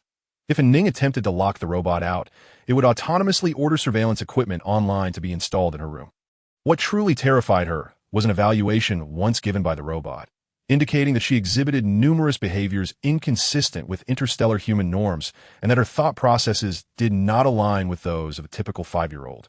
In that moment, 5-year-old An Ning had climbed onto the robot's back, forcefully pried off its cranial casing, and removed the energy stone embedded within. This outburst had left Wood and Shini awestruck at the sheer ferocity of a 5-year-old child throwing a tantrum. Consequently, the intelligent robot steward had never reappeared in her presence. Lung Kongping had heard from Wood that An Ning disliked intelligent robot stewards, yet he had not anticipated her intense aversion, that he intended to persuade her further. An Ning, that I do not wish for an intelligent robot. Do you not comprehend? An Ning's irritation was palpable. You should have known my sentiments regarding intelligent robots from my grandfathers. Why do you persist in trying to convince me? Lung Kongping hastily set aside his knife, washed his hands, and attempted to embrace An Ning, only to be forcefully pushed away. That I'm upset. Keep your distance from me. That I'm sorry. An Ning, you wish to say it's for my own good? I detest that reasoning. An Ning's earlier excitement over the prospect of rice for dinner evaporated entirely. The intelligent robot steward is merely a tool for you warriors to monitor us women. Though it's purportedly for our benefit, the authority lies with you, and we cannot alter a thing, save for removing its energy stone. Why should it be so? An Ning's indignation grew. Why must every action of mine be scrutinized? Why can't I harbor secrets? I loathe intelligent robot stewards. After her outburst, An Ning turned on her heel and stormed away, with Lung Kongping hastily following. Ning, Shinier called out, but was halted by Wood. Don Tigo, Ning has never been this sensitive. Let us observe. Observe what? Shinier retorted, forcibly pushing Wood's hand aside. Ning is genuinely angry. Can't you see? Don't stop me. Lung Kongping stood still, watching as Wood and Shinier's figures faded from view at the doorway, then exchanged glances with Sun Quan. What should we do? Sun Quan cradled Yi, lamenting the absence of a delightful dinner.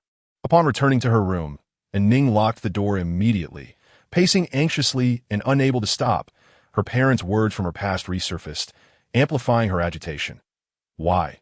Why does everyone seek to control her? Why are those memories resurfacing? She had already perished in her previous life. Why do they haunt her still? Calm down, calm down.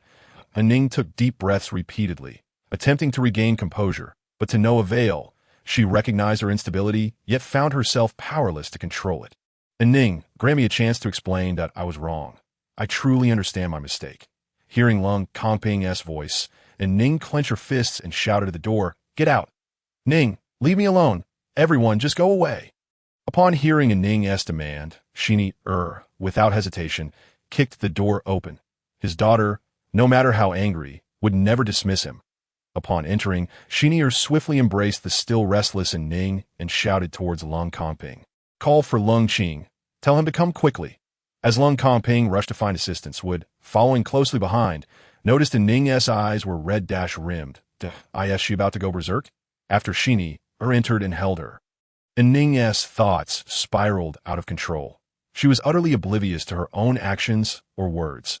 Upon regaining her senses, she found herself lying in a recovery pod, faintly hearing a voice that seemed to belong to the vice director. Lung Qing, Chapter 65. An Ning's children hold exceptional potential. How could she have ingested such an abundance of energy foods in such a short span? What has she consumed? Lung Qing pondered as he examined the data post-checkup. Utterly perplexed, didn't you claim my daughter was merely experiencing nutritional surplus without major issues? Typically, females are not affected by the violent factor. Why is An Ning exhibiting signs of berserk behavior? Lung Qing continued that, I've heard that fetuses can influence their mother's temperaments. Yet my Ning has always been emotionally stable. How can two minuscule children provoke such a significant emotional reaction in her? Will she lose her mind as they grow? Speak up. Lung Qing's mouth opened and closed, desperate for a chance to articulate his thoughts. All right, I'll speak. You all pause for a moment, he urged, projecting An Ning's checkup data onto the wall for emphasis. Given that An Ning's pregnancy is still in its early stages, we cannot yet determine the children's genders. However, it is certain that both children possess the potential for awakening. Observe this value. Lung Qing spoke for nearly 10 star divisions, yet none could comprehend his implications. Wood's fist crackled with energy as he struck the air, jolting the overly enthusiastic Lung Qing back to reality. I forgot. This is not a classroom, and I shouldn't lose control during a unique case study. Cough.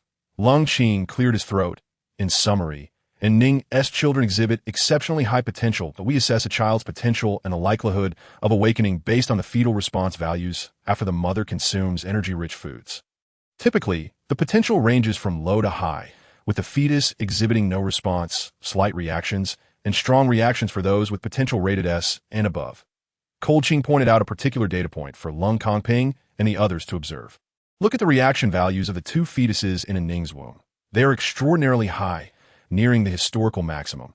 Moreover, she has already consumed energy food for a while now. Thus, after An Ning ingests high-grade energy food, her fetuses become excited, amplifying her emotional state significantly. Wood retracted his powers and humbly inquired of Cold Qing, what should we do? Just remind her not to overeat. I will equip her with a data monitor to regulate her diet based on daily readings.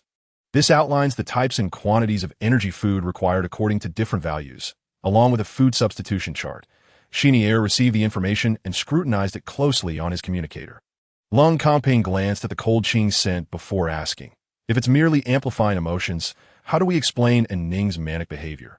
She is not merely manic. She is in a frenzy, cold Qing clarified. You must have touched upon something she is most reluctant to confront or conceal. Coincidentally, she had just consumed high-grade energy food, and her emotions erupted uncontrollably. But what did she consume? Level 9 energy food. Why did you give her high-grade energy food now? Cold Qing pondered, as energy food rated above level 8 is rather rare in the interstellar realm. The advanced energy food prepared for pregnant women by the berserkers is typically reserved for the later stages of pregnancy. For Lung Kongping's combat team or Wood's capabilities, acquiring high-grade energy ingredients is exceedingly challenging. Could it have been provided by Darren? Yet, it is not suitable for immediate consumption. He had never encountered a pregnant woman at 80 days gestation exhibiting such high response values, nor one consuming such an abundance of energy food. Generally, they struggle to consume enough, while An Ning has overindulged. Little did cold Qing know that An Ning, secretly eavesdropping in the recovery chamber, was currently the individual with the highest stock of high-grade energy ingredients in the interstellar realm. Many small families wouldn't possess as much inventory as she did, and over 99% of the interstellar population had never seen level 10 energy food. An Ning's 2 fruit trees yielded over 500 pounds of level 10 energy fruits, which she still deemed insufficient for her berserker to consume for a month. Fortunately, she had a dozen quasi-level 10 energy fruit trees, which, after 3 to 4 months of natural growth, would yield further produce, thus making An Ning somewhat satisfied. Had cold Qing known An Ning's thoughts upon seeing those fruit trees, he would have cast aside all pride and called her father. An berserker in the interstellar realm could resist the allure of level 10 energy food. Thankfully, he was unaware, as An Ning certainly did not wish for an unexpected large child. Cold Qing's queries went unanswered. Acknowledging the primary cause of An Ning's emotional instability, Lung Kongping arranged for cold Qing to stay in the guest room. Regardless of his opinions towards cold Qing, he dared not let him leave now. After repairing the main bedroom door, Lung Kongping and the others descended to discuss how to maintain An Ning's good spirits while ensuring her proper diet. For now, she must not consume any more level 10 energy fruits, and the intelligent robotic steward could not procure them either. Once everyone departed, An Ning waited a while before emerging from the recovery chamber. Observing the main bedroom unchanged, she reassured herself that she had not caused any disturbance. Sitting on the bed and gently caressing her abdomen, she spoke to her little ones, "Please, do not trouble Mommy any further. You heard that when you are happy, delicious fruits are off limits for Mommy, and tasty meats cannot be consumed in excess. That's so, my darlings, endure a little longer, just like my second uncle and your second grandfather. If we all endure together, we can enjoy delightful treats again, all right? If Mommy eats well, then you will eat well too, won't you?" Lung Kongping, poised to push open the door, retracted his hand upon hearing An Ning's words. He gently touched the leaves of Yaya, placing it at the entrance, whispering, "Stay here with her. I'll prepare dinner." Yaya waved its leaves. "Go on. Hurry, pesky humans." After Lung Kongping moved away, Yaya knocked on the door. "Yaya." An Ning discovered that besides Yaya, no one else was outside. She picked up Yaya and glanced around, asking, "Did Lung Kongping bring you up?" "Yes, master. The bad person brought me up." With Yaya's confirmation, An Ning carried Yaya back into the room, calling it a coward. Indeed, the bad person does not dare knock, but Yaya does. Yaya also recognized its cowardice, nodding continuously. "I know, master. Yaya has hidden some tasty treats for you." An Ning set Yaya on the table, watching as it began to dig in the potting soil. 1 grain of rice, 2 grains of rice, 3 grains of rice. A small pile of rice appeared. "Yaya is exhausted. Master should eat." An Ning looked at the small pile of rice on the table, then at the pot that was roughly the same size, and finally at the unchanged soil. "Yaya, do you have space?" Chapter 66. Establishing rules for the safe star. Yaya tilted its tender shoot. "What is space?" An Ning immediately understood Yaya's actions. "Yeah, did you not bury these grains in the soil, but rather place them elsewhere?" "Master is so silly. There's hardly room left in the soil for Yaya's roots. So I stored the rice in my belly." Yaya patted the pot and its stem, leaving An Ning momentarily puzzled. She decided to retrieve a small preservation box from her spatial bracelet, which was twice the size of Yaya's pot. Yaya, can you fit this box into the place where you store the rice? And Ning looked at Yaya with eager anticipation, and Yaya did not disappoint. Its leaves expanded, taking the preservation box from Master S' hands and laboriously burying it in the soil. And Ning watched as the box visibly shrank and became embedded in the pot. She circled the table twice, admiring Yaya. Yaya, you are amazing. Can you fit in another box? Yes. What about a medium-sized preservation box? Yes. How about a large one? Not yet. Once Yaya grows a bit more, I can fit a larger box. An Ning estimated that Yaya's space could hold approximately 2 cubic meters. She considered this ample. Never imagining that a plant could possess such space that it would suffice to store essentials, valuable items, or to conceal certain things. Yaya, or wonderful. In a few days when we return to Energy Star 143.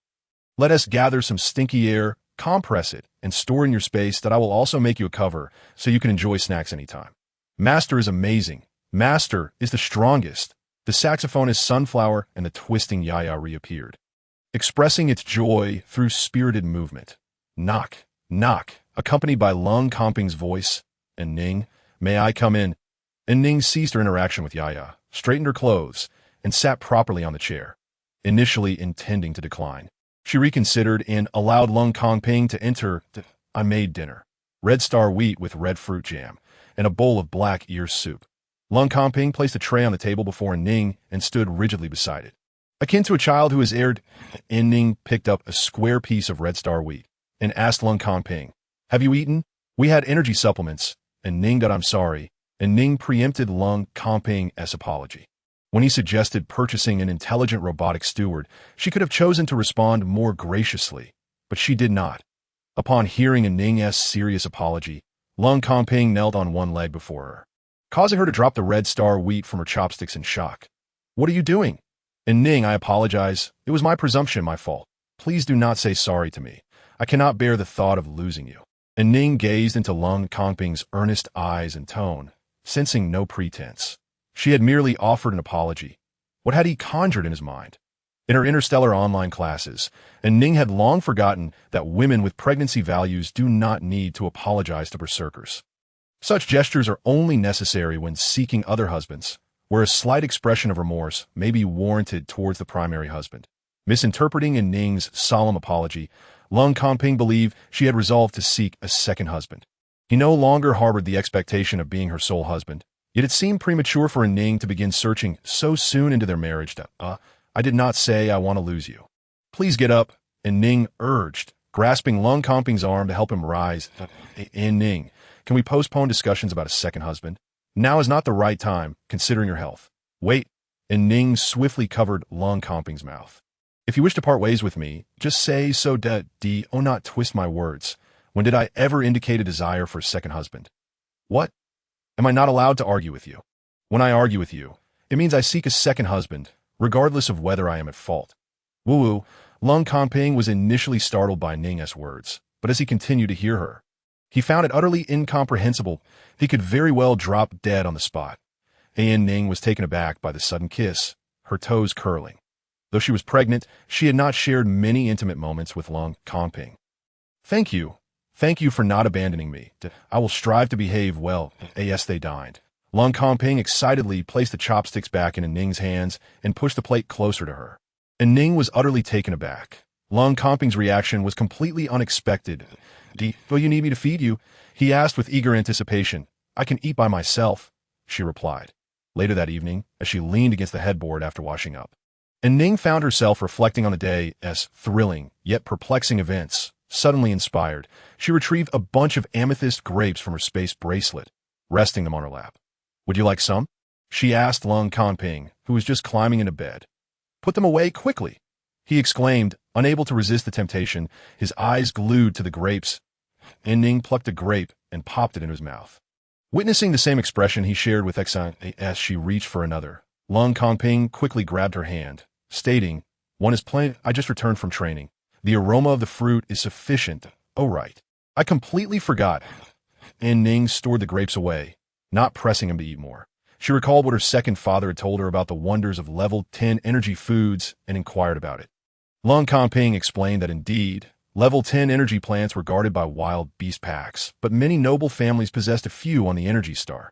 The claims that these plants could increase a woman's fertility or assist berserkers in surpassing level 10 were mere fabrications spread by various families. Why is that? An Ning asked, intrigued. Lung Kongping settled down beside her, explaining that the development and confirmation of a safety star required human presence. The distinction between a safety star and an energy star lay not only in the presence of high walls and a secure habitat, but also in certain energy stars where the ruling family prohibited other combat teams from collecting resources. Such energy stars would have safety zones for the family's activities, yet they could not be classified as safety stars. The criteria for establishing a safety star were strict. First, the safety zone must have been constructed for over a century. Second, it must have successfully repelled large beast waves over 10 times, medium waves over 50, and small waves over 100. Third, the population of berserkers residing there must exceed 5 million, with ordinary citizens surpassing 2 billion. These 3 points were mandatory regulations set by the Star Alliance. An Ning nestled comfortably against Lung Kongping's shoulder. She pondered the myriad benefits of establishing a safety star. Certainly, he replied, smoothing her hair. The establishment of a safety star would ensure stable revenue, as a family's expenses were substantial. Moreover, the interstellar community required more humans. In recent years, the number of highly fertile women had dwindled, and the birth rate of berserkers was declining annually. The hope now rested on ordinary citizens awakening through enhancers, similar to Sun Quan. Lung Kongping tucked the blanket around her more securely and kissed her forehead, stating that each new safety star created a secure environment where ordinary people could thrive. Sleep now. You've had a long day. Listening to the rhythmic sound of his breathing, An Ning reflected on his words, feeling a sense of unease. Just as she began to delve deeper into her thoughts, fatigue overwhelmed her, and her eyelids grew heavy. Rest assured, I will keep watch over you, Lung Kongping murmured, holding her tightly. Throughout the night, he remained awake, replaying the day's events in his mind. The next morning, An Ning awoke early, expecting to find Lung Kongping beside her, only to discover the bed empty and the house eerily silent. She wandered through the upper and lower floors, finding no one. Just as she was about to communicate with someone, she noticed something odd about the living room window. Upon closer inspection, she realized it wasn't transparent, but rather a projection of a beautiful landscape. Could it be raining outside? She pondered, deciding to head to the kitchen. Upon entering, she discovered Red Star grain soaking in water, clearly a low-level energy vegetable purchase from the Star Network. It appeared that Red Star grain would become her staple food, filling yet low in energy. Although her homegrown vegetables were currently unsuitable for consumption, she craved something delicious. She rummaged through the kitchen, and Ning stumbled upon a large box of eggs, resembling those of the fierce fire chicken. She took out 20, washed them, and soaked them in a mixture of vinegar and water. Then, she utilized a helper robot to cut a large bowl of Red Star grain into dice-sized pieces. After cracking a few eggs and adding salt and a pinch of Sichuan pepper, she whisked the mixture together. While waiting, An Ning prepared salad. After tasting it, she grimaced at the overwhelming flavor of the low-level energy vegetables. The vegetables purchased from the Star Network were small and unappealing, leaving her feeling disheartened that I must rely on my own gardening skills for sustenance, she sighed. After coating the diced Red Star grain in the egg mixture, she arranged them neatly on a baking tray and placed it in the oven. Meanwhile, the eggs had soaked long enough. She removed and dried them for later use. An Ning poured enough salt into the pan to cover the eggs, heating it until the salt turned slightly yellow. Once done, she set aside a large bowl of salt and placed the dried eggs on top, adding spices before finally covering them with the remaining salt. Covering the pot, she started with high heat and then reduced it, removing the lid after half a star's time to allow the salt and eggs to cool naturally. Smells delicious. What are you cooking? A familiar voice grew louder, clearly following the enticing aroma. An Ning glanced at the air circulation system. Realizing it had been turned off, I haven't done anything. I only soaked the Red Star grain. And then it started to rain, she replied, as Shinny pointed out that Cold AO was likely in the kitchen. Cold AO, having just finished a quick wash, rushed to the kitchen, believing he was the first to arrive. To his surprise, he found Lung Kongping, Shinny, and had already gathered around the baking tray, eagerly devouring the roasted Red Star grain. An Ning, they're stealing food, Cold AO exclaimed, noticing An Ning's back as she observed the cooling, salted eggs. Is this how you assist me in plating? An Ning retorted, looking at her two older brothers, Lung Kongping and Wood. Shini playfully nudged Wood. You started it. Wood glanced at Lung Kongping, wiping his mouth. He ate the most. Lung Kongping silently retrieved a large plate to serve the roasted red star grain tea breakfast. An Ning realized the count was off. Only she and the four who had been bustling in and out of the kitchen were present. Where is everyone? Did Sun Quan and Xiao go out to play? Cold AO observed Lung Kongping peeling an egg for An Ning and Wood doing the same for Shini before he took an egg himself. Explaining, the ones following me took Sun Quan and Xiao outside to deal with the mud monsters. ITS their first time eating, so let them have some fun. Ling Qing should be in the Starship docking hall. Darren sent someone to fetch the three who came with him yesterday and deliver the equipment he requested. An Ning set her chopsticks down. Then I'll take out a few eggs for them. Dante. Cold AO's large hands covered the bowl of eggs. Chewing on half an egg, he spoke somewhat mumbled, but An Ning understood. Cold AO indicated that he had plenty of fierce fire chicken eggs and would teach her to make more shortly, urging her not to touch the ones on the table as they would and tea suffice. Uncle AO, the eggs are a bit large, and I didn't tea bake them for long enough. They might not be flavorful enough and could choke you. I want tea choke, Cold AO asserted, stretching his neck to swallow the half egg with determination. Just right. Kongping, pour me a glass of water. An Ning abandoned her idea of saving eggs for Sun Quan and the others. Realizing Cold AO not only loved to eat, but also fiercely guarded his food. After finishing her breakfast of 2 salted fierce fire chicken eggs, a bowl of roasted red star grain, and a bit of vegetable salad, she felt somewhat satisfied but still hungry. Having concluded her meal, An Ning entered the kitchen and sliced a level 10 golden fruit, resembling a pear from the blue star, crisp and juicy. After indulging in a small piece to satisfy her cravings, she carried the plate to the sofa, waiting for the berserkers to finish their eggs before joining her for fruit. Just as she opened the Star Network Mall to purchase some items, a video call from Xiao came through. Boss, have you ever seen a mud monster? An Ning enlarged the screen, trying to locate Xiao among the mass of black mud. Boss, I'm here. A bright smile revealed Xiao's white teeth, allowing An Ning to spot him. Where are you? Whereas Sun Quan. The image shook, making it hard for An Ning to focus. That I'm right here, boss, Xiao exclaimed, a muddy black head peeking out behind him. Ah, there's Sun Quan too, An Ning noted, spotting him as well. Aren't you supposed to be dealing with mud monsters? Why are you both wallowing in mud instead? An Ning listened to the commotion on Xiao's end, inadvertently raising her voice. Boss, we're catching mud monsters. It's so much fun. Xiao shouted excitedly at the camera, then turned the lens to show An Ning the surroundings, where numerous berserkers were bent over in the mud, grasping at something. Due to Xiao and Sun Quan's short stature, they appeared as if they were entirely submerged in the mire. Boss, let me show you the mud monster. It looks quite peculiar. Xiao's intention for the video call was solely to showcase the mud monster to An Ning. After exchanging pleasantries, he immediately instructed Sun Quan to use vines to pull out a mud monster about the length of an adult's forearm. An Ning leaned closer to the virtual screen, feeling that the mud monster looked somewhat familiar. The rain has stopped for them. How did these two get so dirty? Shinier stood behind An Ning on the sofa. Xiao, use 2 water balls to wash yourselves off. I can't see you anymore. Okay. Xiao conjured 2 large water balls, washing away the mud from his and Sun Quan's heads while also cleansing the mud monster entangled in the vines, as the true form of the mud monster was revealed. An Ning stood up. Hey, An Ning, you stay there. No need to make room for me, Lung Ao said, rubbing his belly as he sat comfortably on the single sofa. I had a delightful breakfast, and there's still fruit.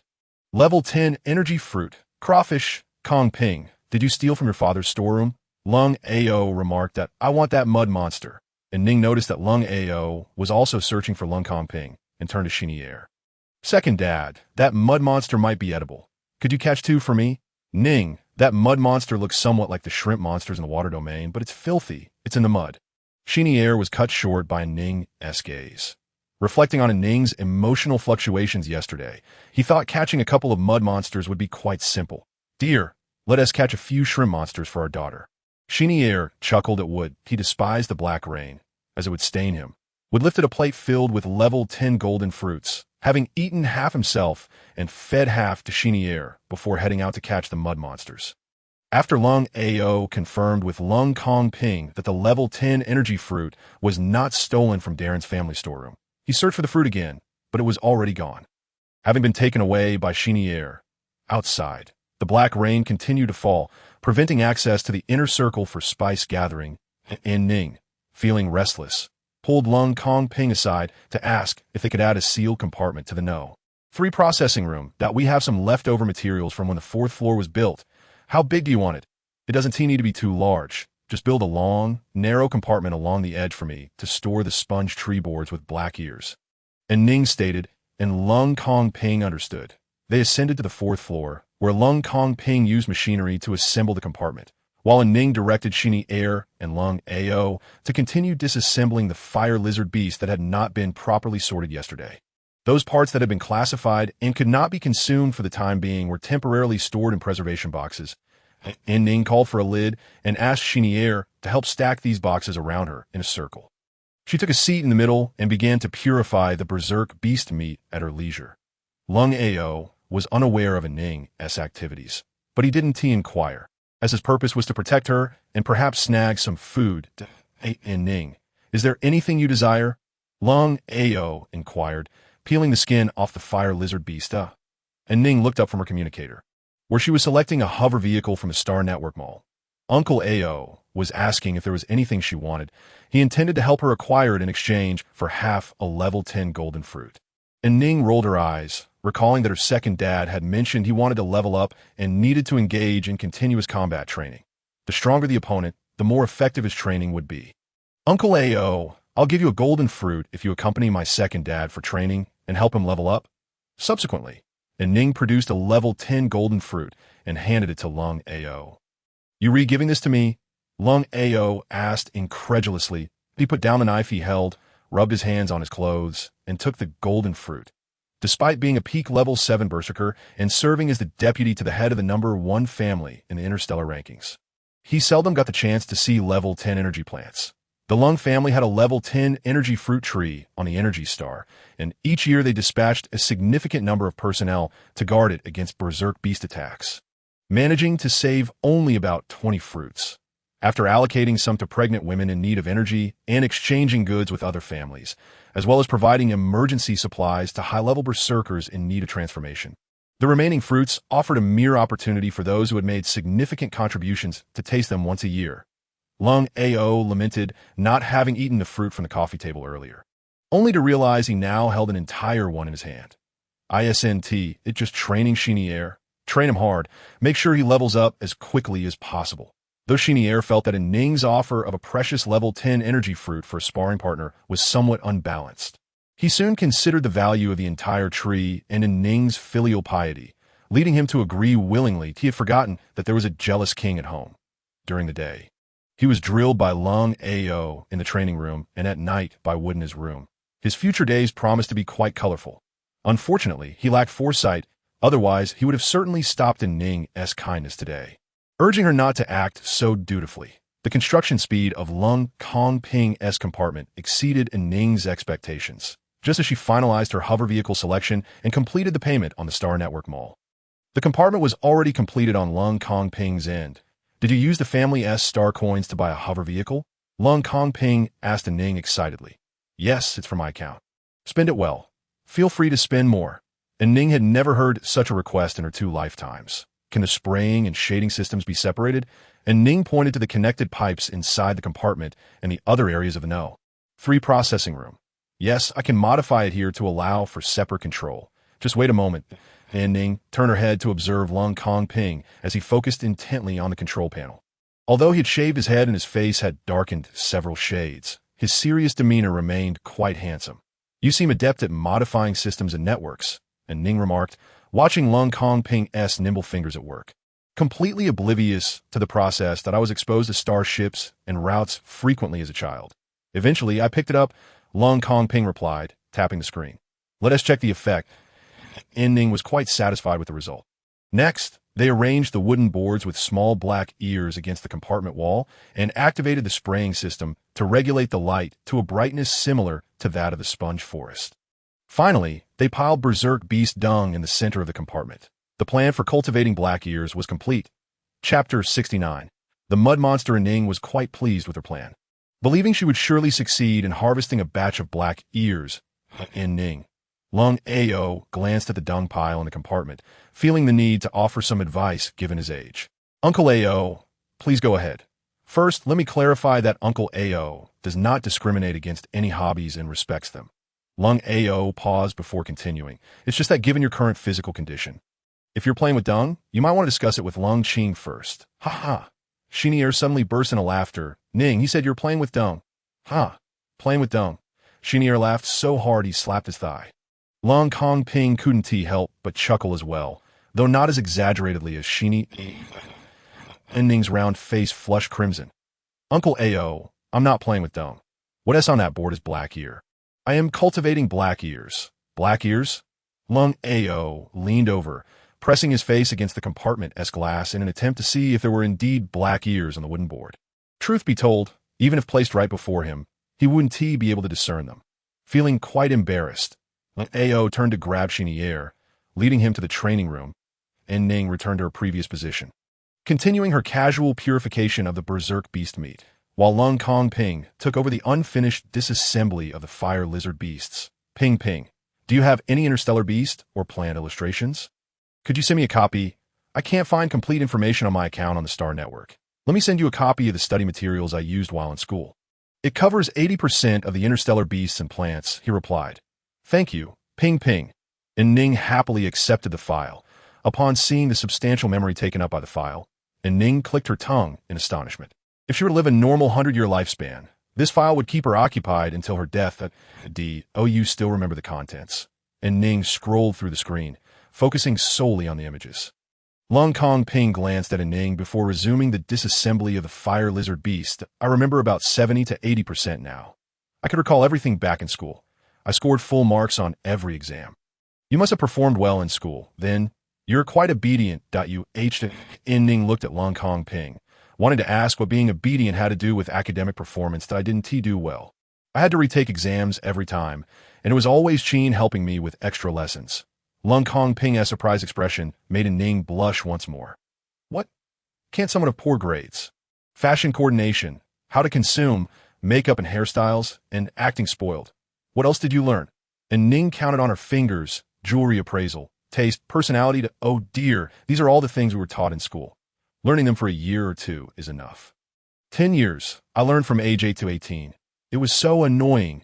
Lung Kong Ping touched his nose, recalling that he also had courses in women's fashion coordination and beauty in his elective classes, where he scored full marks as well, though he didn't dare to mention it. Enough about me.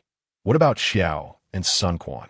They train with the combat team during the day and attend online classes at night. Is that the case for everyone? An Ning asked curiously, knowing she would likely have a boy in her womb and want to learn more about early on. Young berserkers are required to attend school during the cold and hot seasons if they have not joined a combat team. Spending most of their time training at school, they begin classes at age 5 and typically graduate at 30. Those with vocational directions, like Sally, who studies potions, usually graduate around 45 to 50. Kong Ping played with a flower knife in hand. However, for individuals like Mei Luo and myself, who have an abundance of berserkers at home, we primarily train at home, attending theoretical classes online.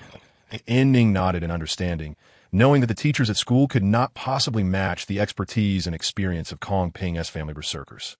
In the processing room number 3, one of them sat on the Star Network shopping, while the other sliced up a beast, engaged in their respective tasks, sharing their experiences in a warm and harmonious atmosphere. After spending the entire morning, Kong Ping completed the dismemberment of all the beasts he had caught. An Ning also acquired a plethora of items online, including things for an unborn child, her own needs, as well as hair growth serum and hats necessary for Kong Ping.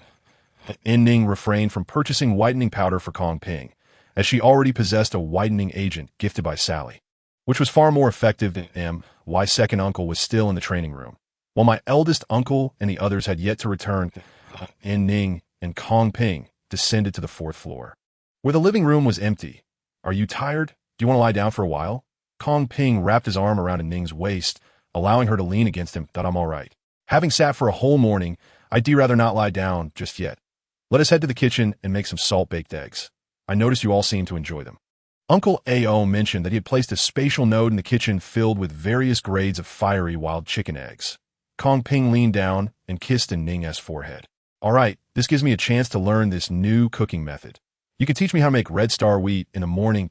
As the couple walked hand in hand towards the kitchen, a voice prompt sounded at the door, followed by the entrance of 7 team members, including Wood, Xiao, Sun Quan, Lung Qing, and Lung Ao. They appeared to have been doused by water balloons, thoroughly wet yet not dirty. "Where's your second uncle?" Wood queried Ning, noticing the absence of sheeny air. "He's in the training room. Uncle Ao is giving him special training," and Ning replied obediently. "Special training?" Lung Ao unbuttoned his collar with one hand. He handed a spatial node to An Ning as he approached her, then strode towards the training room. Following Wood's gaze, An Ning noticed that her eldest uncle seemed somewhat displeased. "Boss, we've caught a plethora of mud monsters, and the spatial nodes are all filled," Xiao exclaimed, shaking a spatial node in front of An Ning. Sun Quan, not to be outdone, waved his arms even more vigorously. "Droplets flying, boss. I have some too. I got them from other berserkers." All right, I understand. Quickly go wash up and change your clothes. Don't catch a cold." An Ning accepted the spatial nodes from the 2 youngsters, noticing that the 7 team members also held between 2 to 4 spatial nodes, all filled with mud monsters. "How did you catch so many?" An Ning asked in astonishment. The shortest and darkest among the 7, nicknamed the Bold Berserker, collected the spatial nodes from his comrades and grinned at An Ning. "Madam Lum, Mr. Kyle said you wanted mud monsters, so we caught some extra." "Thank you, but you don't need to use titles," An Ning replied. "Just hand them over." A large hand reached out and took the spatial node from the Bold Berserker. "You all go tidy up. Later, help with processing the mud monsters." Okay, came the response. Kong Ping shot a glare at the Bold Berserker, took An Ning's hand, and called Lung Qing to head to the multimedia room on the same floor. "What do they clean up?" An Ning wondered, unsure of where these people resided. "Outside. Temporary housing had been set up. Why were they so concerned about them?" Kong Ping squeezed An Ning's hand slightly. An Ning tossed aside the spatial node that Xiao had given her. "They caught mud monsters for me. I've prepared a partition in processing room number 3 for you. You're right." Kong Ping acknowledged. Lung Qing followed behind, sneering, childish. In the multimedia room, Lung Qing fitted An Ning with a monitoring device while providing medical advice. "You are carrying twins. In addition to strictly controlling your diet, you must also manage your emotions, minimizing their influence on the fetuses. Whenever you sense emotional instability, whether it be anger, sadness, or excitement, remind yourself to keep it in check." An Ning nodded in agreement. After adjusting the device to display data on the communicator, Lung Qing explained to An Ning which values to monitor. While An Ning focused on studying the small monitoring device on the communicator, Lung Qing called Kong Ping aside. "From now on, you cannot leave your wife's side. If you notice any emotional disturbances, you must immediately guide or control her. I'll leave you some medication, to be used only in dire circumstances." Seeing that Kong Ping understood, Lung Qing lowered his voice. "Your father's wife, Nicole, nearly had a miscarriage this morning." Kong Ping, puzzled, inquired whether it was due to her own condition or external interference. Lung Qing shook his head. "I don't know. Her reaction to this pregnancy has been very strange. She has been vomiting continuously. This type of morning sickness was only observed before humanity migrated to this star system. After living here for over 10,000 years, no woman has experienced such symptoms while pregnant." Kong Ping frowned. "What did the director say?" "Reversion." Lung Qing glanced back at Ning, who seemed eager to eavesdrop, pulling Kong Ping further away. "Yet, Nicole lacks primitive human genetic fragments. It's quite peculiar. She keeps insisting that Ning harmed her with poisonous gas, which is why she is sick.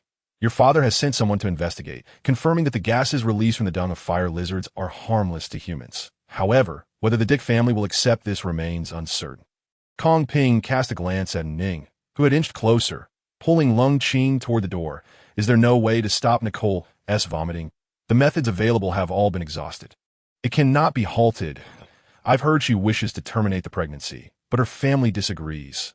Therefore, the events of this morning are uncertain.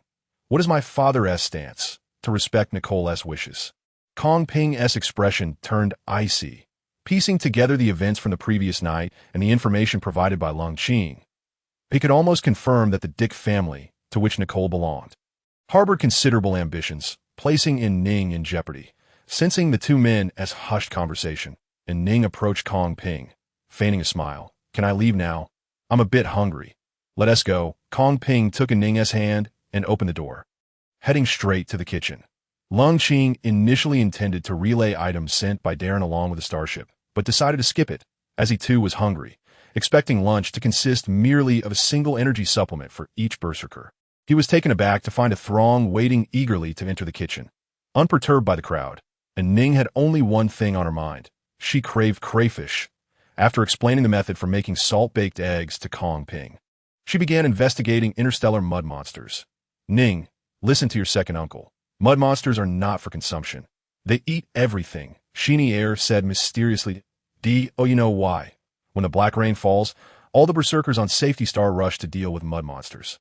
An Ning played along, asking, why is that? They consume the city walls. The walls on the Safety Star are made from the highest grade metal in the galaxy. They dig a hole, and then another. An Ning squatted to observe the mud monsters in the large basin. So, are they exceeding heavy metal standards? Huh. Sheeny Air paused. No, he reached into the basin, pulling out a mud monster to show An Ning. See, they prefer living in mud. They don't taste good. Dad. An Ning called out to Wood with a hint of desperation. Wood knelt down. If the child wants to give it a try, let her. But her current condition, she is perfectly healthy. Ning. Tell your uncle how to handle it. An Ning beamed. She was uncertain whether the mud monsters resembling crayfish were edible. The shells were too thick for her to discern the distribution of the violent factors inside. She would need to peel them, remove the heads and tails, and inspect the meat. If they're edible. Dad, you should test it with the device. The meat must be safe. After peeling several mud monsters, she confirmed that all were indeed edible. An Ning had discovered a second type of beast in the galaxy that required no purification for female consumption and could be eaten directly. With plenty available, they took advantage of the situation, each sharing some mud monsters, sitting together to peel the heads and tails. An Ning decided against removing the shells, fearing that cooking the crayfish meat would result in it breaking apart. Kong Ping selected some 5th-grade mud monsters suitable for An Ning to stir-fry separately, while the rest were thrown into a pot for stewing as per tradition. Sheeny Air took the lead in cooking, with An Ning providing guidance. Add plenty of spicy fruit and turmeric. An Ning instructed, utilizing all the spices she had on hand, then stir-frying over high heat before simmering on medium. An Ning prepared a small pot of rice on the side, intending to enjoy it secretly.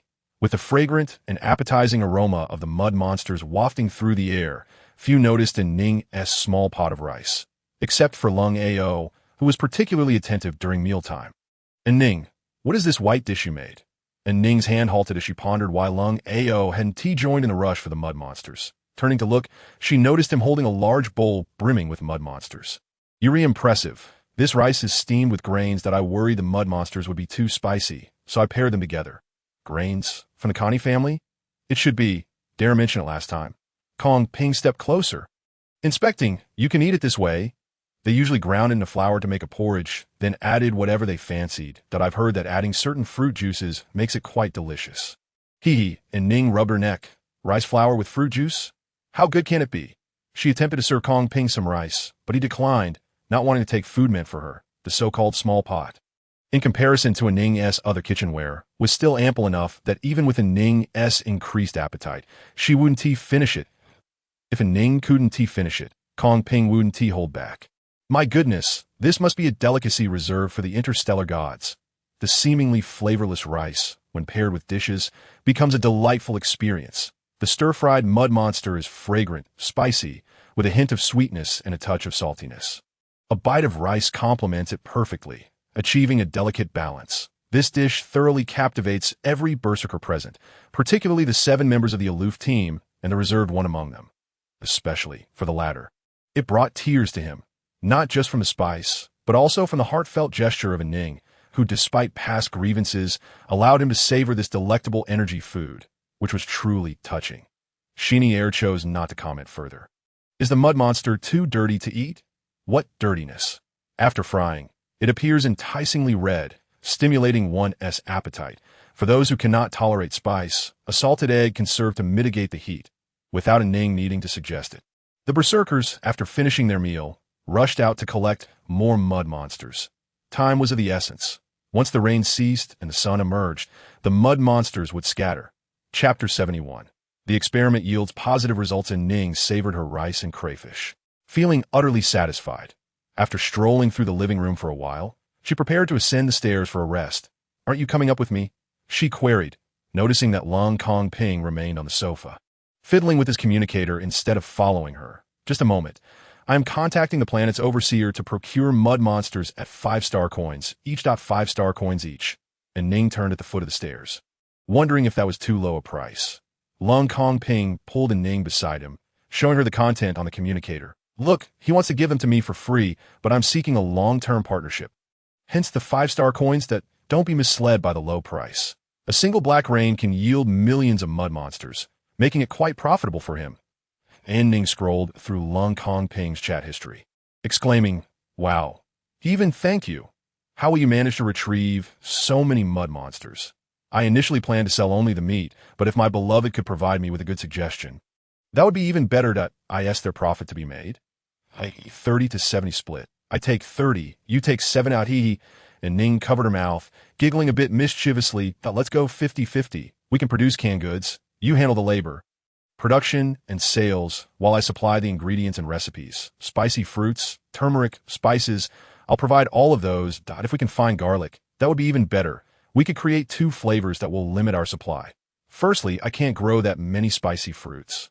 And secondly, to maintain an air of mystery, we want to let buyers know what kind of berserker meat this is that will secretly profit in star coins." Lung Kong Ping smiled widely at An Ning's financial enthusiasm. "How adorable you are." An Ning, however, was merely daydreaming.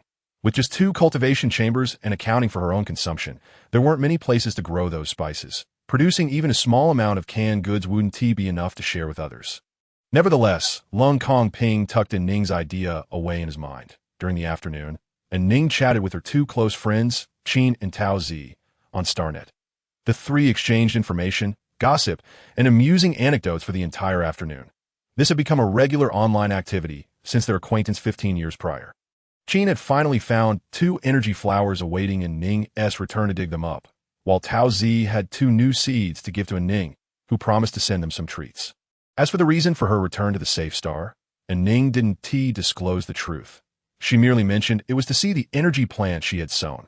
Her 3 berserker family members had repeatedly cautioned her not to tell anyone about her pregnancy, advising her to keep it a secret for as long as possible.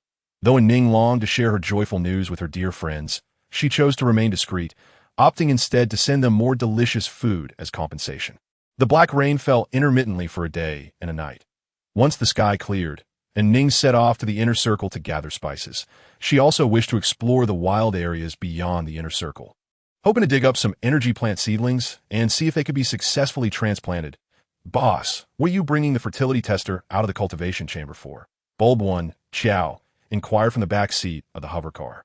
"I have a small experiment I've been unable to conduct due to insufficient conditions. This opportunity is just right. Can I participate in the experiment?" Chow leaned forward, asking again. "Of course." "Hey, Lung Kong Ping, could you drive more steadily?" Chow's head got stuck. Lung Kong Ping dared not express his irritation and adjusted the hovercar's angle. They had planned for him to teach An Ning how to drive the hovercar today. But those 2 troublesome kids had other ideas. Bulb 2, Sun Quan, also wanted to ask if he could join the experiment, but he chose silence upon seeing Lung Kong Ping's expression. Whenever he asked to sleep with his mother, his father wore the same ominous look. The group first landed at the only Chinese tune tree An Ning had seen in the inner circle. The tender shoots were gone, replaced by large leaves. An Ning circled the tree 3 times, finding no flowers. She was unsure whether it was still too early or if this tree simply didn't bloom. "Let us wait a bit longer. Once it flowers and bears fruit, I'll collect seeds. If not, I'll wait for the next harvest season to take some tender branches for cuttings. I asked An Ning here to reminisce about the first time we met." Lung Kong Ping looked up at a branch of the tree, recalling how An Ning had sat there. Huh. An Ning touched her nose, smiling at Lung Kong Ping. "Haha, help me conduct an experiment." She was simply thinking about wanting to eat the tune shoots, not reminiscing about their first meeting. With Lung Kong Ping possessing both gold and fire powers, Lung Qing holding wood abilities, and Lung Ao wielding earth powers, while Qiao had water powers, all elements were gathered.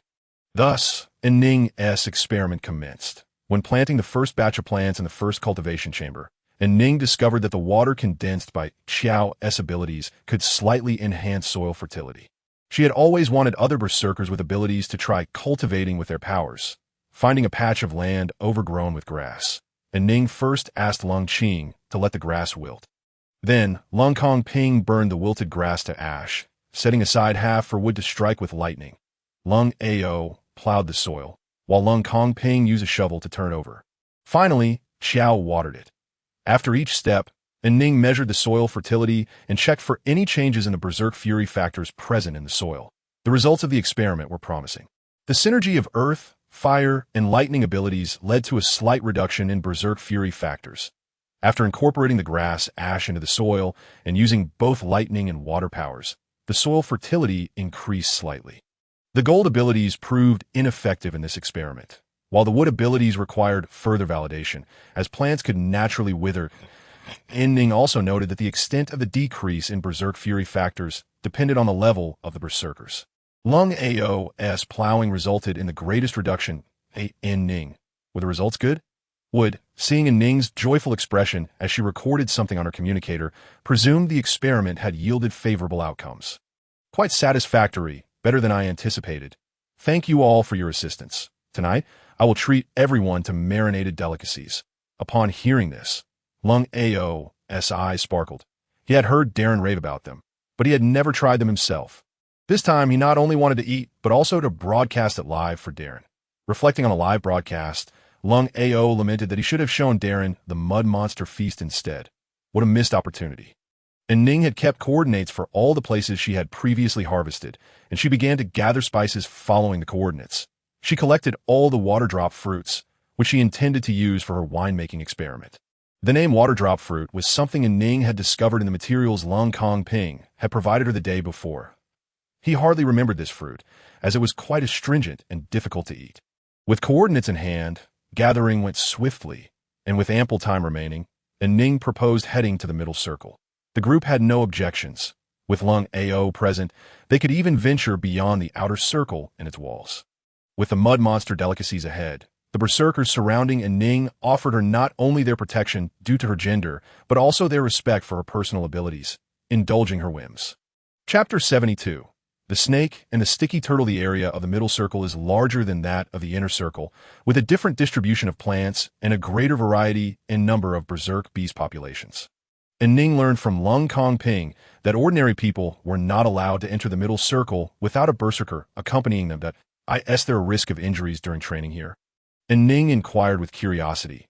Lung Kongping found a clear space and gently descended the hover car. Injuries are inevitable. Deaths are rare. As their instructors leading the training, An Ning awaited the hover car to come to a halt so she could explore. The vehicle suddenly jerked upward. Simultaneously, safety harnesses and leg protectors emerged from the sides and beneath the seat, restraining her tightly. While Lung Kongping controlled the hover car with one hand, he fastened a safety helmet on An Ning with the other. Urging Xiao and Sun Quan in the back to hold on tightly, a sharp turn was made to avoid something that had launched from the ground. Although the two younger berserkers clung tightly, they were still jostled around as the hover car made the quick turn, ending up in a heap. Meanwhile, the plant beside An Ning grew taller and larger, sprouting 4 leaves. The 2 upper leaves clung to the chair's back, while the 2 lower leaves held the pot, as if pulling up their trousers, swaying steadily with the hover car's direction changes. Lung Kongping maneuvered the vehicle, dodging obstacles while ascending. The other hover cars in the group lined up neatly beneath his. Upon opening the doors, excited berserkers reached out to grab whatever was in the An Ning strained her neck to see what they were capturing below, but the safety harness restricted her movements. Once they reached a height Lung Kongping deemed safe, the safety harnesses and leg protectors were finally removed.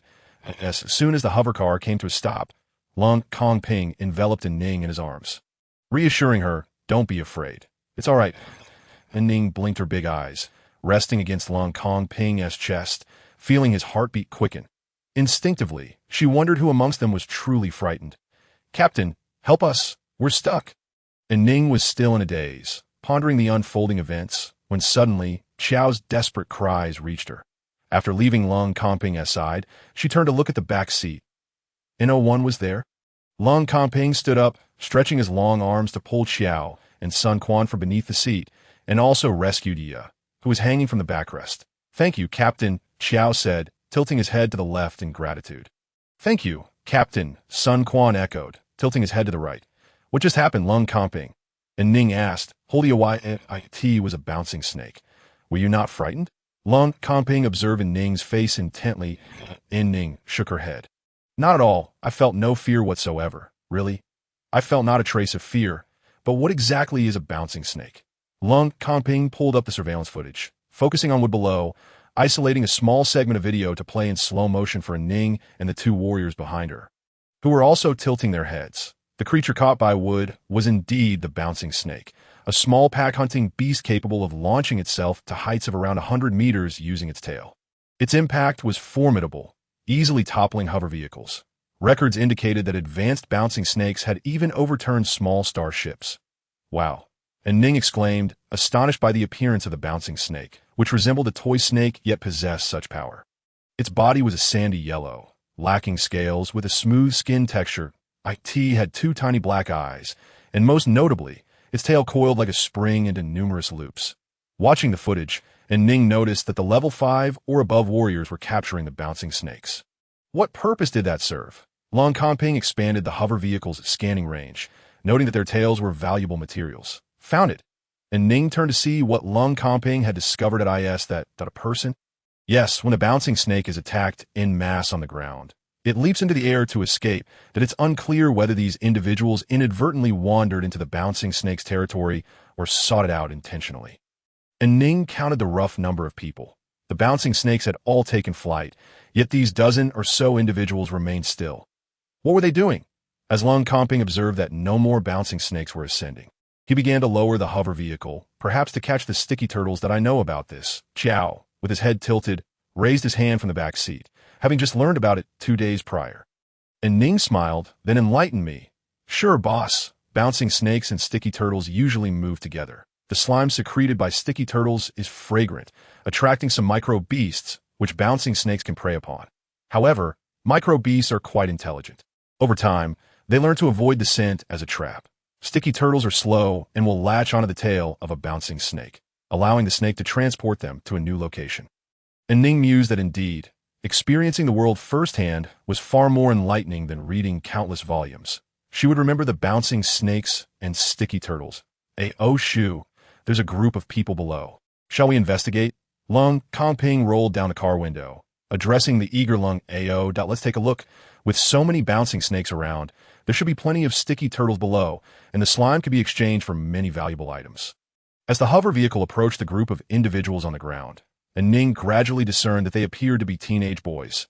Her assumption was correct. These dozen or so stationary warriors were all students. None older than 20, they came from ordinary families with low potential levels. 2 teachers had brought them to the inner circle for exposure, but upon arrival, they had inadvertently wandered into the territory of bouncing snakes and sticky turtles. The students were lucky. The 2 teachers had been knocked out by the leaping bouncing snakes. Interesting, Lung Ao remarked, kicking aside a sticky turtle that attempted to bite him. You all did not attack. How did these bouncing snakes leap? The arrival of powerful warriors relaxed several of the youths, but upon hearing Lung Ao's question, they grew tense, involuntarily glancing in one direction. An Ning followed their gaze to a younger boy. Shorter than the rest, with deep brown hair, me. The boy stammered nervously, clenching his fists. I get tense, and there was no need for him to finish. Everyone understood.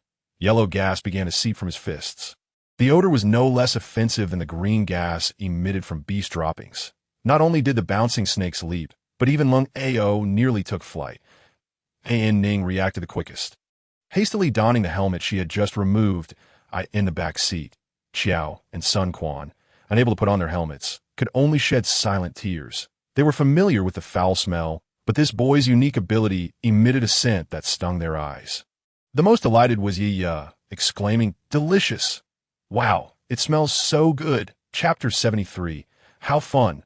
The boy's ability took Lung Kanping and the other warriors by surprise. A warrior from Lung Ao's team, possessing wind abilities, dispersed the gas, allowing everyone to communicate normally. After a brief exchange, the situation became even more absurd. Each of the boys demonstrated powers more surprising than the last. Wind, a gentle breeze. Speed, an unstoppable force requiring interception by the hover vehicle. Light, warm illumination. Transformation, the ability to turn into a blade of grass. Even the well-versed Lung Ao had never encountered such a plethora of non-offensive, peculiar abilities simultaneously. Warriors with such powers found it exceedingly difficult to join combat teams. Thus, these students had banded together, aspiring to form their own combat team. Their teachers disapproved, which was why they had brought them to the inner circle for a glimpse of the world. Coming from ordinary families, with low potential and non-combative abilities, their future paths seemed bleak. Neither Lung Ao nor Lung Kanping would recruit such warriors into their combat teams. They were far more inclined to enlist ordinary individuals who could perform menial tasks for minimal compensation. Lung Qing revived the two teachers who had been knocked out and adjusted the necks of Qiao and Sun Quan. Lung Ao constructed a circle of earthen walls to fend off sticky turtle attacks. You should head back. It's too dangerous for you two to take them with you. After the Black Rain, many beasts would change territories, and the beast distribution on the map was outdated and inaccurate. The two teachers expressed profound gratitude to Lung Ao and the others, acknowledging that had they waited for rescue, several of them might have perished. Before departing, Lung Kanping obtained the contact information of the boy with the stinky ability. An Ning instructed him to follow through. Lung Kanping, could you order a few more gas collectors? Yi seems to enjoy Qi Fei's ability. I suspect other energy plants would appreciate it as well. What if we purchased abilities from him? An Ning's proposal seemed reasonable to Lung Kanping. As long as the price was fair, Qi Fei would likely be willing to sell his abilities. Sticky turtles may be slow, but that didn't mean they lacked offensive capabilities. When close, they would stretch their necks to bite. From a distance, they would shoot earthen spikes as attacks. However, the frequency of their attacks was low, as sticky turtles were also slow to react. Therefore, Lung Kanping and Shun'er accompanied An Ning, wandering outside the sticky turtle territory while the others collected the slime from the turtle shells. Qiao and Sun Quan stayed close to Lung Ao, assisting while learning. Nothing of value here, just a wild vegetable. An Ning, carrying Yi, searched for energy plants as they walked. Encountering energy wild vegetables, she expressed her disdain, unwilling to dig them up. Lung Kanping and Xin'er were undeterred. Taking as many as they could, An Ning resorted to using a laser pointer to indicate the locations of the wild vegetables for Lung Kanping and Xin'er to excavate. There's more here. Over there, right there. An Ning discovered that the energy wild vegetables were almost growing together. This particular patch needed no further direction from her. Lung Kanping conjured a large shovel, directly uprooting all the plants from the ground. While Xin'er sifted through the pile for energy wild vegetables, An Ning thought to herself that she was witnessing the genuine method warriors employed to collect energy plants in the field. It wasn't her responsibility. She merely followed behind Xin'er, playfully kicking at the soil. She then noticed that the ground, once cleared of plants, revealed several small, round holes. The openings were not large and did not appear to conceal formidable beasts. Let us dig. There's nothing else to do. Originally quite brave, An Ning had become even bolder since her pregnancy. She placed a cushion on the ground, using the small shovel that Lung Kanping had previously crafted for her, and began to excavate while seated. Lung Kanping and Xin'er assumed she was merely playing in the dirt and paid her no mind, as they had just passed through the area, following the direction of the holes. An Ning grew more engrossed in her digging. She was curious to discover what creature had made these holes. Tentatively, she guessed it might be ants, worms, or other small animals that typically made such holes. Little did An Ning know, there was another creature that also burrowed underground. Ah, bees! An Ning's reaction was swift, but she was still stung in the face by a tiny beast that suddenly emerged from the soil. Before her cry could fade, Xin'er and Lung Kanping rushed over to Xin'er, scooped An Ning into his arms, and dashed towards the hover vehicle, while Lung Kanping unleashed his fire ability to incinerate the cloud of ground bees that had surged forth.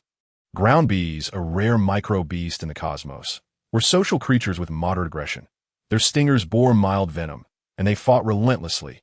They built nests underground, and the honey produced was ranked among the top 30 rare delicacies in the universe. Highly coveted by interstellar women, the appearance of the ground bees thrilled the warriors who had been collecting slime from the sticky turtles. This outing was indeed worthwhile. Within a single morning, they had encountered several valuable items. Warriors with abilities suitable for group attacks utilized their powers, while those less suited relied on weapons. Micro-beasts were unafraid of self-detonation, and unlike other beasts, ground bees fought until the last bee remained. As for being stung by ground bees, the warriors were unconcerned. A single vial of antidote would suffice. Meanwhile, An Ning, seated inside the hover vehicle, attempted to drink the antidote. Now resembling a bee dog, she found it a challenge to open her mouth. Her entire face throbbed, itched, and swelled. Woe is me, woe is me. Without causing any trouble, Ning urged, hurry and drink it, or you won't be able to open your mouth. In a swift motion, Zinnier poured the antidote into An Ning's mouth, just as she managed to part her lips. Ooh, ooh. Lingxing responded, assuring that the children were unaffected, so there was no need for concern. Ooh. They were delighted and would not blame her. There were treasures within the ground bee's nest. This was Zinnier, who had stayed by An Ning's side for 19 years without leaving. Anyone else would likely be baffled by An Ning's muffled cries. Zinnier held An Ning's hands together, gripping one while using the other to message Lingxing. Ooh, ooh, ooh. Even in desperation, she could not let go. Her face itched, but scratching it would ruin her appearance, requiring restoration afterward. An Ning, suffering from her own folly, sat in the hovering vehicle, shaking her head in discomfort. Despite his concern, Zinnier refused to release her. Scratching after being stung by a ground bee was the worst thing one could do. Once the skin was broken, the wound would fester quickly, and although healing was simple, the pain would be endured twice. An Ning unearthed a massive ground bee nest, and only when the berserkers' faces had swollen like steamed buns did they finally eliminate the last ground bee still in combat. Relatively speaking, Long Kanping fared better, with only one side of his face swollen. With a bald head, dark complexion, and a swollen face, Long Kanping was truly a sight to behold. After drinking the antidote, the berserkers joyfully began to excavate the earth. I won't open the door. You go about your business. I'm perfectly fine, An Ning told Long Kanping on the communicator. Let me see you. I can only rest easy if I know you're all right, he coaxed gently. The glass of the hovering vehicle was switched to a privacy mode, preventing him from seeing An Ning inside. That I'll have my second uncle talk to you. I'm doing well. Second uncle, you tell him. You mustn't let him video call. All right, Long Kanping replied. Ning is doing well. She'll be out soon. You should hurry along. While Zinnier publicly stood by An Ning's side, he secretly documented the process of her swelling from its peak to its current state and shared the photos with his group, which included Wood and Long Kanping. How amusing it was. Chapter 74. Is it really necessary to be so cautious around her? An Ning remained unaware that she had been unwittingly trapped by her second uncle. She waited until her face had entirely deflated before exiting the hovering vehicle, looking quite lovely to make tea that moment. The site where An Ning had been digging had transformed into a large pit, with the enormous ground bee nest lying just beneath. Even with a swollen face, Long Ao's smile was evident. He was using his abilities to remove the soil surrounding the nest, preparing to extract the massive hive in one go. Nearby, two smaller hives had already been brought to the surface, where Long Kanping and Lingxing were busy harvesting honey from the ground bee nest. An Ning approached to observe closely. One of the items, presumably crafted by Long Kanping, was a rotating metallic cylinder. The honeycombs were divided into smaller portions and secured in the center of the barrel. Long Kanping rotated the barrel, while Lingxing held a transparent container to catch the flowing honey. The honey that poured out was not golden, but red. An Ning watched their careful operations without interrupting, glancing around until she spotted discarded bee nests containing bee pupae. Surely, the pupae were edible. An Ning hesitated to take a pupae and test its edibility with her abilities, so she called out towards the left front. Elder uncle, come here. Wood and the other berserkers were foraging for energy vegetables among the uprooted grass. When Wood approached, An Ning couldn't help but chuckle a few times. She had laughed enough inside the hovering vehicle. But seeing Wood, usually so gentlemanly, transformed into a bee dog, was simply too amusing. Wood raised a hand to pat An Ning on the head, asking, "What do you want me to do?" Elder uncle, can you use the instrument to check the purity of these bee pupae to see if they are edible? They are not edible. Ground bees are poisonous. Wood did not retrieve the instrument from a space pouch, as no berserkers consume ground bee pupae. Ground bees are toxic, but that doesn't necessarily mean the pupae are. After all, white worms that secrete corrosive slime are also edible, Wood remarked, glancing at Zinnier. He was swayed by the argument. Selecting a pupae, he tested it with the instrument and confirmed it was indeed edible. Let's have Lingxing check for poison. When we return, I'll inform them to be careful not to damage the pupae while cutting. An Ning surveyed her surroundings again, realizing there was nothing she could assist with. It would be best to accompany her second uncle to the side. Second uncle, I'm hungry. Shall we have some fruit? An Ning cheerfully nudged Zinnier's arm with her shoulder. I prepared lunch for you. Don't even think about sneaking a bite. To have prepared lunch so early. You truly are wonderful, second uncle. Zinnier retrieved a lunchbox from his space pouch for An Ning, adding, your elder uncle has already warned me not to be lenient with you. Not only do I have your lunch in my space pouch, but your elder uncle, Long Kanping, and Long Ao also have your lunch. Don't even think about sneaking any. An Ning stood there, momentarily stunned. Is it really necessary to be so cautious around me? She took out a mat, sat cross-legged on the ground, and pondered what delicious dishes to prepare to tempt the few berserkers back home. After collecting the ground bean nest and the adhesive from the tortoise shell, An Ning and her companions set off once more. Upon their return to An Ning's home, everyone was laden with bountiful harvests. 50% goes to the discoverer. That's the rule, since you discovered the ground bees. Naturally, half the honey must be yours. Lung Ao pushed An Ning's share back into the space pouch. Uncle Ao, I discovered the ground bees, but I did not discover so there's no need to give me anything. We are not protecting you without compensation. Anything obtained during the protection must be shared with you. Uncle Ao, Ning would grasp An Ning's sleeve, pulling her arm back as she attempted to reach out again. There are rules among berserkers for distributing resources. You should accept it without worry. Yes, An Ning, you should take it. Uncle Ao hasn't tried marinated delicacies. You should keep an eye on Kongping and ensure he doesn't ruin it. An Ning glanced between Lung Ao and Wood, ultimately accepting the space pouch. She truly did not care to argue. Lung Ao remarked to Wood, Ning does not fight for what she believes is not hers. She fears owing others. Sigh. Lung Ao sighed. She is not suited for life within such a large family. Indeed, I will not allow her to live in a large family, at least not until I reach level 7. Wood turned to Lung Ao and said, I heard Lung Kongping mention that you plan to return, tentatively in 5 days. Rest assured before I leave, I will ensure Zinnier levels up. Wood nodded, as long as you leave. I will feel at ease. Investigations within the Lung family had already commenced, but progress was less than satisfactory. Lung Ao needed to return to oversee matters. After all, he was the deputy of the Star Master and held considerable influence within the Lung family. The marinated dishes served for dinner, reminiscent of the mud monsters, astonished the berserkers who had never tasted them before. Lungqing had already begun devising ways to avoid returning, wishing to remain until An Ning gave birth. If, after the child was born, An Ning still required a family doctor, he could fulfill that role. While preparing the marinated meat, An Ning took half of the level 8 golden sunflower seeds she had previously exchanged from Darren, wrapped them in gauze, and placed them in the marinated pot. Before the meal, An Ning removed the golden sunflower seeds and placed them in the oven. After dinner, everyone retired to rest, and An Ning mysteriously distributed 2 roasted golden sunflower seeds, each to Wood. Zinnier and Lung Kongping. It was not that she was stingy, but the golden sunflower seeds were indeed scarce. Ning, you don't mean for us to plant them, do you? They won't survive. Zinnier attempted to return the dull golden sunflower seeds to An Ning. Second uncle, I can't plant these for you. They are for eating. Give them a try, An Ning replied, holding one in her hand. How do you eat it? Just bite. Zinnier had never seen a golden sunflower before An Ning began planting them and naturally had no idea how to consume them.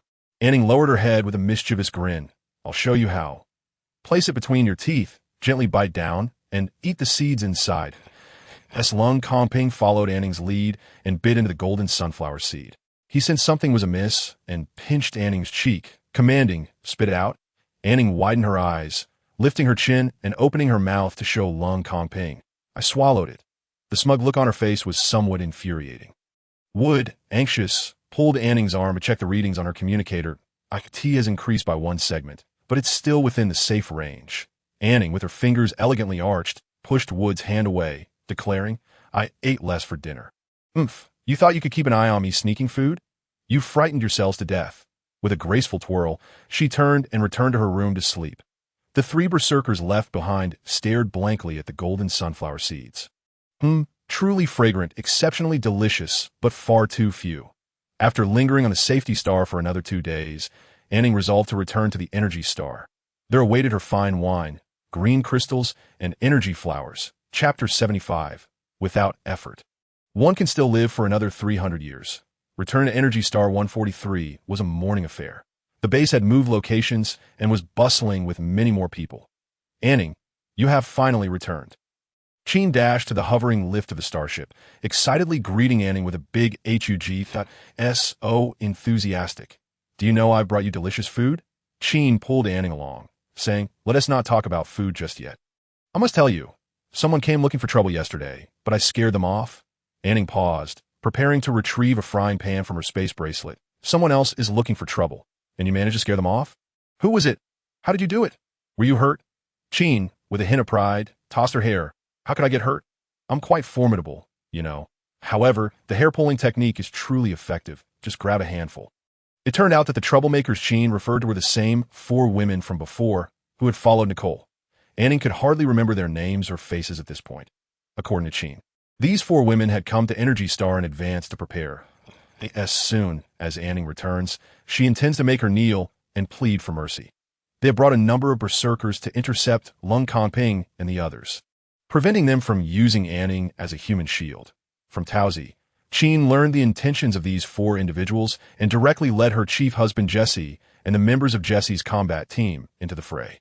Following your advice, I asked Jesse to tie my hair up first. Upon entering, I seized a woman's hair and kicked her thigh with force. Weren't they intending to kick me? I kicked them first. What a thrill.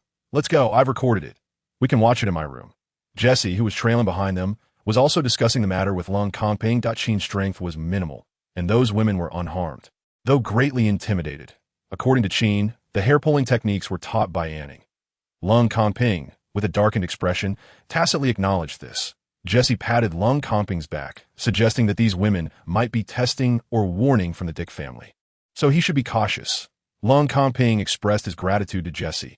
Without Jesse's support, Chin would not have been able to disrupt the actions of those women. How many times had he been warned to be careful? Did they truly believe he had only this combat team at his disposal? After witnessing Chin's prowess, An Ning praised her, encouraging her to practice diligently and strive to take on 10 opponents in the future. After leaving some stir-fried mud monsters for Chin and teaching her how to consume them, An Ning departed to check on her green powder grape wine. You are waiting for me? Then you can help me carry this. As An Ning exited Chin's room, she spotted Lung Kanping waiting for her. He handed her a cage containing 10 4-eared, long-haired rabbits, which she had asked Chin to care for during her departure from Energy Star a few days prior. Did Chin tell you? Yes, she even showed me a video. Those women were no match at all. An Ning frowned. Their actions were indeed juvenile. What was the use of bringing more berserkers with Uncle Ao's earthen wall? No one could touch me, right? Lung Kanping wrapped his arm around An Ning's shoulders, explaining that berserkers do not involve themselves in conflicts among women, and not every berserker would willingly protect a woman unrelated to them, especially the senior berserkers. An Ning suddenly understood. Did they think Uncle Ao was protecting her merely because she had become a special planting master for the Lung family, acting on orders rather than out of genuine concern? Nearly, Lung Kanping replied, Darren recently released information indicating you were appointed as a regular planting master for the Lung family, not a special invitation. Moreover, the Red Star wheat and golden sunflowers you sold him have been kept under wraps. No one outside has seen the energy plants you cultivate, nor do they know your planting proficiency. This is also an attempt to gauge the Lung family's reaction and assess your value. Lung Kanping did not mention that An Ning's potential was rated at 1, having lost its maximum value. Thus, Lung Ao accompanied An Ning, as the outside world sought to uncover the true reason. Additionally, with Nicole's false accusations against her, her father would clear her name after investigation that it seemed not only the Dick family, but others also sought to test her while probing into her standing within the Lung family. Through her conversation with Lung Kanping, An Ning learned that the internal dynamics of the Lung family were not as harmonious and united as they appeared to outsiders. Darren, previously the most favored successor of the Lung family, despite his surname Martin, had become increasingly opposed due to his deep feelings for his deceased wife that he had not remarried and had meticulously compiled videos and memories of her life, creating a digital companion to keep him company. Such berserkers lacked reason and descendants, and opposition to Darren's succession was steadily growing. Lung Kanping did not wish to involve himself in family conflicts prematurely. His brother could easily live for another 300 years without effort, affording him ample time to pursue his desires. An Ning struggled to digest this notion of living without effort for 300 more years. If she had a wealthy, powerful, and generous brother who could live such a long life, she would also leave home and explore the world. These ponderous thoughts were momentarily cast aside by An Ning. As the saying goes, there are 1,000 days for a thief, but not 1,000 days for guarding against a thief. As long as the berserkers did not act against her, she feared no number of women. She would simply fight back. An Ning and Lung Kanping returned to their portable residence, where the furnishings remained unchanged, and the 2 large and 2 small metal barrels were still positioned in the corner. Our house was not dismantled during the relocation. It was moved as a whole, Lung Kanping explained, noticing An Ning's confusion. Suddenly, An Ning had an idea. She wondered if her spatial bracelet could accommodate an entire house, that if she could carry a house with her, that would be truly convenient. Lung Ping, I want to check if the green powder grapes have fermented. You can help me taste them to see if their flavor has changed. You want to taste all 4 barrels? Lung Ping confirmed. Yes, Weisstein Lung does not allow me to consume anything too stimulating. If they have fermented and contain alcohol, I cannot drink it either. Otherwise, I would just taste it myself. I'll taste it, Lung Ping said after a moment's thought. Wait for me, I'll step out for a bit. Shortly after, Lung Ping returned with wood, sheeny, and marrow. An Ning, Lung Ao said, you made something delicious again. You are truly amazing, Marrow exclaimed, giving An Ning a thumbs up. I was just wondering when I would be fortunate enough to taste it. And then the captain mentioned you had something good to share. Where is it? An Ning widened her eyes at Lung Ping. Is this how you trick people? Lung Ping replied. One trick is enough. He truly does not want to drink green powder grape juice. Chapter 76. Can it be mass-produced? With everyone gathered, An Ning could only inquire once more if Marrow genuinely wished to taste it. Marrow affirmed that since he had known An Ning, everything she made was delicious. The drinks should be no exception. All right, An Ning said, foregoing further discussion, and first checked the pressure levels in each barrel. She felt slightly disappointed. Only one barrel showed a significant increase in pressure, while the other 3 exhibited only slight changes. She opened a small barrel. It did not emit the anticipated explosive sourness, though the acidity was still notable. Grape skins floated on the surface, and An Ning used a spoon to push them aside. Noticing no bubbles, she scooped out a small amount. Let me go first, An Ning. Marrow volunteered, eager to be the first taster. In truth, Marrow would have been the first regardless of his eagerness. The others knew exactly what was in the barrels. They certainly did not believe the taste of the green powder grapes would improve once juiced. If Marrow were to witness their reactions after tasting, he would surely run away. Just dip your tongue in a little and taste the flavor. An Ning reminded him as she handed over the small spoon.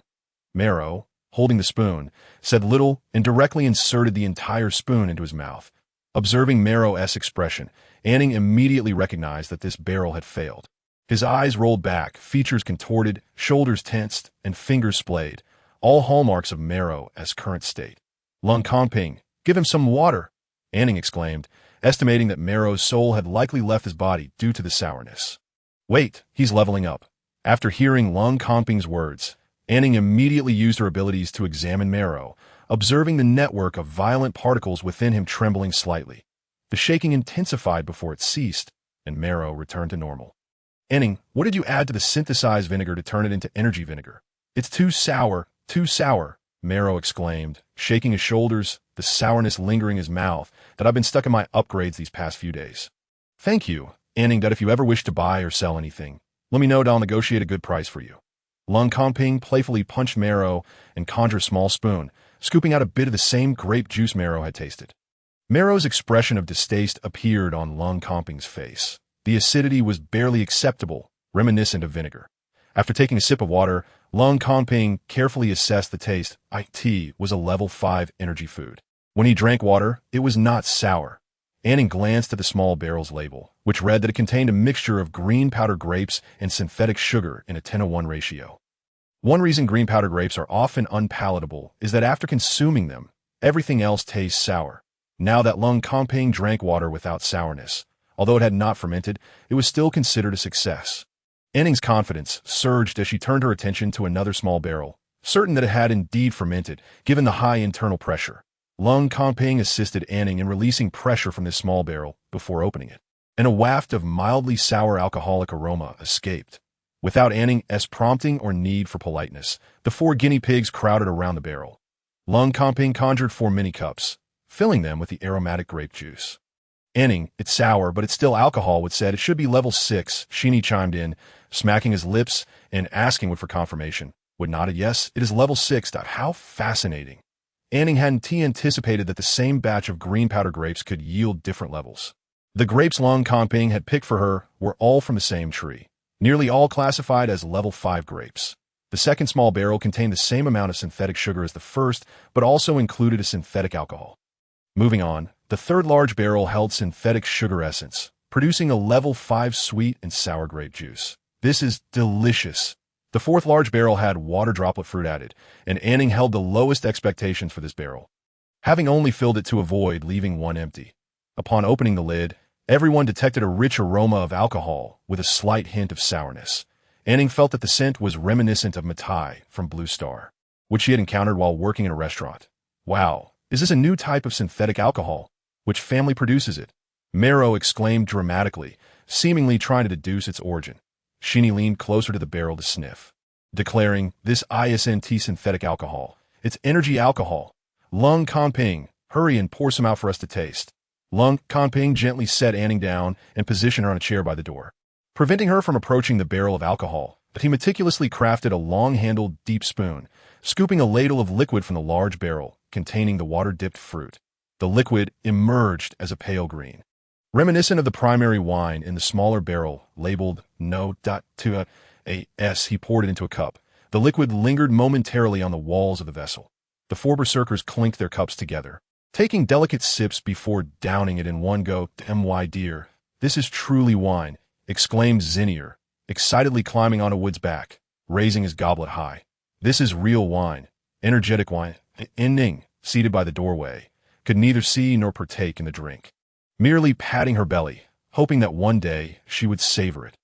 All four experiments with the green powder grapes had succeeded, each yielding distinct results, much to her surprise and delight, given the short fermentation time.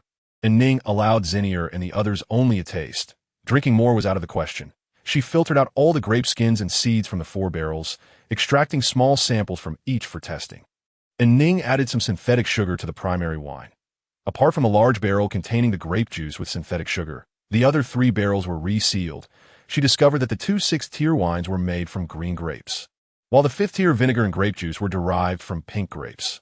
Unbeknownst to An Ning, this might be the reason for the tier differences. Comparative tests would be necessary to confirm. Mero, now devoid of utility, was unceremoniously expelled by Lung Kanping. Should he linger any longer, his ears would surely suffer from Mero's incessant chatter. An Ning had promised to reserve a portion for him, yet he continued to pester, demanding that everyone in the room serve as witnesses. That, am I truly such an untrustworthy person? An Ning pressed her ears and inquired of Lung Kanping. He distrusts me, fearing I might hoard it from him. Lung Kanping replied, taking a seat beside An Ning, facing Wood and Zinnier. "Ning, are those in the barrels made from green powder grapes?" Zinnier finally could not contain his curiosity. He had known this beforehand, but dared not believe it. Indeed, An Ning glanced at the 4 samples set aside on the table, slapping her forehead. "Oh dear, I should have tested them first before letting you taste. What if they were toxic? Where's the medical testing device? Quickly check if there are any health issues." Lung Kanping grasped An Ning's hand reassuringly. "It's fine. The sealed barrels Norton made contain toxicity detectors. If harmful substances are detected inside, the lids won't open."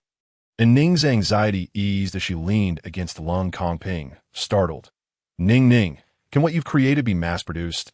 Wood asked, catching Zinnier's hand to prevent him from sneaking off with the wine, his tone serious as he turned to An Ning. Lung Kanping shared the same concern. Having participated in the entire process, he felt confident that mass production would not pose an issue, with ample raw materials at hand. Mass production was certainly feasible.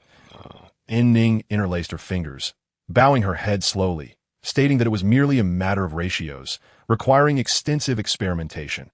"Leave the experiments to me." Lung Kanping tilted his head, observing An Ning's lowered gaze at D. "Oh, you have any reservations?" "Well, I don't have any concerns," just that An Ning glanced at Lung Kanping, then lifted her head, grinning at Wood. "I want to taste that sweet and sour grape juice." Wood, sitting across from An Ning, instantly transformed from anxious to speechless, raising a hand to take away the 4 samples. He intended to deliver them to Lung Qing, with Lung Qing's testing efficiency too slow. Results regarding whether the Earth Bee pupae were safe for pregnant women remained unclear. "Ning, be obedient and refrain from eating or drinking recklessly," Zinnier advised as he stood with Wood. "My dear, let me have half a cup of wine. The remaining half will suffice as a sample, my dear, my dear." And Ning watched as Zinnier clung to Wood's back, the pair heading out. She turned back to smile at Lung Kanping. "That won't do. Wood disagrees, and you yourself said you can't consume stimulating foods or drinks." An Ning imitated Zinnier, leaning on Lung Kanping's shoulder. "Darling, I only want to taste a little." Lung Kanping's Adam's apple bobbed as he turned away. Determined not to be swayed by those large eyes, he affected a stern tone. "No, Qin has found the energy flowers. Go dig them up."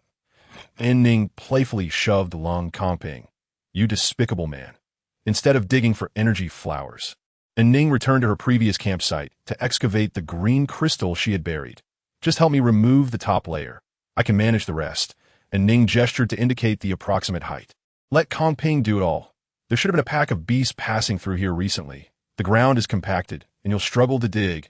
Lung Ao squatted down, brushing the dirt off his hands. Fine then, An Ning acquiesced, joining Lung Ao at his side. She heeded his advice. Lung Kongping began to dig, while Lung Ao struck up a casual conversation with An Ning. Hey, An Ning, when can we drink the wine you've made? An Ning, intrigued, asked how Lung Ao knew that I was planning to surprise you when it was ready for consumption. Lung Ao used his abilities to construct a small house from the earth, while would deliver the samples to Lung Qing. Intending to inquire about the testing results for the earth bee pupae, the wine smells fragrant, yet it has a slightly sour and sweet taste, not spicy at all. Interstellar synthetic wines are typically not smooth. Lung Ao pondered, unable to articulate the sensation. In any case, it's delicious. An Ning produced 2 mats, handing one to Lung Ao while sitting on the other. Have you had any? Good things should be shared. Just leave enough for Lung Qing's testing. Lung Ao began to build the small house. An Ning, you still haven't told Uncle Ao when we can open the barrel for the wine. An Ning touched her ear, estimating perhaps a month or so. However, if Lung Vice Dean's testing results are favorable, we might be able to taste a little daily, observing how the fermentation time affects the wine's flavor and energy level. Her words caused a glint to flash in Lung Ao's eyes. Daily wine. Why return to the Lung family? The higher-ups are not solely dependent on him. If personnel checks take time, then let them. Protecting An Ning is tantamount to safeguarding the 12th direct line of the Lung family. This is paramount. He needed to devise a way to avoid returning. Once the small house was complete, An Ning sketched furniture on her communicator, and Lung Ao used his powers to shape them, placing them inside the house. They were enjoying themselves, leaving Lung Kongping behind, toiling away at the dirt. Lung Kongping was grateful to Lung Ao for not using his powers to assist An Ning in digging. Otherwise, he would have lost this opportunity to showcase his abilities. The hard soil was gradually being unearthed, and An Ning ceased her play with the earthen house, squatting by the pit to watch Lung Kongping toss dirt up. Lung Kongping paused for a moment. An Ning instructed, turning to request Lung Ao's assistance in clearing the previously excavated dirt. You may continue to... An Ning scrutinized the dirt that Lung Kongping continued to throw, noticing a slight reduction in the violent factors. Though only marginally less, she descended into the pit for a closer look, observing that as she neared the green crystal, the violent factors diminished more substantially. Upon unearthing the buried green crystal, Lung Kongping picked up a piece to show An Ning. She placed her hands over her heart, feeling her racing pulse, urging herself to calm down. Lung Kongping, you mentioned that green crystal mines regenerate. How does that happen? As long as there remains a single green crystal in mine, small green crystals will gradually grow around it, and then the small crystals will enlarge, multiplying over time. An Ning raised her hands to cover her mouth. The green crystals thrive by absorbing the violent factors in the soil. She joyfully leaped forward, wrapping her arms around Lung Kongping's neck, exclaiming, "Ah, rice. I'll be able to eat rice with every meal. I can have endless rice, and you'll be able to enjoy rice at every meal too. Wouldn't that make you happy, Lung Kongping?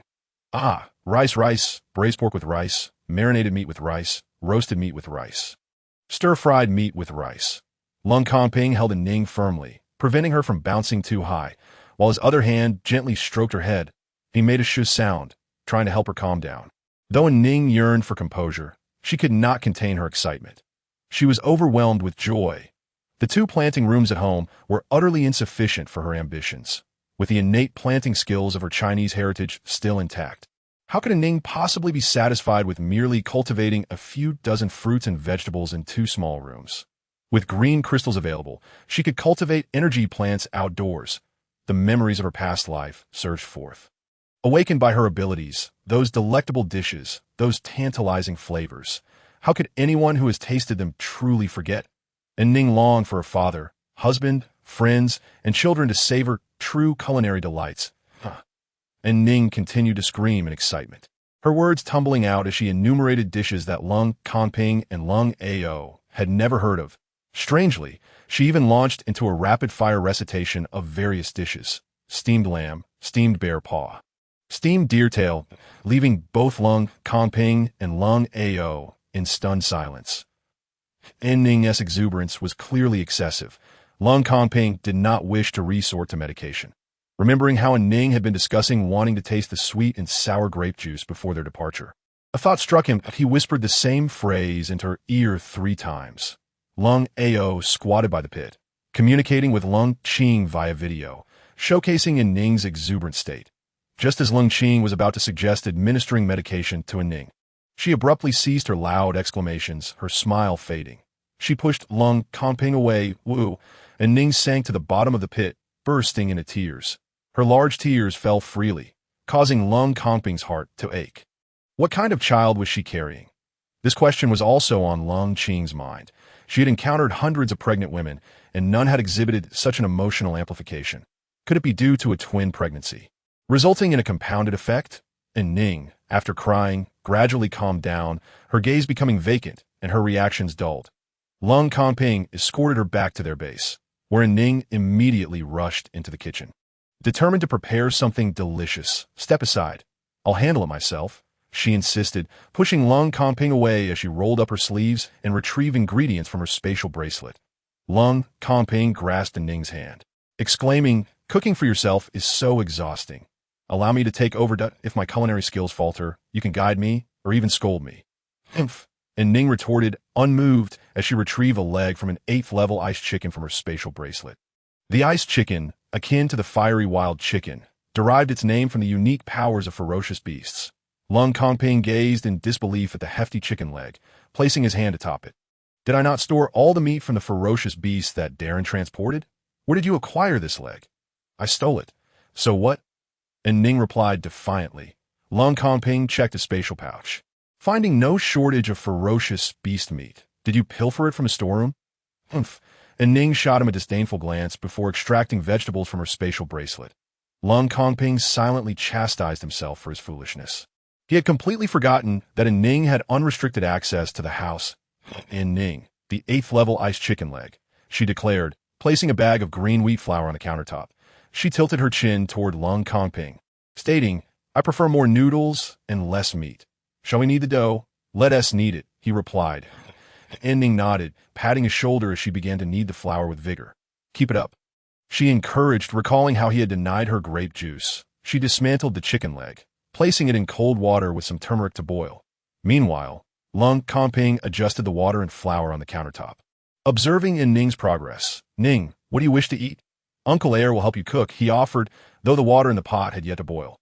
Just then, Shiner received Lung Kongping's notification and rushed in. "I can manage, Uncle Air," An Ning insisted. "That I know, but I noticed you have new ingredients and wanted to learn," Shiner said, positioning herself beside An Ning and naturally nudging her aside. Not only Shiner arrived. The taciturn weapons master, Norton, who had a penchant for cooking, also entered the kitchen as the water began to boil. The kitchen transformed into An Ning's teaching space. Amused by Lung Kongping's struggle with the flour, An Ning chuckled, realizing how well he had recruited external assistance. With the chicken leg blanched, she boiled it again, shredding the meat and allowing the bones to simmer in the pot. She rolled the dough into sheets before cutting it into noodles. The cooked noodles were placed in a large bowl, topped with shredded chicken, a hint of bok choy, and a generous ladle of broth from the chicken bones. At a bowl of chicken noodle soup was completed. An Ning also produced a type of interstellar energy plant, resembling the blue planet's potatoes, called earth egg. She taught Norton how to stir-fry a bowl of spicy and sour earth egg strips. "This soup is exquisite," exclaimed Qin, who, if not holding her bowl, would have hugged An Ning in gratitude. "Delicious as it is, you cannot have more," An Ning retorted, attempting to snatch the bowl from Qin, who deftly dodged her. "I want to eat anymore. I'll just finish the broth," Qin declared. An Ning cast an apologetic glance at Jessie, feeling helpless. Qin had already consumed 2 digestive pills, a feat neither An Ning nor Jessie had witnessed before. After finishing the broth, Qin suppressed a burp, wary of dislodging the noodles. "Would you like another digestive pill?" An Ning inquired of the slumped Qin. Qin waved her hand dismissively. "After that broth, I've lost my appetite. Let us wait a bit." The berserk warriors, seeing that An Ning and Qin had ceased eating, began to dig in earnestly. Seated beside Qin, An Ning too slumped in her chair. "I'll make you something delicious tomorrow." You've devoured 2 large bowls and must be feeling stuffed. Qin gazed enviously at the warriors feasting on the noodles. Whatever you prepare tomorrow, I want to be able to enjoy it. I am heading back to the safety star tonight. That you're leaving right after I return? An Ning asked, surprised. I have no choice. The host is organizing a women's banquet, and I must attend. Qin sighed. An Ning shifted to face Qin. Must you go? Yes. Qin nodded slightly. It's not mandatory, but this banquet is an exchange event. Beyond sharing information, there will be exchanges of seeds, energy plants, and recipes for purifying ferocious beast meat. I want to see if there's anything new. Qin sat upright, her stomach feeling bloated. If I come across interesting seeds or energy plants, I'll send you a video. If you're interested, we can find a way to trade for them. An Ning grasped Qin's sleeve gratefully. Thank you, Qin. You and Taozi always seek to help me find seeds. What is the big deal? If you like them, we'll help you acquire them. Qin replied, swaying her arm in tandem with An Ning. You should attend the alumni gathering. While it may not be as lavish as a banquet, it features many precious energy plant seeds and recipes, along with plenty of intriguing items. By the way, you must nurture the 2 energy flowers I found. Taozi and I are determined to help you turn things around. What do you plan to do? An Ning wondered about her 2 friends' intentions for the energy flowers. It's a secret. If you promise to attend the alumni gathering, I'll tell you right now that I want to go, An Ning declared. It's the alumni meeting on Star Network. Teacher Kelly even asked about you last time. I want to participate in that either. I'd rather explore the underground city. You actually ventured into the underground city filled with berserk warriors? An Ning realized she had let slip too much. Upon learning that An Ning had indeed visited the underground city, she not only lectured her, but also took Lung Kongping to task. It wasn't until she and Jesse began packing to return to the energy star that the conversation ceased. Lung Kongping embraced An Ning, lazily reclining on the bed, remarking that listening to Qin lecture was more exhausting than battling ferocious beasts. Are both your friends like this? He asked. An Ning adjusted herself in his arms, stretching her back. Taozi is different. Qin's behavior has some of my influence. She has been like my second teacher since childhood. To teach me, she studied diligently, consistently ranking first in her classes, and even pleaded with our teachers for me to have extra chances to retake exams. Without her, I surely would not have graduated. An Ning turned on her back, measuring her pregnancy value. When we attended awakening classes, if I was too lazy to go, Qin would record the key points and send them to me. How did the 3 of you meet? Lung Kongping inquired, genuinely curious that it is rare for interstellar women like An Ning, Qin Elliott, and Tian Taozi, who have no familial ties or connections, to maintain over a decade of friendship solely by residing on the same safety star. Chapter 79. Ciao. I soar with the wind. An Ning flipped onto her stomach, using Lung Kongping's arm as a pillow. We met at an amusement park when I was 5 and Qin was 5. Taozi was 4. There was a game we all wanted to play, but only 2 spots remained. Being older, I wanted to let them play, but Qin insisted she had money and frequently visited the amusement park, saying she'd let us play. Taozi, the youngest, insisted we should go first. Recalling that moment brought a smile to An Ning's face as she laughed. In the end, none of us got to play. Then my uncle Air arranged with their fathers to take us out together. After that, we attended the same school, eating, playing, and spending time together. Upon hearing An Ning's story, Lung Kongping reassessed Qin and Tian Taozi's significance in her life. Their bond was even stronger than he had imagined. Hey, An Ning suddenly sat up, realizing, Lung Kongping, I forgot something crucial. What is it? He asked, also sitting up. I must ask you first. When we marry, you gifted me a developing safety star. What does developing mean? Is it habitable? Lung Kongping inquired. Do you remember the 3 conditions for a safety star to be established? An Ning nodded. If it meets one of the conditions, it's considered a developing safety star. The small safety zone on your star has been steadily established for over a century. Pondering for a moment, An Ning questioned, but you mentioned that some families have energy stars with specialties that prevent others from harvesting there. They would establish stable safety zones. Don't their safety zones last over a century? Lung Kongping leaned against the bed's headboard, guiding An Ning closer. Not quite. The small safety zone of a developing safety star is relatively small compared to others. It can accommodate over 100,000 people. In contrast, energy stars can only support a few thousand if expanded sufficiently.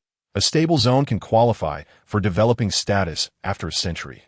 An Ning's excitement surged as she grasped Lung Kongping's hand. So we could potentially live on the star under my name. What makes you want to live on that star? An Ning cupped her hands over Lung Comping's mouth, leaning close to whisper in his ear, "Don't get too excited.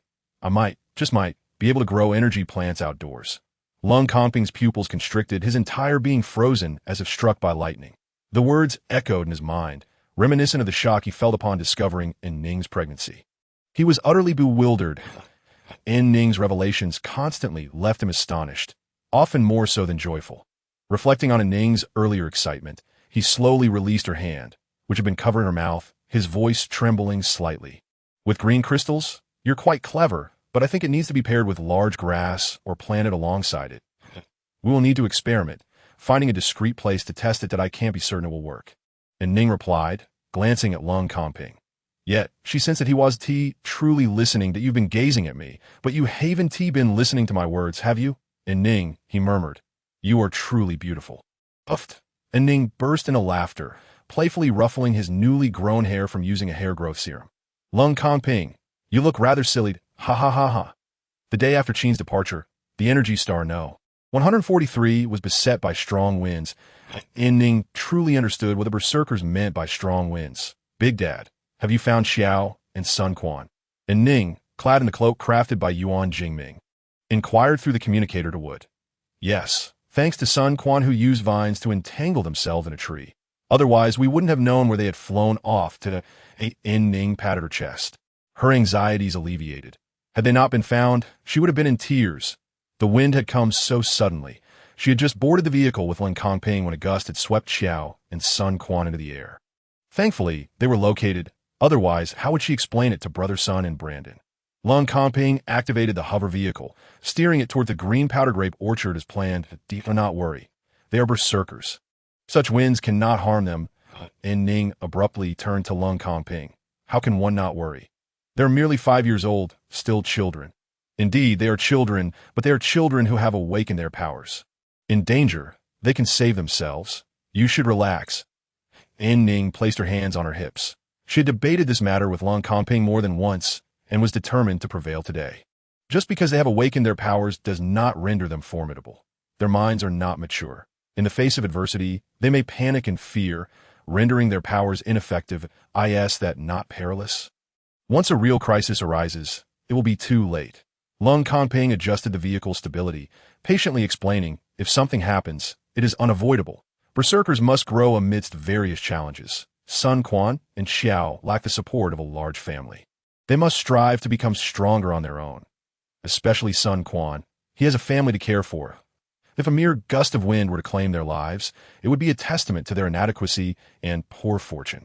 Poor fortune? And Ning's eyes widened. "You berserkers truly are amusing. Children should be strategizing ways to marry high-fertility women, even resorting to polyandry. Upon hearing of anything that can enhance fertility, they would risk their lives for it. Yet when children arrive, you cast them aside, advocating for free-range parenting." An Ning wrapped her cloak tighter around herself, turning her head away from Lung Comping in frustration. Lung Comping cautiously glanced at An Ning, pondering what he had said to provoke her ire. "I did not mean to offend in our youth. We too grew up much like Xiao and Sun Quan. Why brother took me amidst the wild beasts when I was just a year old, to acclimate me. Although Sun Quan became a berserker through awakening agents, his family consists of ordinary people. However, he had tested positive for awakening potential while still in his mother's womb, prompting his family to exhaust their savings for the awakening agent. Moreover, Sun Quan was taken into the inner circle by Sun Jian when he was around 2 years old. Though they're called children, their experiences and knowledge of the wild far exceed An Ning's. Despite several attempts to engage An Ning in conversation, she remained unresponsive. He decided to accelerate the vehicle to reach their destination quickly and seek help from Wood and Sheeny. The green powder grape orchard was as beautiful as An Ning had first seen it. After disembarking and donning her helmet, she noticed the winds had calmed considerably. Boss! Xiao exclaimed as he emerged from Wood's hover vehicle, rushing towards An Ning. "Did you see? I soared with the wind. Wasn't it magnificent? I wonder if I can encounter such winds again. I wish to fly once more." An Ning listened in astonishment as Xiao and Sun Quan excitedly recounted their whimsical adventure of being lifted by the wind. Lung Comping approached Wood and Sheeny, recounting the earlier events in the hover vehicle. An Ning had always been kind-hearted. When watching interstellar movies, While others admired handsome characters or beautiful costumes, she found herself moved to tears by the portrayal of those feigning death. Shini looked towards An Ning, noting, "Children are the most sensitive. Have any of you seen a young berserker so close to a female? After giving birth, An Ning would undoubtedly be reluctant to subject her child to hardships, which poses a challenge. There's no real challenge," Wood interjected. "With so many of us, we can simply borrow the children. One can take turns each day. Once An Ning gets used to it, it will be fine. Now let us go pick grapes." Shini patted his helmet, impressed by Wood's suggestion. Long Comping observed Wood's retreating figure and then glanced at An Ning, realizing they truly resembled a father and daughter. "What are you searching for in the wind? How perilous," An Ning admonished, tapping Qiao's helmet. "Isn't riding in a hover vehicle akin to flying? You feel as free as a flying beast.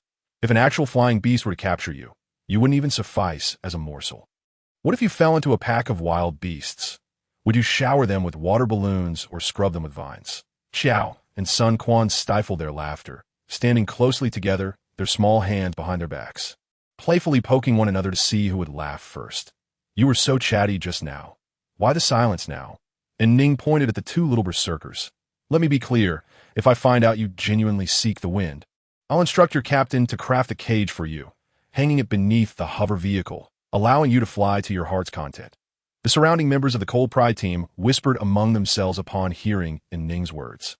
One of them, Coldbold, proposed testing An Ning's method as a way to train the newcomer's courage. Others suggested that a cage might be too conservative. They could use a chain connecting to a platform for standing.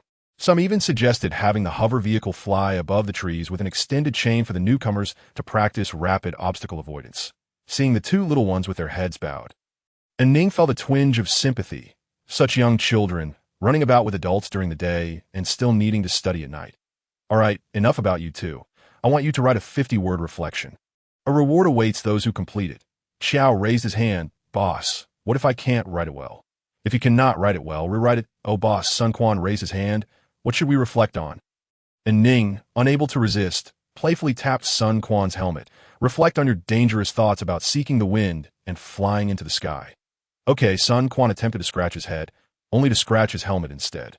He exchanged glances with Qiao, thinking they should acquiesce to the boss's request, even if they were uncertain how to proceed. Lung Kongping, who had observed the entire exchange, walked over to An Ning and took her hand. An Ning initially intended to withdraw her hand but reconsidered. After all, they came from different worlds, with differing ideologies that would take time to reconcile. Yet, upon further reflection, she realized she hadn't won their debate, which irked her slightly. Due to Lung Qing's insistence that Cold AO deliver the grape wine testing results within 3 days, An Ning temporarily refrained from excavating the energy flower she had found. During her return to Safe Star, she had discovered some energy plant seedlings within the inner circle, but none had successfully taken root. This time, she wished to enlist the help of the berserkers to see if they could achieve successful transplantation. Since only Cold Qing possessed high wood-based abilities, An Ning had to wait for him to be available. As they entered the green powder grape orchard, the winds had calmed even further. Lung Comping accompanied An Ning as they sat beneath a tree while the others gathered grapes. "Where has Cold AO gone?" An Ning inquired of Lung Comping. Cold AO had driven the hover vehicle away in haste after confirming the green powder grape orchard posed no danger, stating he needed to broadcast the feeding grounds of the fire lizard beasts. "I wonder who he is broadcasting for. Let us seek out Cold AO, then. We can have you mark some energy would." An Ning shook Ya's pot, and Ya's leaves swayed in response. Lung Comping pinched one of Ya's leaves to still it, noting that the energy wood collected this time would suffice for 3 cold seasons and could even be sold. The planet was beginning to experience strong winds, and in about 20 days, rain would fall, signaling their return. "Why?" An Ning asked, puzzled. She wished to explore further. During the rain, the fire lizard beasts become agitated, their attack power exponentially increasing. Additionally, the various combat teams will be nearing the end of their collection efforts. The energy plant from prominent families and the purified wild beast meat will flood the market. At that point, we will need to begin trading or exchanging supplies. Understanding dawned on An Ning as she reflected on Qin's family hosting gatherings, likely to facilitate internal communication in preparation for the upcoming exchanges. "Does your combat team have anything to sell?" An Ning was curious.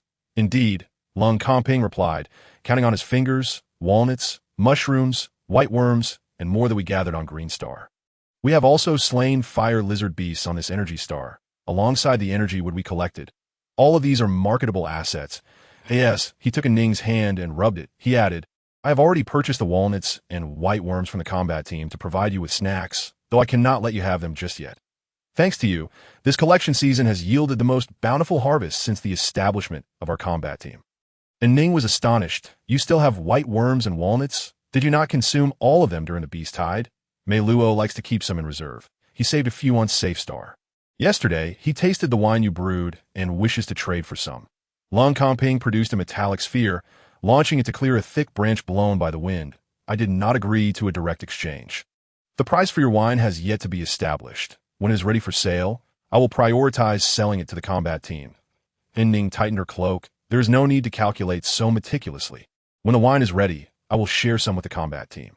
The matter of the wine is entirely up to you, but I do not want you to suffer losses because of me. What is yours. No one should take it for free. An Ning felt a surge of joy at his words. The green powder grapes were harvested over 2 full days, yielding enough to transport a batch via starship. The head of the Dick family came to inquire about the purpose of collecting so many green powder grapes. Naturally, he received no answer, but the information was duly reported. After harvesting the grapes, Lung Qing also provided the preliminary testing reports for 4 samples: bee pupae, grape vinegar, grape juice, and wine. The grape vinegar and grape juice were deemed safe for consumption, while the other 2 types of wine were not recommended for pregnant women. However, the berserkers faced no restrictions and could consume all. To distinguish the 4 liquids derived from green powder grapes, and Ning decided to rename them. The naming was straightforward and unrefined. Grape vinegar was dubbed fruit vinegar. Grape juice was labeled sweet and sour juice. The wine was referred to as light wine, while the wine diluted with water droplets was called strong wine. Chapter 81. You two should take a break, Uncle A.O. Please do not transfer the star coins to me. The first batch is on me for everyone to taste, and then I expect feedback. The second batch will take some time to produce. An Ning clutched Lung A.O.'s sleeve, attempting to return the star coins. Keep it. This is a deposit for the second batch. I want strong wine, so please reserve more for me. That amount of star coins is excessive. She added, Not at all. If those old-timers get a taste, they might trade you planets for it. Listen, take a good rest at the base. The wind is too strong for you to go out. Uncle A.O. has to go live stream now, so I must leave. An Ning watched as Lung A.O. exited through the door, her hands falling helplessly to her sides. The debts from wine were piling up. Mei Luo, Lung Kongping, Lung A.O., and Norton had all transferred substantial deposits to her. Not only were they ordering for themselves, but they were also placing orders for their respective teams and families. An Ning tugged at her hair in distress. She did not have that many water droplet fruits. Could they not wait until she had the goods in stock before making purchases instead of paying up front? Boss, here, Xiao and Sun Quan burst into the room. Running over while holding a communicator and calling out to An Ning covered her communicator, asking warily, What do you want to give me? Sun Quan replied candidly, A reflection. You startled me. It's a reflection. An Ning extended her hand, bumping her communicator against those of Sun Quan and Xiao. The strong winds on the planet caused the signal on the communicators to be unstable, allowing for communication only at close range. Let me see what you wrote. An Ning found a chair to sit on, attentively reviewing the 50-word reflection that Xiao and Sun Quan had collaboratively penned. Not bad. There's significant improvement, but it's acceptable. Let me think about what reward to give you. Xiao and Sun Quan secretly sighed in relief, knowing they would still have to spend star coins. Look, the reflection bought for 10 star coins is directly accepted. They had to rewrite their own versions twice, which were returned by the boss for revision. An Ning certainly had to send them back. The first version had reflection written 25 times, while the second version had I reflect written 17 times. The 2 children even told An Ning that they had added an extra character. Come here, boss will give you a treat. Xiao and Sun Quan's eyes lit up, as the treats from the boss were always the best. Boss, what is the treat? Xiao inquired. Is it bee honey? Sun Quan asked. No, it's not. Upon hearing that it was not bee honey, the 2 children did not feel disappointed and continued to look at An Ning with eager anticipation. This time, the treat must be kept a secret. They were familiar with this. Before An Ning could say anything further, they immediately recited the berserkers' oath. An Ning wasted no time and took out 2 level 10 energy purple crystal grapes. The enticing aroma caused the 2 children to close their eyes in delight. However, once they regained their senses, Neither of them reached for the grapes in An Ning's hand. They were too precious. Though they did not know the exact level of the grapes An Ning held, they understood that it was undoubtedly very high. Chow swallowed hard. Boss, we can't accept it. Sun Quan took a step back, saying, Boss, we lied. The reflection was not written by us. We bought it with star coins, so we cannot accept a reward. An Ning chuckled and squatted down to meet the two little berserkers at eye level. Boss knows that it wasn't you who wrote it, because it was too well done. However, seeing how much effort you put in and how brave you are to admit your mistakes, I still wish to reward you. Here, An Ning placed the baby fist-sized purple crystal grapes into the hands of the two children. Chow felt no hint of the berserker factor within the grape. He knew this was the level 10 energy fruit his father spoke of, extremely valuable. Suddenly, he felt tears well up. Chow began to cry, and Sun Quan followed suit. Oh no, don't cry. Boss will give hugs. Hugs will make you stop crying. An Ning embraced one child under each arm, and their cries intensified. Wah. Chow wiped his tears, saying, Boss, thank you. I will be your second husband from now on. No need for that. Sun Quan grabbed Chow's arm, wiping his tears. I will be your third husband. An Ning rolled her eyes skyward. You two should take a break. Okay. The two children sniffled and carefully placed the purple crystal grapes into a small preservation box, securing it within the space An Ning had given them. Boss, can I share it with my dad? I will make him recite the berserker's oath, Chow asked, patting the space not with anticipation.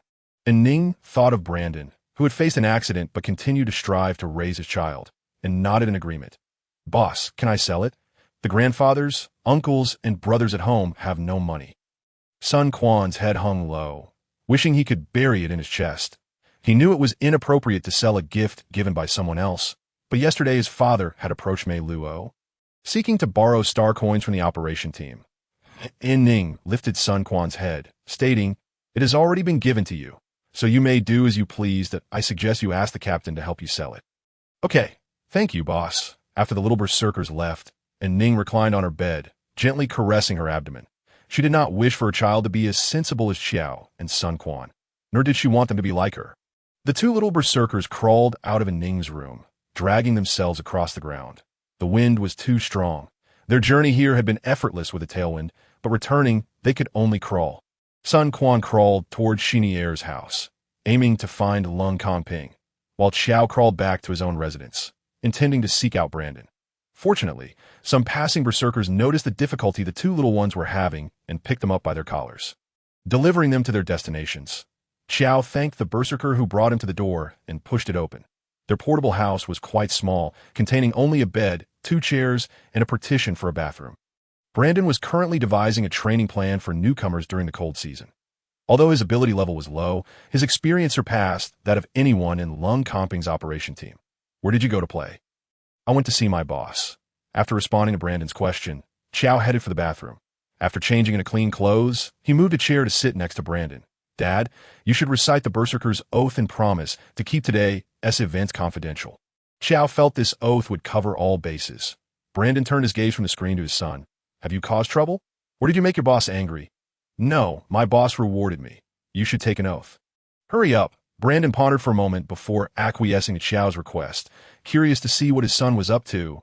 Hey, Dad, open your mouth and close your eyes. Brandon squinted. Are you going to prank me? Chow squirmed in his chair, showing a bit of a mischievous demeanor. I'm not pranking you. Just do it quickly, Dad.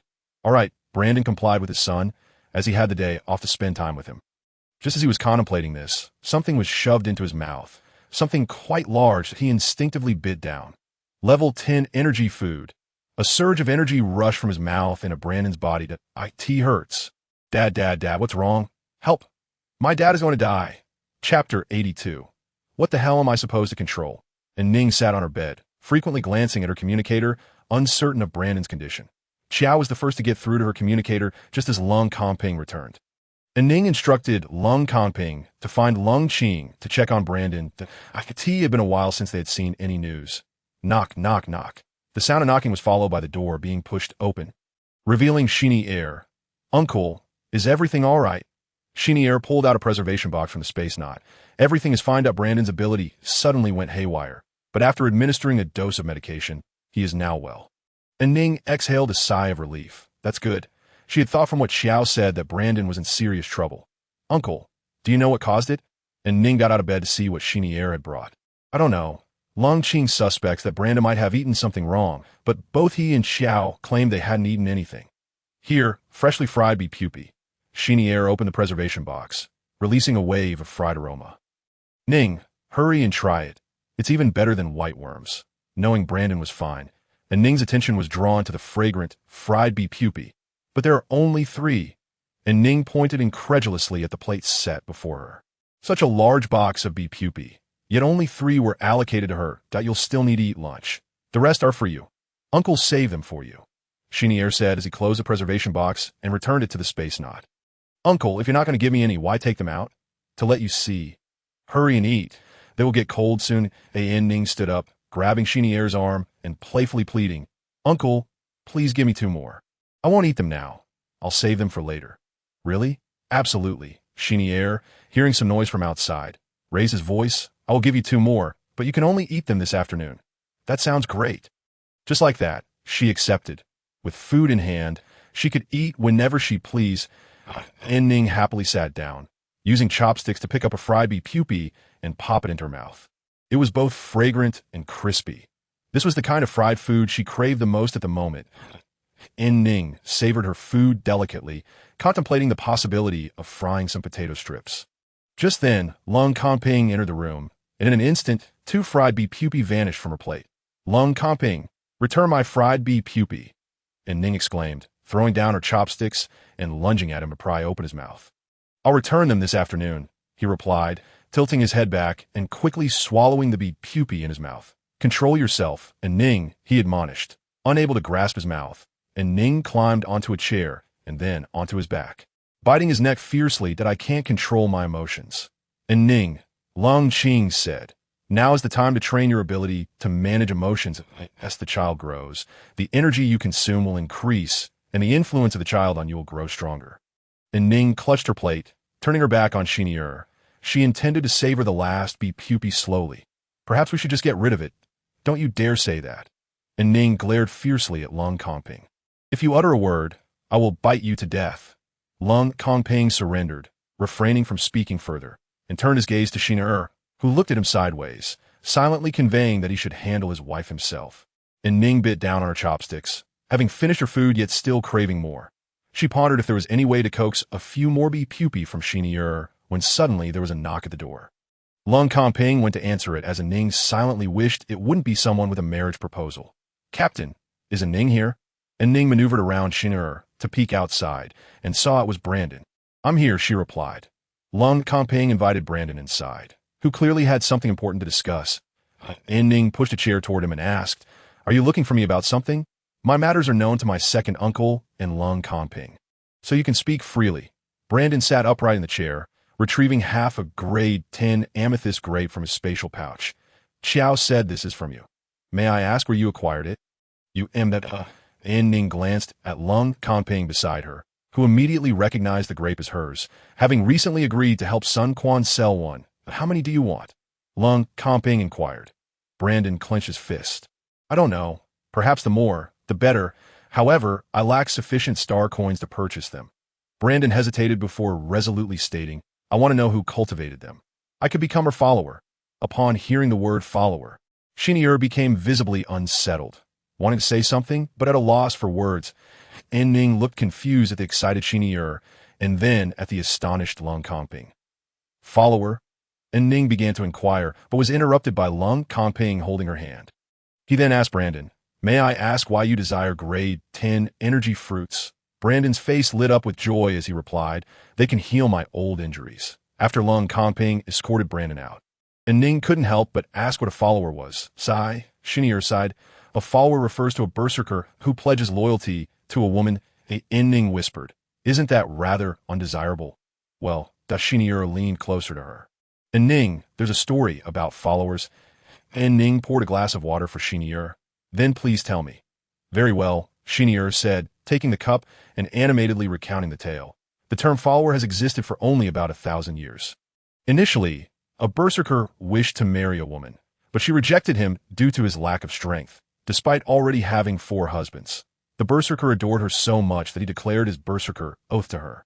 Forsaking his identity and past, pledging his undying loyalty. The woman, moved by his devotion, never married him, but he remained by her side, protecting her. Wow, what a pure love story. It's quite touching, An Ning mused, resting her chin on her hands. But the moment Lung Kongping interjected with but, An Ning sensed the subsequent part of the story would not be as heartwarming. This story became widely known, with many women desiring such a follower, which also provided many berserkers the opportunity to approach women. However, this led to increasing tensions between husbands and followers. To balance the relationship between husbands and followers, the nature of followers gradually transformed. What did it change into? An Ning probed. Slaves, he replied. Chapter 83. I truly believe An Ning could hardly believe what she had just heard. Slavery still existed in the interstellar era. Surprised, Lung Kongping teased. Playfully tousling her hair, An Ning shot him a glare, and he obediently straightened her hair. An cleared his throat to suppress a chuckle and continued. Lung Kongping's thought, An Ning, remember that boy we encountered on Safety Star, who had the ability to emit a foul odor? Chief Fei, An Ning recalled. Yes, someone from an ordinary family, with a seemingly useless ability, would find that becoming a follower of a woman is the fastest way to safely advance. After all, women can cultivate energy plants and purify the flesh of wild beasts. As long as they endure until the woman's death, they can regain their freedom. An Ning rubbed her face, grappling with the realization that women could treat followers as true slaves, doing whatever they pleased. Shinier nodded. Exactly, if a follower encounters a malicious woman or a cruel husband, their treatment could be worse than that of a slave. An Ning lay her head on the table, speechless. While the existence of female followers indicated their significance, An Ning found it unappealing. Interstellar women were both kept by their husbands and simultaneously kept followers, coexisting peacefully, a dynamic more explosive than polyandry, which An Ning struggled to comprehend. Now, a dilemma arose regarding Brandon. He was strong and talented. Had he not been injured, he would be no less capable than Darren. What are your thoughts? Lung Kongping nudged An Ning's AR, and An Ning shook her head, stating, I have no thoughts. I do not need a follower. If grade 10 energy plants can indeed heal Brandon's injuries, I can just give them to him. Others cannot provide grade 10 energy plants, but I have plenty. When he regains his strength, he can return me something of equal value or star coins. After all, we are not going to die anytime soon. An Ning's reasoning was sound, but the last part fell off. An Ning, women take pride in the number of followers they have. Oh, you truly not want one? You remember the women who came to Energy Star with Nicole? Most of their protectors are followers. An Ning rolled her eyes. Humph. If I wanted followers, I could simply produce grade 10 fruit from my spatial bracelet, and half of the berserkers in the interstellar realm would become my followers. I am Qiao's superior. If I turn his father into a follower, it would make Darren my brother, and his good friends would become my slaves? What kind of nonsense is that? Lung Kongping wrapped his arms around An Ning's waist, planting a joyful kiss on her cheek, which earned him an eye roll in return. Nevertheless, Lung Kongping was pleased.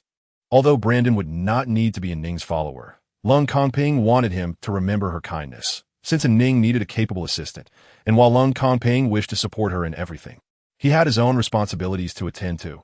Brandon was an excellent candidate, but having him assist An Ning would undoubtedly drive Marrow to distraction. Well, Marrow had always been responsible for training new recruits, so he could continue to do so. It was merely a return in normalcy. The task of communicating with Brandon naturally fell to Lung Kongping. When Brandon learned he would not have to be a follower and would receive grade 10 energy plants, he gladly agreed to Lung Kongping's request, becoming An Ning's assistant. Thus, An Ning gained another subordinate. Brandon. An Ning was not stingy. When Brandon needed grade 10 energy plants for his recovery, she directly gifted him a whole bunch of amethyst grapes. And if that wasn't enough, he could ask for more. After all, her beloved husband and dear father were equally deserving, each receiving a bunch. During this time, An Ning began to question the reliability of the Berserker Oath. Was it truly possible to keep a secret simply through a complex set of gestures? Feeling skeptical, she pondered whether it was truly so miraculous. If it were, why not simply swear an oath instead of researching control chips? To address her doubts, Shinier specifically gave An Ning a lesson that he emphasized that one must not dismiss the interstellar gods or treat them with disrespect, as the binding power of the Berserker Oath is formidable, and the consequences of breaking such an oath are dire. An Ning had not anticipated that the mention of interstellar gods, often tossed around casually by berserkers, was not mere rhetoric but a genuine belief among them. This only deepened her skepticism. With the current level of technology in the interstellar realm, the abilities of berserkers were akin to miracle from her past life, that a being capable of being a god in another dimension would still believe in the existence of gods. What kind of god would that be? An omnipotent deity? An Ning, why don't you believe? The interstellar gods exist, and there are families of divine messengers. Second uncle, I believe, I truly believe. More than pearls, gold, or sincerity, do you really believe? Xinyi, seated in the back of the hover car, expressed his doubt. Second uncle. And Ning turned to Xinyi, her eyes wide with sincerity. Look into my earnest eyes. I believe. All right, Ning, I believe you. And Ning settled back in her seat. If she did not believe, she would be unfilial. Today was calm, with Lung Qing having no matters to attend to, and Lung Ao had completed his tasks. An Ning thought it was the perfect time to retrieve the energy flower she had found on her outing with Qin. Upon reaching their destination, Xinyi sought out Wood to inform him of her success in convincing her daughter of the existence of interstellar deities. However, Wood and Ling Ao found themselves engaged in a silent standoff. My partner has successfully ascended to level 4. Why do you not depart? Wood inquired with a frown. The plan has changed. I will not be leaving for the time being, Ling Ao replied, absent-mindedly cleaning his ears. Wood's brow furrowed deeper. How long until you leave? He pressed. Not until the next collection season, came the curt reply. Wood found this man utterly exasperating. Wood, let me tell you. Call me dear, interrupted Xinyi, momentarily taken aback. She then noticed Ling Ao greeting Wood, whose heart surged with jealousy as he grasped Xinyi's hand and led her towards An Ning.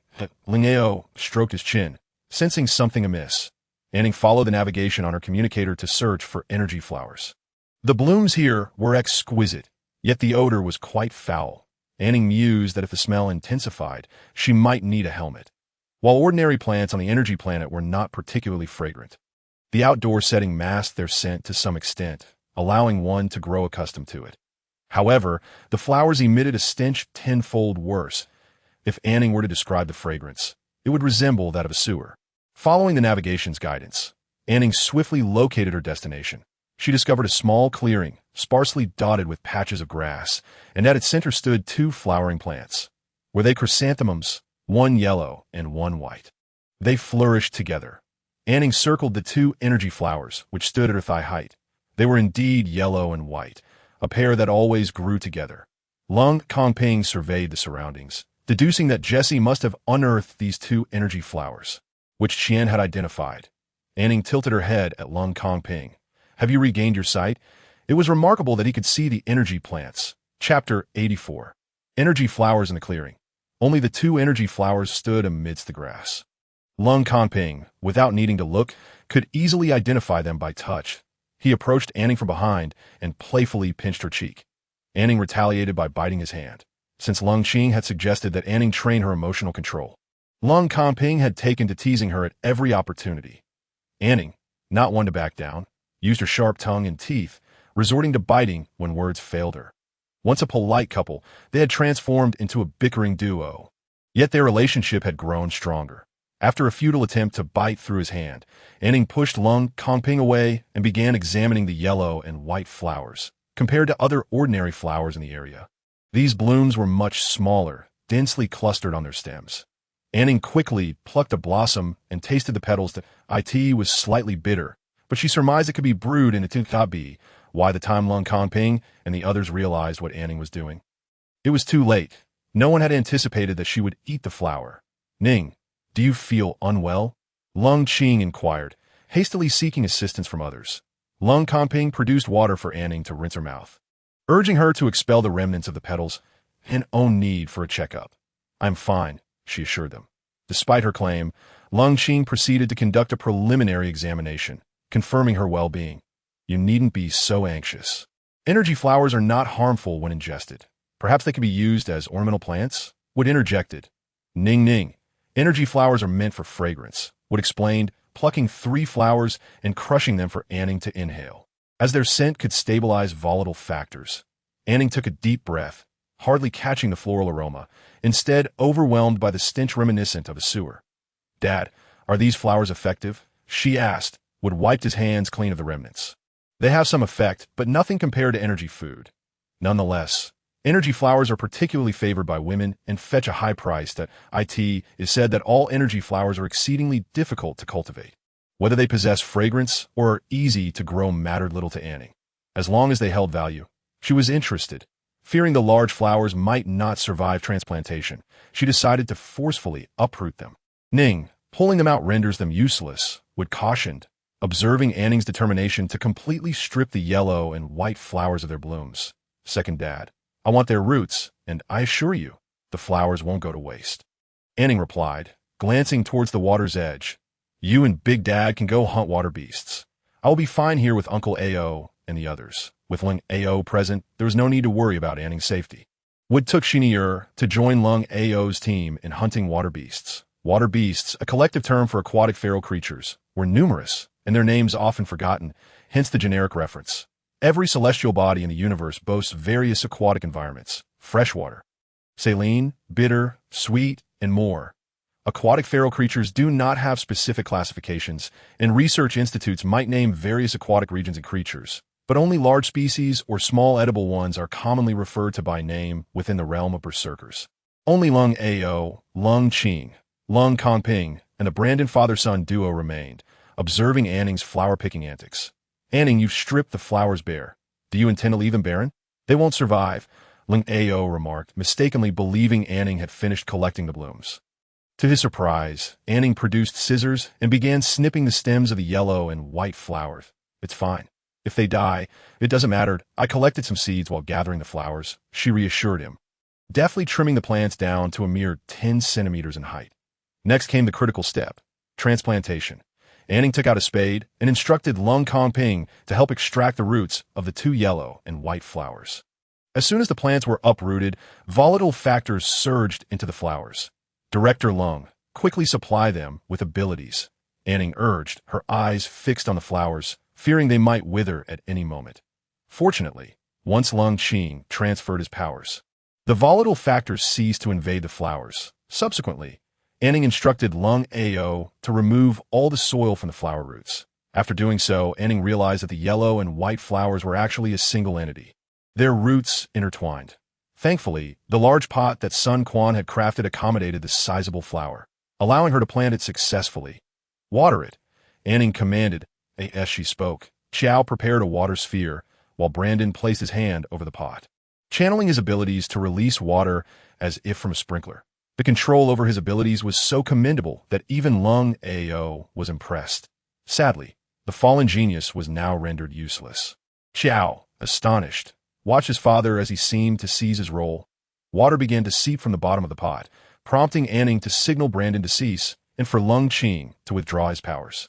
The outcome hinged on this moment that Anning's gaze remained fixed on the bald-topped yellow and white flowers, while Lung Ao and Lung Qing, unaware of her capabilities, scrutinized her, puzzled by her focused, they've downgraded, Anning murmured, feeling a twinge of disappointment. The once level 5 flowers had regressed to level 3 post-transplantation. Fortunately, in their current state, they would not perish immediately. Placing the pot in the hover vehicle, Anning began to wander through the sea of flowers. Shortly thereafter, Lung Ao and the others witnessed a remarkable sight.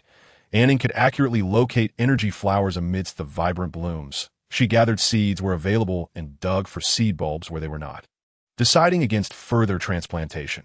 Utilizing her almost unfair abilities, Anning managed to discover 5 distinct energy flowers within the vast floral expanse that was no wonder that Chien and her husband Jesse had spent days searching for just one. With the task complete, Anning was eager to leave. While the flowers were lovely, the odor was unbearable. Once everyone settled into the hover vehicle, they awaited Wood's return. Anning gazed through the window at the floral sea, lost in thought that in the back seat. Chow kept stealing glances at Brandon, who sat separated from him by a large flower pot. Dad, why are you riding with the eldest? Brandon had sent the cold season training plan to Marrow and caught a glimpse of his son. Your elder brother is also my elder brother now. Chow's face flushed with indignation. The eldest cannot be your elder brother. Why not? Isn't it fine for Dad to team up with you? Chow's cheeks reddened further, adamantly insisting it was unacceptable. Intrigued, Brandon set aside his communicator and ruffled Chow's hair. Your elder brother has already agreed to be my elder brother. Chow pouted, feeling a surge of grievance. Dad can't be my elder brother. You eat too much that I only have one grape, and you devoured it all. You have a whole bunch and only gave me one. Brandon shook his head. It's not just one. I'm returning one to you. I never intended to give you anything. Chapter 85. Because your foolish An Ning was jolted from a reverie by Xiao's shout. Turning to look, she found Xiao and Brandon already tangled in a playful scuffle. Their large flower pot pushed aside, remaining intact. Lung Kongping watched with great interest, pondering how he would interact with his own future children. What is happening over there? An Ning inquired, curious. Brandon is just teasing his son. What were you so deep in thought about? Lung Kongping asked. An Ning frowned slightly. I was wondering why didn't T wear a helmet earlier? Those flowers were so foul-smelling. Lung Kongping pondered for a moment before responding seriously. Because you're foolish that I'll make you pay for that. Lung Kongping nodded slightly at being young and having limited exposure to women, along with who was raised by two berserkers without female relatives influencing her. Their mode of interaction was indeed rare in the galaxy. But does this not affect health? It's fine. A bit of movement is beneficial for her. Many women in the galaxy struggle with postpartum recovery, often linked to a lack of physical activity. Thought, sighing. The family matriarch, despite still feeling nauseous, had managed to eat a little. However, due to her prolonged bed rest, she had gained half a kilogram and was now clamoring for weight loss supplements. Even head of the family was at a loss. The director was contemplating resigning, but was unaware of the situation. Wasn't someone sent by the family? The visitors were merely observing, preventing her from having an abortion, but did nothing beyond that. How strange, mused as he activated his communicator. Pondering whether the family wanted child or not. Perhaps they did desire the child, but the child's health seemed inconsequential to them. By the way, have we identified the person behind yet? The mentioned by was the one who attempted to conduct a private examination on and was subsequently ensnared by her energy net. No, had forgotten his identity, and the control chip extraction had failed. Fortunately, the scope of suspicion had narrowed. While they conversed, and his companions returned, their expressions indicating significant success, to avoid any further disturbances, the group quickly returned to their base.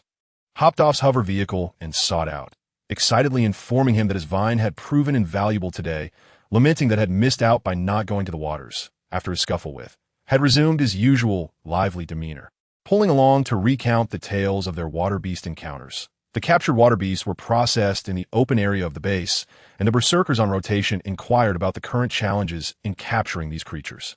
Upon learning that lightning-type berserkers were involved, they couldn't hide their envy. Engaging with water beasts in the waters, the lightning type was indeed a formidable weapon that instructed to return the yellow-white flower to their quarters and proceeded to the center of the base to observe the water beasts. How do these large fish, or rather, water beasts, eat? She gazed up at a bizarre fish towering over her. Approaching, she compared its scales, which were larger than her head. He chuckled, "Are you thinking of eating the fierce beast now?"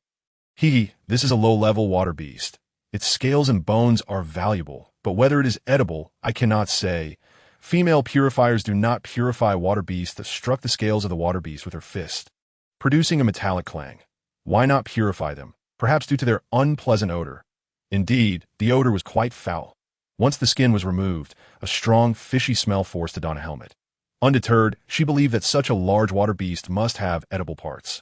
All the captured water beasts were of the same kind, with black scales and skin. Removing the skin revealed pale pink flesh, and with her abilities, observed a dark mass. She pulled aside, instructing him to set aside the unwanted water beast meat as she sought out the edible portions. Has plenty of ingredients. We need not confine ourselves to this water beast that clad in a helmet. Brandished a long knife at the water beast meat. That I'll just take a look. If it's good, I'll eat it. If not, I'll let have it. Pointed to a section here, switched to a chef's knife, and cut from the left. What she saw resembled extracting jade from stone. A dark block of meat revealed a hint of white. Followed her directive, slicing out over 30 pounds of water beast meat. Let us boil some water to try it. If it's good, we'll continue. If not, then that's that. All right, carried a large basin in front while followed closely behind.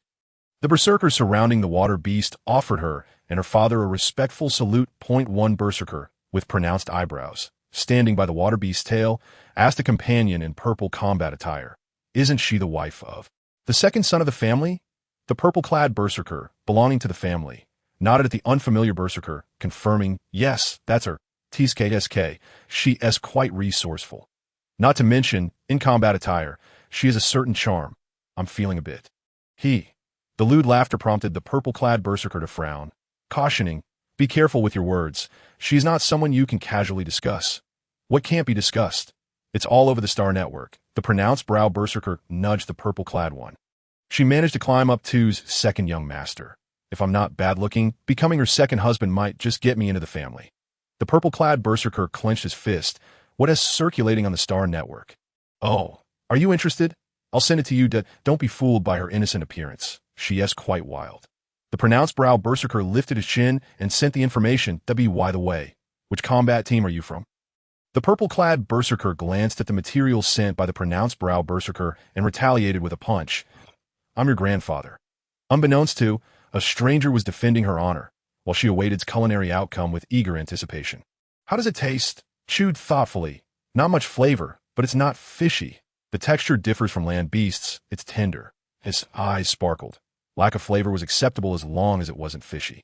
She concocted a sauce using spicy fruit and various seasonings. Try this for dipping.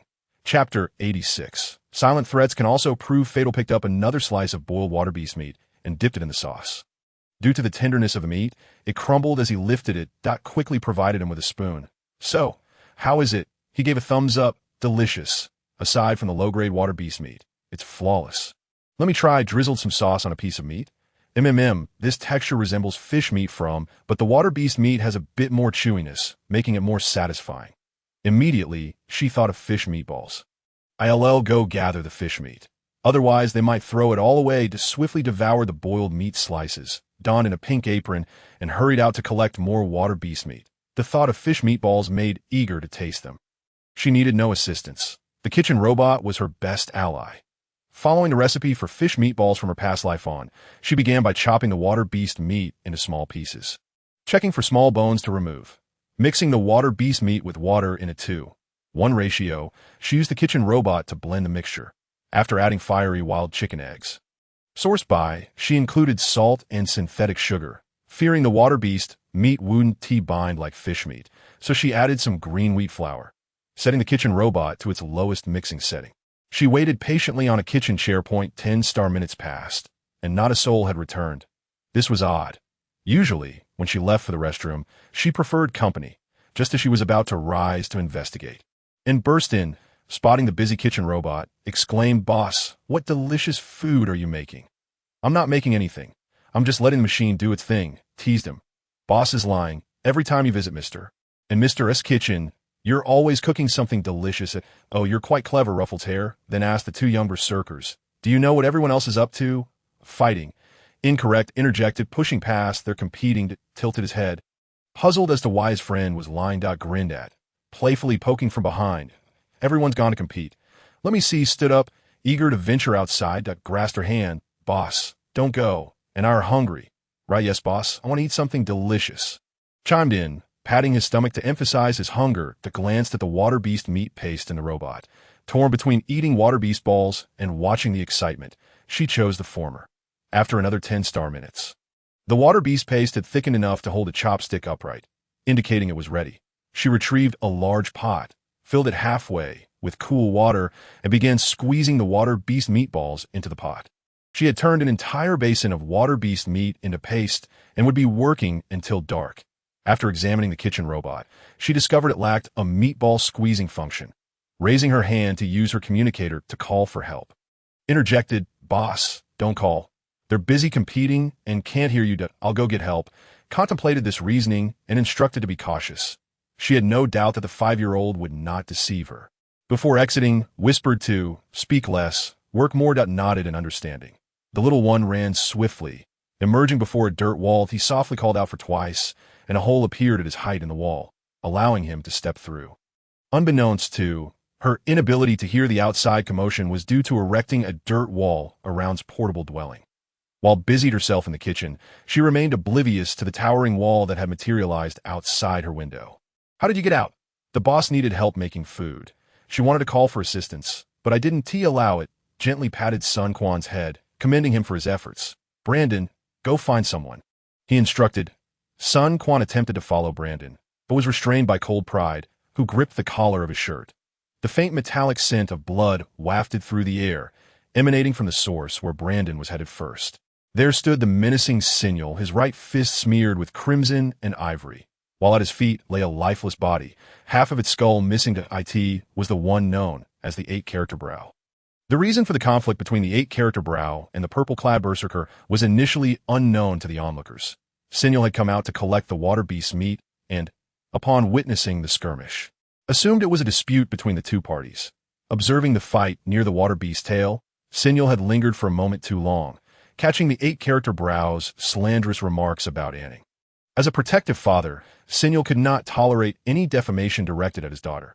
The altercation quickly escalated into a two-on-one confrontation. It must be noted that while the eight-character brow possessed some strength, he was ultimately unable to withstand the assault from two berserkers of equal rank. The eight-character brow sent out a distress signal, prompting both Signal and the purple-clad berserker to call for reinforcements. The initial encounters between the combat teams bore no intent to kill, as none were aware of the reasons behind the conflict. It was not until a companion of the eight-character brow released an indecent video of An Ning that the situation intensified. The adage "no harm, no foul" was forgotten as cold comping, upon viewing the video, unleashed a torrent of vengeance upon the individual responsible. Simultaneously, Wood and Signal directed lethal force against the eight-character brow and his team. The Cold family, the Martin family, and Cold Comping's own combat team swiftly annihilated the opposing force of over 200 individuals within a mere 10 minutes, leaving no survivors, regardless of whether they were ordinary citizens or berserkers. The mingled sense of blood and the water beast's flesh rendered it difficult to discern which was more pungent. Cold Comping stood amidst the carnage, projecting the screen of his communicator into the air for the eyes of the berserkers who had not engaged in battle. He demonstrated how he meticulously deleted the videos from the Star Network, employing facial recognition to uncover the identities of everyone at the outpost, including their families and lineages. He chronicled how he recorded this information into the Cold family surveillance list. The silent threat he posed was as lethal as any weapon. Those berserkers in possession of the video hastily deleted it, even cautioning their friends and family against spreading rumors about An Ning. The lives of over 200 individuals lost on the ground went unnoticed. The repercussions of inciting the wrath of the 10 great families were not to be borne lightly by anyone. Brandon approached Signal, who was visibly agitated. An Ning was preparing a meal and required assistance. Signal, his face contorted with fury and his eyes ablaze, released his clenched fist, took a deep breath, and removed his blood-stained pink apron before striding purposefully towards Cold Comping's residence. He needed to clean up before seeing his daughter. Brandon conjured a water sphere to wash the blood from his boots before seeking out Norton. Chapter 87. An unexpected inquiry. What is Uncle doing? Please teach me how to squeeze it into a long shape, Signal urged An Ning, pointing at the water beast paste. An Ning tilted her head, scrutinizing Signal's eyes. Uncle, has your berserker factor gone awry? No, Signal quickly refuted. Just take a look. What am I doing wrong? An Ning, skeptical, redirected her gaze and informed Signal that he was simply applying too much force at I've got it now. Look, it's just not as round as yours. An Ning, aren't we supposed to cook it? Once the meatballs are properly shaped, they could be boiled together, as meatballs cook more quickly that way. Norton and Yuan Jingming entered to help, making An Ning feel uneasy. Observing their eyes and hair, there were no signs of berserker factor disruption. Their internal black lines remained stable. Yet, An Ning couldn't shake the feeling that they had consumed a substantial amount of energy food. And there was an inexplicable aura about them. Did you all have an intense competition? Yuan Jingming chuckled innocently. Yes, we're about to leave Energy Star, so everyone is competing a bit harder. And no one would have guessed that the amiable figure chuckling just moments ago had recently ensnared several berserkers' heads using his thread manipulation abilities. An Ning sensed something amiss, yet could not pinpoint the source of her discomfort. The three helpers, initially inept at forming meatballs, had doubled their speed, completing the task in the time it took to boil a pot of water beast meatballs. Once the meatballs were ready, they placed them on the stove to boil, gently pushing them with the back of a spoon as foam formed during cooking, which needed to be skimmed off. Once the meatballs floated, they could simmer for an additional 5 to 10 minutes before being retrieved. Chiao and Sun Quan assisted by handing over spoons and washing bowls, indulging in numerous meatballs. One by one, more berserkers entered to help, filling the already cramped kitchen. Ultimately, An Ning found herself squeezed out and retreated to the living room.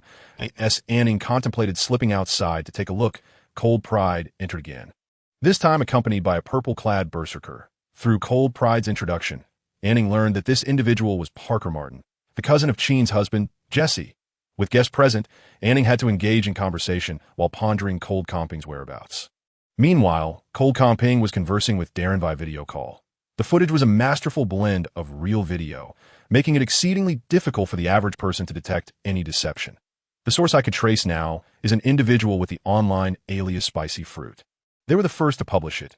Can you investigate this person's information? Darren, with a serious expression, accepted the data Cold Comping shared and began his inquiry on the Star Network. Did that combat team leave no survivors? Are there any major families behind them? Cold Comping glanced at his team members, who were diligently clearing the scene, and replied to Darren, "They've all been dealt with. All their accounts transferred large sums of star coins within the same time frame. Much like Cold Wind's, these are ordinary accounts." Cold Comping exhaled slowly. "I suspect there are many combat teams like this, whose aim is to disseminate this video privately. It's crucial to know that in the interstellar realm, sharing indecent videos of women can lead to imprisonment in a galactic jail." Cold Comping's ability to rapidly delete videos from the Star Network stemmed from this understanding. He had used the 8-character browse communicator to locate the upload site and reported it. The Star Network would automatically identify and delete it across the board. However, once stored on personal communicators, it could not be comprehensively removed. Hence, Cold Comping needed to identify the original disseminator to uncover their connections and the combat teams they employed for this distribution. Upon investigation, it was revealed that Spicy Fruit's true name was Dongma Liangjia, a second-tier enhanced vision berserker, affiliated with a follower named Lindike. Lindike? Cold Comping mused, the name sounding vaguely familiar. Could this Lindike be associated with the Dyke family from the 10 Great Families? Unfortunately, the confidentiality surrounding female identities made it time-consuming to acquire further details. Darren's words sparked an epiphany for Cold Comping. "Brother, this Lindike must be from the Dyke family among the 10 Great Families." When Nicole came to Energy Star, she was accompanied by a woman named Lindike. Darren tapped his fingers on the desk. It truly is the Dyke family's doing. Their methods seem rather crude. Cold Comping clenched his fists. If Nicole is behind this, it's not surprising. Inform the old man that if Nicole takes further action against An Ning, I will kill her. Darren frowned. Hold on. Don't rush. The priority is to keep An Ning unaware of this. Once we've gathered enough energy wood, we should return to Safety Star as soon as possible. That I'll handle the rest. You just need to accompany An Ning, ensuring her health and safety during her pregnancy. After ending the call, Darren leaned back in his chair, deep in thought. The investigation had progressed too smoothly. Cold Comping's hacking skills were honed under his tutelage, and he knew his brother's abilities intimately. The fact that Cold Comping could trace the first information publisher's online alias in such a short span indicated that this was not the work of the Dyke family. Even if Nicole was orchestrating things, the execution would have been in the hands of the Dyke family, who would not have allowed such a rapid discovery. Additionally, Darren's own investigation had yielded unexpected ease. Whenever he encountered a slight obstacle, a backdoor would mysteriously appear, seemingly to prevent him from uncovering Lindike's identity. Who was truly behind this? Jean, are you troubled? A sweet voice suddenly filled Darren's study. Not at all surprised, Darren smiled at the charming virtual figure standing by the desk. "Anna, why did you come out, sweet cake? I knew you needed me, so I appeared." Darren smiled. "Little Comping is facing some issues. His wife has been subjected to slander, and I'm investigating who is responsible." The virtual figure. Anna covered her mouth with her hands, her eyes wide with shock that, oh my goodness, who would be so cruel? Jean, you must find out who it is. They should be sent to the extreme cold energy star for mining. And don't let them wear pants. Just freeze them. Anna's face flushed as she stomped her foot. Freeze off their lower halves. Haha. Darren chuckled at Anna's antics. He reached to pat her head but found nothing but air. Darren's smile faltered as he withdrew his hand, struggling to maintain his expression. All right, we'll do as Sweet Cake says. Anna beamed, twirling in her golden dress. Jean, is Little Comping's wife adorable? Can I be friends with her? Little Comping's wife is quite special. Her name is very much like yours. She's called An Ning. I believe she would be delighted to be your friend. That's wonderful. Anna spun in delight. I need to choose a beautiful dress to wear when I meet her. Jean, I'm going back to pick out a dress. You must find the bad guys quickly, all right? Darren nodded, understood. Anna tilted her head and offered Darren a sweet smile. Jean, please dispose of the dresses in my wardrobe. They've been there for far too long. Darren gazed at the vanishing Anna, unable to make a promise, reluctant to let her go. Chapter 88. Awkwardness. Lung Comping cleaned up the scene with his team, and After washing himself and savoring a top-tier purple crystal grape, sought out An Ning at the entrance of Shinra's room. He noticed several berserkers quietly consuming their meals, some seated, others standing, and a few crouching with bowls in hand. Upon entering Shinra's room, he discovered the kitchen and living room bustling with people, each holding either a bowl or a plate. Lung Kongping glanced at the contents of the bowl, a pale pink spherical dish he had never encountered before. After a brief inspection, he found An Ning nestled in a corner of the living room. The skewer she held bore a round ball, identical to the one in the berserker's bowls, leaning against the wall. Her small legs rested atop another chair as she cheerfully conversed with cold Ao that a sense of ease washed over Lung Kongping. Uncle Ao had kept An Ning blissfully unaware of the events outside. "What are you two eating?" he inquired that An Ning's face brightened upon seeing him, her brows lifting slightly as she moved the chair from beneath her legs for him. After settling down, he pulled An Ning onto his lap. Ensuring her legs still had support, "It's all good," she stated, playfully poking his chest with her skewer. "How awkward." Lung Kongping lowered his head and popped half of the water beast orb from the skewer into his mouth. "What is this? Quite delicious." "Guess," An Ning encouraged, taking a plate from the windowsill from a hold. Uncle Ao finished a bowl and still couldn't guess. "Look at how much you've eaten. Can you guess?" Holding An Ning's hand. He skewered a water beast orb, dipped it in some spicy seasoning, and took a bite. Is it water beast?" "Ah, you've guessed so quickly. It's no fun," An Ning complained, bumping her head against his shoulder before devouring the orb herself. Cold Ao chuckled at their interaction and turned to Lung Kongping, asking, "All cleared?" "Completely cleared," he affirmed. Cold Ao nodded, understanding that the situation was temporarily resolved and the area tidied up. He drained the soup from his bowl, stood, and stretched his neck, declaring, "I need to move about." He called out to the other berserkers in the room. "Have you all eaten? If so, come join me for some fun." A majority of the berserkers responded eagerly, rushing outside with him. Left behind were Meluo, Sally, and a few others. "Let me try your black ear meatball soup, and you can taste my plain meatballs with seasoning, and then try his fried meatballs." "What is Uncle Ao up to?" An Ning asked curiously. Lung Kongping tightened his embrace around her. "He is likely going to catch water beasts. That aren't there plenty of water beasts outside?" Before Lung Kongping could elaborate, An Ning tapped his hand. "Oh right, you two were competing. Did the water beasts get ruined?" "My second uncle mentioned going out to collect water beast meat, but he didn't bring any back and ended up staying outside." "Was the competition really that interesting?" Lung Kongping took a bite of the meatball, finding it quite intriguing that we could develop some useful techniques based on how others utilize their abilities. An Ning gestured animatedly. "Didn't the teachers teach techniques in school? Like your gold element, condense a knife, a gun, a spear, an axe, or a meteor hammer?" Lung Kongping was puzzled. "I know a knife, but what are the others?" "The rest are weaponry." "All 18 types," An Ning replied, turning her head away, her big eyes darting around. Lung Kongping turned her face back towards him. "How do you know this?" An Ning raised her voice slightly, her tone carrying a hint of threat. Lung Kongping playfully pinched her round face and leaned in for a kiss. "Someone," An Ning protested, struggling against him, but he deepened the kiss until she melted into his embrace. "Someone, I'm telling you someone," she insisted, pounding his chest with her fists. "Are you still considering moving to the undeveloped safe star under your name?" An Ning paused, sitting up straighter. "Didn't you say that place isn't safe for us and advised against going?" Thus, it was time to seek her opinion. Lung Kongping held her closer, explaining, "For safety, we need more berserkers, and what attracts them is energy food.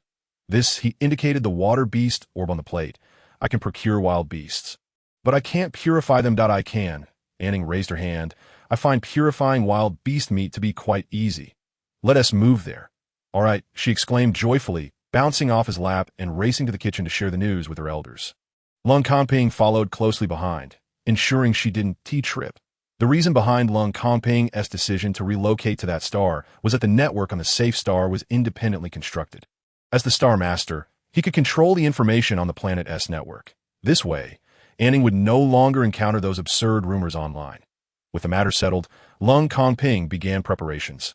Upon waking from her afternoon nap, An Ning found Lung Kongping seated on the bed, engrossed in sending messages on the communicator. She leaned over to peek, but saw nothing. "Cut it out, blocking me," she teased, pinching his ear before heading to the bathroom. Upon her return, she heard a clapping sound. It was Iya, who was patting the table to get her attention. "Iya, I'm sorry for not being able to keep you company all morning." "No problem. Master Iya is thirsty. I need water." Seeing you mimic a human drinking, she patted the soil of the flower pot, which felt dried. I'm sorry I forgot in my busyness. Please hold on a bit longer.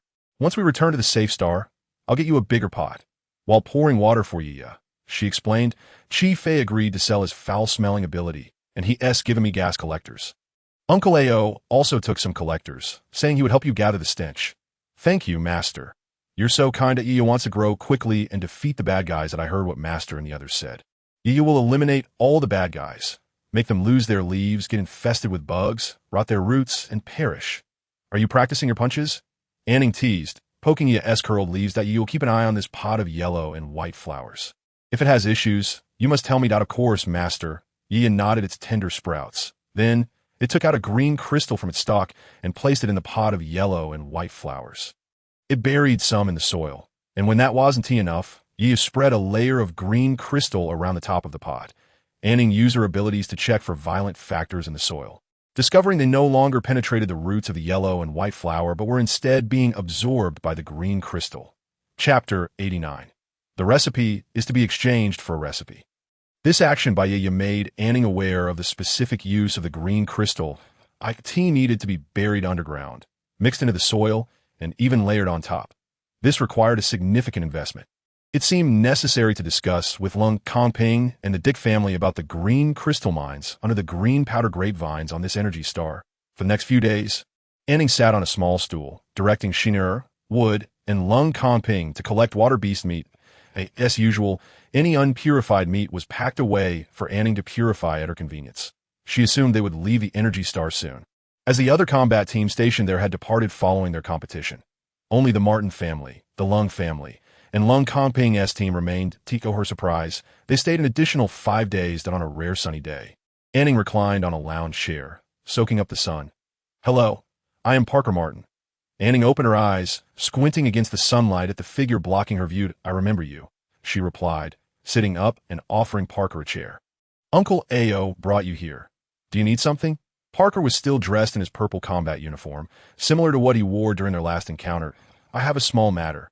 The meatballs you made the other day were delicious, he said, a hint of awkwardness in his demeanor as he took a seat. Thank you, An Ning responded politely, unsure of Parker's intentions. I heard that some wild beast meat was purified by a friend of yours. An Ning nodded slightly, indicating that he was correct, urging him to continue. As the news had circulated, An Ning's awakening was attributed to her plant affinity ability. Therefore, any wild beast meat prepared for new dishes could only come from An Ning's friend or Lung Kongping. Parker hesitated before continuing. My wife really enjoys tender wild beast meat, so your father, Xin'er, sent me some prepared meatballs as a thank you. My wife loved them and wishes to contact your friend. An Ning was aware that Xin'er had sent out quite a few meatballs as a token of gratitude. However, Parker was the first to approach her directly regarding the meatballs. May I ask why you wish to contact my friend? My friend is quite timid and prefers not to engage with strangers. Parker offered a somewhat awkward smile. My wife has awakened a purification ability, and she is curious to know what kind of wild beast the meatballs came from, as well as the purification recipe. But rest assured, your friend won't be at a disadvantage. An Ning, who had been sitting upright, slowly leaned back against the lounge chair. You're asking for the recipe right away. Do you truly believe that just because I awakened a plant affinity, I don't understand the value of a purification recipe? Even with my close relationship with Qin, I have not revealed that I possess the recipe left by Darren's mother. Moreover, recipes must be exchanged for other recipes. Then, she inquired, what recipe does Mrs. Martin wish to exchange for? I can discuss it with my friend to see if she is interested in a trade. Parker awkwardly fidgeted with the hem of his garment. Addressing Mizzen, could we discuss the exchange directly with your friend? I assure you, I will not let her suffer any loss and will fulfill all her requests. An Ning understood that he was reluctant to trade formulas directly. Mr. Martin, I must inform you that the beast meat used for making the dumplings has never been purified by a woman. You should comprehend its rarity. Are you certain you can meet all my friend's requirements? Parker was momentarily taken aback. Grasping the subtle refusal in An Ning's words, he expressed his gratitude to her. Hoping she could facilitate contact with that friend before taking his leave, that he was aware that his request was somewhat presumptuous, yet his wife genuinely desired the formula. Once Parker departed, the members of the aloof team relaxed their vigilance and resumed their contests near An Ning. Reclining on a lounge chair, An Ning fiddled with her communicator, but still found no signal. It was perplexing. She had witnessed Lung Kongping successfully making video calls, yet she could not get through. The communicator appeared to be in good condition. How strange. Little did she know, while she had dozed off, Lung Kongping had installed a miniature jammer on her device. Her sunbathing was destined to be anything but tranquil. After Parker's visit, Lung Ao approached, handing her 2 spatial nodes filled with beast dung and gas collectors. He requested An Ning to transfer the contents into her own spatial node, as his was already brimming. Just as she finished, Marrow arrived with 3 spatial nodes containing green powder grapes, asking her to do the same. Soon after, Norton, Sally, Yuan Jingming, and even Xiao and Sun joined in, all needing An Ning to reclaim their items as their nodes overflowed. Among the items were energy wood, beast meat, green powder grapes, green crystals, and various miscellaneous objects. An Ning was uncertain if those items were rightfully hers. Had it not been for her ample spatial nodes and the capacity of her space bracelet, she would have struggled to accommodate such an abundance. When Sheeny Air returned to seek her out, An Ning could no longer contain herself. She clung to his arm, demanding, "Uncle, what is going on? Why is everything being piled onto me? I have no idea if any of it belongs to me." Sheeny Air attempted to free his arm. "Ning, just take it. Let go of Uncle. He is busy. What are you all so busy with? I haven't seen you this morning. What are you doing without me?" As he extricated his arm, An Ning crouched down and latched onto his leg. He felt a headache coming on. He had left early to avoid bringing her along. "Ning, you must listen. Stay at the base and wait for us to return after we finish our tasks." "I refuse to listen. You tell me what you are all so occupied with," An Ning declared, sitting firmly on the ground. Clinging to Sheeny Air's calf with all her might, he regretted not trusting her to stay put. Having come back just to check on her. "All right, Ning. Uncle won't go. He will stay at the base with you. That you're lying. You just wanted to let go so you can escape," and Ning retorted, not falling for his ploy. After nearly 20 years of knowing each other, she was well aware of his tactics. If even Xiao and Sun were permitted to go, it could not be too dangerous. Why should she be excluded? Sheeny Air wished he could pound his own head in frustration, gently prying her hands away as he earnestly urged her, "Ning, I must be truthful with you. Lung Ao has recently lured a formidable creature from the waters. This aquatic beast is exceptionally grotesque. You would have nightmares if you laid eyes on it. Stay at the base, and Uncle will return and make dumplings for you. How ugly can it be?" An Ning's adventurous spirit ignited. And no matter how Sheeny Air tried to dissuade her, she refused to relinquish her hold. As he exerted more force, she screeched in protest, feigning pain. 20 star divisions later, An Ning finally found herself seated in Sheeny Air's hover vehicle. "Let's depart. Uncle, how many legs does it have?" An Ning inquired, still not having glimpsed the aquatic realm, but already catching sight of the monstrous creature Sheeny Air described. With a deep purple, speckled hide, a round head adorned with 2 enormous eyes, and several tentacles beneath, the creature was undeniably a giant octopus. "How large is it?" An Ning pondered, comparing the berserkers to ants, while the interstellar octopus resembled an elephant. "Ning, look! The many-legged aquatic beast is already intimidating from here, but becomes even more terrifying up close. Uncle will take you back to the base. You can relax on the lounge chair and enjoy the warmth." Rather than gaze at this horror, An Ning remained silent, discovering the zoom function on the hover vehicle's windshield, magnifying the distant many-legged beast. Counting its limbs, she exclaimed, 1, 2, 3.9, 10. "Hey, Uncle, how many legs does it have?"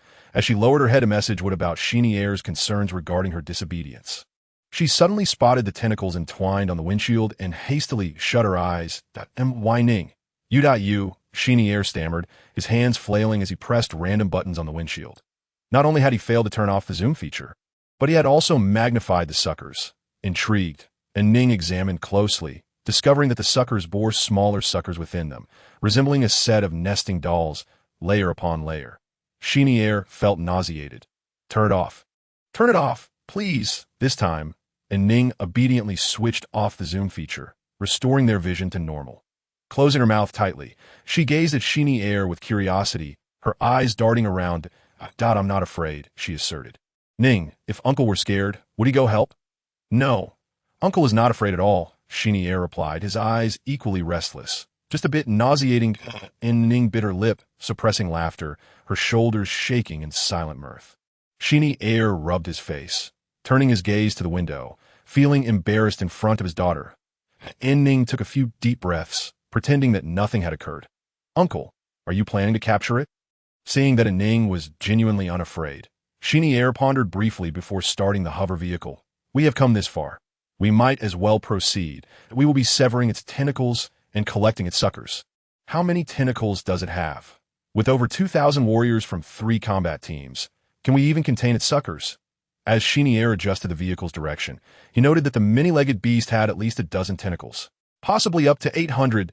They needed to swiftly exit Energy Star, as most of the warrior spatial nodes were full, and the many-legged creature had a remarkable regenerative ability, capable of growing new tentacles in a short time.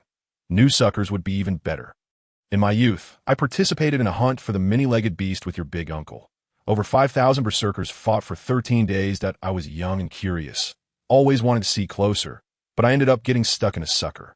Your big uncle had to devise a way to pull me free. Chenier reminisced, the memories flooding back. That many-legged creature was even larger than this one. It was quite peculiar that I was so small, and it would suck me in repeatedly. Your big uncle had no time to focus on the beast, constantly yanking me down. Ning, why are you shivering? Ha! And Ning burst into laughter, unable to contain herself at the image Chenier painted. The hover vehicle halted at a distance from the aquatic realm, and Ning gazed toward the water, unable to discern faces but clearly distinguishing the enormous many-legged beast. Up close, it was indeed imposing. Yet Ning felt no fear. The parking area was bustling with activity, a mix of berserkers and ordinary team members, and Ning spotted Sun Quan's father, Sun Jian, cutting suckers atop one of the tentacles. Chenier sent a message, and soon thereafter, Brandon, Qiao, Sun Quan, and Sally joined Ning, while Chenier assisted in transporting the severed tentacles. Many individuals were engaged in cutting suckers, with half of Lung Ao's team assigned to protect Ning, while the other half ventured into the waters to interact with the many-legged beast. Ning, you came over. The leader mentioned you couldn't stay at the base. Do you have enough potions? Sally greeted her that I've recently made a new batch. Antidotes and healing potions. Could you spare me some? Ning responded, feeling less formal with the core members of the combat team, knowing they had frequently obtained delicious treats from her. Of course. Sally began rummaging through her spatial nodes. By the way, I owe you my thanks. Thanks for what?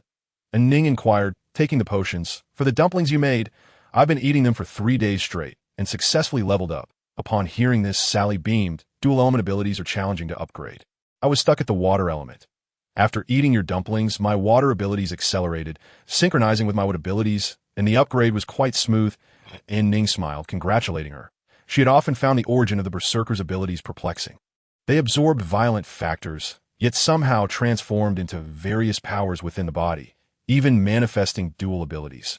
Despite her own capabilities, she could not decipher the mystery. Not only did she struggle, but interstellar research on abilities had persisted for thousands of years without resolution. However, An Ning was certain of one thing. Energy foods corresponding to the 5 elemental attributes had a similar enhancing effect on the berserker's diverse abilities. For instance, Sally, possessing both water and wood abilities, found that the water beast was classified under the water element in Blue Star's 5 elements.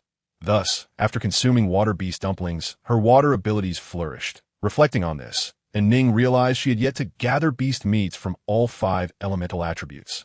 Perhaps energy plants could provide the missing elements. She contemplated the prospect of enjoying a hot pot meal, combining gold, wood, water, fire, and earth attributes of beast meats and energy plants, observing the berserker's reactions, determined not to wander elsewhere. An Ning continued conversing with Sally and the other berserkers as they resumed their work cutting suckers. Unable to assist, An Ning began to meander within the gaze of several berserkers. Nothing was amiss. She retrieved a lounge chair and, after a brief moment of repose, felt it inappropriate to relax while others bustled with activity. It seemed quite unseemly for her to be so leisurely. An Ning would never admit to feeling somewhat bored. Observing the distant, multi-legged aquatic creature, her thoughts drifted to takoyaki, sauteed octopus legs, and stir-fried octopus. After a thorough search, she found no edible tentacles of the aquatic creature. An Ning pondered and decided to collect the suction cups from the tentacles that the berserkers had already severed. She would check to see if she could purify them. If successful, she would consume them, and if not, she would turn them into fertilizer. The men present watched in astonishment as An Ning wielded a kitchen knife, slicing the tentacles and placing them into a preservation box. Some members of Martin's combat team were intrigued and discreetly inquired about the situation, while the members of the Lung family and Lung Kongping's combat team were already accustomed to An Ning's antics. Regardless of the beast they confronted, she always found a way to engage with it, a peculiar hobby they respected. Chapter 91. Are there no normal people in the Connie family? Observing An Ning's struggle with a knife. Someone handed her a small, vibrating cutting tool. An Ning recognized it as the very type used by berserkers for slicing through beasts, cutting bone as if it were soft clay. Initially, she feared injuring herself, but soon discovered its safety feature that halted vibration when near human skin. Armed with such a divine tool, An Ning sliced through the meat with fervor, discarding anything old, unsightly, small, or of unappealing color. It was as if she had stumbled upon a delightful game. And she continued to cut without pause until Lung Kanping grasped her hand and took the cutting tool away. "Take a break. I'm not tired," she insisted, but her body leaned against Lung Kanping. Suddenly feeling the fatigue in her waist, back, and legs, her arms too weak to lift. Lung Kanping recognized her exhaustion. He swept her up in his arms and placed her in the hover vehicle. "I'll take you back. You need to visit the repair chamber." An Ning attempted to raise her arm, managing only a slight lift before it began to tremble uncontrollably. "What is happening? I truly don't feel tired." Lung Kanping wrapped her in a blanket, preventing her from moving. "You were too excited. What were you thinking while cutting the tentacles?"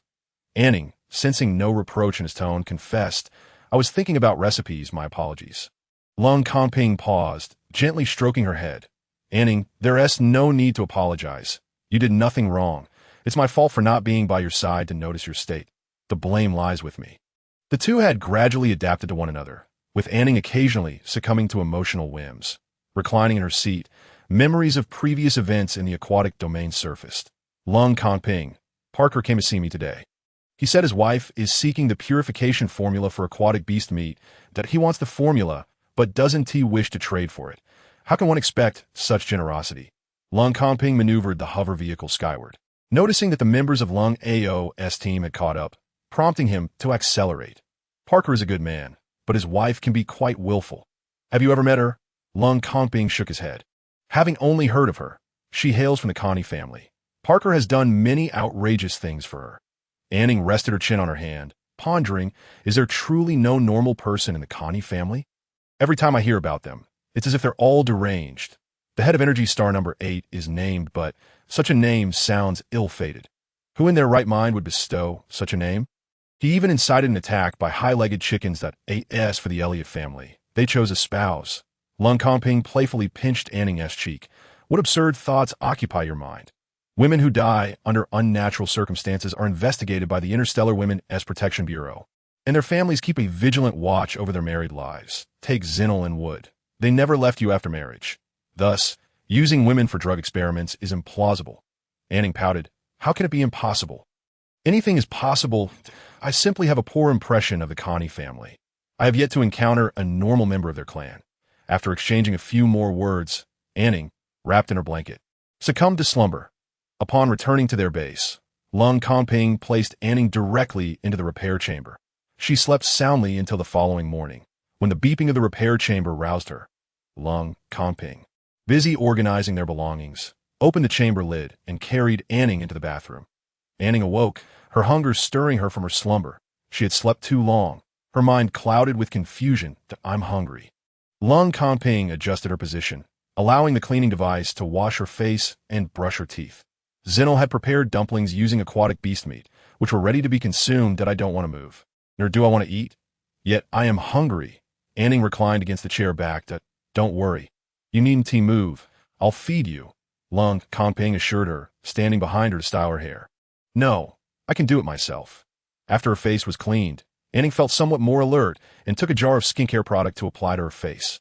"When did you learn to braid hair?" she asked, surprised by Lung Kanping's adeptness in the mirrored. "I researched ancient texts and documents on various hairstyles, practicing with models." "What do you think?" he replied, tilting his head to observe An Ning's reflection. She gave him a thumbs up, impressed by his dedication to hairstyling. "How remarkable. You even consulted ancient texts to learn to braid. I can't tell if it's your consideration for me or your obsession with hairstyling. But I'll take it as a sign of your regard for yourself." Her mood lifted considerably. Once An Ning had satisfied her hunger, her spirits rose further. "Father has made remarkable progress in his culinary skills this harvesting season. Fully revitalized, let us return to the aquatic realm," An Ning declared, stretching her arms and legs in preparation to slice more meat. Lung Kongping tidied away their dishes, stating, "We cannot go to the aquatic realm today." "Why not?" "Because we're departing from Energy Star today. I've already packed everything." An Ning glanced around, noting that much of the furniture had vanished, realizing the bathroom seemed larger due to the absence of items.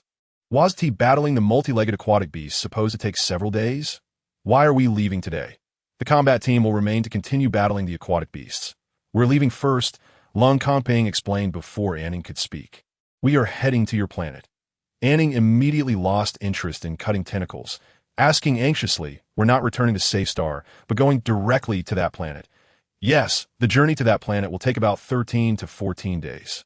Once we arrive and acclimate to the planet, the cold season will be upon us. Therefore, we must depart early."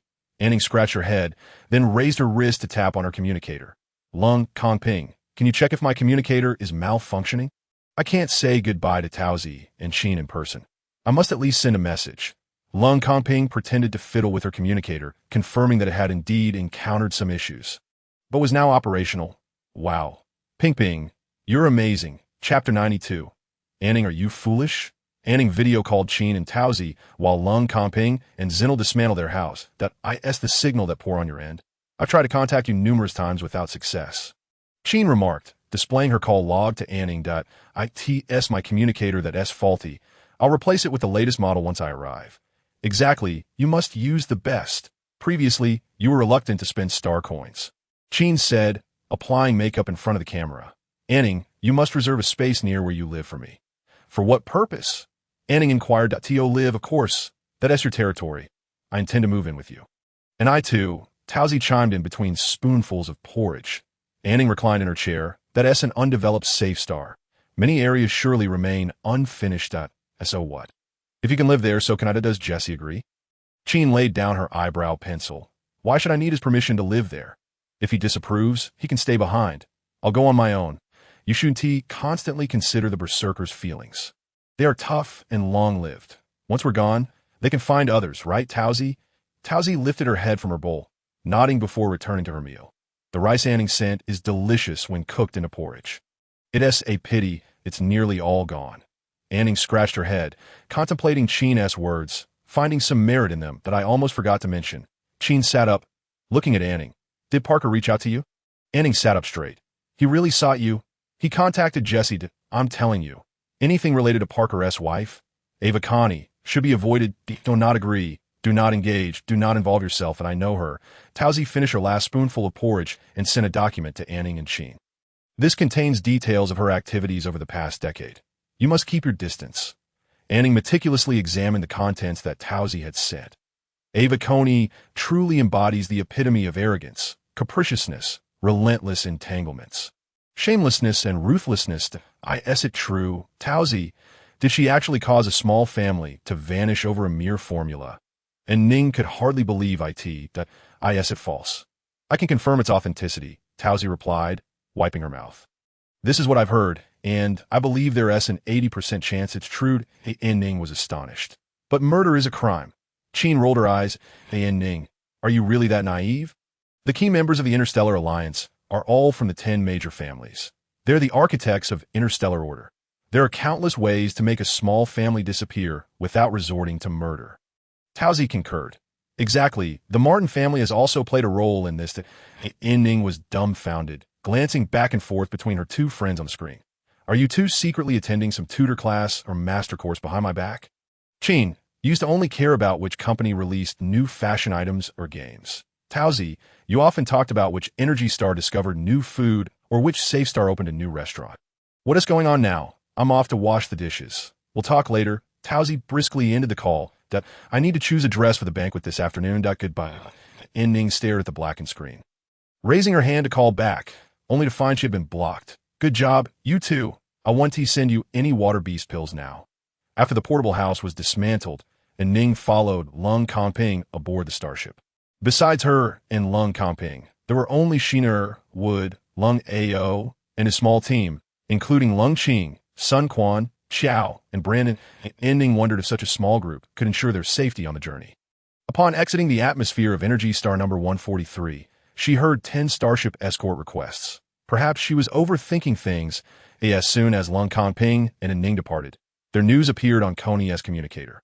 In the same study, the same individuals were present. Coney, have you uncovered Lung Ping's destination? Paigu lowered his head. Master, it will take some more time. A day sufficient.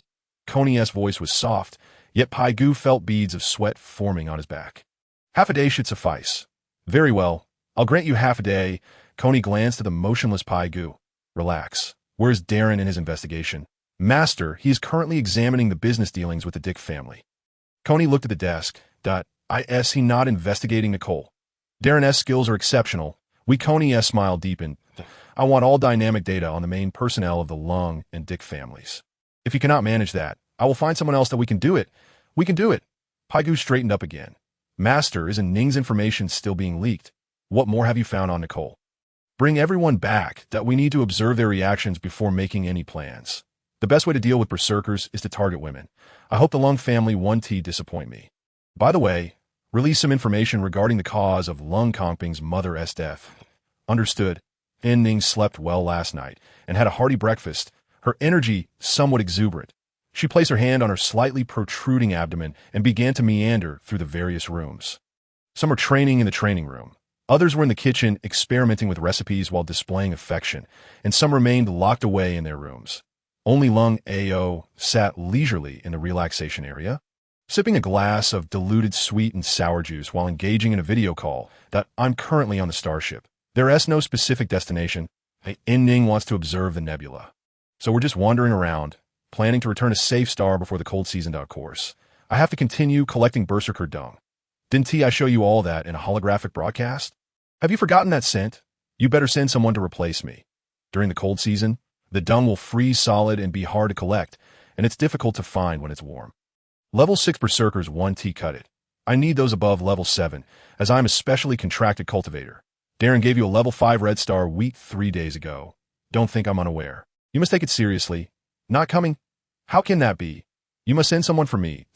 An Ning crossed her arms, watching Lung Ao excitedly recount to the person on the other end of the video call how much she enjoyed collecting berserker dung and the various types produced by different berserkers. Lung Ao, with her legs crossed and her toes swaying, lamented how the Lung family only assigned her challenging tasks. Done, she exclaimed, hanging up the call before instantly switching to a smile, delighting in her diluted sweet and sour juice, which had become a bit bland due to her dwindling stock. She needed to think of a way to request more from An Ning. Uncle Ao, is the juice good? Haha, no, it's not. Lung Ao stood still, watching An Ning's retreating figure, having heard everything. Chapter 93. I am responsible for earning money. And you are responsible for management. 16 days aboard the starship felt both stable and tedious. An Ning maintained a routine of eating, exercising, and sleeping, while spending the rest of her time playing with the and feeding 10 fluffy-eared rabbits. Lung Ping needed to oversee the starship's navigation and did not conduct emotional training with An Ning, which left her feeling somewhat unaccustomed. Finally, they arrived at the planet.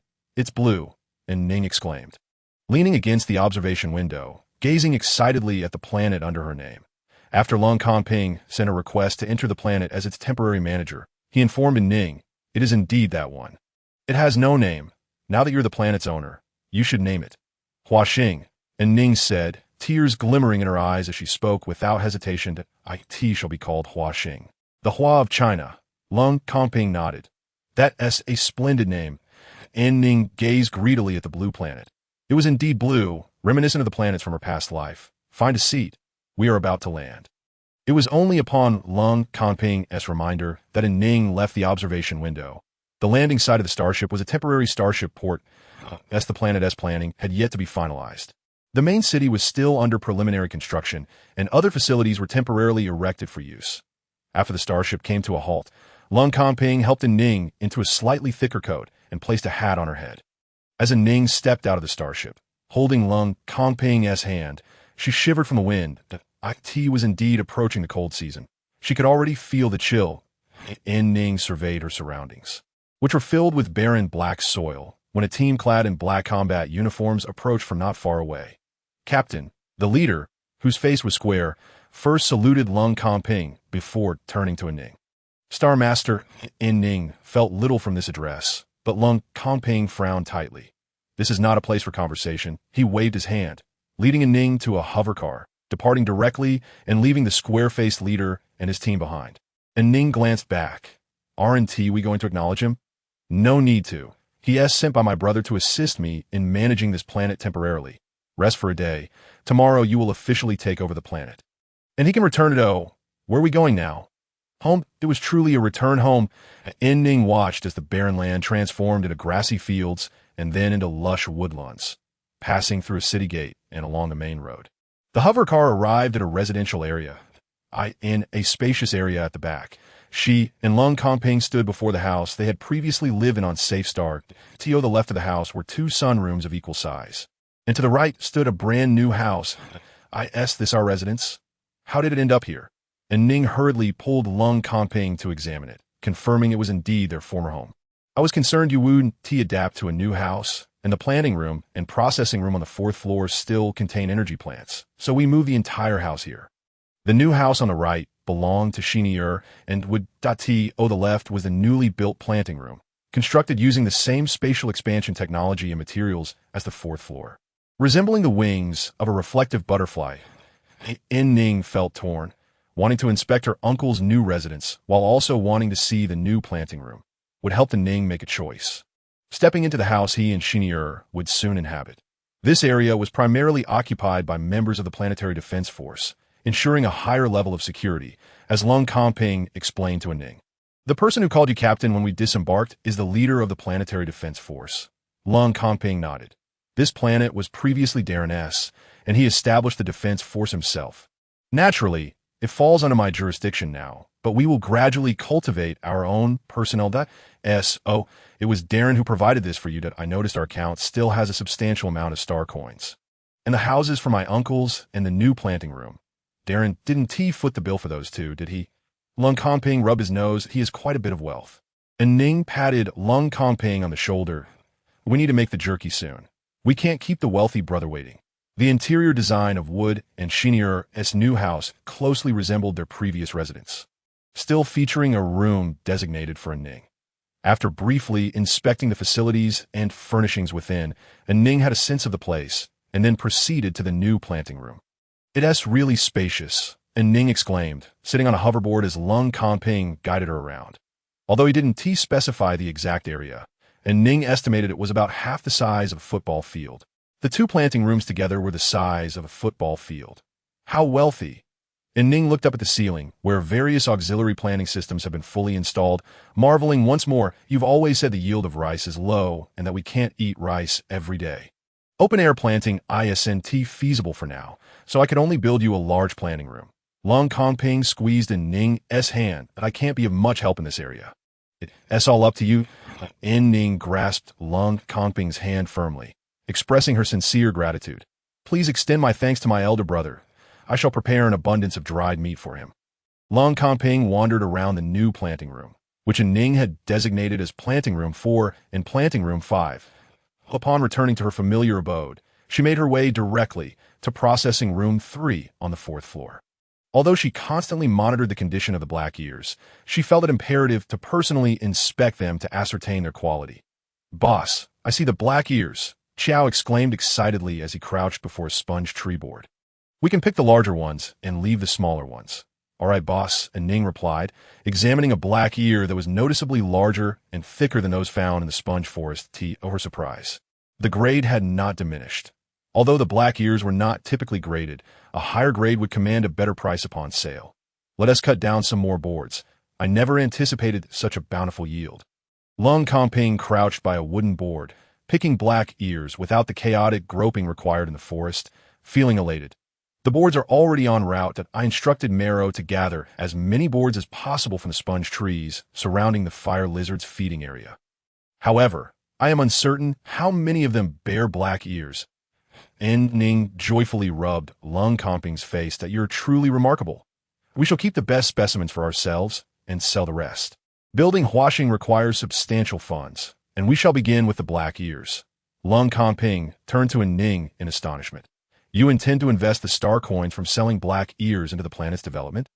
Of course, An Ning replied, gazing out the window. That I am responsible for generating income, while you manage the affairs. With 5 million berserkers and 2 billion ordinary citizens, one of the established rules of the Safety Star is that I aim to achieve this in the shortest time possible. I aspire to transform Huaxing into a genuine Safety Star, a place that everyone desires to visit. There will be Huaxing 2 and Huaxing 3 in the future that I plan to establish farms, open restaurants, and set up stores for traditional attire, infusing the cultural essence of an alternate Earth into this interstellar realm. Since arriving in the cosmos, An Ning had longed for a stable life.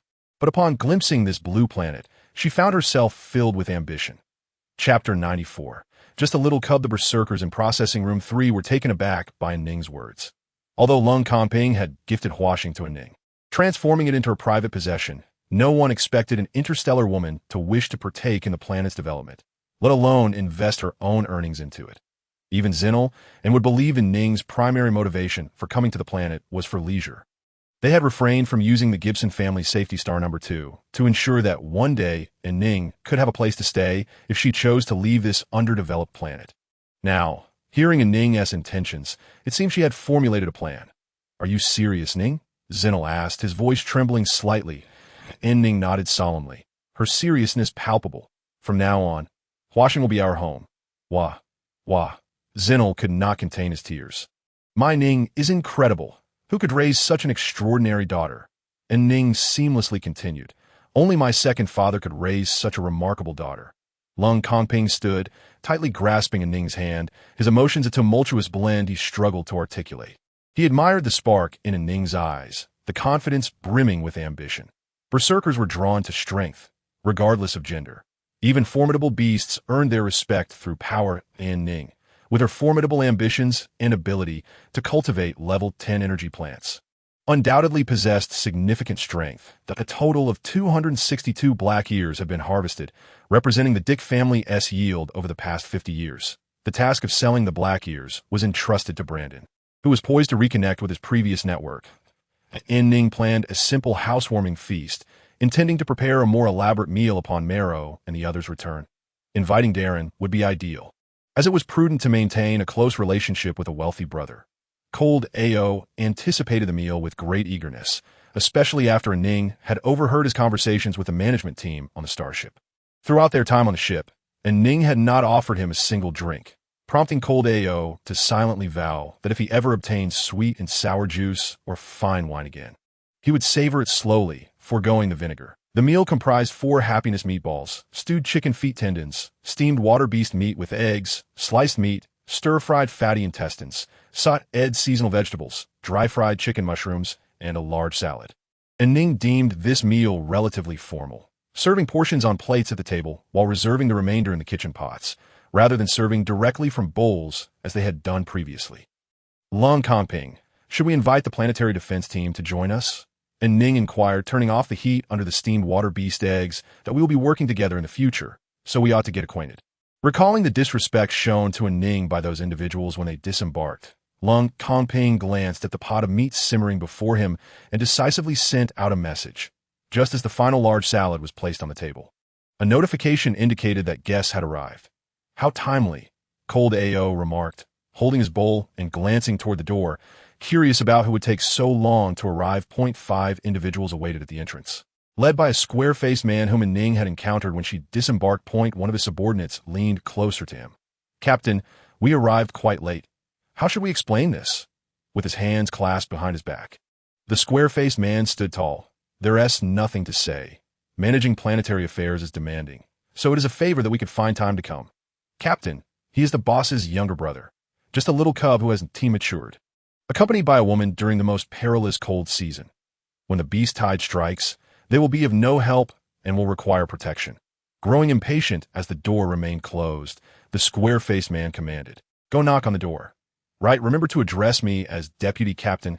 As the doorbell chimed a second time, Lung Kanping remotely opened the door. The square-faced man expected a warm welcome, but was met with an empty entryway. Frustrated, he led his team inside. Having grown up alongside Darren, he had watched Lung Kanping grow and was taken aback by his apparent aloofness after just a few years' absence. "Lung Uncle Ao." The square-faced man halted in his tracks, taken aback to see Cold Ao first upon entering. Cold Ao, donned in an apron, was still holding a bowl, casting a displeased glance in his direction. An Ning and her companions had returned directly to their residence upon disembarking from the starship. Cold Ao and the others had only left after thoroughly inspecting the ship. Consequently, the square-faced man, who had departed immediately after Lung Kongping, had not seen Cold Ao. Ao, it's been years. You appear even more square now. The square-faced man offered an awkward smile. Uncle Ao, you jest. Before he could say more, he was startled by two individuals holding wine glasses. Brandon? Deputy Dean Cold? Brandon nodded at the square-faced man and proceeded to arrange the wine glasses. Cold Ching did not lift his head. Deputy Captain, one of the subordinates tugged at the square-faced man's sleeve. Be quiet. An Ning, desiring a more spacious dining experience, arranged the dining table in the living room. Once she confirmed that all dishes were on the table, she carried a pot of honey water from the kitchen into the living room. Welcome. Please take a seat. An Ning greeted the square-faced man and his companions with a warm smile, inviting them to partake in the meal. Observing Cold Ao diligently serving An Ning, the square-faced man felt a wave of apprehension. Does this woman not have a family? Once seated at the dining table, he was stunned to find the dishes exuding a delightful aroma of energy food. Recognizing only 3 types of energy plants, he was unfamiliar with the rest, and his 5 subordinates were even less knowledgeable. Uncle Ao, would you prefer light or strong wine? An Ning inquired, reaching for a spatial bracelet. This one, Cold Ao replied, rubbing his hands together and glancing at the dishes. Strong wine. Very well. Uncle Ao, I shall bring you a bottle of light wine. An Ning delightedly observed Cold Ao's astonished expression and chuckled, producing 4 bottles of light wine and 4 bottles of strong wine. Today, let us drink freely. Before Cold Ao could react, Zinel swiftly seized 1 bottle of each kind, prompting the others at the table to begin snatching the remaining 6 bottles. Noticing the 5 guests' discomfort with chopsticks, Sun Quan realized he too struggled with them. He jumped up from his seat and dashed to the kitchen.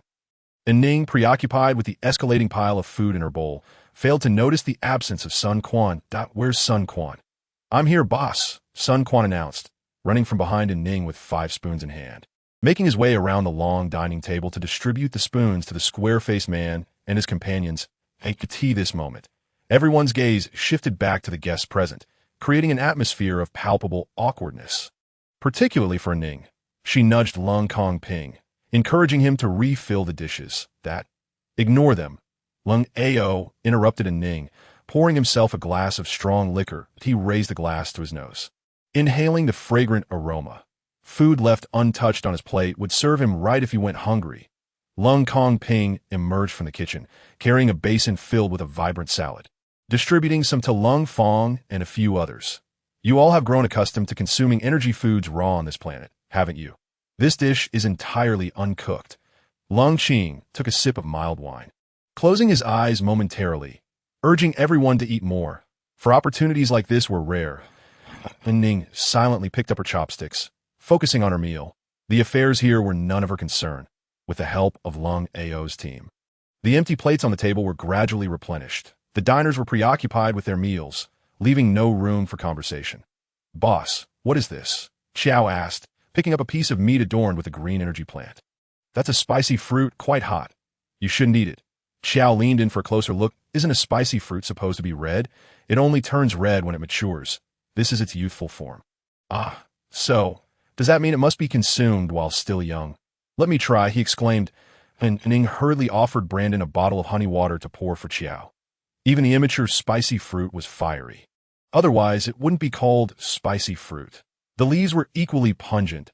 As expected, Xiao, unable to withstand the heat, dashed outside, shouting in distress. Brandon, holding the honey water, sauntered over to check on his son. Lung Fong's gaze returned from the doorway, shifting to the undeveloped spicy fruit in the bowl. The spicy fruits available for sale were all ripe, and the green ones in the dish could only have been cultivated by Lung Kongping's wife. Having barely awakened for 6 months, she was already capable of growing level 4 energy plants. Most of the vegetables on the table were remnants from An Ning's first batch of planting, meant to clear the inventory after being stored for quite some time. Moreover, she still couldn't consume food of excessively high energy levels. What would Lung Fong think if she brought out the second batch of vegetables? Without delving into the complexities of Lung Fong's thoughts during this meal, An Ning finished eating and left a few bottles of wine behind before returning to her room. After a hot shower and changing into loose-fitting pajamas, she stood before the mirror, messaging Qin and Taozi to assure them of her well-being. Frustration arose when she noticed the message failed to send. She needed to replace her communicator immediately. Gazing into the mirror, she gently caressed her protruding belly, now resembling a small flat dish. She turned from side to side, satisfied, noting that she hadn't gained any weight. Just as she contemplated lying down, Lung Kong Ping entered, wrapping his arms around her from behind. "You haven't exercised today." "I don't want to. I wish to take a day off." "Why are you here so early? There are still green wheat buns in the kitchen." "Have you eaten?" His large hand covered hers, resting on her belly. "Don't worry. They'll find food on their own, and not a drop of soup will remain." Although she was skipping exercise today, they would capture some moments in photographs. Lung Kong Ping skillfully snapped maternity photos of An Ning from various angles with his communicator. "Let's take one together," he said, leaning down to kiss her cheek, freezing the moment in time. After accommodating Lung Kong Ping, An Ning sat on the edge of the bed. "Is there's something wrong with Lung Fong? I noticed you and Uncle Ao, along with Vice Dean Lung, don't seem to treat him very well. He's one of the first members of the Lung family to follow Darren. Darren has great potential, and the family arranged for him to have assistance early on. Lung Fong is one of them. Members of the security team on Huaxing rotate every 10 years, and aside from them, there are no others on this planet." Lung Kong Ping urged An Ning to recline against the headboard as he began to massage her legs. In leisure spots, like the underground city, they won't leave during the harvesting season. Prolonged combat without proper energy food is not exercise, but rather torment. Thus, rotation is essential. He gently tapped An Ning's calf, instructing her not to move. Lung Fong is an exception. He doesn't want to rotate, but he's been stationed here for over 80 years, having single-handedly faced 3 small waves of feral beasts with his combat team. Over the years, his strength hasn't improved, and the higher-ups at home are dissatisfied. They sent him to Darren to elevate his skills, not to have him serve as the planetary leader. An Ning curled her leg. "Stop. It tickles too much." Lung Kong Ping straightened her leg, wanting to try again. "If I apply more pressure, it won't tickle. You mentioned wanting to replace him. Does that mean you want him to leave?" "Yes, not just him, but all his confidants, allowing Darren to manage them himself." An Ning smiled slightly. The pressure of his massage was a bit painful, but bearable. If you're preparing for him to leave, why still invite him to dinner? To provoke him. If he responds well, he becomes a berserker worthy of family investment. If not, he can simply be assigned to a combat team. An Ning didn't comprehend how a single meal could provoke a response. And rather than overthink, she continued to inquire about Huaxing and the security team. While one meal may not stimulate An Ning, it certainly had a profound effect on Lung Fong and his 4 companions. Setting aside the dishes, that glass of strong liquor left by Lung Qing had struck them with an overwhelming force.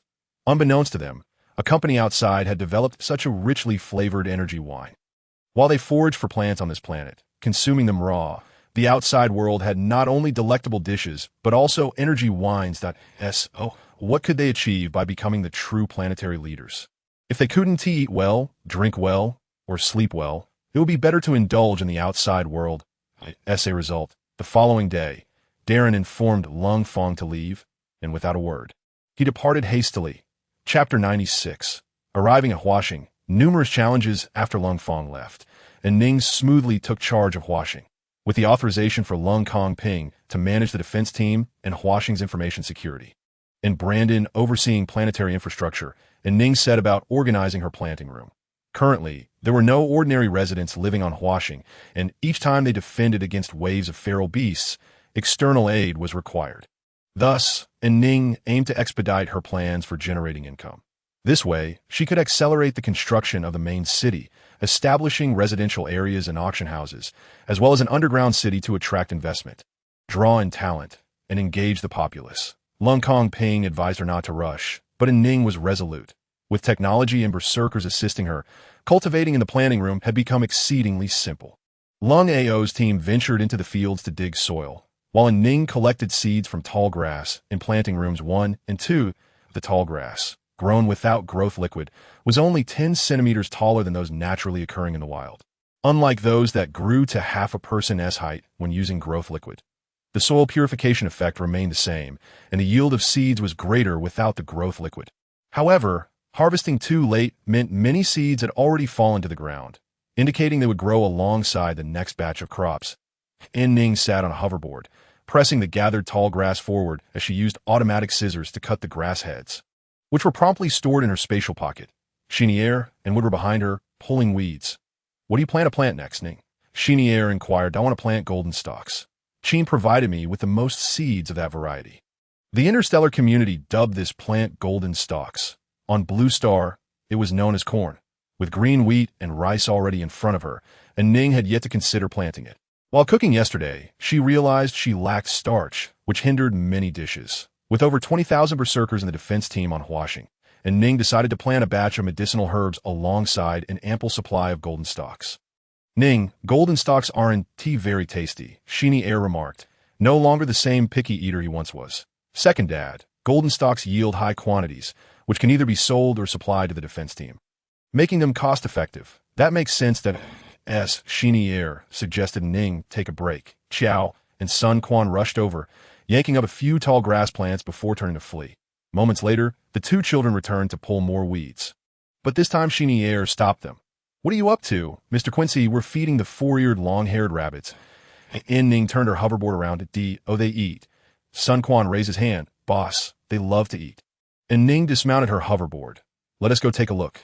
The 10 four-eared long-haired rabbits were about to enter a rapid growth phase, and Lung Kong Ping wished to process them soon. Having raised them for quite some time, An Ning felt a twinge of reluctance at the thought of slaughtering the young rabbits, fearing their potential for aggression and wanting to avoid upsetting An Ning. Lung Kong Ping compromised, placing them in processing room 3, confined in a large cage.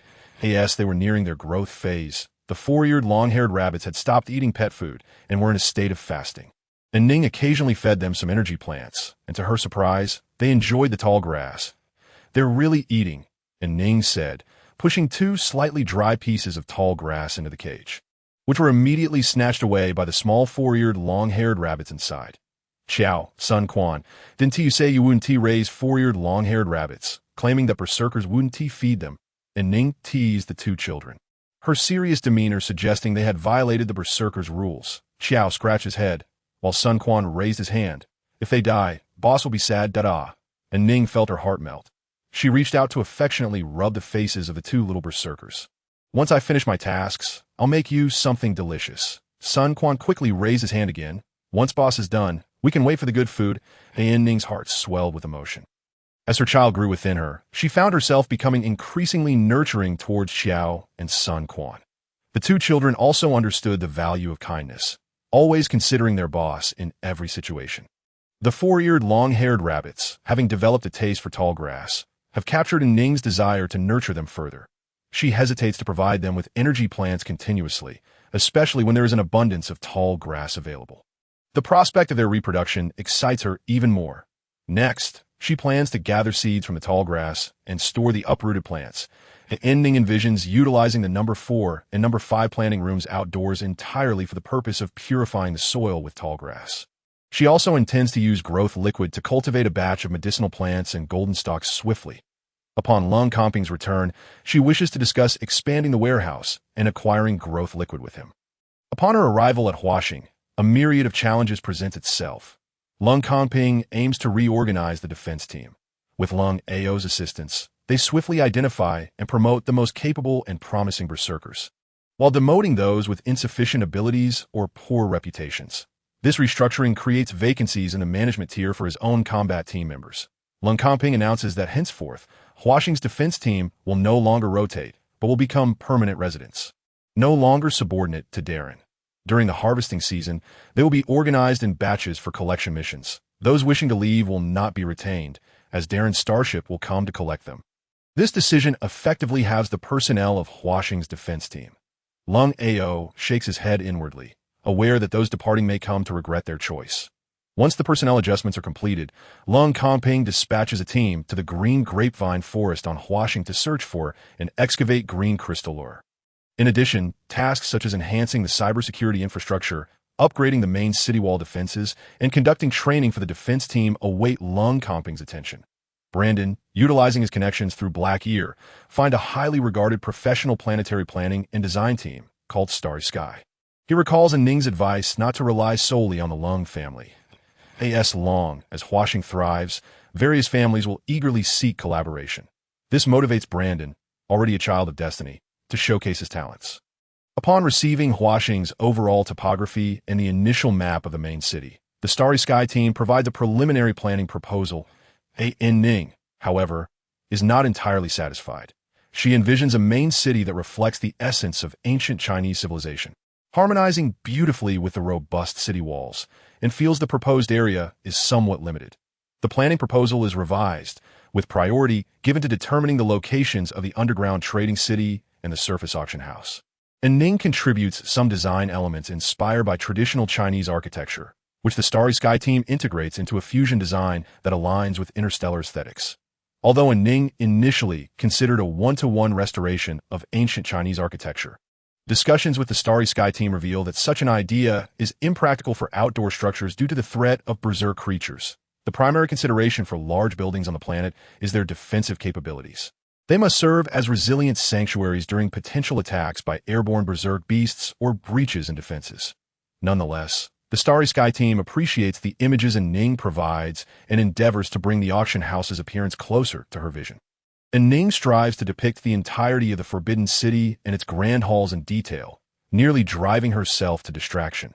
She is immensely grateful for her awakened abilities, which allow her to retain vivid memories from her past life. Even though she cannot fully replicate the Forbidden City, at least it will bear a resemblance. She also thanks interstellar technology for enabling her, despite lacking artistic talent, to create illustrations that have drawn praise from professionals. As the cold season arrives punctually, An Ning finds herself reclining in a chair within the number 3 processing room, surrounded by towering preservation boxes filled with various berserk meats and seeds. Soothing music fills the air. Intermingled with the sounds of the four-eared rabbits bumping against their cages, the machinery crafting small morsels of multi-legged water beasts, and the crackling of energy wood as it burns. Has the yellow and white flower bloomed yet? When will the yellow and white flower bloom? Will it bloom tomorrow? After listening to the voice message from Sheen, An Ning replies, "You don't need to inquire every day. The buds have only just emerged, and it will take some time for them to flower. Isn't there a plant growth agent? Use it to hasten the blooming." An Ning patiently responds that the growth agent lacks specific dosage instructions for the yellow and white flowers. Using too much could result in seed formation without blooming. After sending her response, Sheen does not reply immediately. An Ning adjusts the interface of her communicator and continues reviewing materials. Currently, she's examining a research report on the construction materials for the planting rooms, which indicates that reflective butterfly wings are the optimal material for building planting rooms, significantly increasing the survival rate of energy plants by 20-fold within such structures. Looking up, An Ning uses her abilities to assess the ceiling of the No. 3 planting room, noting that the violent factors are partially obstructed by the reflective butterfly wings. Previously, she had focused on soil, moisture, and fertilizer and their effects on energy plants, but had overlooked construction materials. Now, as she contemplates building a greenhouse to experiment with growing energy plants using green crystals, she realizes that suitable materials for the greenhouse are hard to come by. Reflective butterfly wings are both expensive and scarce. Otherwise, expanding the space for planting rooms would be unnecessary. She decides to find any material that will suffice, as long as it allows for light penetration and insulation. An Ning gently touches her abdomen, pondering, "Isn't that right, little ones?" She takes a moment to feel for any response. 2 days ago, when she first indulged in the morsels made from multi-legged water beasts, she distinctly sensed a slight movement within her belly. The excitement of experiencing fetal movement for the first time kept her awake half the night. Yet since that initial movement, she has felt nothing further. "Are you both lazy or greedy?" An Ning murmurs to her belly. "Could it be that you are both?" As her words fall, she feels a noticeable movement from the little ones inside her, even more pronounced than the first time. An Ning covers her mouth in surprise, nearly in tears. "That I am so remarkable. I have 2 living beings within me." "Calm down," An Ning tells herself, taking several deep breaths to regain her composure. "I am extraordinary. I cannot allow the emotions of the 2 children within me to sway my feelings." "Very good. You are doing exceptionally well." This is the affirmation taught to her by Lung Qing, a method to bolster her self-confidence through self-praise, ensuring that she does not succumb to external distractions. This proves to be quite a challenge for An Ning, yet she is striving to achieve it. Once her emotions stabilize, An Ning happily checks on the progress of the multi-legged water beast morsels. The machine making these morsels was crafted by Marrow. Aside from being somewhat noisy, it functions without issues. Mechanical work is undoubtedly more suited for weapons master Norton, but he is preoccupied with brewing green powder grapes. Thus, such simple machinery was entrusted to Marrow's family, which specializes in crafting various devices. After collecting a batch of completed multi-legged beast morsels, An Ning adds green wheat, fiery chicken eggs, some vegetables, and chopped pieces of multi-legged water beasts into the machine. She then feeds several golden stalks to the four-eared rabbits before tidying up a pile of preservation boxes and heading downstairs, preparing to go to the number 4 planting room, standing at the entrance. An Ning layers herself in warm clothing, aware that the effect may be minimal, yet she dons them nonetheless. Taking a deep breath, she pushes the door open and steps outside. Wow, it's freezing. It's so cold. The chill seeps through to her bones. An Ning quickens her pace as she enters the number 4 planting room. Upon seeing her, Xinyi and would abandon their tasks in a flurry, hastily igniting energy wood and placing it beside An Ning. Wood's expression grows serious, tinged with reproach. Why did you come alone? If there is something to discuss, just let us know, and we'll come to you. You could see the situation in the planting room through the surveillance. If you truly needed to come, you should have informed us in advance, so we could escort you. An Ning flashes a charming smile at Wood, offering him the still warm morsels of the multi-legged water beast. Big Dad, you've worked hard. Here is something for you to eat, but don't try to use that approach with me like you do with your second dad. You can't come out alone anymore. Understand? An Ning nods, acknowledging her desire to step outside for a breath of fresh air. She knows that once her belly grows larger, she will be unable to venture out at all. Wood takes the box from An Ning, shoots her a disapproving glance, and turns to video call Lung Kangping, updating him on An Ning's situation while discussing constructing a direct passage to the number 4 planting room for her convenience. Second Dad, An Ning produces another box and hands it to Xinyi. Don't blame your big dad for reprimanding you. You must feel the cold yourself, right? It's still the early part of the cold season. And if you come out later, you risk freezing your blood. Moreover, your body is quite fragile. You cannot take risks that I understand, second dad. It won't happen again.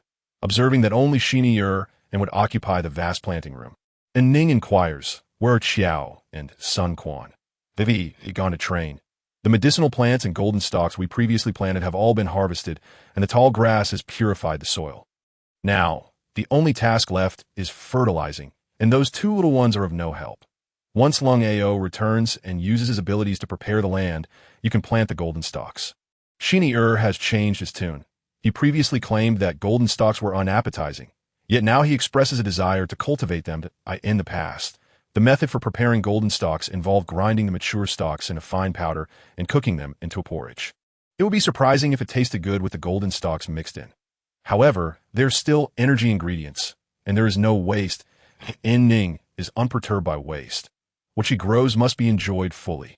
Tender golden stalks, when boiled, are delectable and sweet. Xinyi relishes gnawing on them, feeling satisfied after finishing a stalk the size of a cannonball. Wood prefers the mature golden stalks, dried and ground into powder, which he then uses to make thin pancakes, enjoying them rolled with scallions, claiming they are far tastier than large pancakes wrapped around roasted meat. Thus, after gathering the seeds from the tall grass, they immerse themselves in work within the planting room, hoping to plant a second batch while the weather remains tolerable enough for An Ning to still venture outside. The berserkers, who have long assisted An Ning, no longer treat energy plants with the same caution as before. Tools, devices, and abilities are all employed without reservation. If the plants were to degrade or perish, it would be of little consequence. An Ning has cultivated plenty. Hearing Xinyi express a desire for her to plant golden stalks in both the number 4 and number 5 planting rooms, An Ning muses that her second dad's affection for tender corn, no, tender golden stalks, is genuine love. Each golden stalk can yield 6 ears, and their size is considerable. An Ning calculated roughly that the yield from 2 cultivation chambers for a batch of golden stalks, considering only the dried golden grains and excluding the intermediate stalks, would amount to approximately 100,000 Jin. What if the golden stalks are of a lower grade? That still represents 100,000 J. In Chapter 98, the crispy and fragrant delicacies vary in flavor. Yet they are undeniably delightful. The idea of cultivating golden stalks is sound, though the execution is somewhat cumbersome. The first step is selecting the seeds that it is likely that the berserker's involvement in the planting and harvesting has resulted in a crop yield of mixed quality. Unlike when An Ning cultivates herself, where the energy plants maintain a stable grade and the seed germination rate is high, the inconsistency is a common occurrence among interstellar women farmers, making An Ning's cultivation seem unusual. The golden grains harvested from the same ear of golden stalks previously displayed varying grades and distributions of the berserk factor in the seeds in room 3, despite the presence of towering preservation boxes. An Ning could not recline comfortably in a lounge chair. Instead, she sat upright, wielding a small stick to sort the grains on the table, separating those of lower grade, higher grade, and those incapable of germination. Ning, take a break. Why not skip the sorting and just plant them directly? Absolutely not. And Ning replied, selecting a grain and placing it in Chenier's hand. D, oh, it's great. Level 4 indeed, but it cannot germinate. What about this one? Level 2. It can germinate. In Ning's discerning eyes. The berserk factor within the level 4 grain is predominantly concentrated near the embryo, rendering such seeds entirely incapable of sprouting. Conversely, the level 2 grain has its berserk factor not enveloping the embryo, making germination entirely possible. This understanding stems from her prior selections, as well as the seeds that Sheen and Towsy had provided her. When Sally awakened her abilities, she instructed An Ning to sort the seeds to determine whether she had developed an affinity for plants. That time, Sally informed her that seeds with lower berserk factor content had a higher likelihood of yielding energy plants. The underlying reason is that the distribution of the berserk factor within the seeds determines their germination potential. Fewer berserk factors result in a smaller probability of attachment near the embryo, hence a higher germination rate and the potential to produce energy plants. Conversely, a higher concentration of berserk factors leads to reduced germination rates. An Ning possesses a slight obsessive-compulsive tendency. She cannot bear the thought of missing seedlings in the field. Moreover, after this planting, she might be restricted from entering and exiting cultivation chambers 4 and 5, depriving her of the opportunity to replenish seedlings. The mere thought of observing the monitor to see the golden stalks growing haphazardly, resembling a patchwork quilt, troubles her immensely. An Ning has never seen the cultivation chambers of other women. If she were to witness them, she would surely be distressed. Dad, the golden stalks grow tall and require very few seeds. If I feel fatigued, I will rest, An Ning declared, retrieving a box from her spatial bracelet to offer to Chenier.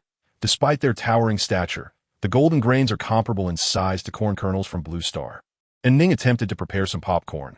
Yet perhaps due to the variety, it did not pop into the delightful treat enjoyed during movies on Blue Star. Instead, it remained unpopped, resembling a northern delicacy known as mute beans. Crispy and fragrant, it offers a distinct flavor, yet it is exceedingly delicious. Chenier grabbed a handful of mute beans from the box and crunched them with a satisfying sound. You are bribing me with food. This is convenient during battles. An Ning noted Chenier's words, considering the possibility of asking Marrow to create a machine for frying mute beans. If Marrow knew she was doing him a favor, he would undoubtedly be immensely grateful. The more idle he is, the more people seek him out. Why purchase materials? Just make your own armor. Is there a shortage of materials? I have no money. After hanging up on Yuan Jingming, Marrow received a call from Norton that, don't they have weapons? They have been used for decades, and it's not worth worrying about during this cold season. Sally, with all the medicinal plants An Ning has given you, don't tell me you still need to buy more. Are there not enough hands? If you lack personnel, go to the defense team and select some. Marrow knocked his forehead against the wall a few times in frustration. Managing logistics for a few hundred people is manageable, but suddenly overseeing logistics for over 10,000 is driving him mad. There is a lack of everything, and finances are tight. The account for the Hua Star defense team scarcely holds any star coins. Marrow, I have no money, Marrow replied to the unexpectedly appearing Lung Kongping. He's the most extravagant spender. Lung Kongping paused briefly before breaking into a smile. That I'm not asking for money. I'm talking about making money. The prospect of earning money piqued Marrow's interest. He relishes the thought of profit. How do we earn it? Lung Kongping displayed the construction progress for the auction house and the underground city, indicating that in just over 20 days it would be completed. Once finished, they would hold a holographic auction, requiring a promotional push. The May family can assist with the advertising. We will sell 50 bottles of strong liquor to your father. Marrow grasped Lung Kongping's shirt collar. 50 bottles of strong liquor for my old man. Lung Kongping brushed Marrow's hand away. Not for free. It's a sale. Right, buying my old man wants to buy 50 bottles. Is that confirmed? Lung Kongping nodded. Mero, elated, embraced Lung Kongping and patted him on the back. He then informed his father that he could help him purchase 30 bottles of strong liquor, with payment made up front and the liquor sent afterward. The extra 20 bottles would serve as Mero's commission for his efforts. After sending the message, Mero turned to Lung Kongping. Does An Ning agree? This was her idea. Mero gave a thumbs up. Impressive. Building the auction house above the underground city is a brilliant notion. Squeezing every last coin from the berserkers. What would be auctioned? The holographic images must be prepared in advance. Lung Kongping presented the auction plan. Strong liquor, light liquor, sweet sour fruit juices, and fruit vinegar would be the grand finale, while high-grade energy fruits and berserk beast meat would be auctioned first, along with a limited quantity of processed energy foods, primarily for promotional purposes. Mero pondered whether to sell marinated delicacies or large pancakes. Are there skewers? Can we prioritize internal purchases? Lung Kongping produced a small preservation box and tossed it into Mero's arms. What are you thinking? Auction this. Mero opened the lid in confusion and found green balls inside. Mistaking them for the pink water beast meatballs he had previously tasted, he took a bite, only to discover they were entirely different. What is this? Is there berserk beast meat inside? And vegetables? Lung Kongping sighed and shook his head. This was made using the machine you created. You don't even know what it is. How pitiful. In the master bedroom. An Ning, compelled by sheeny air to rest on the bed and forbidden from sorting seeds. Received a message from Mero. I beg you. What is the composition of the green balls? An Ning was bewildered. She wanted to inquire about Mero's message while also asking if he could create a machine for frying mute beans. Before she could send her message, she received a video request from QINAS. She connected. Qin appeared on screen, her makeup strikingly exaggerated. But aren't you attending the banquet? Why the heavy makeup? An Ning minimized the screen slightly, as Qin's appearance was quite overwhelming. Adjusting the screen, Qin stepped back to showcase her even more extravagant gown, explaining that today was a themed banquet. An Ning, is there any way to ensure that the yellow and white flowers bloom in 2 days?